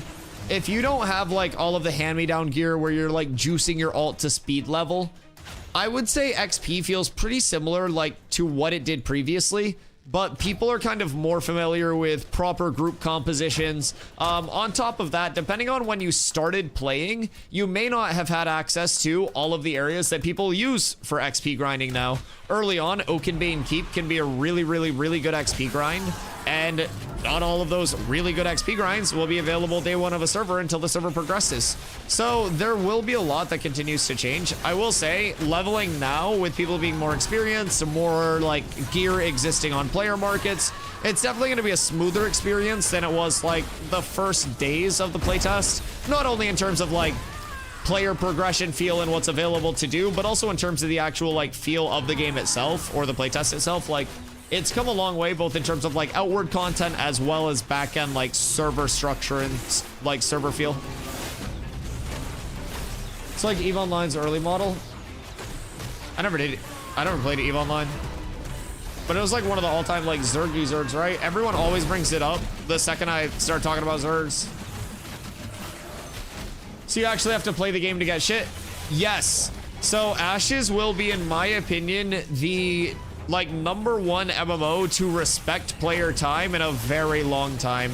So it is a direct correlation of like investing your time wisely, and honestly, if you want to be playing at the top level, having the time to invest wisely. But it also gives the accessibility where if you're someone who doesn't have all of the knowledge all of the time, you can still be a complementary part of a community that does have that top end, that does all of that level of investment, right? So you could be a crafter, gatherer, refiner, like one of the lifestyle people making all of the equipment, like farming up all of the like crafting gear that boosts your quality rating. You could be going out on gathering runs to make sure everybody has their consumables. When sieges come in with siege vehicles, you could be supplying the siege vehicles to your node, like helping to build those through buy orders. So there are so many different like ways that competitive and casual players can all kind of like coexist in the same communities within the game. And it's all just that level of like time investment as well as actual like well thought out, you know, time investment past just like I have more time to play. There's so many different ways that you can spend your time in the game to, if you really want to go the route of optimization, maximize your ability to make money, maximize your ability to farm experience, sometimes both. There are spots where you can farm along the way where you'll get good experience and you'll farm up name drops that will be useful in your endgame gearing, so it's wise to just stop along the way, get some of those, and progress through. So there are just so many small things that you can do, and it's all about the journey of leveling, like on the way to max level, because of the gathering, refining, crafting system, because of node progression, because of how every single server will progress differently. Like, you will hit a point if you're progressing super fast where you're kind of like locked out of progressing because you're so far ahead of the curve that the server itself hasn't developed to be able to support the level of gear that you're trying to craft.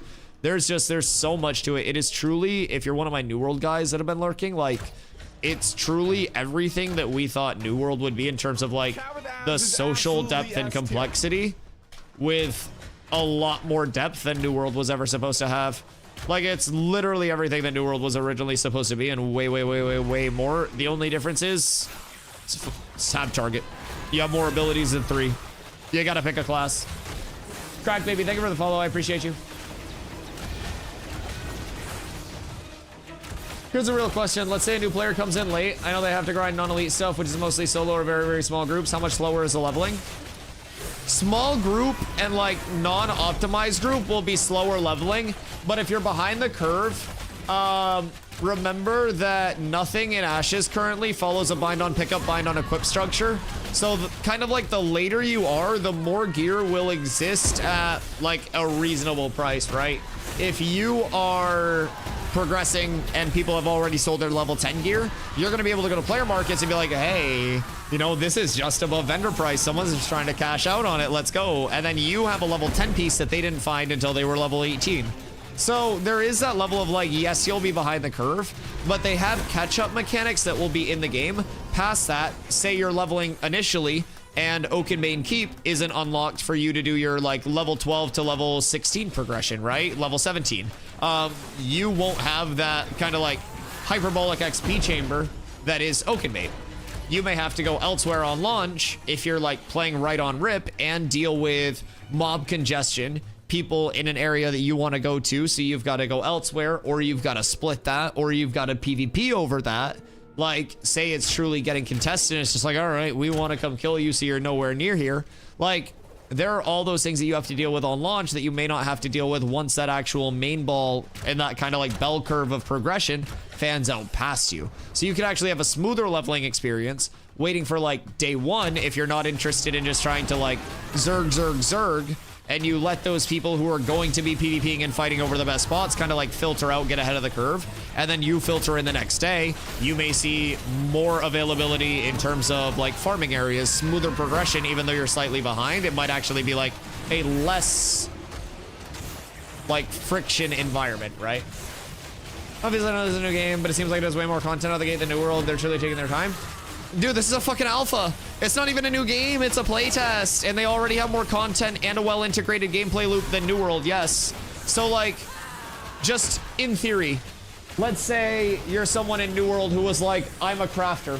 Ready? I'll show this on stream as well, but save this link. So, there are 22 professions in total in Ashes. All of them start out as novice. Novice is the lowest level. 5 novice can become apprentice. 4 can become journeyman from there. 3 journeyman can become master. 2 master can become grandmaster, which leaves you with the final results of 2 grandmaster at the highest level, 1 master, 1 journeyman, 1 apprentice, and 17 base level lifestyle skills. You will never be able to be the Omni Crafter, even if you devote your entire gameplay loop of your character to it. It's simply not possible. You cannot do enough things at the highest level to solo through everything. You have to interact with the community here. This is a full social, like, sandbox leaning MMO. It's fucking insane. New World isn't a high bar to beat, to be fair. New World would have died out to a 2,000 player game much quicker than it did if it didn't have a fucking combat system that could have lifted the Rock of Sisyphus up the Empire State Building. It was fucking insane. Like, in the time that New World dropped as well, everybody wanted another MMO, right? Like, everybody was on the MMO hype train, like, literally everyone. And New World dropped at an ideal time. There were so many people that were watching streams, that were gaming, that were just doing nothing. And it hit at a good time. It had a new combat system. And that's all it fucking had. That's all that bitch had. Actually, I won't lie. I won't lie. Its aesthetic, like the sound design specifically, in terms of like actually like integrative combat sound that has an impact on things. Oh yeah. Oh yeah, it was good. Like gathering sounds, combat sounds, like ability indicators through audio cues. So much good. But the actual gameplay loop was so unbelievably shallow. I had 8 characters where I just ward and did outpost rush and arenas when arenas was actually worth doing and was popping in queues until it wasn't. And it just, I did PvP and PvP only. And over here, it feels like there's always so much more to do, even just on a surface level, right? And if you're someone that's coming over from New World, you're like, okay, I can't wait to level and gear and PvP. What if I told you that the actual like entire world is part of the interactive feel of the game? So there are these things called relics that were recently introduced to the game. Relics can drop off of different bosses, different mobs. If a relic drops, you need to have a caravan to escort it back to a node, which are the player-owned towns that there are currently 10 of, 8 of which are ownable. So with that caravan escorts it back, and of course that caravan can be attacked by other nodes that want to capture the relic themselves. If it gets back successfully to a node, it's stored and can be activated for bonuses and gives passive bonuses. But not only can relics be found through like mob spawns, boss spawns, shit like that, there are also different like world puzzle type beats that you may have to solve to find relics. So they can be found through different like world events, maybe different story arcs, different like hidden areas throughout the world. But at night, there are also constellations. And constellations are obviously these like star alignments in the sky, but they're not just like the regular stars in themselves. They're like specific stars that you can only see in certain places at certain times, like in certain conditions that you don't necessarily know any of the alignment of. You just know that the constellations could have a ton of impacts, including potentially leading you to different relics.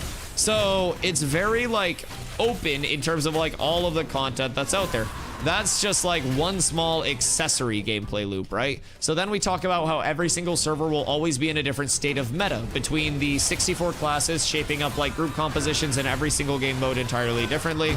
And then you talk about the seasonal cycle always being different, the seasonal cycle having different impacts on like gatherables, potentially mob spawns, boss spawns, resistance like tables and shit like that in mobs.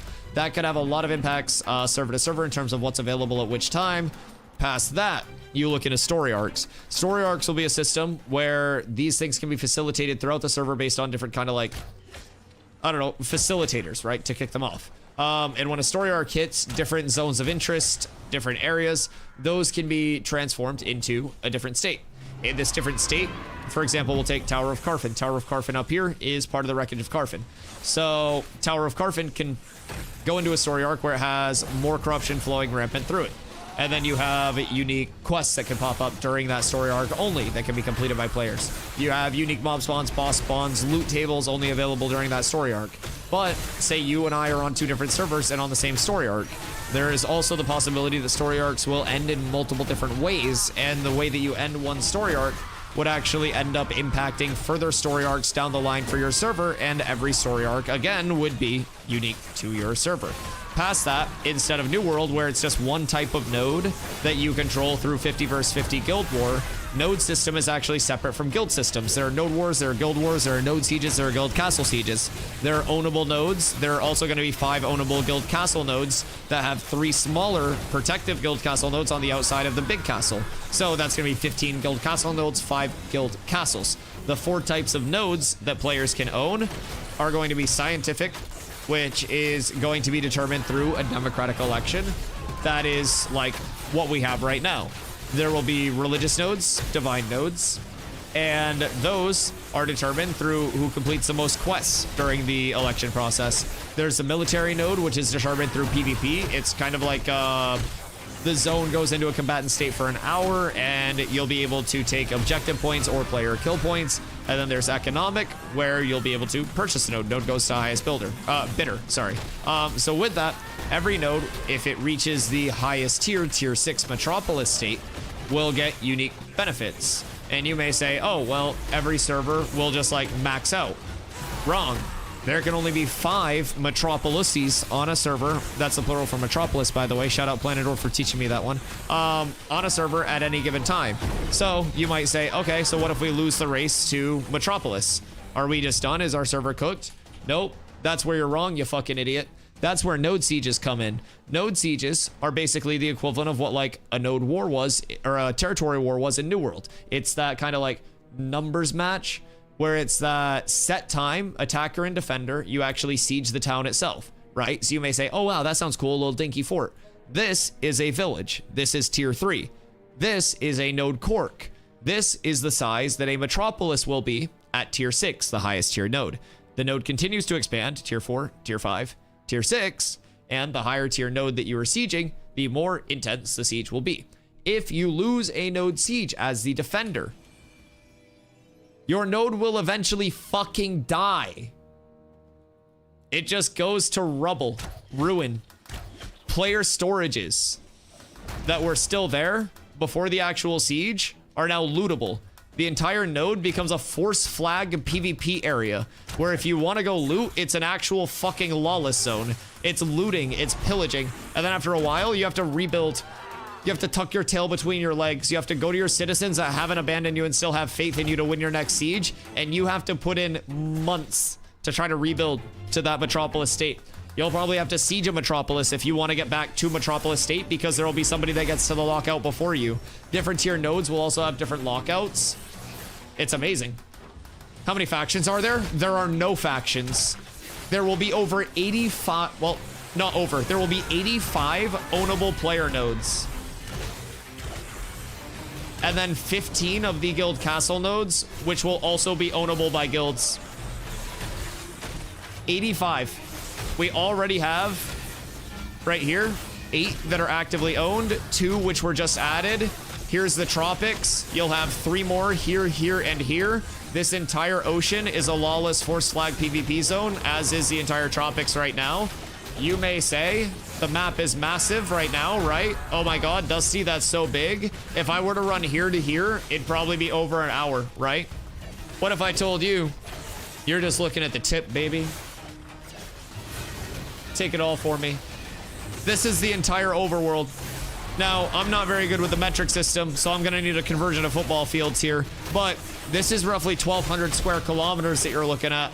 So, this entire ocean will be sailable through our naval combat system. There are different types of ships, with the Caravel, an 8-person ship, already being the one that's in. I shoutcasted a couple of days ago a naval combat 8v8 Caravel PvP tournament that we're gonna get over on YouTube in the next coming days.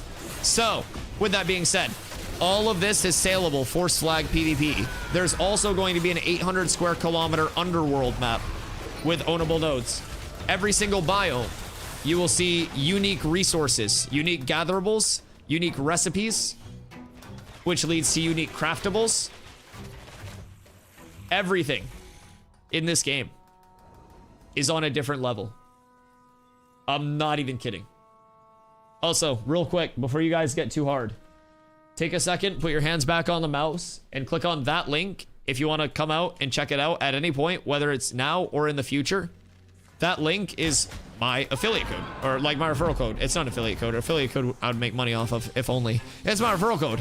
You, upon creating your account, also get a referral code. It's not a content creator exclusive thing. What that referral code does is when people create their account using your link, 15%, 1/5 of all of their purchases for the lifetime of their account come back to you as in-game currency for the transmog store. So again, that's no pay to win, no pay to progress. I gain no IRL money, I gain no power in-game, but what I do gain is the ability to look sick as fuck without having to pay money for it. And if you have a bunch of friends that are coming in, you make your account using any link, or don't, fuck me too, that's fine.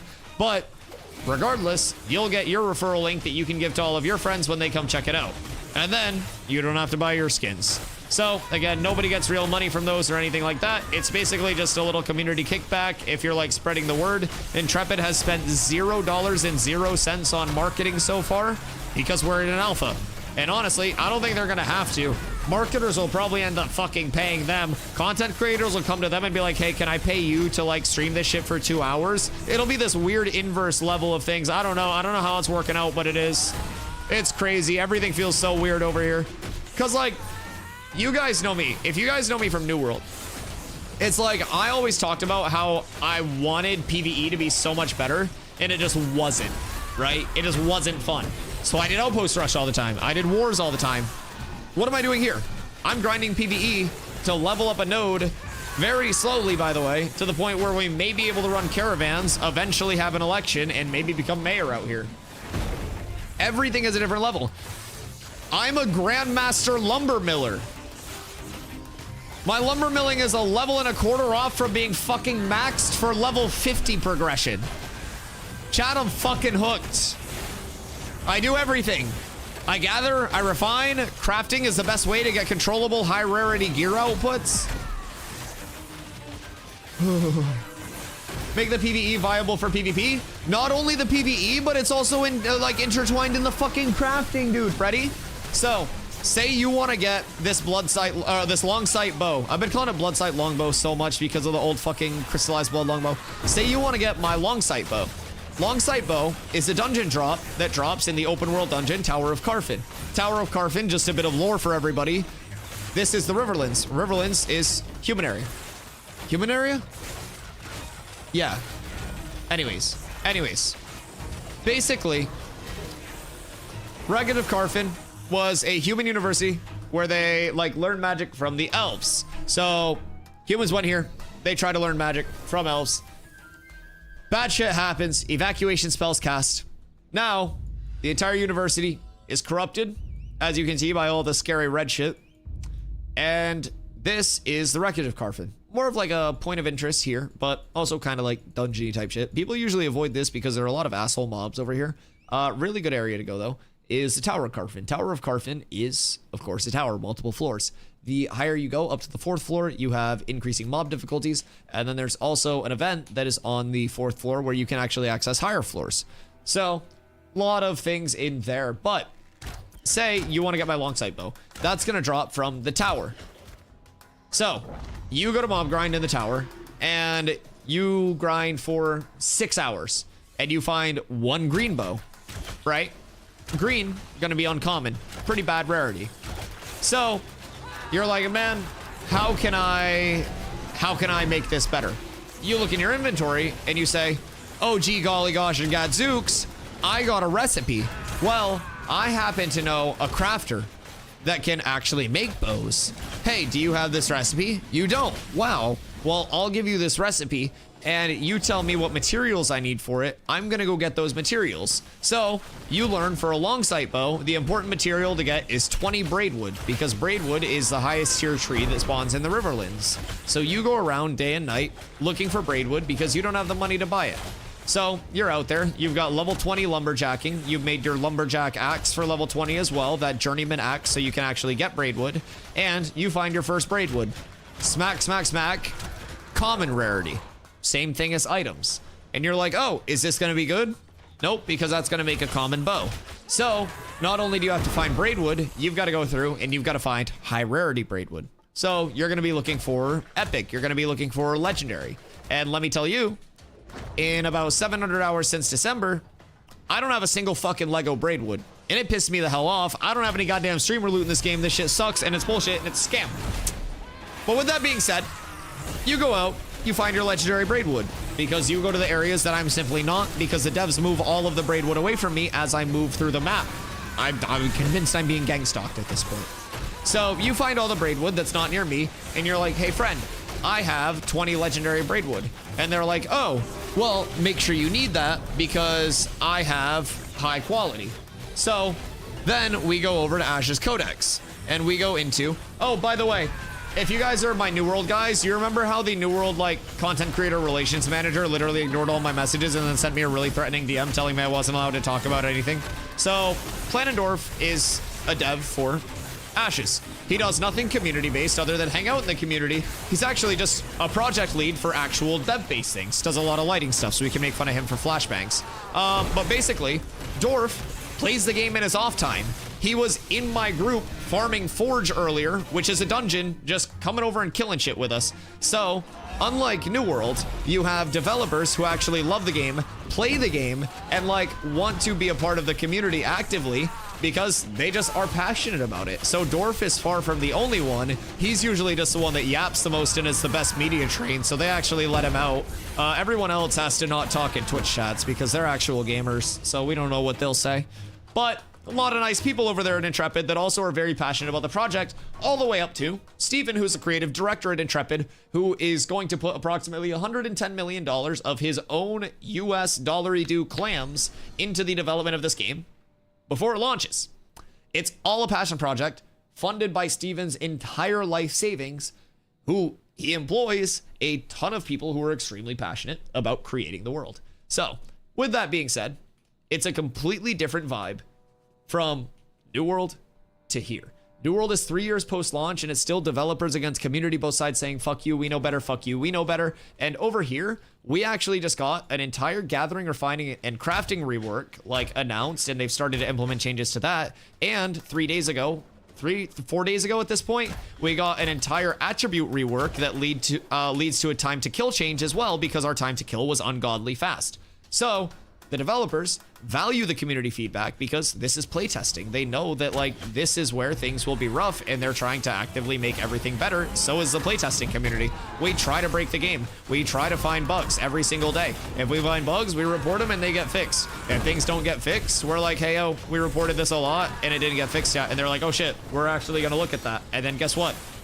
They actually fucking look at it. It's night and day, the difference between corporate Amazon games putting out profit churns and like Intrepid putting out a passion-fueled project. So any of my New World guys, just keep that in mind. You will instantly notice it. And they do it fast, yes. So just quick perspective, by the way. Ready? We'll go back to the map. So when I first started, we had the Riverlands and we had the first iteration of this part of the desert. Since I got here, they added the peninsula. They reworked the entire desert to make it more playable, more like everything, right? We got the tropics at the end of last month. We're getting the June Dark here at the end of this month. And then at the end of the month after that, for our fresh start servers on May 1st, at the end of May, we're getting the anvils, which is up here. We get a biome a month for the foreseeable future. We get an insane amount of system implementations, bug fixes extremely rapidly. Like, brother, it's insane. Smaller studios generally care more. They started small at like 12 employees. They're up over 250 now. Long gone are the days of tiny studio. And keep in mind, while they may have been small in numbers, they were much larger in funding than a lot of people realized. They're basically like the most well-funded indie studio in the history of gaming. Because they're technically an indie developer making an MMO. They just happen to have access to like $1 zillion. Hello, Corla. 1 hour delay? What are you gonna do? Oh no, I guess you have to get Panda Express. Oh no. So, just to put that in perspective, okay? But keep in mind, I'll give you guys a glimpse into the crafting system. New World, you had gear score, right? Still pretty small compared to others, and they still do way more compared to others. They need like a fucking Doge for video game development companies at this point. But anyways, let's go here. So we go here. Where is it? Where'd I put the crafting calculator? Guides. Artisan. Wait, artisan, crafting calculator. So with the crafting calculator, I was talking about the long sight bow and the wood for that. So here it is. You enter what you want to craft, and down here, you'll see your rarity threshold. Starts out at common with no progression, and your friend says he has 900 quality rating through his buffs, through his gear, through everything. So now we'll go through, and you say, okay, I've got 20 legendary braidwood. And you're like, oh shit, well, that's still not enough to get a legendary. I've got to throw in a legendary steel ingot. Well, what if you actually don't have 20 braidwood? You have your legendary steel ingot, and you have 10 legendary braidwood and 10 epic. Yup, you can split quality. Yup, you can split quality on your crafts. So if you only have 10 legendary, you only have 10 epic, you can still craft that. Then you have competition among crafters. Well, your friend's 900. What if you have a crafter that's juice that's 1200? Is that going to substantially impact it? Do you go to the 1200 crafter? Like, there's so much depth to every single system that even in our community, we have like 5 guilds up right now, and we're going to have more for Fresh Start, right? Way more for Fresh Start. Like, it is fucking insane how many gameplay loops are like necessary for an entire community to succeed. Time I've been watching and knowing I can see the passion more when you play this game than I ever did in New World. Dude, it's remarkable how refreshed I feel. Like, as a person, as a gamer, as a content creator, I try to tell the Ashes community this, but like, I was legitimately depressed streaming New World because of how good that game could have been and like how much it fell flat. And coming over here, like, I'm someone who I stream 70 fucking hours a week, and I'm gonna tell you what, I don't make $1 million off of this, guys. I barely pay my bills. Like, I stream full time because I have a community that makes it amazing for me, and because I'm passionate about it, and I get to do like, I get to live out my dream, right? Regardless of how much I make. But like, I do this shit 70 hours a week. I was sitting there like pleading to fucking deaf ears that like were just closed towards their entire community to do anything. Keep in mind, the entire fundamental melee rework that they put in, I was on stream begging them to talk to me about it because I talked about all of the statistics about why taking away grit from bruisers was such a bad idea. They took grit away from bruisers and added it back a single season later. Even they didn't stand on the business of their change and play around it because it was so fucking bad. And I told them it was bad within an hour of testing it on the public test realm, on stream, playing with it, broke down in every single melee and non-melee PvP build in the game, how many staggers, what percentage of time you would actually be staggered, like the implications of that grit. Dude, I wrote them a fucking MLA formatted essay from one of the best melee players in their game explaining how they were breaking their entire archetype, and it was gone. It fell upon deaf ears. It got fucking thrown in the fireplace. I told them exactly why it was bad. I told them exactly everything that would happen. I predicted the meta changes. I predicted everything. And like all of that passion that I had for New World that just like fell upon deaf ears and just like nobody over there cared about has come here. And instead of me just like begging people to actually listen, it feels like they're like, yes, Dusty, please go on. Please, Yap. What do you mean? Someone in your chat said this was a mild inconvenience. We'll investigate immediately. It's fucking insane. It's fucking insane. Actually remarkable. So yeah, sorry, Yap. We're killing some snakes right now. What am I gonna do? Oh no, I guess you have to keep me company. Well, time for me to go.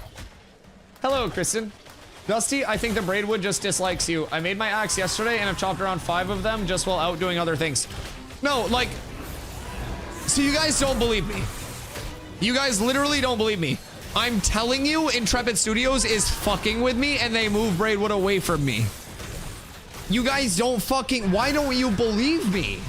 You look at me like I'm fucking insane. I'm telling you, Intrepid is doing it. I'm being gang stalked, guys. This is not like a haha funny situation. Like, Planendorf dropped me in lava today. This isn't like a funny haha. My life's in fucking danger, guys. You gotta do the anti-stream stop. Don't go to where he is. This is what I'm saying. Just find where I am and go elsewhere. They use me for the node-based spawning test. They put me as a fucking node and they're like, all right, everything to spawn around Dusty, but not on Dusty, please and thank you. Like, I am the fucking gathering update. I am the one who chops. God damn it. You probably deserved it. I probably did. I'm an asshole. Been playing games on the internet since the 90s, done hundreds of playtests. This is a wholly different experience. Dude, it's amazing. It really is. It's so fun to be a part of. It was so good. The fact you didn't get a sponsored stream to help New World when they rebranded on console release and big streamers that don't even play the game did was kind of the beginning of the end for me. Yeah, they brought in T-Pain to teach the masses how to play New World. Like, I love T-Pain, but I don't really think many people learned from that. Personally, like, so it wasn't even about like a sponsored stream or anything, but like one thing that I really loved, like our buddy Oreo, when he was playing Once Human, he was literally making Once Human metas, right? He was putting out build guides that like everybody was following. So they actually worked with him and they were like, yo, like, we want you to put out videos about these topics that we'd love covered for the community. We're willing to give you like, you know, X amount of compensation per month to like put out these videos that, you know, obviously on upcoming topics, on like big changes, on, you know, these updates. And that was an opportunity for like small organic content creators to have that level of backing from the developer, and the developer to have that platform where their content creators that were in-house, that had a larger in-house platform, were putting out those high quality, like, because let's be honest, most game studios, while they have their marketing, like, content creators do put out content. That's what we do. So that level of like in-house content creators who are now extremely passionate about the content that they're putting out, you no longer have to entirely do that in-house. You're like, hey, we'd love a video that covers like the new naval combat update. We'd love you to hit these talking points. And basically we want like 3 different videos a month, and this is how much we're willing to help you out for that. It's kind of like this back and forth thing where your time is compensated as a content creator, and like just anything like that. AGS could have done so much. AGS spent hundreds of thousands of dollars every single fucking marketing campaign, every single one, to bring in outside content creators that would just go stream for 2 hours, laugh at the game, and then leave. It was insane. They paid Shroud 5 digits to not stream the last sponsored event, dude. They paid him to not stream. They paid him to make an appearance like the Hawk Tua girl at a club. What do you fucking mean? Like, they paid celebrities to come play the game with the development team. It was literally just Amazon Games playing New World with a bunch of celebrities. That's what they fucking paid for. What do you mean? They just paid money to hang out with fucking T-Pain. They could have just got a meet and greet at his fucking concert and not made him say that their game is bad in front of tens of thousands of people. His chat was roasting it. Like, brother, just buy a fucking VIP pass. He still does concerts. I don't fucking get it. I don't get it. They could have gone into his chat and just gifted subs. It would have been money more well spent. They would have got more positive feedback if they gifted him subs on Twitch than if they paid him to stream the game. That's how bad that event went. Oh my God. Dude, I still don't believe it. They spent 3 years revamping their fucking leveling experience to pay hundreds of thousands of dollars to have people who have never played the game come in, get poofed in gear sets that they didn't understand, allocate their attributes and put together their gear sets themselves, try to do the hardest PvE content in the game that people in game with thousands of hours were paying me to carry them through, by the way. They couldn't do it on their own when they played the game. They paid them hundreds of thousands of dollars to come in and get a boss less than 10% down for an hour and then run the worst iteration of PvP that I've ever fucking seen. They didn't know how to use their abilities. Hundreds of thousands of dollars. You could have paid me $1,000 and I would have fucking shit a brick while giving you the best PvE content or PvP you've ever seen. I was the fucking best Melee player in the game when I quit. I would have done it for a fucking $100 and a cupcake. Holy shit. Oh my fucking God. I couldn't understand it. I couldn't understand it. Holy shit. Like, why does Sword and Board have the best ability games. in the game now? I Why hate did Fire them. Staff get a 20% plague on the I easiest hate them. ability to use? Why the fuck did I lose my grit? Everything sucks and nothing makes sense. I told them. I told them. I told them the grit was bad. I told them it was all bad. I tried. Dusty, this bunny hop feels real good. Oh, dude, it's phenomenal. Oh, it's real good. Little tip and trick. It's just personal preference and maybe some bias, but I don't know what your block key is bound to. But ready? I like to block. I, of course, fucked it there. But I like to block in some instances when I'm b-hopping. I feel like it helps with kind of like the glide. If you kind of like block on impact. I don't know. I'm a little biased, but you like block before it. The movement's dope in this game. One of my favorite things. PvP wise, it's also insane. If you haven't checked out the last short that I uploaded on my YouTube, it was a duel between me and one of my tank friends, Kumzi. He was teaching me a lot about tank 1v1s that night, and we had such a good fight. It was the last minute of it, but the duel legitimately lasted like 2+ minutes. And dude, I'm telling you, it was more fun than any New World duel that I had ever done in my... Like, I had more time dueling in New World than I have in this game. It was more fun than any New World duel that I did. It was insane. It feels so good. You have so many abilities, so many different options. Your actual, like, weapon combo attack plays into things. Because, for example, on a finisher, right? So, all of your finishers and extended finishers restore 0.5% of your max mana plus 10. Restoration increases to 1% of your max mana plus 10 for 10 seconds after casting an ability, stacks 2 times. So, you hit a finisher or an extended finisher, which is the final hit in your weapon combo.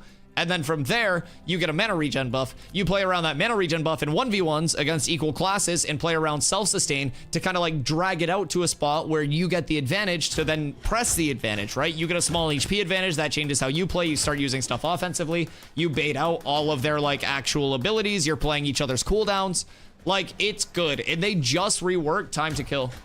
Just reworked time to kill. Drewski's action mode sensitivity slider. What specifically? Outside of just like mouse sense. Is there a mouse sense or no? Is it just the default? Game options. Gameplay. Camera movement. Oh, there's no sense slider? Oh god. Oh yeah, so an X and Y like sense would be insane. Yep. 100% agree. See, like, mine for tab targets based on my camera move speed. So I don't know if that has anything to do with it. Because I have, let's see. Is there camera move speed? What's mine based off of? Did I just get used to mine? Combat, low health border sense. Ain't no way I just got used to mine, right?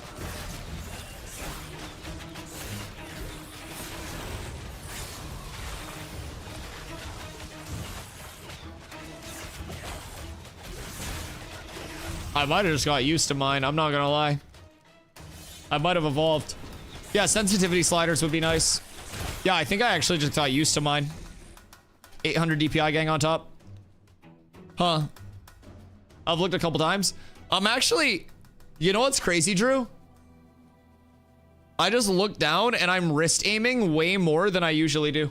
Like, I'm wrist aiming for smalls, and then I'm arm aiming for, like, large flicks. So, like, that's an arm, but, like, most of my, like, turns here are more wrists than normal.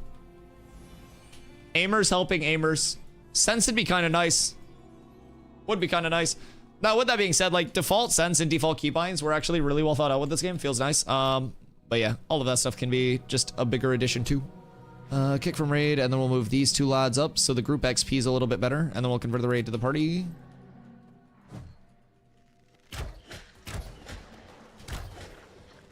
Get a mouse that has multiple DPI settings. I mean, sure, but I think the more like worthwhile solution would just be to have like a sensitivity slider eventually in the game. But that's all like further out, like UX integration stuff. I also think that there's a keybind like actual input that I would actually nut for. Being able to rebind the camera zoom in, zoom out feature off of scroll wheel. As an avid scroll wheel dodger in games and a big scroll wheel input user, the viability to having scroll wheel set to an input is that it's the highest number of physical inputs that you can put in like a short amount of time. So having something that is very like iframe precise, like a scroll wheel dodge input, allows you to come out of instances of CC and basically be spamming that input so fast that it will only register one and won't carry over. But like out of this, I could scroll there, and then all of my scroll wheels for the last like fraction of a second of the stun and coming out of that stun would lead to a frame perfect dodge input out of that stun, allowing for more precise inputs. And then you can basically scroll wheel down and then scroll wheel up for a different like input and use that rebound. So scroll wheel like keybinds are, in my opinion, very, very, very, very, very cozy. It's something that we can't like actually rebind right now because there's no option to rebind the camera, and it doesn't register the scroll wheel input bind. If I try to go key bindings, movement, I would do dodge and then scroll wheel, and it doesn't register it. So I personally would love to be able to have my dodge on scroll wheel and then my jump on scroll wheel. Big keybind fanatics, these guys. Poor Dorf, he probably just comes here to chill after work and leaves with like 17 pages of notes. His notebook runneth over.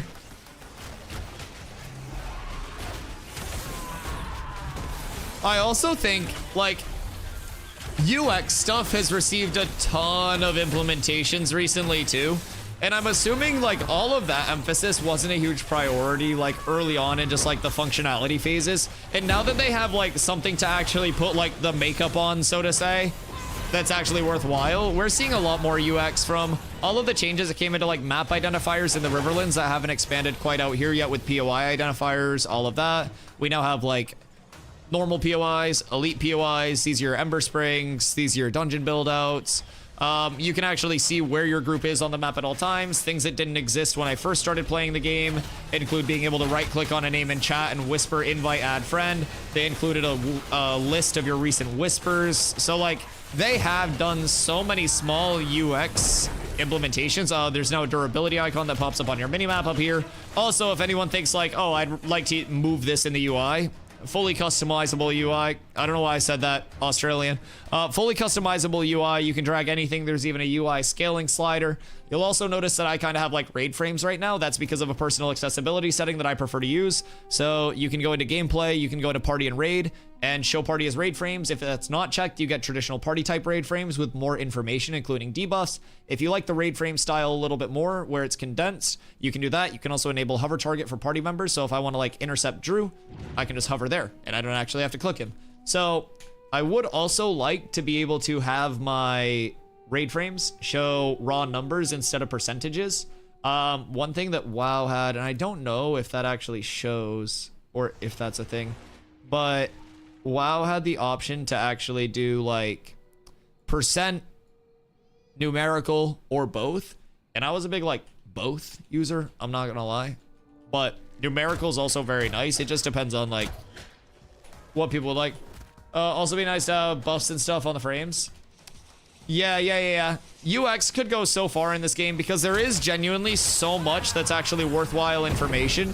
Even down to something like if you're in PvP in small scale, right? Say you're in 3v3s and I hit a bunch of trips on a target, instead of being able to just trip, the second a target hits so many trips, it'll get a trip lockout. So if you're not watching buffs and you're on a team and you just stack the same CC constantly, you will see like a lockout come out where you try to trip them. You're no longer able to trip them until that lockout's done. So there's so much viable information, both in terms of like buffs, debuffs, like if you're a healer, knowing that one of your teammates got that trip lockout, so they're basically like CC immune, like pseudo CC immune for a little bit, like communicating that way. There's so much. There's so much. Then you have like different elemental status effects for like multiple mages playing together. Oh my god. There's just so much all the time. I love it. Like, you can still add in a stam bar as well on an enemy target, because in PvP, stam management's such a massive thing. Every part of this game is just information all the time, and I love it. You might have convinced me to try this game out. Hey, yo, now and later. Just remember, before you go, one final thing. If you do decide to try it out, it's in an alpha, right? But no matter which alpha pack you get in, whether you hop in now to test the waters or you wait till May 1st for fresh start servers, you get 90 days where if you don't like it, you just get your money back. Full refund, no matter how many hours you play. Safest thing to try out if it sounds interesting. If you don't like it, and if it's not like for you, you get every single penny of your money back. That's all. It's very chill, very accessible, very safe. Good, thank you for the raid and stream as well. Dude, thanks for coming to the raid.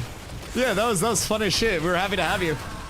Glad TTK is in the red spot. Keep letting us know if you find weird stuff. First pass of many, so we appreciate it. Yeah, of course, dude. Thank you guys for all of the continued attention to like community sentiment, community feedback. Like, this entire like state of the playtest is because of the great relationship that devs and community have here. And like that continued collaboration is really what's going to just set this apart from a lot of other titles, I think. And it's that collective power of like the people who are playing the game being like, hey, I think this should be here, and the developers being like, okay, we hear you, but this is where we want it to be. That's gonna make it amazing. So I'm happy to be doing my part. I'm happy that my community is able to do their part, and I think pretty much everyone in the community is more than happy to be here, man. So we appreciate you immensely. As really poised to sweep across the MMO landscape, the big ones are all 20+ years old.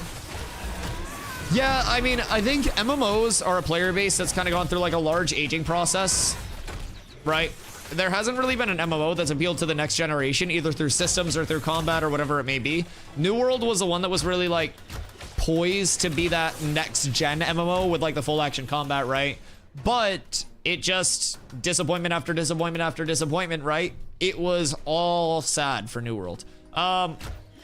So I really do think like Ashes does have so much potential with its systems to appeal to a lot of players of a lot of different types. And it really will be interesting to see kind of like how it shapes up in terms of continued accessibility for the players who don't want to be on the competitive end of things, while giving those competitive players their mode to just kind of like duke it out constantly. You know what I mean? You know, this community Ashes has so much potential. You know the craziest thing? I always said New World has so much potential. Ashes is realizing the potential already. We already have so many good updates, so much good content coming out, so much meaningful content, so many quick bug fixes. It's insane. It's insane, man. It is really a great thing to be a part of. So, as always, you know me. You notice we got cats over here, baby. It's the same vibe as it was in New World. We take the competitive and we teach it to everybody. And we build up as a community. So, what we're going to be doing is the rest of phase 2, people that hop in with that $110 pack, they get to kind of like learn the class they want to play, learn the game, get familiar with it. And then on phase 3, we'll have all of our new friends joining us as well. So phase 3 launch, we get fresh start servers. We're all re-rolling there. We'll go on a new server. We'll start with all the new friends. We'll start with all the knowledge that we gained through phase 2.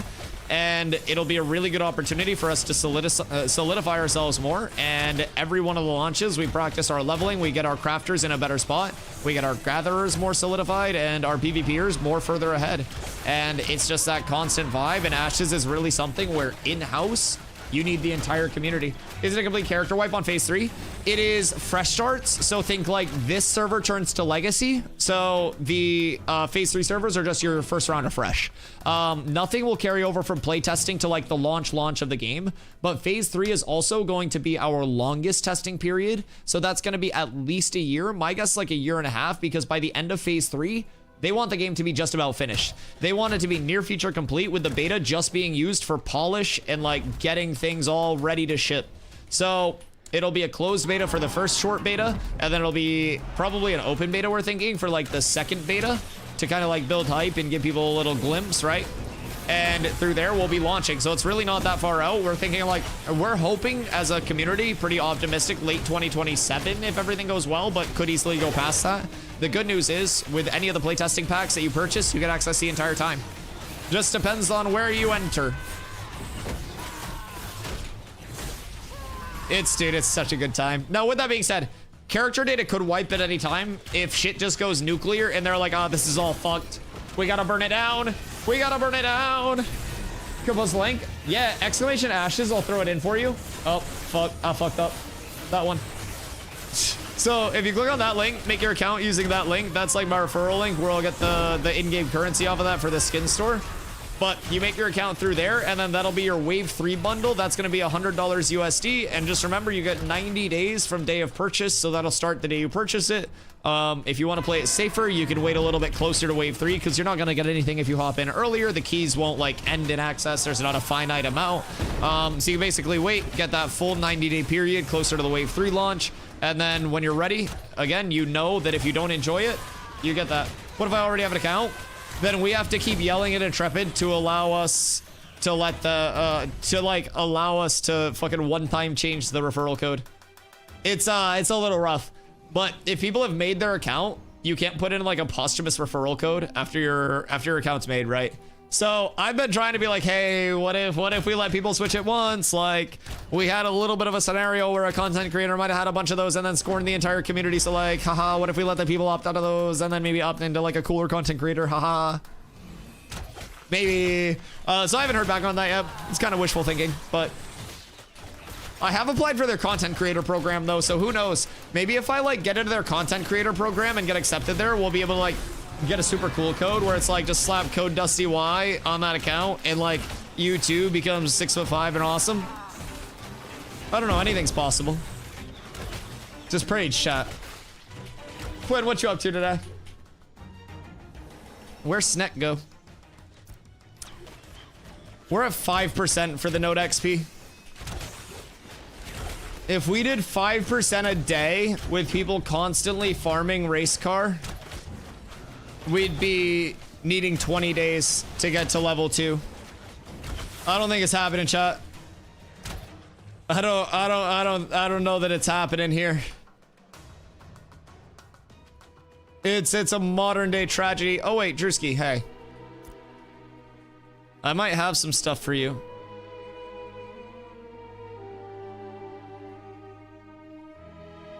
Are you harassing Slacker?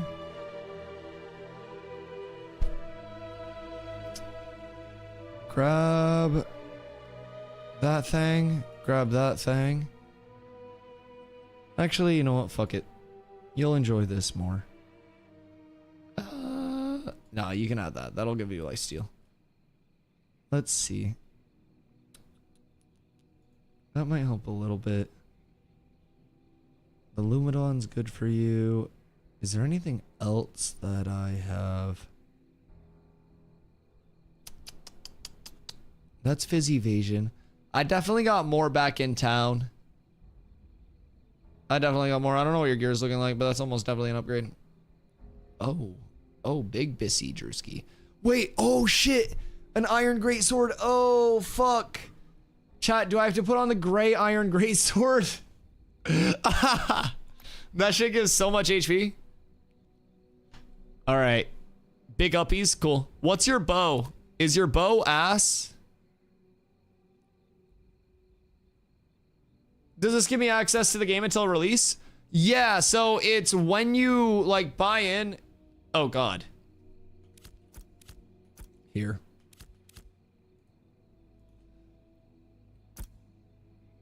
Bad Dad, did you just oof his bow? Or were you oofing Vice? Jesus Christ. That'll probably be large for you, I would have to assume. Have you tried going for a high max HP build? Yeah, when I pop food, I have 8k right now. So, it's not like fully juiced yet. I still have to get a shield with max life. I need to get a ranged weapon with max life. I need to get earrings with max life. I could get a better amulet. I get a better cloak. I still have a lot of 10 gear. So like, yeah. It's a good time. Oh wait, here, Drew, try this as well. We have Sammy Boy. Thank you for the biddies, by the way. I appreciate you, Doc. Take that. And then what else? Oh, we'll get you some better fizz power shit. We'll get you some better stuff. I got way more back at the cribbo, but you'll be vibing. We'll get you all set up. Fizz attack speed. Oh, you got that bone earring? Wait, that bone earring's probably good for you, because that's all fizz power rating. I don't know what your earrings are, but yeah, that might be juice for you. Bone earrings are huge. I have some enchanted ones, and they're like fizz rating, strength and dex.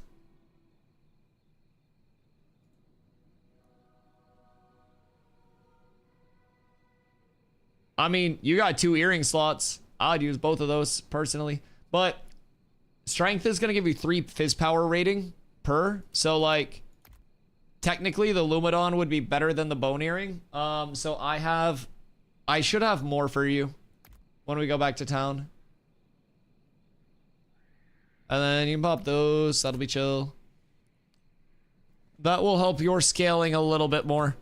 Should get you right up around to like where I'm at in my HP set, which is a good start. And then we can just keep building you out from there. Doesn't take long though. The 10k dream. Oh, I will hit 10k. But yeah, sorry, now and later. So basically, it's just the entry point, and then you get access till the like game launches, and then you also get your first month of sub time and $15 in the in-game store. What kinds of classes are there? Exclamation classes.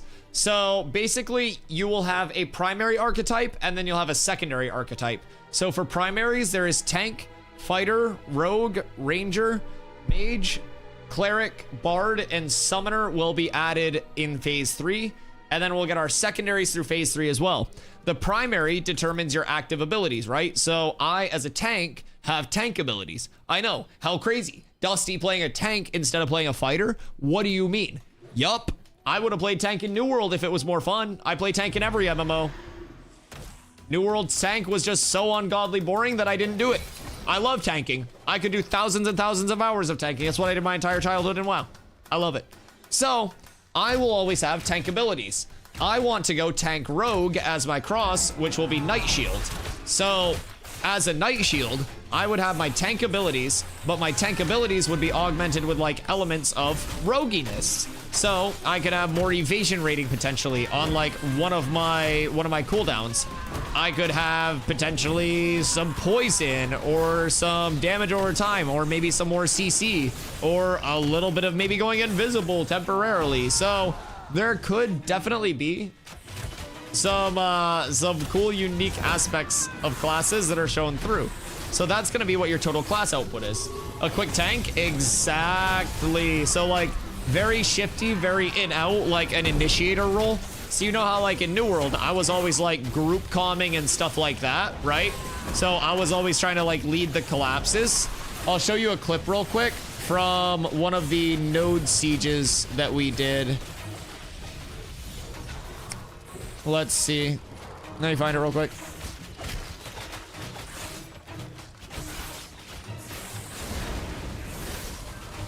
So as a tank, we have a wall. So basically, this is a node siege. So with node siege, think of it as New World War. You basically have the town to defend. If they get in, they channel for 5 minutes over the course of the hour-long node siege. Then they win, you lose. So we were on defense. The gate was here, the gate was down. They're pushing in on this bridge. Whatever. Yeah, I was gonna say, this looks so good. Pull on the wall. Tell me when and I'll go. Tell me when and I will send my life and go Can on we this. just go? We should just go. We should just go into the... Go. I'm in. Get in. They're Oh, I forgot about So then they just push out, and everything dies. Everything dies. So basically, when we went in, as I was going in, I calmed it. So a ranger dropped vines. Everyone that was here, like these 5 people, got hit by the vines. I go in, and as I landed, I'd called in my wall right here. So wall goes on cooldown. It visually took a sec to pop up. But when wall was called in, basically it goes here. It blocks all of this LOS. They can't like move past it or anything like that. And then all of these people are essentially stuck in. And then I use shield assault and ground pound, which is going to be a frontal cone stagger, and then ground pound. Anybody that's staggered in a frontal cone gets tripped. So I hit the wall so they can't move, they can't get peeled, they can't get bailed out. I trip them, and then I basically run off. They end up killing me because TTK was so fast, but our entire raid then pushes out with all of these people just eating this bridge and then kills all of them. So like, tank is so fucking good. Past that, in small scale, instead of just like throwing our lives away as an initiator, I have protect. So say I want to keep Coma, our cleric, our healer, alive more. I can go up to them and I can put protect on them. That transfers 30% of the damage that they take back to me as the tank. Then my 5 is Aegis. I pop Aegis near Drewski. Anybody that's in the Aegis area of effect has 20% of their damage redirected to me as well. So if my cleric is getting hit by, you know, big dives, I can actually intercept to them, give them a 10% of my max health shield. Hey, yo, John G, thank you for the gifty. Much love, much love, much love. I can give them a 10% of my max health shield, right? And then I can also redirect 50% of the damage that they take to myself and basically trip people around them and CC people around them to like extend the life of my supports. So there's so much more that tank can do past just the conventional like I hit things, I kill things. You want to hit my cleric and you're ignoring me? Cool. I taunt. If I taunt you and you're hitting anybody that's not me, you do 15% less damage. It's quite nice. It's quite nice. Hello, Ken. How can you endure so much damage? Well, now I'm tanky as hell. Hey, now and later coming in with the 10 gifties? Dude, thank you, thank you, thank you, thank you, thank you. That means a ton. I greatly appreciate that. Huge paying it forward. John G, you got credit for 2 of those. John G, thank you for the gifty. Now and later, thank you for the 10. My God, thank you, dude. Love to see the smile. Hey, it happens a lot here, man. The community at Ashes, like, you remember how every single time I went over and did a war in New World, there'd be yappers in my chat, man. Like, everyone over here is so great. Like, we have people from each one of the, like, most competitive guilds that just hang out and have fun, man. They understand that we're not on a level this phase where we got out to that hot start to compete, and like they understand that we want to get better and they're helping us do it.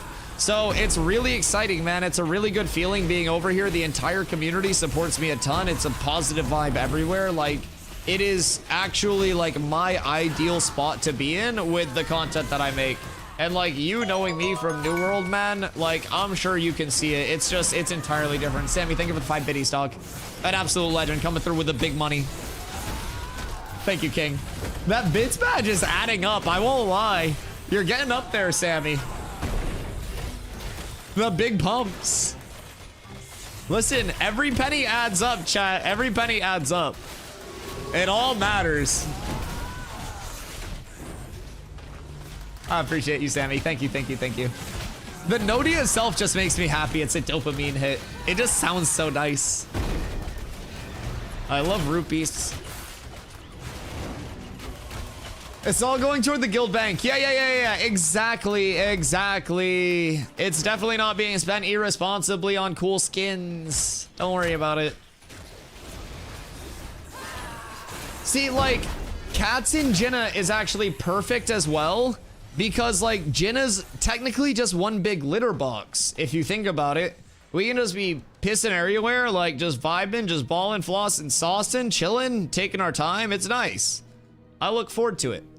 Also, if you're someone who really hates tab target, just keep in mind you can press Z and there's kind of like a soft lock system where you'll be able to actually like play more of the soft lock, similar to like a New World with aim lock type beat, right? So it's still not gonna be like aiming your shots. You will still lock onto your targets, but gives you a little bit more freedom where you can kind of like use your crosshair freely if you don't like the old aim assist. Or the old aim assist. I was reading John G's. If you're reading, Jesus Christ, I can't even talk. If you don't like tab target, then you can use that. I just had like 3 strokes all at once, trying to read chat and process that last thought. I'm so sorry. Wrong game loop. Wrong everything. My brain just had to reset for a second, dog. It went through a full reboot. We're good now, though. Everything's okay.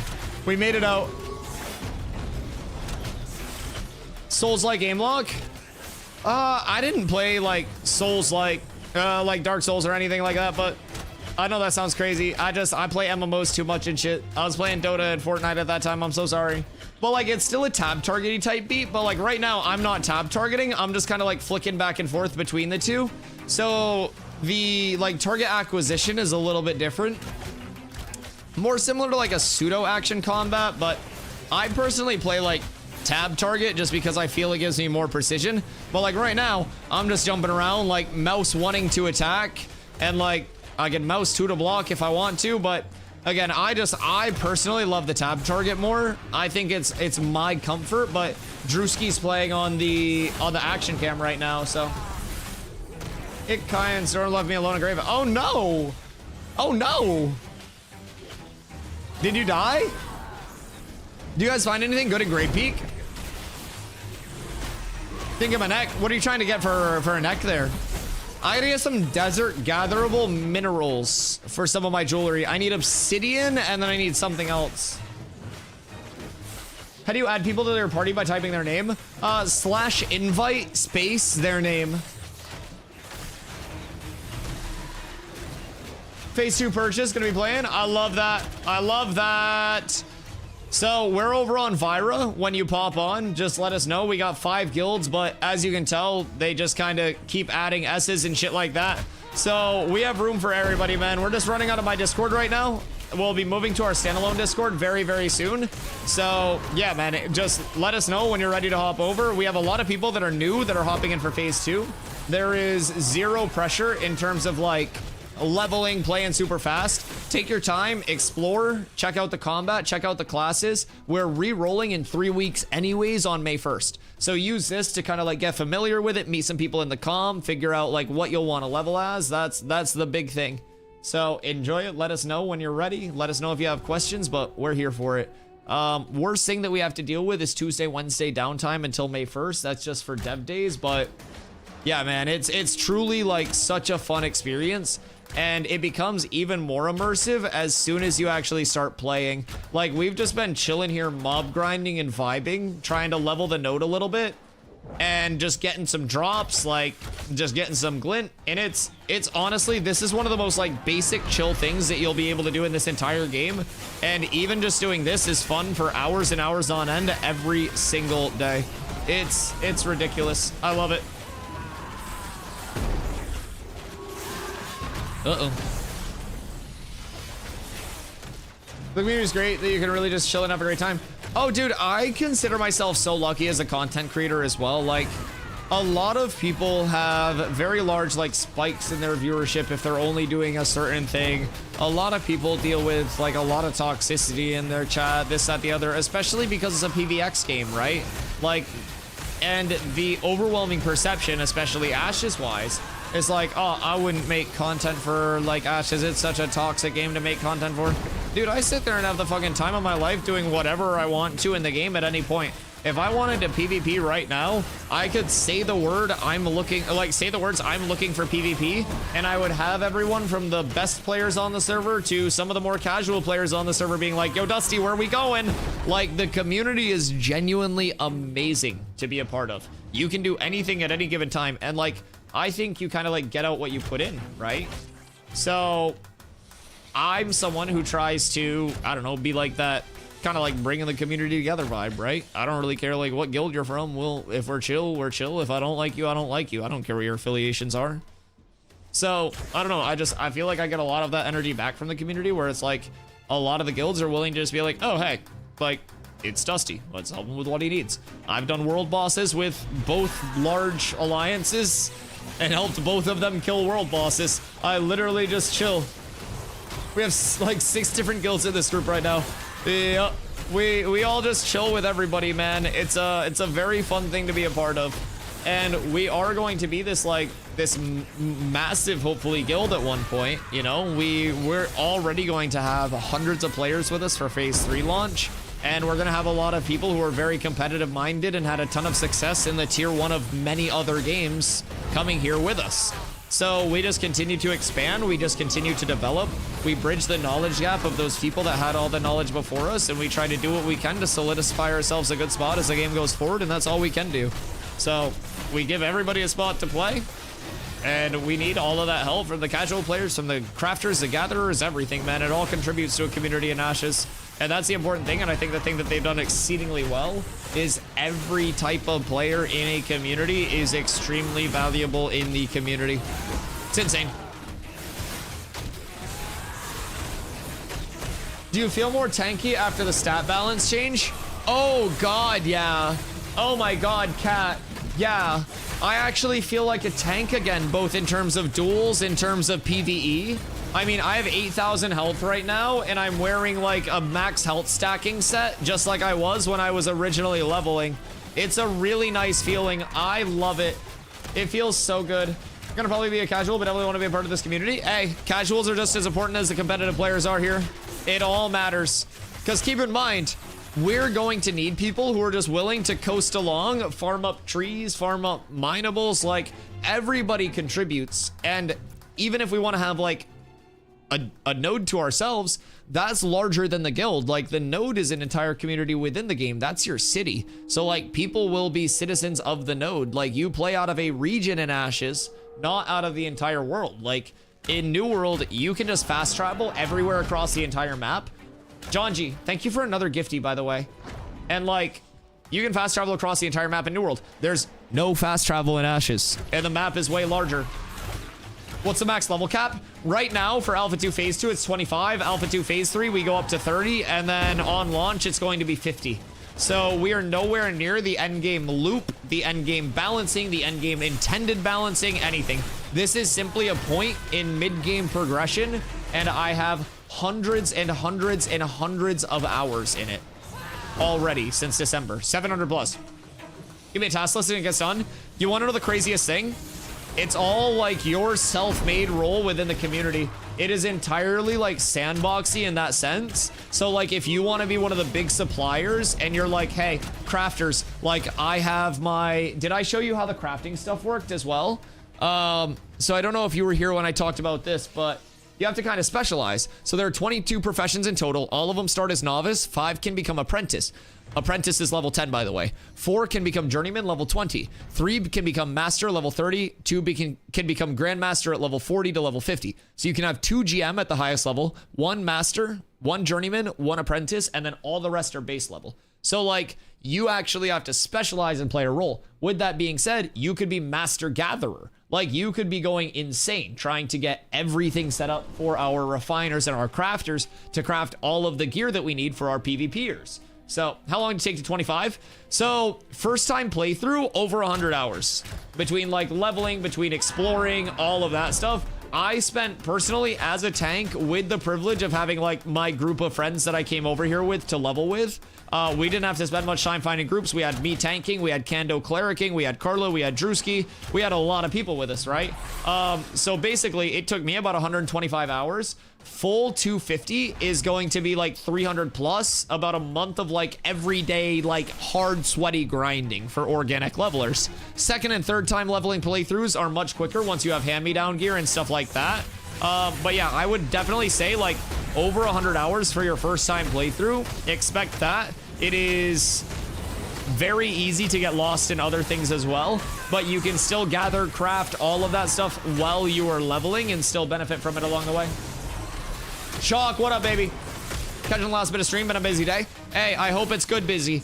Busy can either be extremely productive or it can just be an inconvenience. So I hope it's that good side of the busy where you're getting a lot done, brother. Drew, thank you for the hydrate, dude. Shock, always a beautiful day, dude. We're up 5% in Jinna today. So only 20 days more. Well, we're almost there. I do have a criticism after Ashes. No criticism, welcome, you're banned. Shut up. No, I'm kidding. I think although it's good to have specialization gear for crafters, it's an unfun game mechanic to have to manually switch between your shirt, skibbies. I love this called skibbies. And belt every time you visit a workstation needs to be tweaked so it becomes less of a nuisance. Opening and closing, hero and inventory menus as much as possible. I have them on my bar. I know that's not like an end-all be-all solution, but like I have mine on my bar. And I just switch between them, and you could always add like another bar off to the side or something. I feel like UI customization will allow for a lot more of that convenience. One thing I also hope for, and let me know if you think this would address what you're looking for, pre-made sets and like armor loadouts. So say as a tank, I have my HP set, and then I want to save that, and then I also want to save my damage set with my two-hander if I'm off tanking or PvPing. So give us basically a loadout option where we can save a couple of armor loadouts and maybe even like a talent loadout or something like that. So then from a crafter standpoint, you could be like, oh, this is my weaponsmithing loadout. This is my stone cutting loadout. And that would be a little bit less of an inconvenience to like switch every single piece here and there. Because the actual like gathering and crafting gear system goes deep. This is just common. You can increase the rarity of your gathering and artisan stuff, right? You can craft higher rarity versions of all of this. Like I have a rare axe, and then you can also equip, you can also enchant all of that too. Wrong E word. You can also enchant all of that same artisan gear. It's actually insane. It's really good. So it goes incredibly in depth. Incredibly in depth. Okay, hold on. Let me take a quick 1 minute. Quick BRB. All right. 1 sec while they kill that. I'll be right back.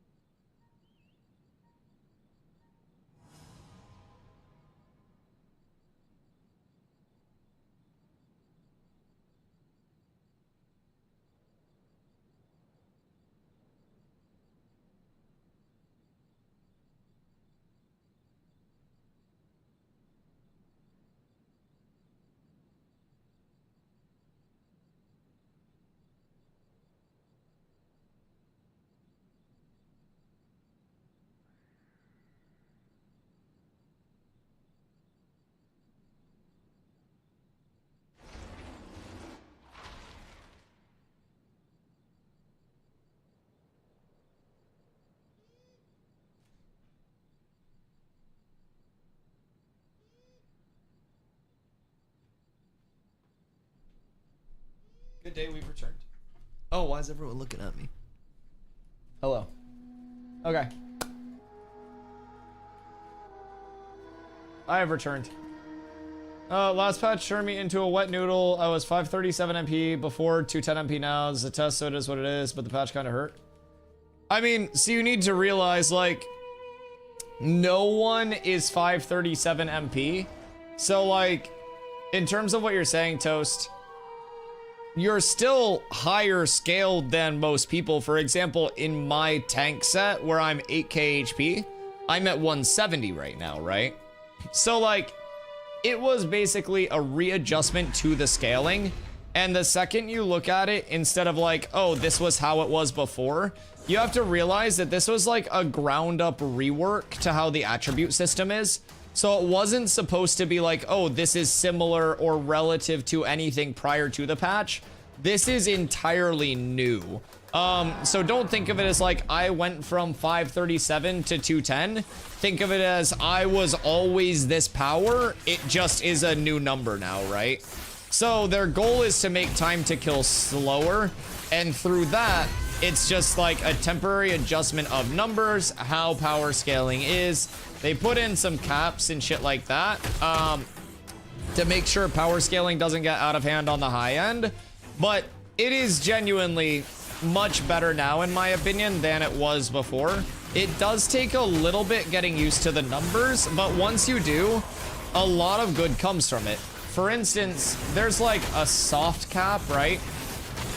At 240, 250 power. With that soft cap, you'll very frequently run into that.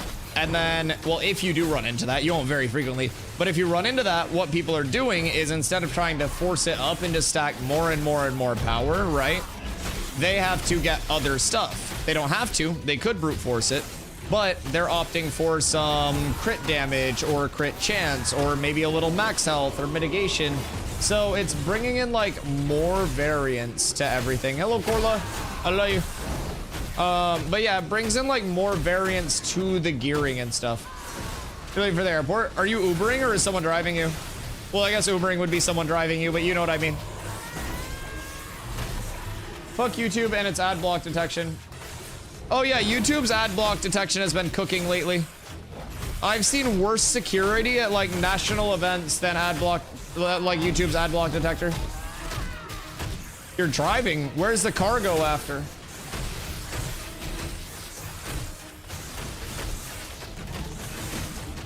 So much done today. Planning a trip around Europe for the summer. Oh wait, Shock, I just saw that by the way when I came back. I saw that right before it like fell off a chat. Plan a trip around Europe sounds fun as fuck. I also am having my first time out of the country, right? So that's like the dono goal. What that's all going towards as well is like the IRL backpack for the Iceland trip and shit. So that's, I literally am like a stowaway for the Iceland trip. I wasn't even meant to go to this originally. That was Carla. But basically, for Christmas, Carla was like, hey, we're going to go see Kendrick in Vegas. So that's going to be like my second flight. Yeah, thank you. Excuse yourself, Carla. Jesus Christ. The people don't want to deal with your stinky breath. Chad, I'm so sorry. She is despicable. So basically, for Christmas, Carla was like, hey, we're going to Kendrick in Vegas. Have fun. So I'm flying to Vegas for the first time ever. Literally Maine to Vegas. Well, Boston to Vegas. But second time ever flying. First time was TwitchCon last year. We're on Vi right now and later. The big V. So then for my birthday, she was like, hey, my friends and I have had this Iceland trip planned. Do you also want to come to Iceland? And so I was finally convinced. So that'll be my first time flying out of the country. It'll be my first time. I think Iceland's technically Europe, right? I don't really know if it's Europe or if it's like an independent or anything. I don't know much about Iceland, but I'm excited to go. We're going to be IRL streaming thanks to the generosity of chat helping us with the IRL backpack that we've put together to bring you guys the best streams possible. So do we want to go back to the snake cave? Is anyone over there still? Or do they head out? If no one's over there, I'm down to go back. We can go peep it. Thunderstorm. Oh God. Thunderstorms they're nice, but they're also kind of spooky sometimes.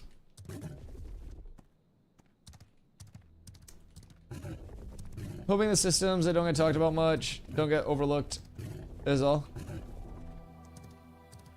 Oh, there'll definitely be more like... There's a group of 4 at the entrance. Okay, we can probably go back over then. There will definitely be a lot more implementations on like quality of life passes and stuff, right?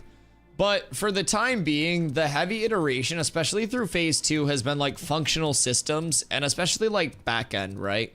So the server feels way better to play on now than it did previously. And like since the start of phase 2, we've got so many more systems, we've got so many more like everything, right? And I have seen so much personal like growth in the playtesting environment since then, both in features, stability. This is one of the constellations I was talking about earlier. But like I personally have noticed so much to come to the game. Also, chat, just look at this view here. I'll hide my UI for you. Look at that, like just lighting from the moon and everything coming off of that. Oh my god. Oh my god. Oh, but you don't like the bright moon? What about slightly less bright moon? What about that, chat? What about that? Dude, it's so good. It's so good. But no, I think all systems will be addressed in due time, is kind of like how I would say it. It's just they have kind of like this triage list, right? And it's like this important stuff, this less important stuff, and then this accessory stuff. So with that, as long as they can continue like working their way down the list and progressing, then we should be in a really good spot. Who's here? Who's here? Vath, Davian, Ski. Oh no, they're still here. I don't know how many it is, but... Is their full group still here? They had a group that was farming earlier, which is why we went over there to like split up the biome a little bit. Or I should say the node. Huh. I don't know. I don't know.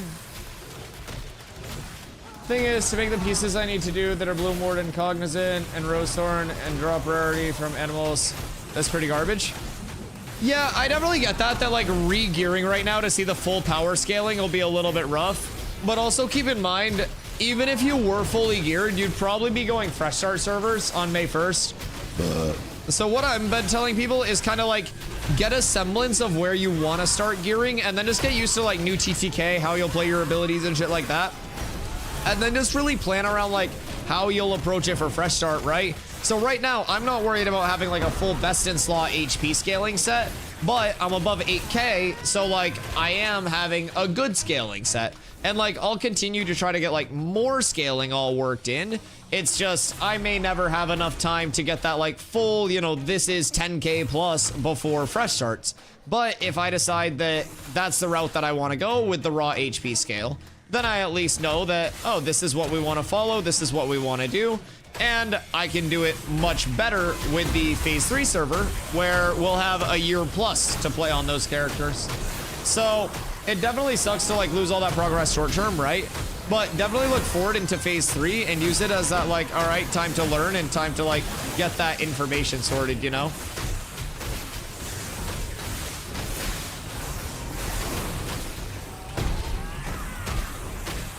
I am so tanky. This is so good. I love this.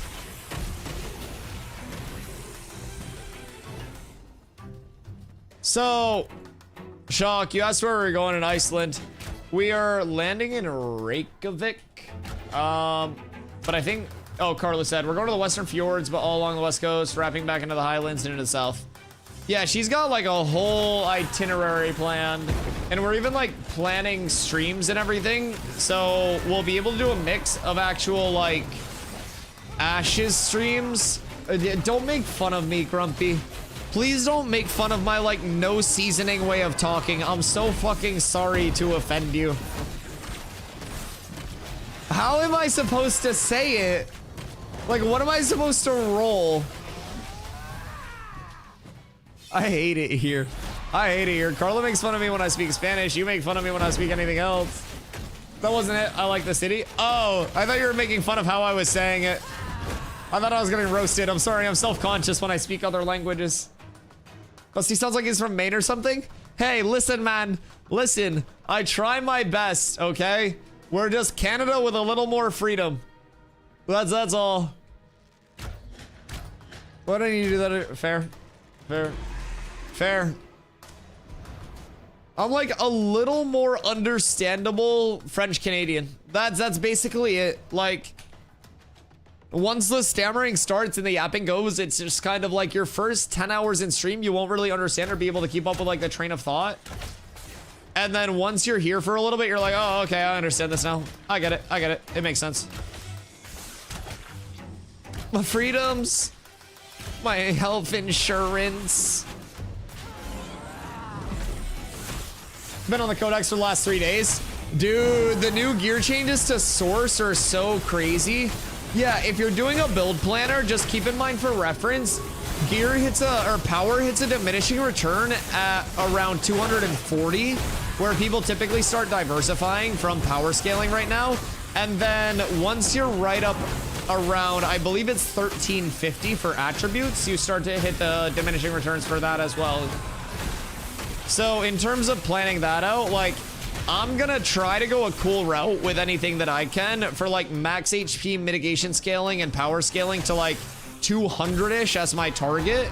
Like, I want to be able to do damage, but I want to be so ungodly tanky with the amount of self-sustain that a tank has too, that like, I'm hard to bring down in the front line, so. I'm excited, man. The changes have me feeling like a tank again, and I really, really, really do think it's great. Check global. What happened?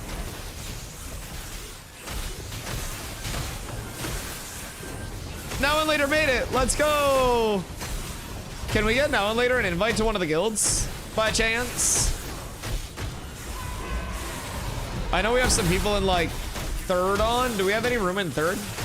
I think we had a few slots. I don't know if 3S's is third or not, but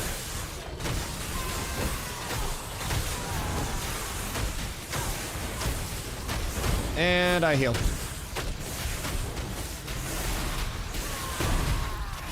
Who do you want me to invite? It was Now and Later. Now and Later, can you X in global?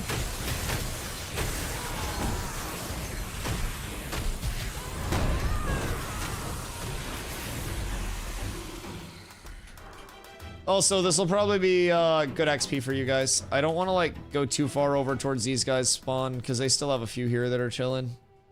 But if we can split it, that'd be great. Going pure crit chance after hitting power cap right now. But I still need to dig a little more. I love that. How do you feel though? Like, I know it sucks long term to lose like all the gear progression, right? But how cool is it objectively to be like, okay, I've hit the power cap, like, let's plan other stats and actually diversify? Because you'll see a lot of small shakeups, like person to person off of that too. I think that it's gonna add a ton of diversity, and then as you actually expand loot tables, it'll put it in an even better spot. I'm excited for it. Like, I can't believe as a tank that I have like 8k HP after running around with like 4,800 last week. It's crazy. It's completely changed. I don't know, strength cap's 1350 as well. Con cap is 1350. I haven't hit strength cap. I have like 1380 strength, but we could definitely test.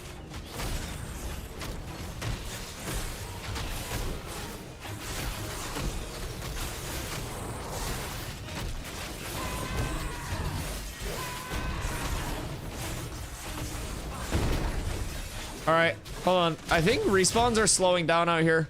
I might go up to Miraleth. Let's run up to Miraleth and check storage real quick. Because I want to see if we have anything that, like, Drewski or anybody needs. Because Slacker is heading out, so we lose our Bard. Let's run up to Miraleth. I actually like it, and I'm glad I've got 3 weeks to figure it out. Yeah, once we get past the pain of, like, ah, shit. Like, hear me out. I willingly spent all of my gold enchanting my level 10 gear and had like 3 gold as soon as chest is also barred, yes, but I want to go up and check out my storage for Drewski and see what I've got. Clear out some gear and maybe run a couple dual skis with him before I get off. Because Drewski loves the duels and I want him to see the actual TTK past just like, okay, I hit mobs. Because like, as much as he likes to hit mobs, he's very much a PvE to PvP guy. So I want him to be able to see like what the time to kill is actually going to be feeling like. Because it is really nice. But yeah, so like, I will say, once you get past the initial like, oh shit, I lost my gear, looking at it long term, it's just so much better for the goddamn game. It really is. I know Pirates was pissed because his entire guild network of 40 plus guilds or so, all crafted gear that switch from mage stats to fizz stats. Oh, I think it's hilarious personally. But I also look at it from the standpoint of like, they could have just wiped our whole ass characters to get more like leveling data and shit. They could have done a lot worse than what they did in terms of our progression. And realistically, we opt in as playtesters. Like, I just think it's funny. And I consider it like potentially more experience, like with the game, adapting to changes and like becoming familiar with shit. Having to re-gear, having to adapt, having to get used to those things. All right, we're good. They just don't respect time. In a game that's entirely built around respecting time. Oh my god. Oh my god. Can you believe it? Can you believe it? Like, we as playtesters don't opt in to have our time respected. Like, we're basically like giving them our time to do whatever they want with and giving them more data with our time. Like, we are just data points that can be reset and like started from scratch whenever. I wish I had like a extra peasant mount that I could give Drewski. I don't have Epic plus Spindlevine to deck out a rogue from head to toe. I love that. I love that. I'm super excited to see how gearing's going to feel, because honestly, on launch too, having that just smooth 10 to 20 gearing progression makes much more sense. Like, it was a little weird having to explain to players like, yeah, so you hit level 20, and if you accidentally grab level 20 gear, you actually need to get rid of that, go back to your 10 gear, you're gonna get your 10 gear, you're gonna enchant it, right? It was something to explain. So, I am very glad, very, very, very, very, very glad that everything's gonna be much smoother. Someone sell me Blue Morden pants, thank you. I will literally give you epic spindle hemp. Don't try to pawn your fucking trash here. Everyone knows spindle hemp's at an all-time low. You can't sell that bullshit in these parts. Bring your fucking garbage elsewhere. Huck Tui. Fucking despicable. Trying to scam people with spindle hemp. What's on Blue Morden pants? Hey, do you have the plug on some desert minables? I think I need... Rug! Where's my jewel crafter? I need obsidian and I need something else for a couple of craftables for my jewelry to replace my shit. Hi, Rug. Aw, I'm glad you're here. He's always here when I need him. What did I need? Lego obsidian, hella cheap. Brother, I have 9 gold, Colton. Let me get a stimmy, dog. All those times that have I ever done anything for you, actually? I quite literally don't think I brought any value into your life whatsoever. Yeah, you don't have to give me anything. I have a bow from you. That's more. And made me laugh. Good. I probably got a chuckle there. The reality hit, I'm like, what value do I have to this man? What leverage do I have? Wait, so Lego obsidian is only 10 silver? Oh, that's huge. That's huge. I'm sitting at a fat 230 gold. Jesus Christ. So I'm trying to replace my jewelry. So I'm essentially trying to go like a mitigation and health crossed with some power min-maxy. So I want to target around like 200, maybe a little bit more power, but I want to be like big beefcake frontliner. So like there's a shield that'll have max life on it that I've got to get from Steel Bloom. I've got Igneous Striker, which is 800 plus, almost 900 max life, armor and magic resistance. I'm trying to kind of like play around a lot of max life mit rating So there's an amulet that I can farm up from the tropics. That's like 1100 mit rating, some evasion rating, and some shit like that. Or I could stay black and chain for max life. Halcyon rings aren't bad, but we'll replace those with max life attack power rings. And then I just got to try to do the same with armor. But I did find like this Beastmaster's Girdle is 200 max health, 61 con. So that's a nice little scaling. But really just going that route with as much as I can. I got this iron helmet, which is, it's meant, which is kind of meh, but 400 max health as well. So just trying to scale up what I can across the board. Maybe push closer to like 9k-ish with buffs up and see where we end up. I'm also not using con scrolls or anything. I'm still using strength scrolls for a little bit more pop. So we'll see how it shapes up, but I sold a legendary Forsaken Blade right before the reset stats. Yo, I bought this for 40 gold. My epic skin stripper. It's got 3,300 fizz pen rating. Like, that's a lot. That is a lot. This thing fucks. What up, Clipsy? I was just for your chest plate, but I don't know if it's actually good for tanks. What's your opinion on deep water? Let me check it out. Let me give it a look-see. I appreciate you recommending it. Community sourcing information is, in my opinion, one of the most fun things about games like this. I put everything out there just publicly, right? So I think it's always cool when other people also share. Let's see. Does it have more stats on it? It's not showing secondary rolls on Ash's Codex. It's only armor and constitution, no matter the rarity. It's intriguing. Like, that's a fuck ton of armor, right? Yeah, like, that is an absurd amount of armor. 2,000 armor is half of my total armor, which would give 18.5% physical mitigation. Just from like rating, I guess, conversion, but interesting. I showed it to Chili yesterday, she freaked.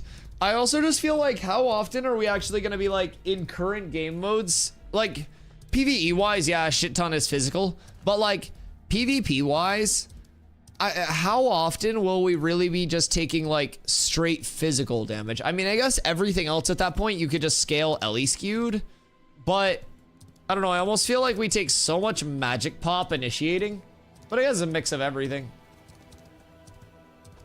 That's intriguing though. One of the amulets that we were looking at is Amulet of Zarin. So it has MIT and evasion rating, which seems pretty good because MIT across the board, like just flat MIT rating, could be chunky. There's also a shield, the butt rest shield. So if we were to craft this is bronze ingots and then a tan grem skin. But like if we push this to even like an epic, this is the armorer's fragments. Those drop in steel bloom. So bronze ingot, tanned grem skin, we could easily get Lego ingots. That's gonna be 68 strength, 300 max health, some fizz crit avoidance. So that's gonna be a juicer shield to get for the max health scaling. Should be super achievable. That's actually a level 10 shield as well. But interestingly enough, if we go, let's see, armor, or is it weapons? Shields, stats, max health.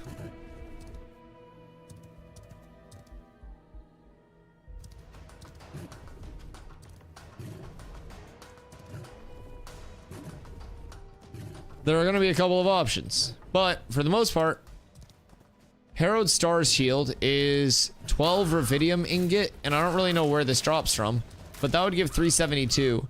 You could go down to like the brass shield, which is another level 10, but like two of your best options. Actually, brass shield might be the play. 188 max health and good luck getting Lego bronze ingots. It's 6 gold a pop in just mats. Oh, that's disgusting. Okay, so bronze is expensive. Fuck that then. That's unfortunate. Now that would still be the best like raw health option, even if we farmed it up like green, but it's a level 10 shield still. So that would still give more max health. I'm still using like my firebrand one right now. Although, let's see, remove filters. Let's go. Fizz power rating.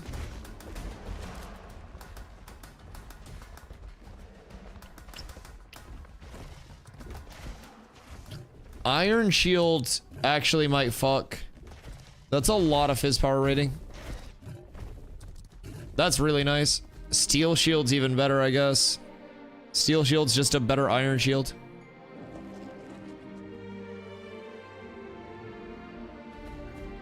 Find the Lego copper and the Lego tin. Green steel shield, giga nice. Yeah, that was some nice power scaling.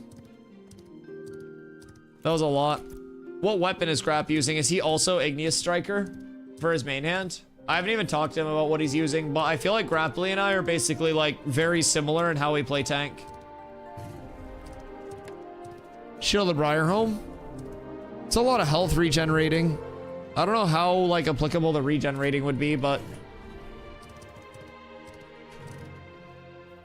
I saw Grapply some hours ago. Grapply's dope. Should have asked him. He probably would have told you. Oh, there are a lot of options though. All right, let's see. Those that he can have. What are these shields? Ass. Oh wait. Ha! I have a blue steel shield. Wait. Oh, that's insane. I just had that kicking around in my storage. Good thing I was like a shield enthusiast for a while, huh, chat? Well, we got blue igneous and blue steel shield. Zam. Wait. How did I... Oh, because that has like no fucking con on it. Okay, so yeah. That's pretty solid. That's plus 845 fizz power, so that basically makes that like 1900. That's juicy, chat. Oh, I like that a lot. Good choices, good uppies. Let's see. You know what, Drewski, where are you?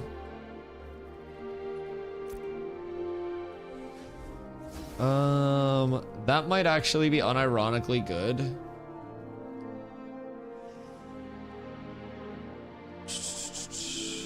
What else is there that I may have?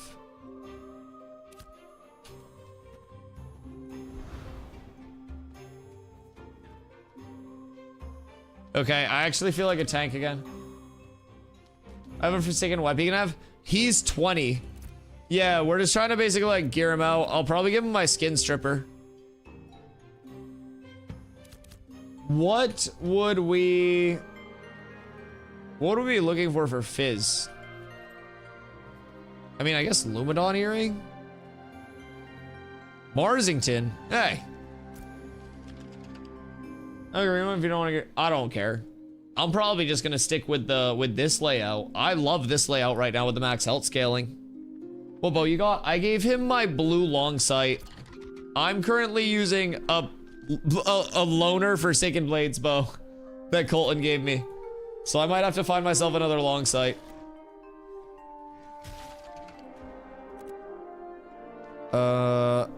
Jesus Christ. Inflation hit here. What the fuck? My God. My God. Let's see.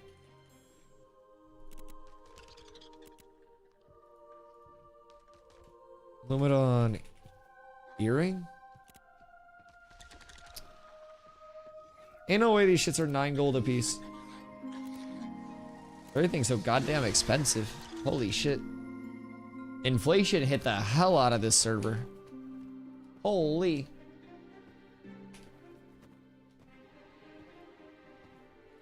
Hold on, let me see what I have on my fighter real quick, Drew.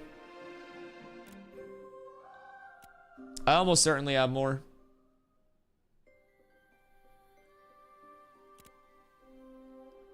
You have a long sight for silver 15?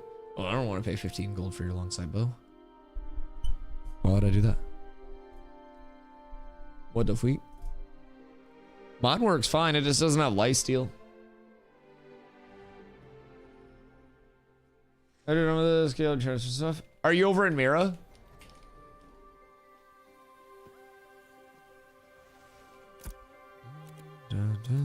All right, let's see. I should have more usable shit for him. Right? Surely. Fizz attack speed. Fizz power, fizz pen. I mean, that's okay, I guess. Fizz evasion, fizz evasion. Damn, all of this is really butt cheeks, huh? That's crazy. I should just like vendor most of this. I mean, I guess it's good if people don't have other stuff, but so much of this got changed. My lord. Where Drewski? Hey. Hi, Slacker. What'd it do? Oh, the Luminon earrings. Huge. Those will go to the Drewski fund. Land hold mode, one of your new tunes. Oh, I'm helping Drewski get set up, but somebody else in chat may be able to do it for you. He just got on for the first time in a while. All right, so that ring might be an upgrade as well.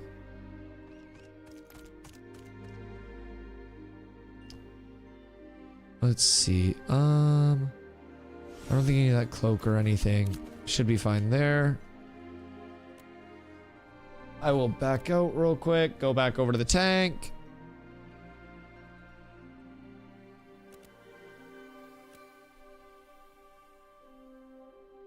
The movement's so good. You like it?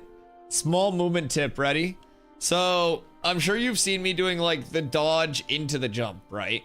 So, what I mean by that is with your dodge, you have your little iframe, right? I jump at the end of that to like carry my momentum, and then you can also b-hop. The reason that I jump further than you is because in the stamina tree, every time you level, you get 1 stamina tree point. Spring step increases your dodge distance by 50%. One really cool thing UI-wise, you're like, oh, what is my dodge? How long is my iframe? You can hover over it down here, and then it'll tell you exactly what it is. 100% evasion rating for 0.5 seconds, and it restores 15 stamina if you dodge through an attack. So you go into your defense, you dodge, you see that 100% for half a second. So you know exactly what your dodge mechanic actually is. So it is a very, very well thought out, well integrated kind of like UI for it being this early. All right, let's see. Those. Take that. And then, shit, he should be good there, right? Should be vibing at least a little bit, I think.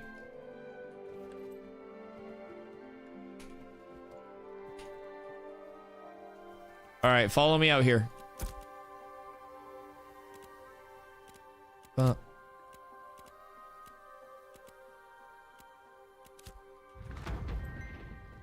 We go this way.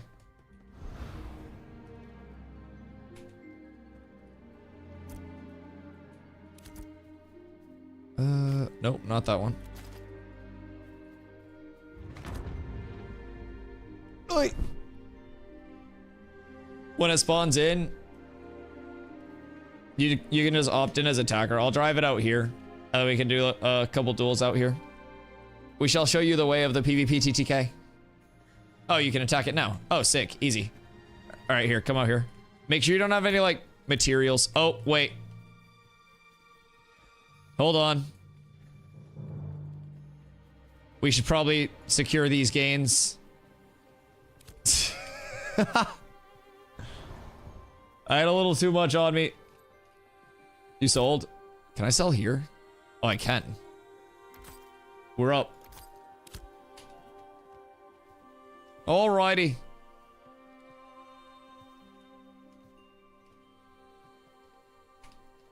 I think we're far enough out. Yeah, we're chilling. All right, jump when you're good.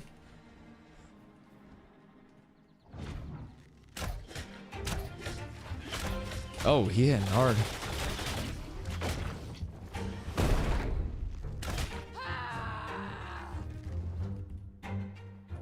He's got that level gap right now. I'm so tanky.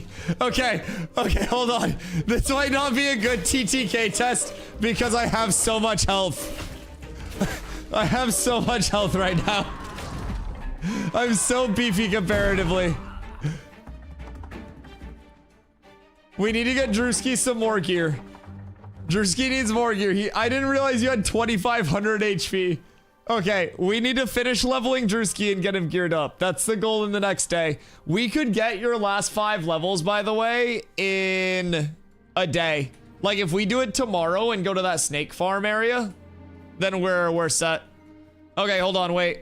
If we're doing actual duel, let me respec real quick. Give me un momento.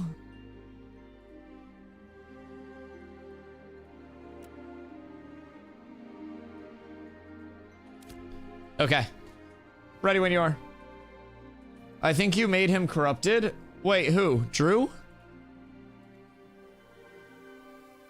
No, Drew didn't corrupt. No, because he attacked my van.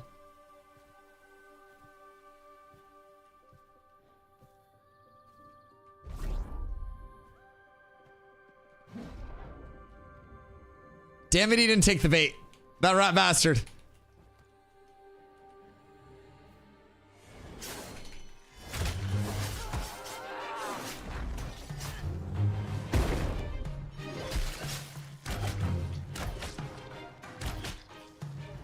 So unfortunate.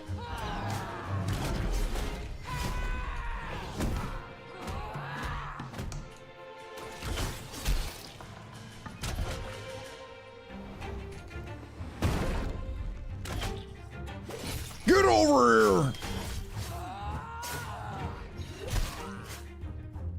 I feel strong. I feel very strong. I feel very strong.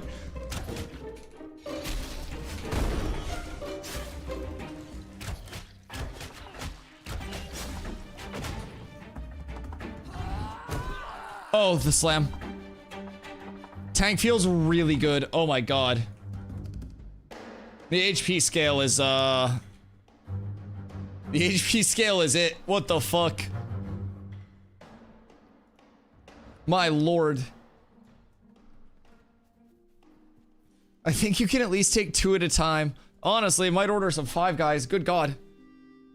Yeah, so like, Drewski, unironically, if you have time tomorrow, that second place that we went with like the big pulls, you will level so fast there. All we have to do is hit it like towards the start of stream and you'll be 25 in a couple of hours. People went there like 16 hours, 1 to 25, full way. So yeah, if you're around tomorrow, hit me up and we'll do that tomorrow. Because we could unironically get you and multiple people 25 tomorrow. That'll be nice. I mean, if people need levels, I'm more than happy to help out tomorrow. I don't have much else to do if people want to get 25. Hello. I was trying to respec mid-duel. Oh, I'm so sorry. He's trying to respec and I'm just chasing him down. I'm just like running him down full speed. Oh, my fault. I'll be there. Yeah, absolutely. I can take that group all day. And I mean, I really do like this full HP stack. It also res me at home point. Oh, the default home point res is so bad. I wish they would switch that back over to the nearest by default. Hello, Ultra. Who else hasn't been on in a long time? Ultra's always here. I feel like we gotta get Ultra in the guild. You know what I mean? Who has not been on? Silent Grito is level 5. Zombler's level 6. I don't know who this is.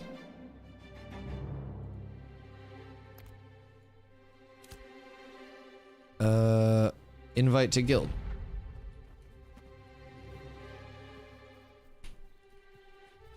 All right. Jump when you're ready.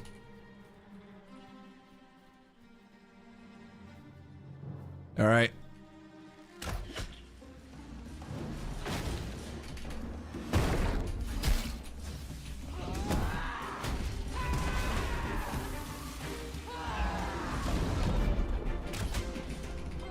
This is oppressive.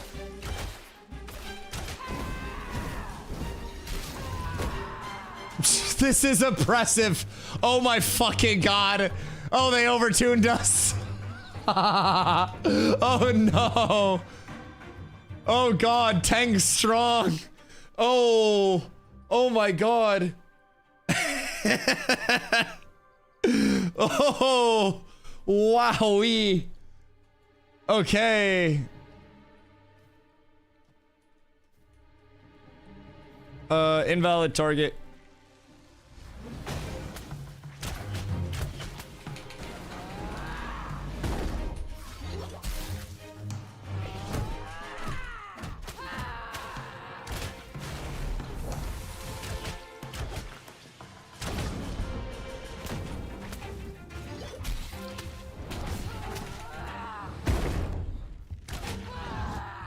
Dude, I feel like a brick wall. Except I hit back. I feel strong. Tank feel good. My lord. Seems fine to me. Keep in mind, I don't even have like all of my mitt jewelry and stuff. Now, like, I could stay scaling fizz power, but like, I really just unironically, I want to scale up like more tank. How to get the cursor back to select things in the menus? Hit Z if you're playing on the action mode. Whenever you're ready.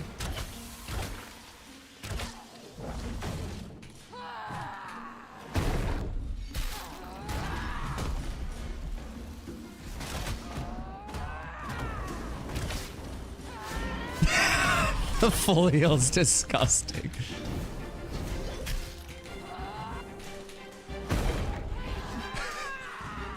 Oh my fucking god. Dude, we just have so much health to play off of. Play Colton to bring you back down to life. Colton's still gonna find a way to two-shot me. 7 kids with the lifesteal gear? No, I'm not even wearing the lifesteal gear. I have no lifesteal right now. So basically, Indomitable Spirit gives 20% healing received and 20% max health for 15 seconds on a 1-minute cooldown.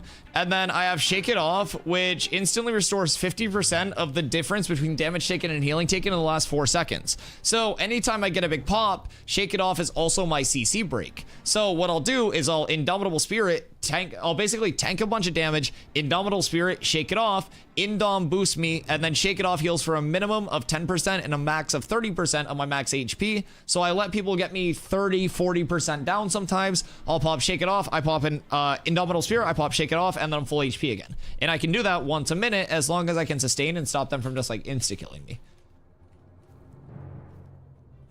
So we have a lot of self-sustain. Past that, we have like really good pop because I can force crits with like my single target, my pulverize. So I'll wait for him to basically get a cast going here and he'll throw out some chip damage. But once I get him in a spot where he's like animation locked or committed to something, we get the trip, initiate, guaranteed crit. He gets out. We'll go back in, another trip here if this hits. That did not hit, okay. He goes out, that's gonna get the trip. No, he's actually playing that well. But see right here, ready? Full HP. Full HP.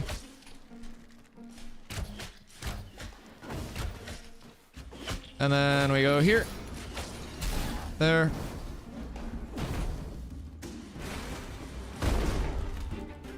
It's a really strong combo.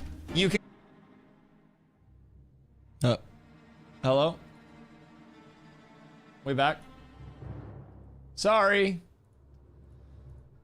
My OBS studio wanted to freak the frick out. My apologies. My apologies. I'm vibing right here. And I'm like, oh, well, that didn't go well. All right, shall we? The old 1v2. All right, on your mark, lads. On your mark. Or 1v1, either way. All right, shock first, either way. I'll do both.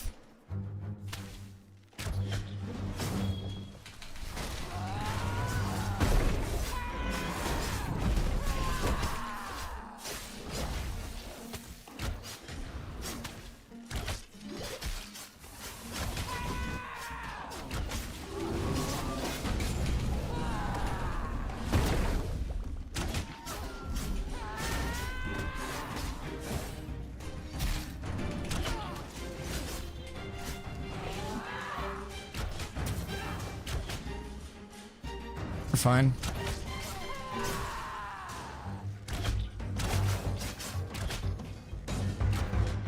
We're chilling, we're chilling, we're chilling, we're chilling, we're chilling. Everything's good. Everything's good. We just gotta buy time here.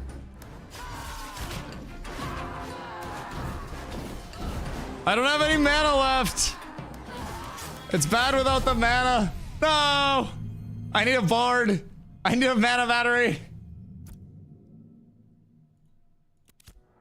Mana drain OP? Was it you, you bastard? Is that why I had none? Fuck! I thought I was shitting through some mana that fight. Well, so usually you'll notice when my mana starts to go low that I really try to play around. I should actually have both of these as refreshing follow through. But you'll notice like when my mana starts to go low, I'll try to go refreshing follow throughs, right? And so with refreshing follow through, it's a way to basically get like some mana back on finisher. And so I'll try to hit those as I drop my mana down and sustain that. And I was like, I was getting my finishers and I was still losing my goddamn mana. All right, ready when you are, Shock. Although I may have glitched the matrix. Oh, no, there you go. Oh, fuck.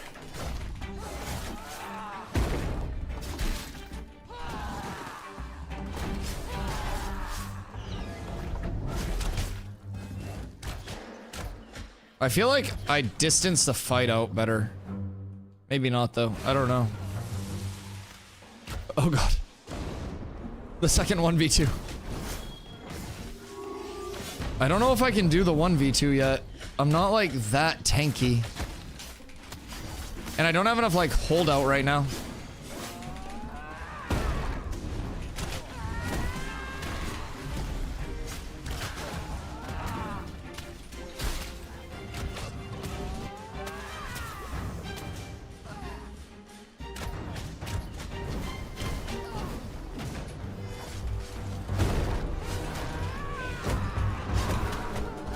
No, this is the end.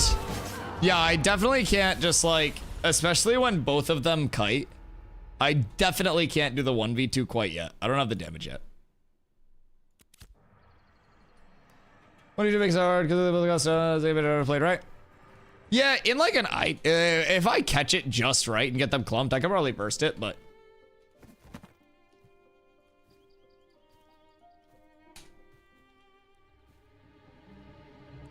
we'll get there. We'll get there. I mismanaged some of my like sustain stuff too, but all right, ready when you are.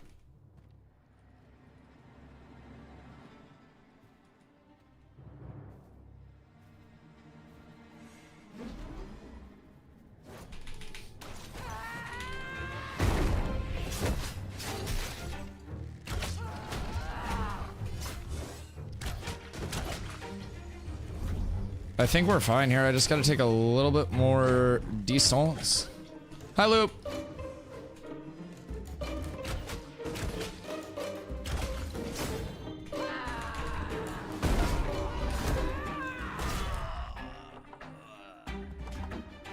If I can get them like in my little like wheelhouse, then I'm fine. I can do like fucking gladiator style combat with a little more sustain.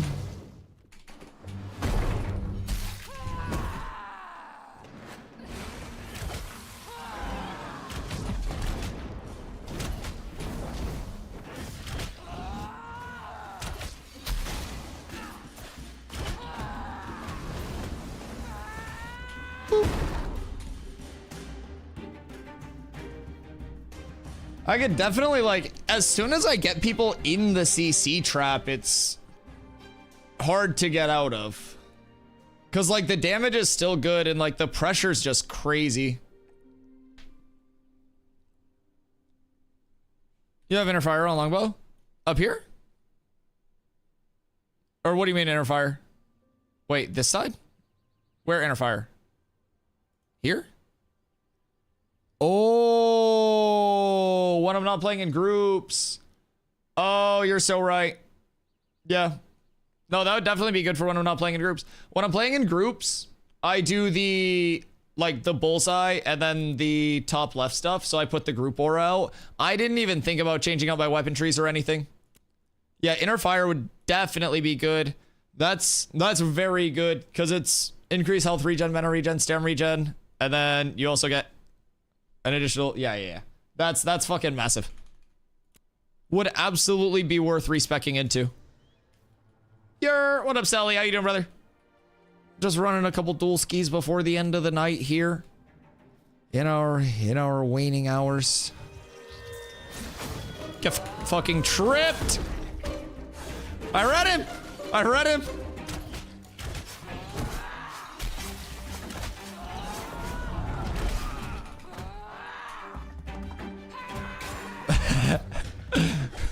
Get over here.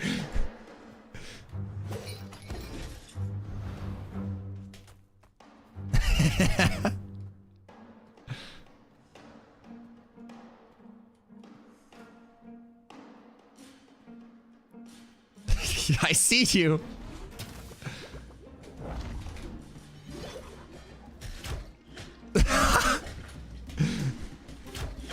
The long distance is so crazy.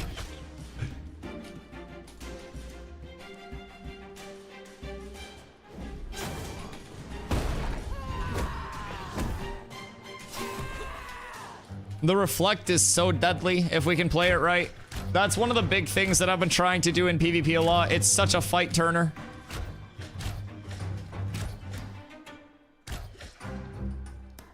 Oh, sorry. Oh yeah. Daggers are definitely not bursty. They are most definitely not the burstiest option.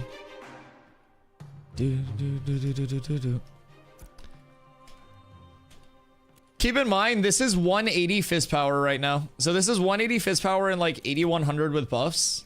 My goal is to be like 9 to 10k HP and like 200, 210 fist power.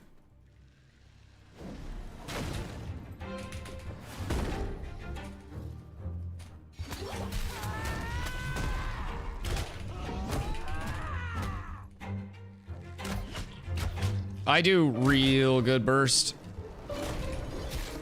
Oh, I tried to Tokyo drift that. Dunk it. Versus which classes are hard to win? I haven't fought every class yet. From what I've heard, like, really geared clerics can be a bit of a problem for pretty much everybody right now. Bards are always really strong in 1v1s too, and from what we've been told, bards are like hitting extremely hard. So yeah, I haven't been able to go against like everything all the time yet, but we still have a lot of time.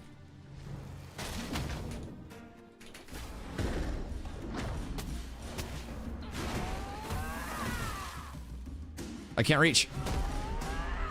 That's so awkward. I didn't have my CC break and I couldn't reach him. I could have just been shooting him, but that's for the birds.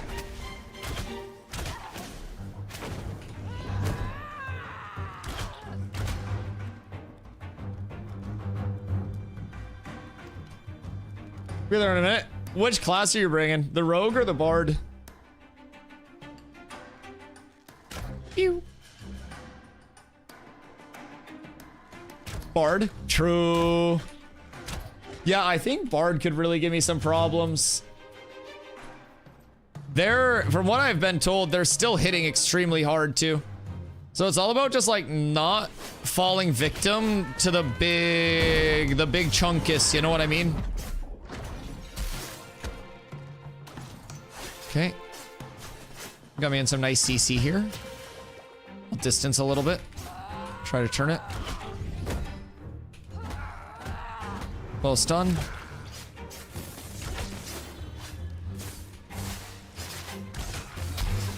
I'm being rained down upon with ice. I have no mana. Oh. Like, I'm fine in the 1v1s, it's just the 1v2s. The 1v2s are what's cooking me. Oh god.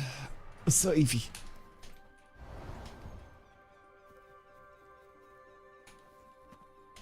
GG's Ultra. Good fights, brother.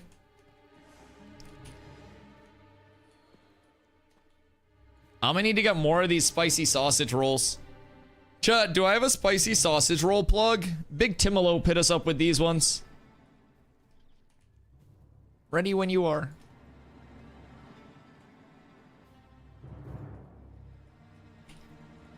Oh no, I don't see the rogue anywhere. If only I... Kablowie! Damn.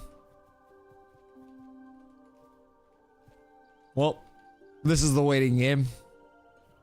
Ah! It's like a radar. Beep. Beep. Beep. Beep, beep, beep, beep, beep, beep, beep, beep, beep, beep. Target acquired. Can't attack. Oh, I'm so sorry. Wait. Okay, good now. Yeah, sometimes that happens. You can heal up real quick. Hold on, I won't look so you can stealth. Don't worry. Chat can't see. Go ahead.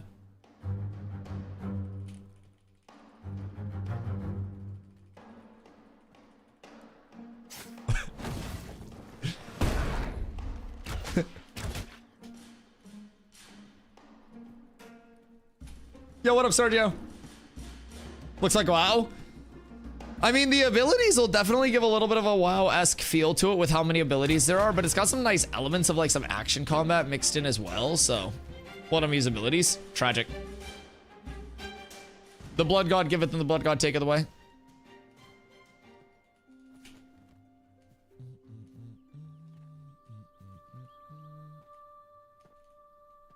Where Colton? I got time for like 1 before bed. How much is Winnie Citizen Cloak? I don't know. Why?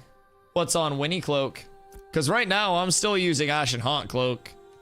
Like, I need more everything. My gear sucketh, except for the fact that I had a blue steel shield and I had a blue igneous striker that I had given out that was given back to me. So, by the community's generosity in returning those things that I originally gave out, we are up tremendous.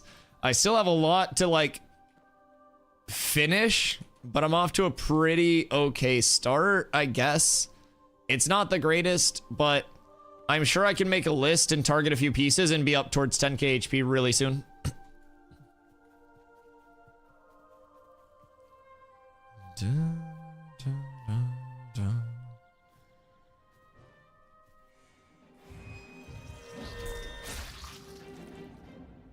Rune.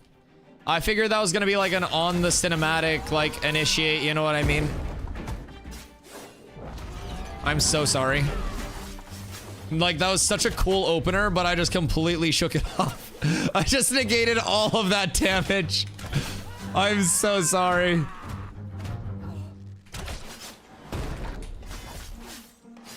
Pew!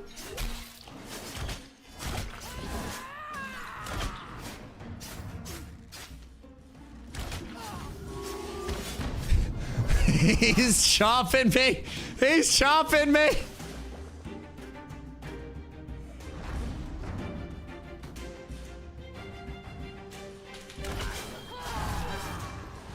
That is good burst, though. Uh-oh. Uh-oh. Uh-oh. I'm out of mana. I think we're cooked. I think I fucked around too long. No! He got me! I let him cook the mana. The poison stacked up. Victra! Where's the Victra? Health, fizz power, crit chance, and armor. How much health? Oh, the mana drain's great. Wait, let me get my... I should probably use my Berbers for this. I have so many more burgers.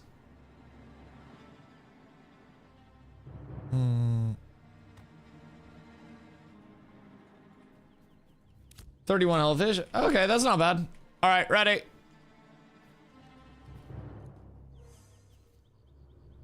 It does have good burst, so I mean, he's popping me for like 1,000 plus each time, right?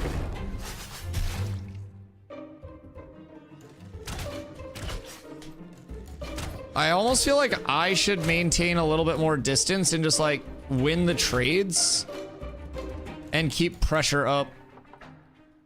Because when he gets his little like oops. Sorry. Your mount just caught a stray there. That's my fault, dog.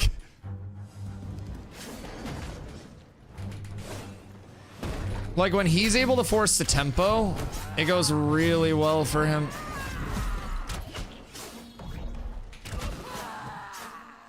He's also getting a ton of misses.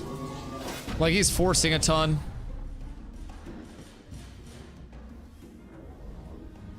Definitely a lot harder to play with that kind of like zigzag in and out, because if he can out-sustain that, then it'll be real tough for me.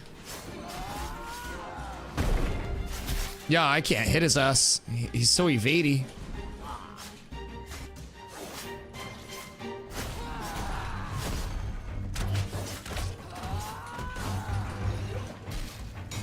I literally can't hit him, dude. He's so shifty. How long does that last? Oh my god. I'm in capped for fucking ever, chat.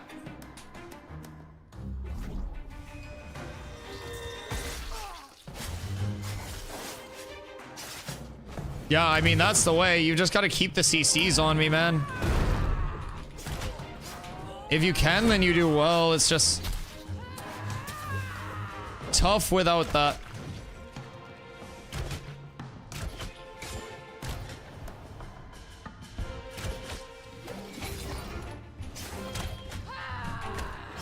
Mount catching the stray again. I've just been kicking the shit out of his mount. You bastard. Don't go too close to the guards or we both die. I hate this dart.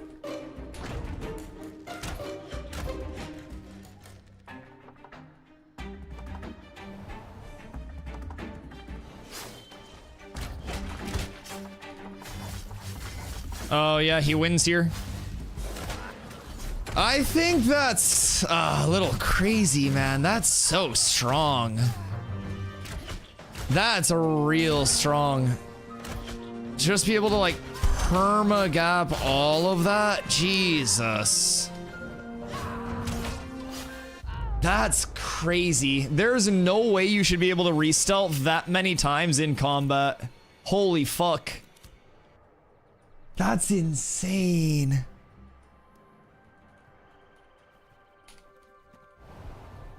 How does Ash as a Citizen feel like? It gets more and more content every day, brother. You're watching it, so clearly you're interested in it. Expanded tool belt, 2 OP. It's insanely OP. Smoke bomb re-stealth, grapple away re-stealth. Yeah. Expanded tool belt, like everything. It's so good. Like, there were times where I could have caught him, but you mix that in with the fact that it has like 60% evasion. It's got more sustain than a 9k HP or 8k HP tank. Holy shit. Yeah, that shit's strong. It was so hard to catch. Because half the time, even when I do catch you, I just miss you, right? Like, it's rough. Oh. Well, hold on. Give me 10. I thought you were going to start casting. I got scared. There's a bug with Deathmark? What's a bug?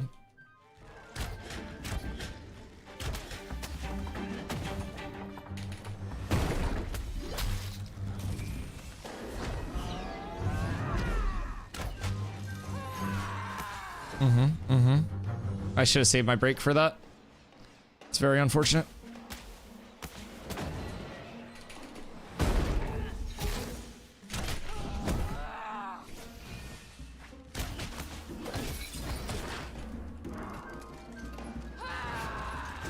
Why can't I hit? Is that actually impacting like LOS? It shouldn't be. I don't think it does.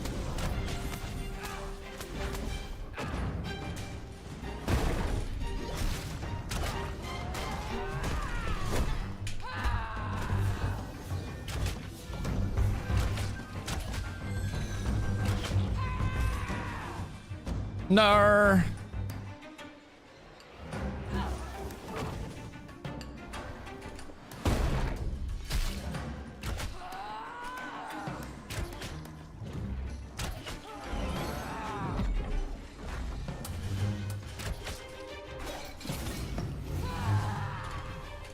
I must stop all of his fucking CC from coming in. There's so, or not his CC, his sustain.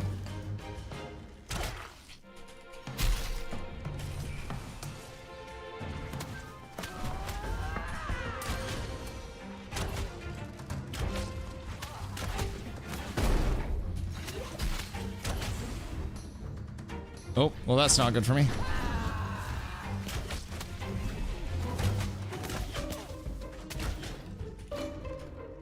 Oh god, the finisher. That shit hurted. That was a nail in the coffin right there, boys. He finally got a big combo off. I couldn't interrupt it. I did it to myself. No. Good fight. Fuck! Bard's still OP. No, I misplayed. I misplayed. I sold one reflect, and my reflect was what was bailing me out of his big combos. So with a bard, they build resonance stacks, and then they use a discordance. And when they build their res stacks, they use discordance because the music notes like float up slow. And then when the discordance notes are on the way, they'll turn and get a finisher proc on you. So that way it's all that big burst. So what I was doing was baiting his CC, trying to anyways. And then when he would use his discordance, I would have my shake it off. He would CC me. I'd shake it off and then reflect his discordance, breaking his combo. And then I would go in on him because I'd trip him. And then I would try to like pulverize and play off that. So what happened was I basically missed one of my reflects and just got cooked from there. So that's kind of like the nice thing about this though. If I had kept like hitting my reflects, I was, excuse me, I was winning the fight while I wasn't missing. And then the second I fucked up, it shifted in his favor and I lost all the advantage because I lost my 15-second cooldown while I didn't have any of my defensives.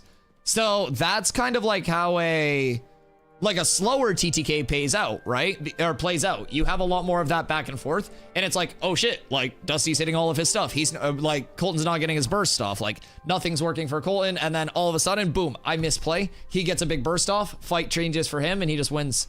That's what I like about it because from there we can actually like learn stuff as well. It's real fun. Okay, I can do uno mas, and then I must depart.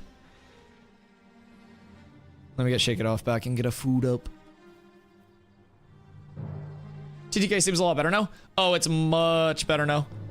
If I'm getting annoyed at how like in-out zippy rogues are, it's a fun fight. It's a fun fight.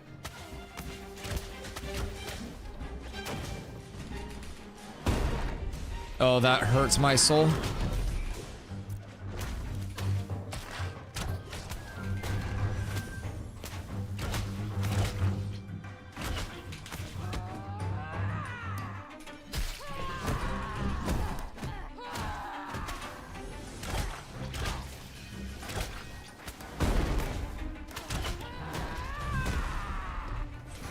Come hither.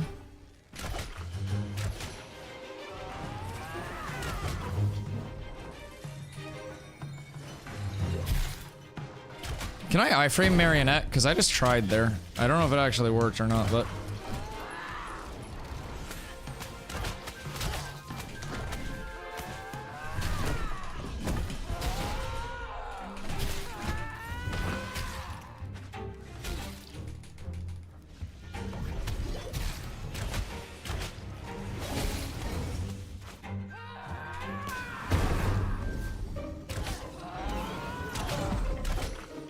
I just think he's probably always gonna have the mana edge on me.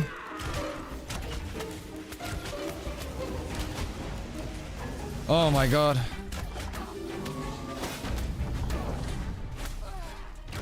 That's that big combo I was talking about, by the way.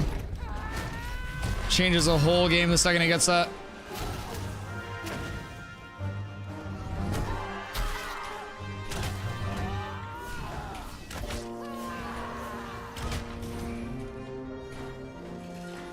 No.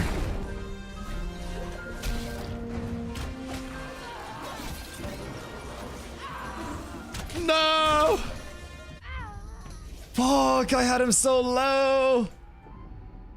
I had him so low. I could have won both of those. Fuck. These were good though. No, this feels so much more even than you would think it to be. It's just that big bard burst, man. That's what the entire class plays around too. If they hit that, it's just such a game changer. One of those bad boys changes a whole god-dang fight.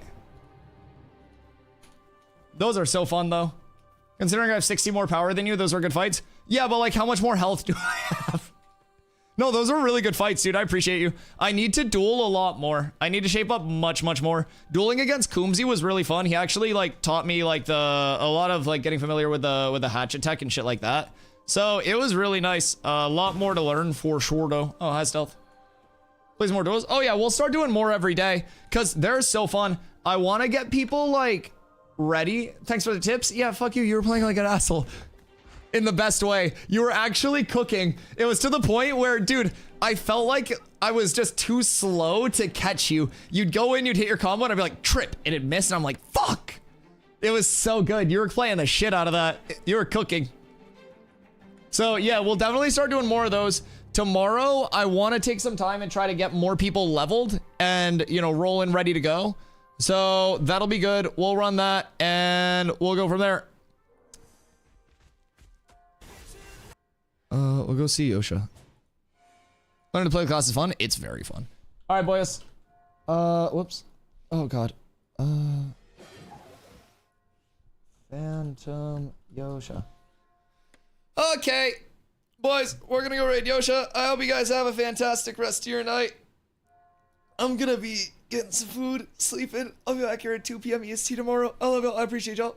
Peace.